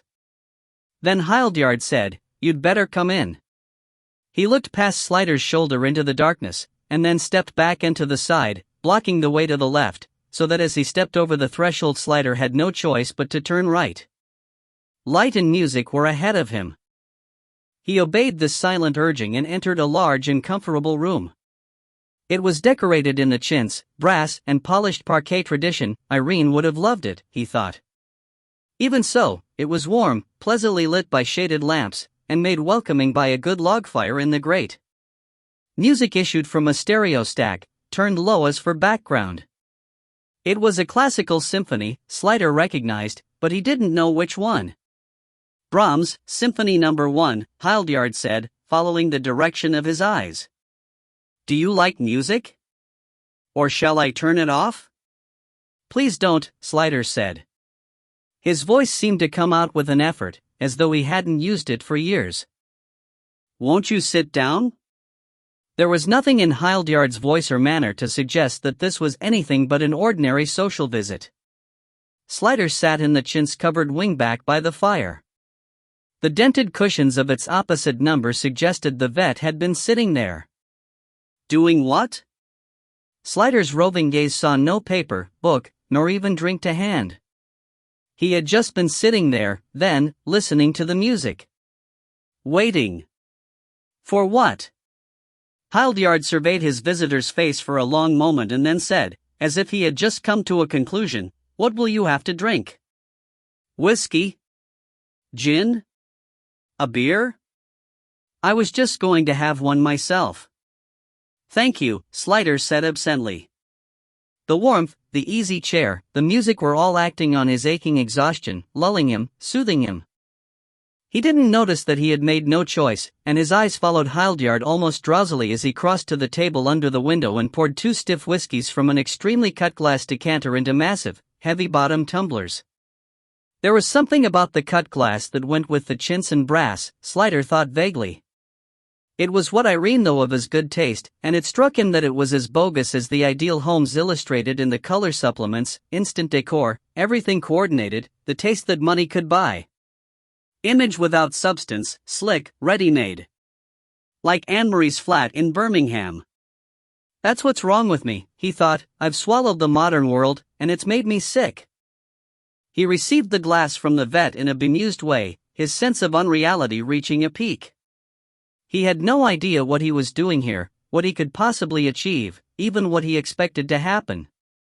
He felt that if he waited long enough he would hear his own voice, but that until he heard it he would not know what he was going to say. Hildyard sat down opposite him with his drink, watching him impassively, and probably assessing pretty accurately the state of his visitor's mind, Slider thought. This isn't an official visit, was what Slider did eventually say. So I imagined. You've been taken off the case grounded, as we used to say. What? Slider said stupidly. During the war. Air Force, Hildyard told him kindly. What a picnic that was. Never a dull moment. A lot of us never got over the piece, you know. He glanced at Slider's hand. Drink your drink, he urged pleasantly. Slider looked at the glass, suddenly wondering, and reading his thoughts. Hildyard said, It's just whiskey. I've nothing to fear from you. I knew you'd been grounded before you did. Your commissioner plays golf, you see. So he did. Slider remembered.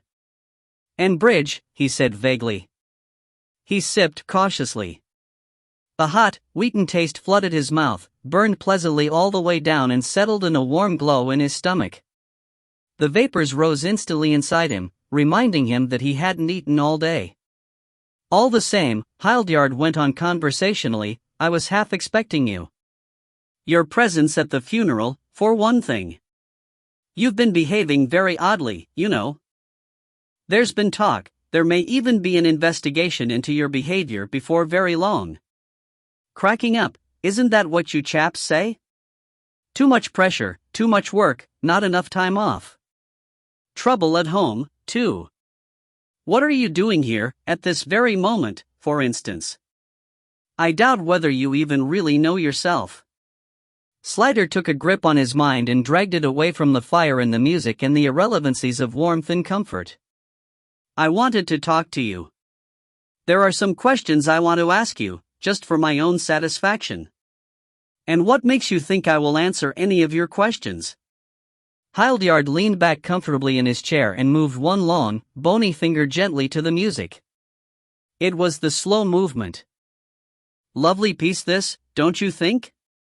Did you know it was through my representatives that Anne-Marie was able to develop her musical talents? Her aunt wanted her to devote herself to something more reliable, especially given the trouble her parents' marriage had caused. But I persuaded her to let Anne-Marie study, and when she came out of the college, I dropped the right words in the right ears to get her into the orchestra. She never knew that part, of course, but even talent needs a helping hand. Don't you think that was kind of me? But we all wanted Anne-Marie to stay close to home. It was a great blow when she moved to London. That, I think, showed ingratitude. His smile was unpleasant. I should think her aunt would have been pleased, Slider said with an effort. Well, perhaps. She didn't like Anne-Marie. Also, she is a musical cretin. I hate to have to say such a harsh thing of my fiancée, but it's the truth. Oh, you didn't know I was going to marry Mrs. Ringwood? A lady of mature charms, but none the worse for that, and if she is no friend to the muse, she will at least be very, very rich, especially as you people have had the kindness to wind up the investigation of her late niece. And I can always listen to my music in the privacy of my surgery. One can't have everything. I suppose Mrs. Ringwood will live only just long enough to make a new will, Slider heard himself say. He was appalled, but Hildyard didn't seem to mind. Indeed, he chuckled. Come, am I so unsubtle? Rest assured, Inspector, that when Mrs. Ringwood dies, be it soon or late, there will be nothing suspicious about her death. The doctor will have no hesitation in giving the certificate. Then why did you kill Anne-Marie in that particular way? You could have made it look like a natural death, or even a convincing suicide. The vet's face darkened briefly, but he said in a normal-sounding voice, one has to award you points for frankness, at all events. Why on earth should you think I killed Anne-Marie? It was persuasively natural, and Slider made himself remember Anne-Marie's nakedness, Ronnie Brenner's blue tongue, the fact that Thompson had blood under his eyelids. He felt very tired. He wondered for a moment whether the whiskey had been laced with something after all, and then dismissed the idea. Perhaps he really was just cracking up. If so, he had nothing to lose. "Let's pretend," he said thickly. "Just a sort of parlor game. Just for my own satisfaction. I think I've worked it all out, almost everything, but there are 1 or 2 points. Do I owe you satisfaction?" "Not particularly. But all the same, just for argument's sake, I suppose the pentothal came from your surgery? Your records are all carefully kept, and all drugs fully accounted for, I imagine?" "Naturally." "You arranged to meet her at the pub after her session at the television center. You'd stolen her diary, so you knew she wouldn't be missed for several days. You went in her car. I suppose you'd left yours somewhere so it wouldn't be recognized?"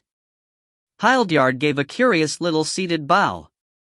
"The trains from Oxford are very good, and frequent," he said casually, not as if it were an answer to any question. Slider nodded, accepting the point. "Yes, Oxford. You had her drive you to the flat Ronnie Brenner had prepared for you. You took her in. He stopped and swallowed. He couldn't say the next bit. Afterwards you took her clothes away and drove in her car to Oxford, transferred to your own car and drove home, and disposed of the clothes. I wonder how." He though for a moment. "I wonder, do you have a furnace of some kind? What about the bodies of animals you have to put down? I don't suppose everyone wants to bury their own pet. There is a furnace at the back of the surgery," Hildyard assented. There was an odd gleam in his eye. "Very similar to the sort used in crematoria. Vaporizes everything most efficiently." Slider nodded. "Then you had to go back and clear out her flat, remove all her personal papers so that there could be no possibility she had left anything incriminating. But you forgot the violin, the Stradivarius. So you had to go back a second time. You must have thought, the way things were, that you had plenty of time. It must have been a shock to see in the paper that she'd been identified so soon. You panicked and killed the old lady." Suddenly Hildyard looked annoyed. "My dear sir, do I look like the sort of man who panics? It was not I who killed the old lady, as you put it. That was a piece of bungled work. There was no necessity for it at all. It may even have been an accident," Slider said in fairness. "Even we weren't sure about that. But it was you who dealt with Thompson, wasn't it? He was becoming a threat, getting too close to the truth, and in any case, it was a way to tie up all the loose ends. So you dumped Anne-Marie's car near his house, hijacked him somehow, forced him to write the suicide note, and cut his throat with one of your scalpels. It was clever of you to notice that he wrote left-handed and make the cut left-handed too. A friend of mine says that surgeons have to be able to cut with either hand." "Is that true?" "Oh yes. There are times when the angle of an operation is not accessible to a right-handed cut. Some of the best men operate with both hands simultaneously, holding several instruments in their fingers for quickness' sake." Slider was silent, thinking, and after a while Hildyard interrupted with a question of his own. "I've been wondering how you did manage to identify Anne-Marie's body so quickly. I read in the newspaper report that she was stripped entirely naked and that there were no belongings with her to identify her, nor had she been missed by anyone." "The mark on her neck," Slider said. He was very tired indeed, and closed his eyes for a moment. "One of my men recognized it as a violinist's mark, so we went round all the orchestras with a photograph." "Ah, I see." He looked thoughtful. "But there would have been no way to disguise that in any case, Pet." Slider opened his eyes. "No. But why the cuts on the foot? Why didn't you make the death look natural, like suicide?" Something of Hildyard's self-possession left him. His expression wavered, his eyes narrowed with some emotion, anger perhaps? He pressed his lips together as though to prevent himself from speaking unwisely, but after a moment the words escaped him. I loved Anne-Marie. You can have no idea. She was my creation. She was my neophyte. I nursed and nurtured what there was in her. He broke off just as abruptly, and the light in his eyes went cold. He turned his head away and said indifferently, orders from the top must always be obeyed, whatever the individual thinks of them. Unquestioningly. Chaos otherwise. In business as in the services. Business, Slider said, struggling with the warm grip of the armchair, trying to get more upright to express his outrage. How can you call it business? If you really did know her all her life, how could you just murder her in cold blood, and feel nothing, and call it business? Hildyard rose abruptly and towered over him, but Slider was too far gone to feel any menace. His glass was taken from him by strong fingers and he heard the vet say, "Damn it, I shouldn't have given you such a big one. I suppose you'd already been drinking before you came here. Come on, pull yourself together, you drunken fool. Can't have you passing out here. You shouldn't have come here anyway. Damn it, I shouldn't have let you in." And he still hadn't admitted anything, Slider thought. Not denied, but not admitted. He had no doubt that Hildyard was guilty, but even if the case hadn't been closed, none of this was admissible anyway. No witnesses. No witnesses? The strong hands were on his shoulders now, gripping like steel, and Slider tried to flinch away from them, belatedly alarmed. He loathed the touch which had so recently tightened the wire round Ronnie Brenner's neck. You aren't even worried, are you? He said in bleared outrage. You're not human at all, you're a monster. You say you loved Anne-Marie, but you murdered her just because they told you to. And you killed Ronnie Brenner and then just came back here and lit the fire, as if it was all in a day's work. The hands were suddenly gone. Hildyard straightened upright and looked at Slider with sudden alertness. Killed Ronnie Brenner? What are you talking about? You followed me to his house this afternoon, and when I came out you went in and killed him. The vet looked strange. No, he said. I haven't been anywhere. I've been here all day. Slider struggled. Then what? Listen. Hildyard was suddenly tense, his whole body rigid, his head cocked in a listening attitude. Did you hear that? He whispered. Slider shook his head, meeting the vet's eyes at last, and witnessed a curious phenomenon. The vet's yellowish face seemed to drain completely of blood, turning first white, and then almost greenish, waxy. His eyes seemed to bulge slightly in their sockets, his lips drew back involuntarily off his long teeth. Slider had never seen such terror in a man's face. It was not a pleasant sight. They followed you here, Hildyard whispered. Oh Jesus Christ. Who? How? Slider said, but the vet waved him to silence. Wait here. Keep quiet, he whispered.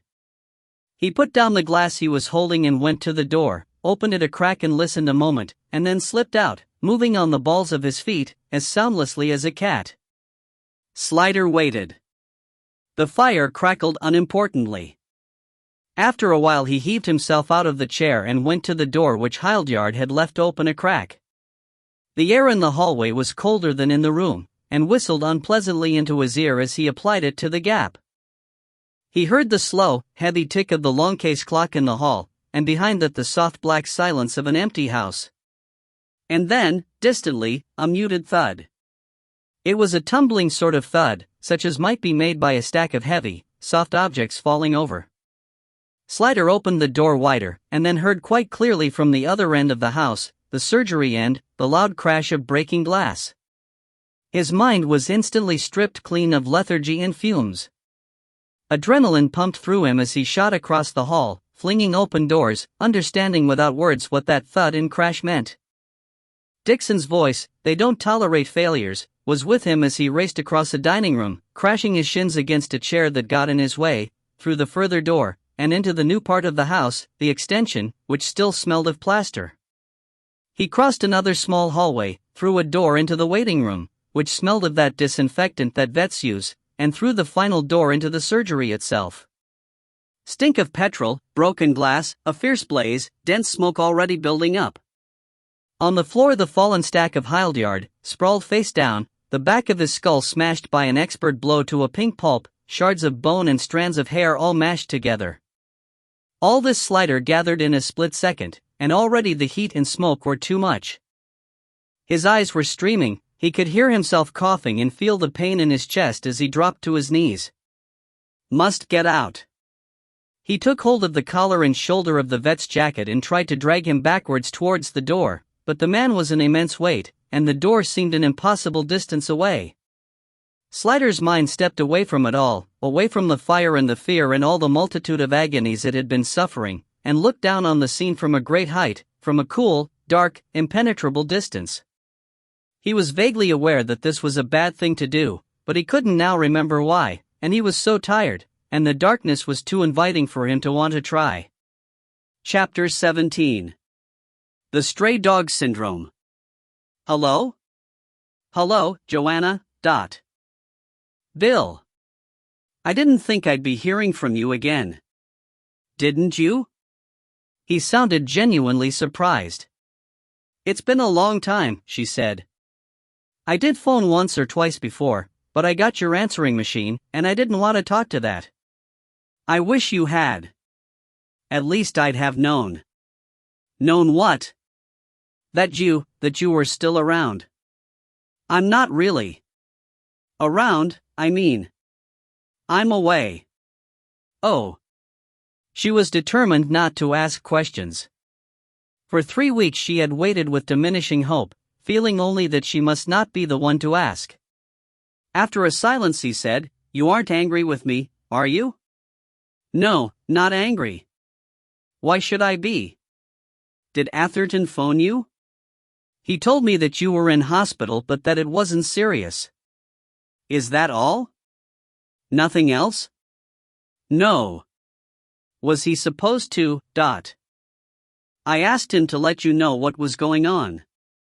"I suppose he forgot." "There must have been a hell of a lot to do, especially with me away in Ricebrook not coming back." "Forgot my arse." Joanna thought. She said, "Where are you, then?" "I'm staying with my father in Essex. They gave me long leave." Upper Hoxie, she remembered. "That's where I'm calling from now. The thing is, I wondered if you were going to have any time off in the next couple of days? I wondered if you'd like to come out here for the day. It's quite nice, country and all that. Wouldn't your father mind?" She meant, what about your wife, and he understood that and answered all parts of the question. "Irene's not here. She's at home with the children. I didn't want them to miss school. In any case, I'm supposed to be having peace and quiet. I've told Dad about you." Joanna's heart gave an unruly, unreasonable leap. "Oh? He's a good bloke." He said it like a justification. "I value his advice. I told him I wanted to ask you to come out, and he said he didn't mind. I think he wants to meet you, though he didn't say so out loud. Well, it's his generation, you know." "Yes." "Joanna, you're not saying much." "I don't know what to say." "Are you all right?" "I'm not sure. I feel as if I'd been going through a nightmare." "Yes, me too." Understatement of the decade, she thought. "Will you come, then? I'd like to have a chance to talk to you. But if you don't feel like coming out, I shall quite understand." "No, you won't understand, you diffident bastard," she thought. "Yes, I'll come, if you want me to. I could come tomorrow." "That would be perfect." "You'd better give me instructions, then." He was waiting for her at the end of the lane, and signaled for her to pull over onto the mud strip lay by. She obeyed and got out and stood looking at him, her heart in her mouth. His eyebrows had gone, and his front hair was stubbly, and across the top of his forehead the skin had a shiny, plastic look. His hands were still bandaged.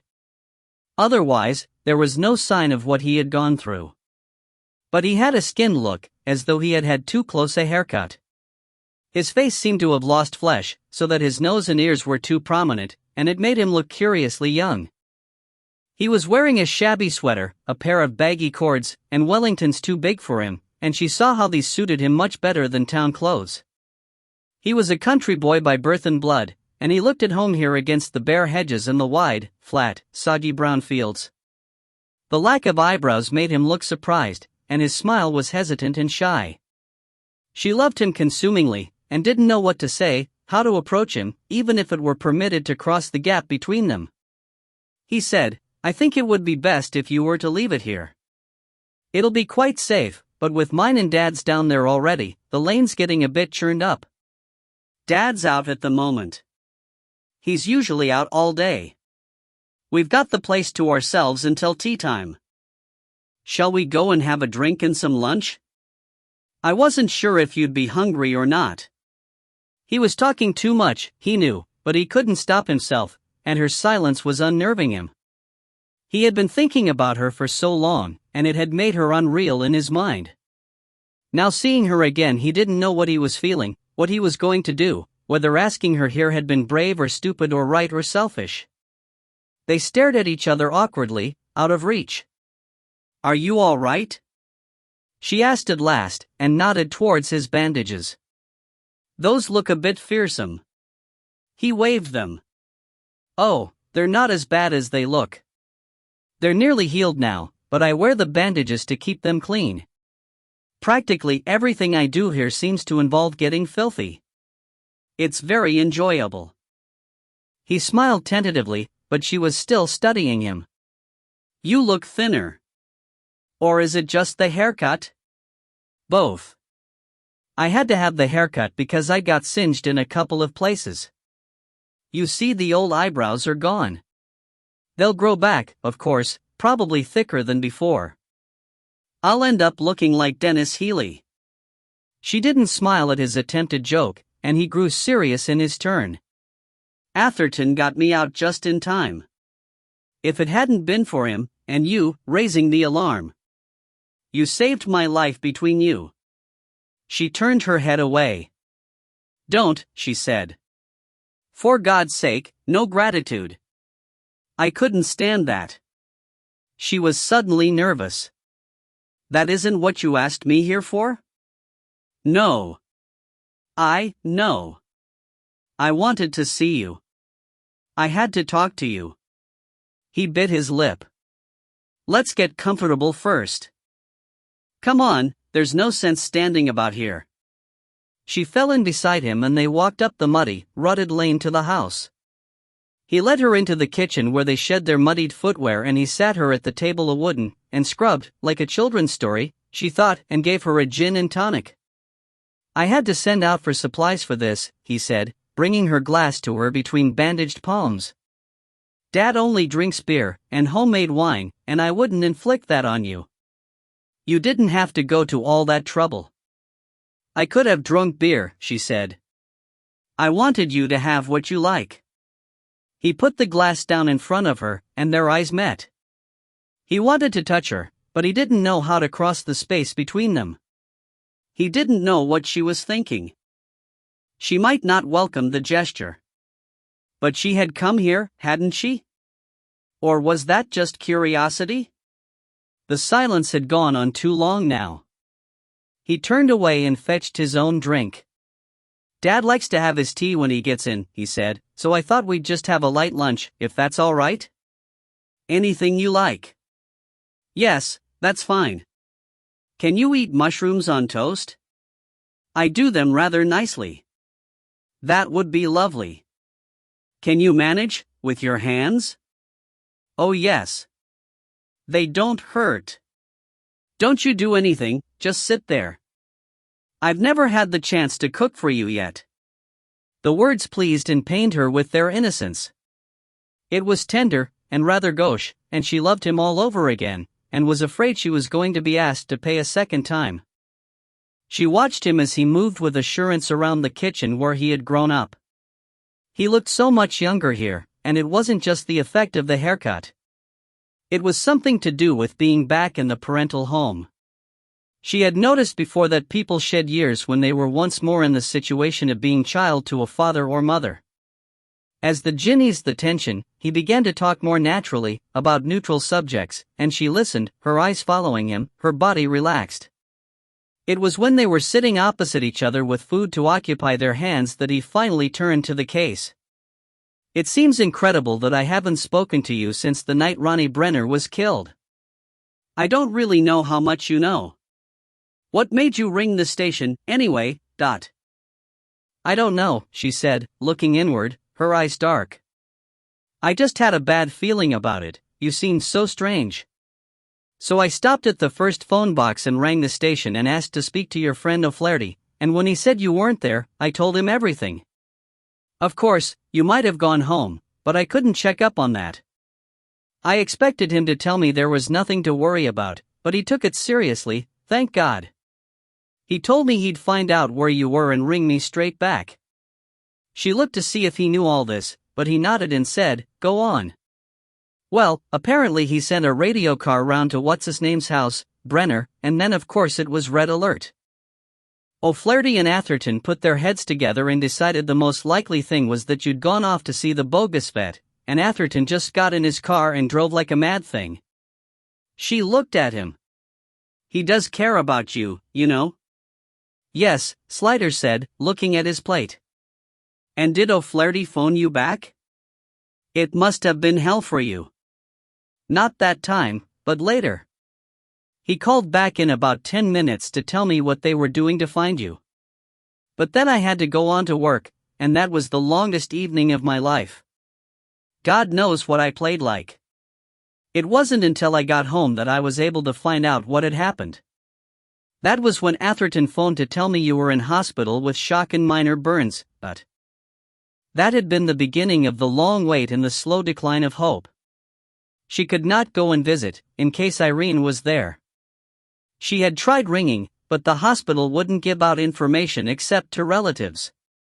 And then she had decided that if he wanted her, he would get in contact with her, and that if he didn't, she mustn't make it hard for him. So she had done nothing, and the silence had extended itself, and she had thought that that was her answer. Now he said, they weren't pleased with me, you know. With Hildyard dead, they had to have some sort of investigation into him, and he turned out to be a pretty unsatisfactory customer. He was German by birth, his real name was Hildebrand. He studied veterinary surgery at Nuremberg until the outbreak of the war, and then he joined the Luftwaffe, intelligence corps. So that's where he got the captain, was it? I suppose so. Anyway, when the German army occupied Italy, he was seconded and given a sort of undercover job liaising with the pro-Nazi Italians, trying to crack the Italian resistance. And apparently it was at that time that he made contact with the mafia, and did himself quite a lot of good with under-the-counter deals. At all events, he got very rich, and when the Allies took over he was rich and powerful enough to disappear completely, even though he was a very wanted man. Yes, I should think he was. Everybody would have been after his blood, but his only friends were the mafia, and it looks as though they helped him to escape to England and establish himself. At all events, he disappeared for a while, and when he resurfaced, there he was in Storton-on-Foss, as respectable as you like, following his old trade of veterinary surgeon and digging himself into the local community. And all that time being a sleeper? Or active? Or what? I don't suppose we'll ever know. There's so much we don't know, like who killed Brenner, or Mrs. Gostin. Hildyard more or less admitted killing Thompson, or at least he didn't deny it. And Anne-Marie. He was silent a moment, and then said, anyway, they aren't going to follow it up. The shop in Tutman Street's closed, and the man I saw there has disappeared. We've evidently disturbed them enough to close down that particular network, and that means I'm not exactly flavor of the month up at the Yard. We'll be watching Solomon from now on, but I don't suppose they'll ever use him again. One thing I've been wondering is how Anne-Marie actually passed the money on. I've been thinking about that, too, And I think it must have been something idiotically simple. I think it was the olive oil tins. I can't account for 'em otherwise. She had 2 in each of her flats, and Atherton noticed they were quite clean and dry inside, as if they'd never been used. I think maybe she just shoved rolls of banknotes into them and carried them along to the shop, and was given another empty tin in exchange. Surely it can't have been as simple as that. Sometimes the simplest ideas work the best, he said, and lapsed into silence. Well, at least Anne-Marie's murderer got his just desserts, she said at last, trying to comfort him. You sound like Dixon. But it isn't a matter of that. That's just revenge. He looked at her carefully. I want you to understand. Then he changed his emphasis. I want you to understand. Go on then. I'm listening. It took him a while to begin. It's not the way it is in books, you see, where the detective solves the problem and then goes home to tea. In real life, even if you solve the problem, that's only the beginning. You have to assemble all the evidence, construct the case, take it to court, and even then the villain might not go down. He might get off entirely, or he might get a suspended sentence and be straight back out on the street. It's a gamble. And all the time you're constructing the case against him, there's all the other crime going on, and you can't be in 2 places at once. You never win. You can't win. You never even finish anything. It's like grandmother's steps, only the villains keep just a nose ahead of you, always. And if you get one sent down, there's all the others still in business, you can't stop them all, and in a couple of years the one you got sent down comes out again and picks up where he left off. You never seem to get anywhere, and in the end it drives you crazy. If you let it. He looked to see if she was following, and she nodded. People have different ways of coping with the frustration. Of course there are some lucky enough or stupid enough not to feel it, like Hunt. And Beavers, too, in a way. Atherton copes by just switching off as soon as he leaves his desk, and concentrating on his social life, food, and books and music and so on. Playing the dilettante bachelor. Yes. And it is an act, to an extent. He watches himself doing it, polishes up his performance. Norma's a bit like that, too, only her act is being a tough guy. And there are some who drink or take drugs, and some who just get brutalized. And then there's you, she suggested. I don't know really how I coped with it. I think, by believing that it was all worthwhile. But somehow from the beginning of this case it didn't work. I minded too much, and I don't know why, unless maybe it was just the last straw. But then I met you. She became very still, watching his face. You said once that I didn't see you as part of real life, and I think in a way you were right. She heard the words with a sense of foreknowledge and despair.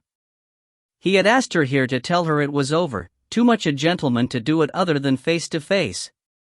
You were my place to hide, he went on. I see it now. I think I half knew it at the time, and it was very wrong of me to use you like that, but I can only say in my defense that my need was very great. I was right on the edge of a precipice and you were all I was holding on to. She nodded again, unable to speak. She couldn't believe that he was going to let her go, now that they had found each other against all the odds, but she knew, and she had always known, that nothing was more likely. I've had time to think while I've been here. It's a thing people hardly ever have, isn't it? Time on their own to think things out properly. Maybe that's why people so often get really basic things wrong. I've never really been on my own since I got married. He was coming to it now, she thought. She started to smile, and then realized that was inappropriate. He looked at her very seriously, and it made him look absurdly young, like an earnest sixth former about to express his conclusion that what was really wanted was world peace and harmony. But down here I've had complete peace and quiet, with just Dad. He's very restful, not a great talker. I've thought about everything, most of all about you. And I think that in spite of the way things have happened, you're the only real thing that's happened to me in the whole of my adult life, really. He smiled at her, and reached across for her hand, lifting it to his lips and kissing it, the tenderest gesture a lover can make.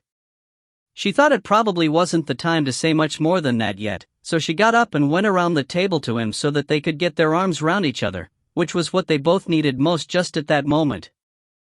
Mr. Slider came into the kitchen just when dusk was beginning to make it worthwhile to pull the curtains and switch on the light, and found Joanna peacefully making tea and boiling eggs while Bill watched the toast.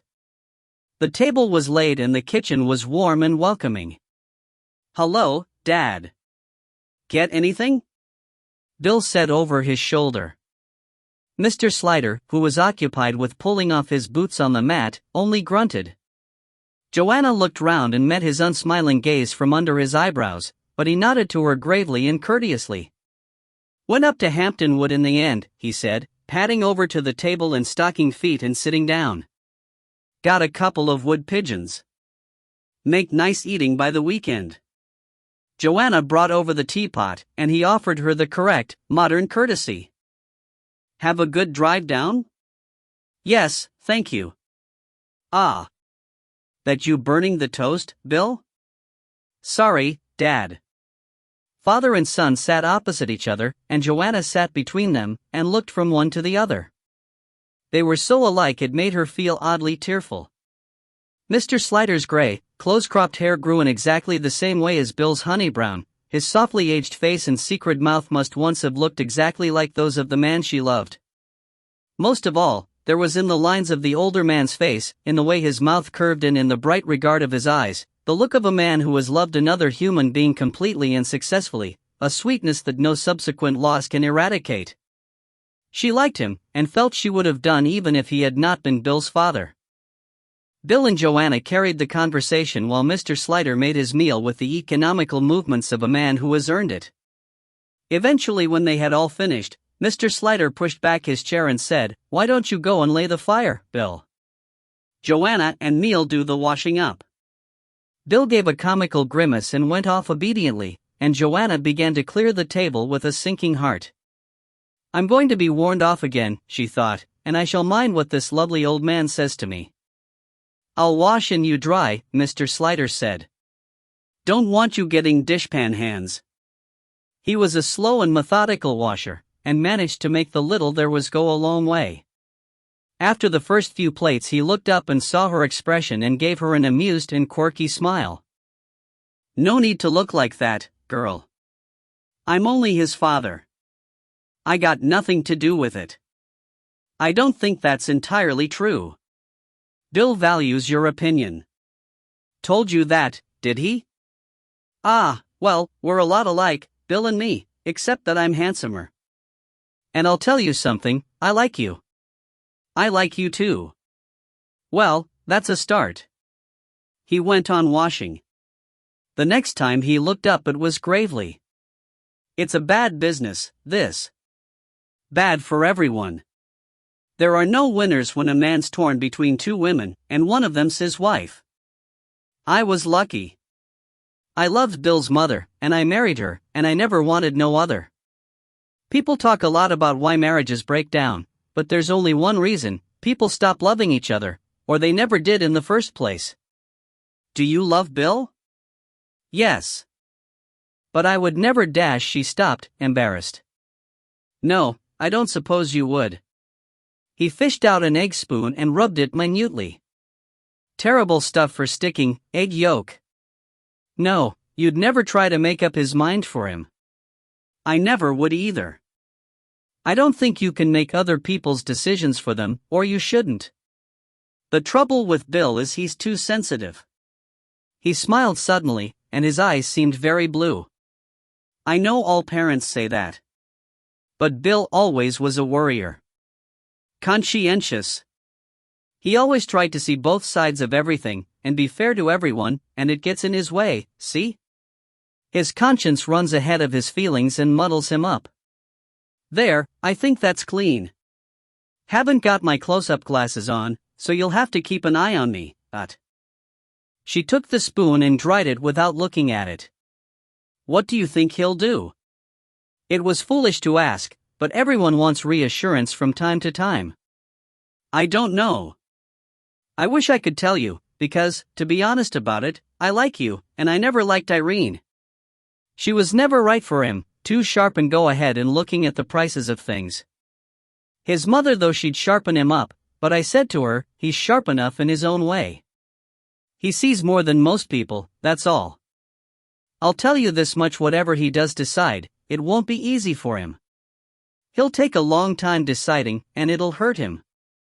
It'll hurt you, too, he said, looking at her appraisingly, but I reckon you can take it. And you wouldn't want him, would you, if he was the kind of man that could decide a thing like that easily? No. I suppose I wouldn't. It wasn't much comfort.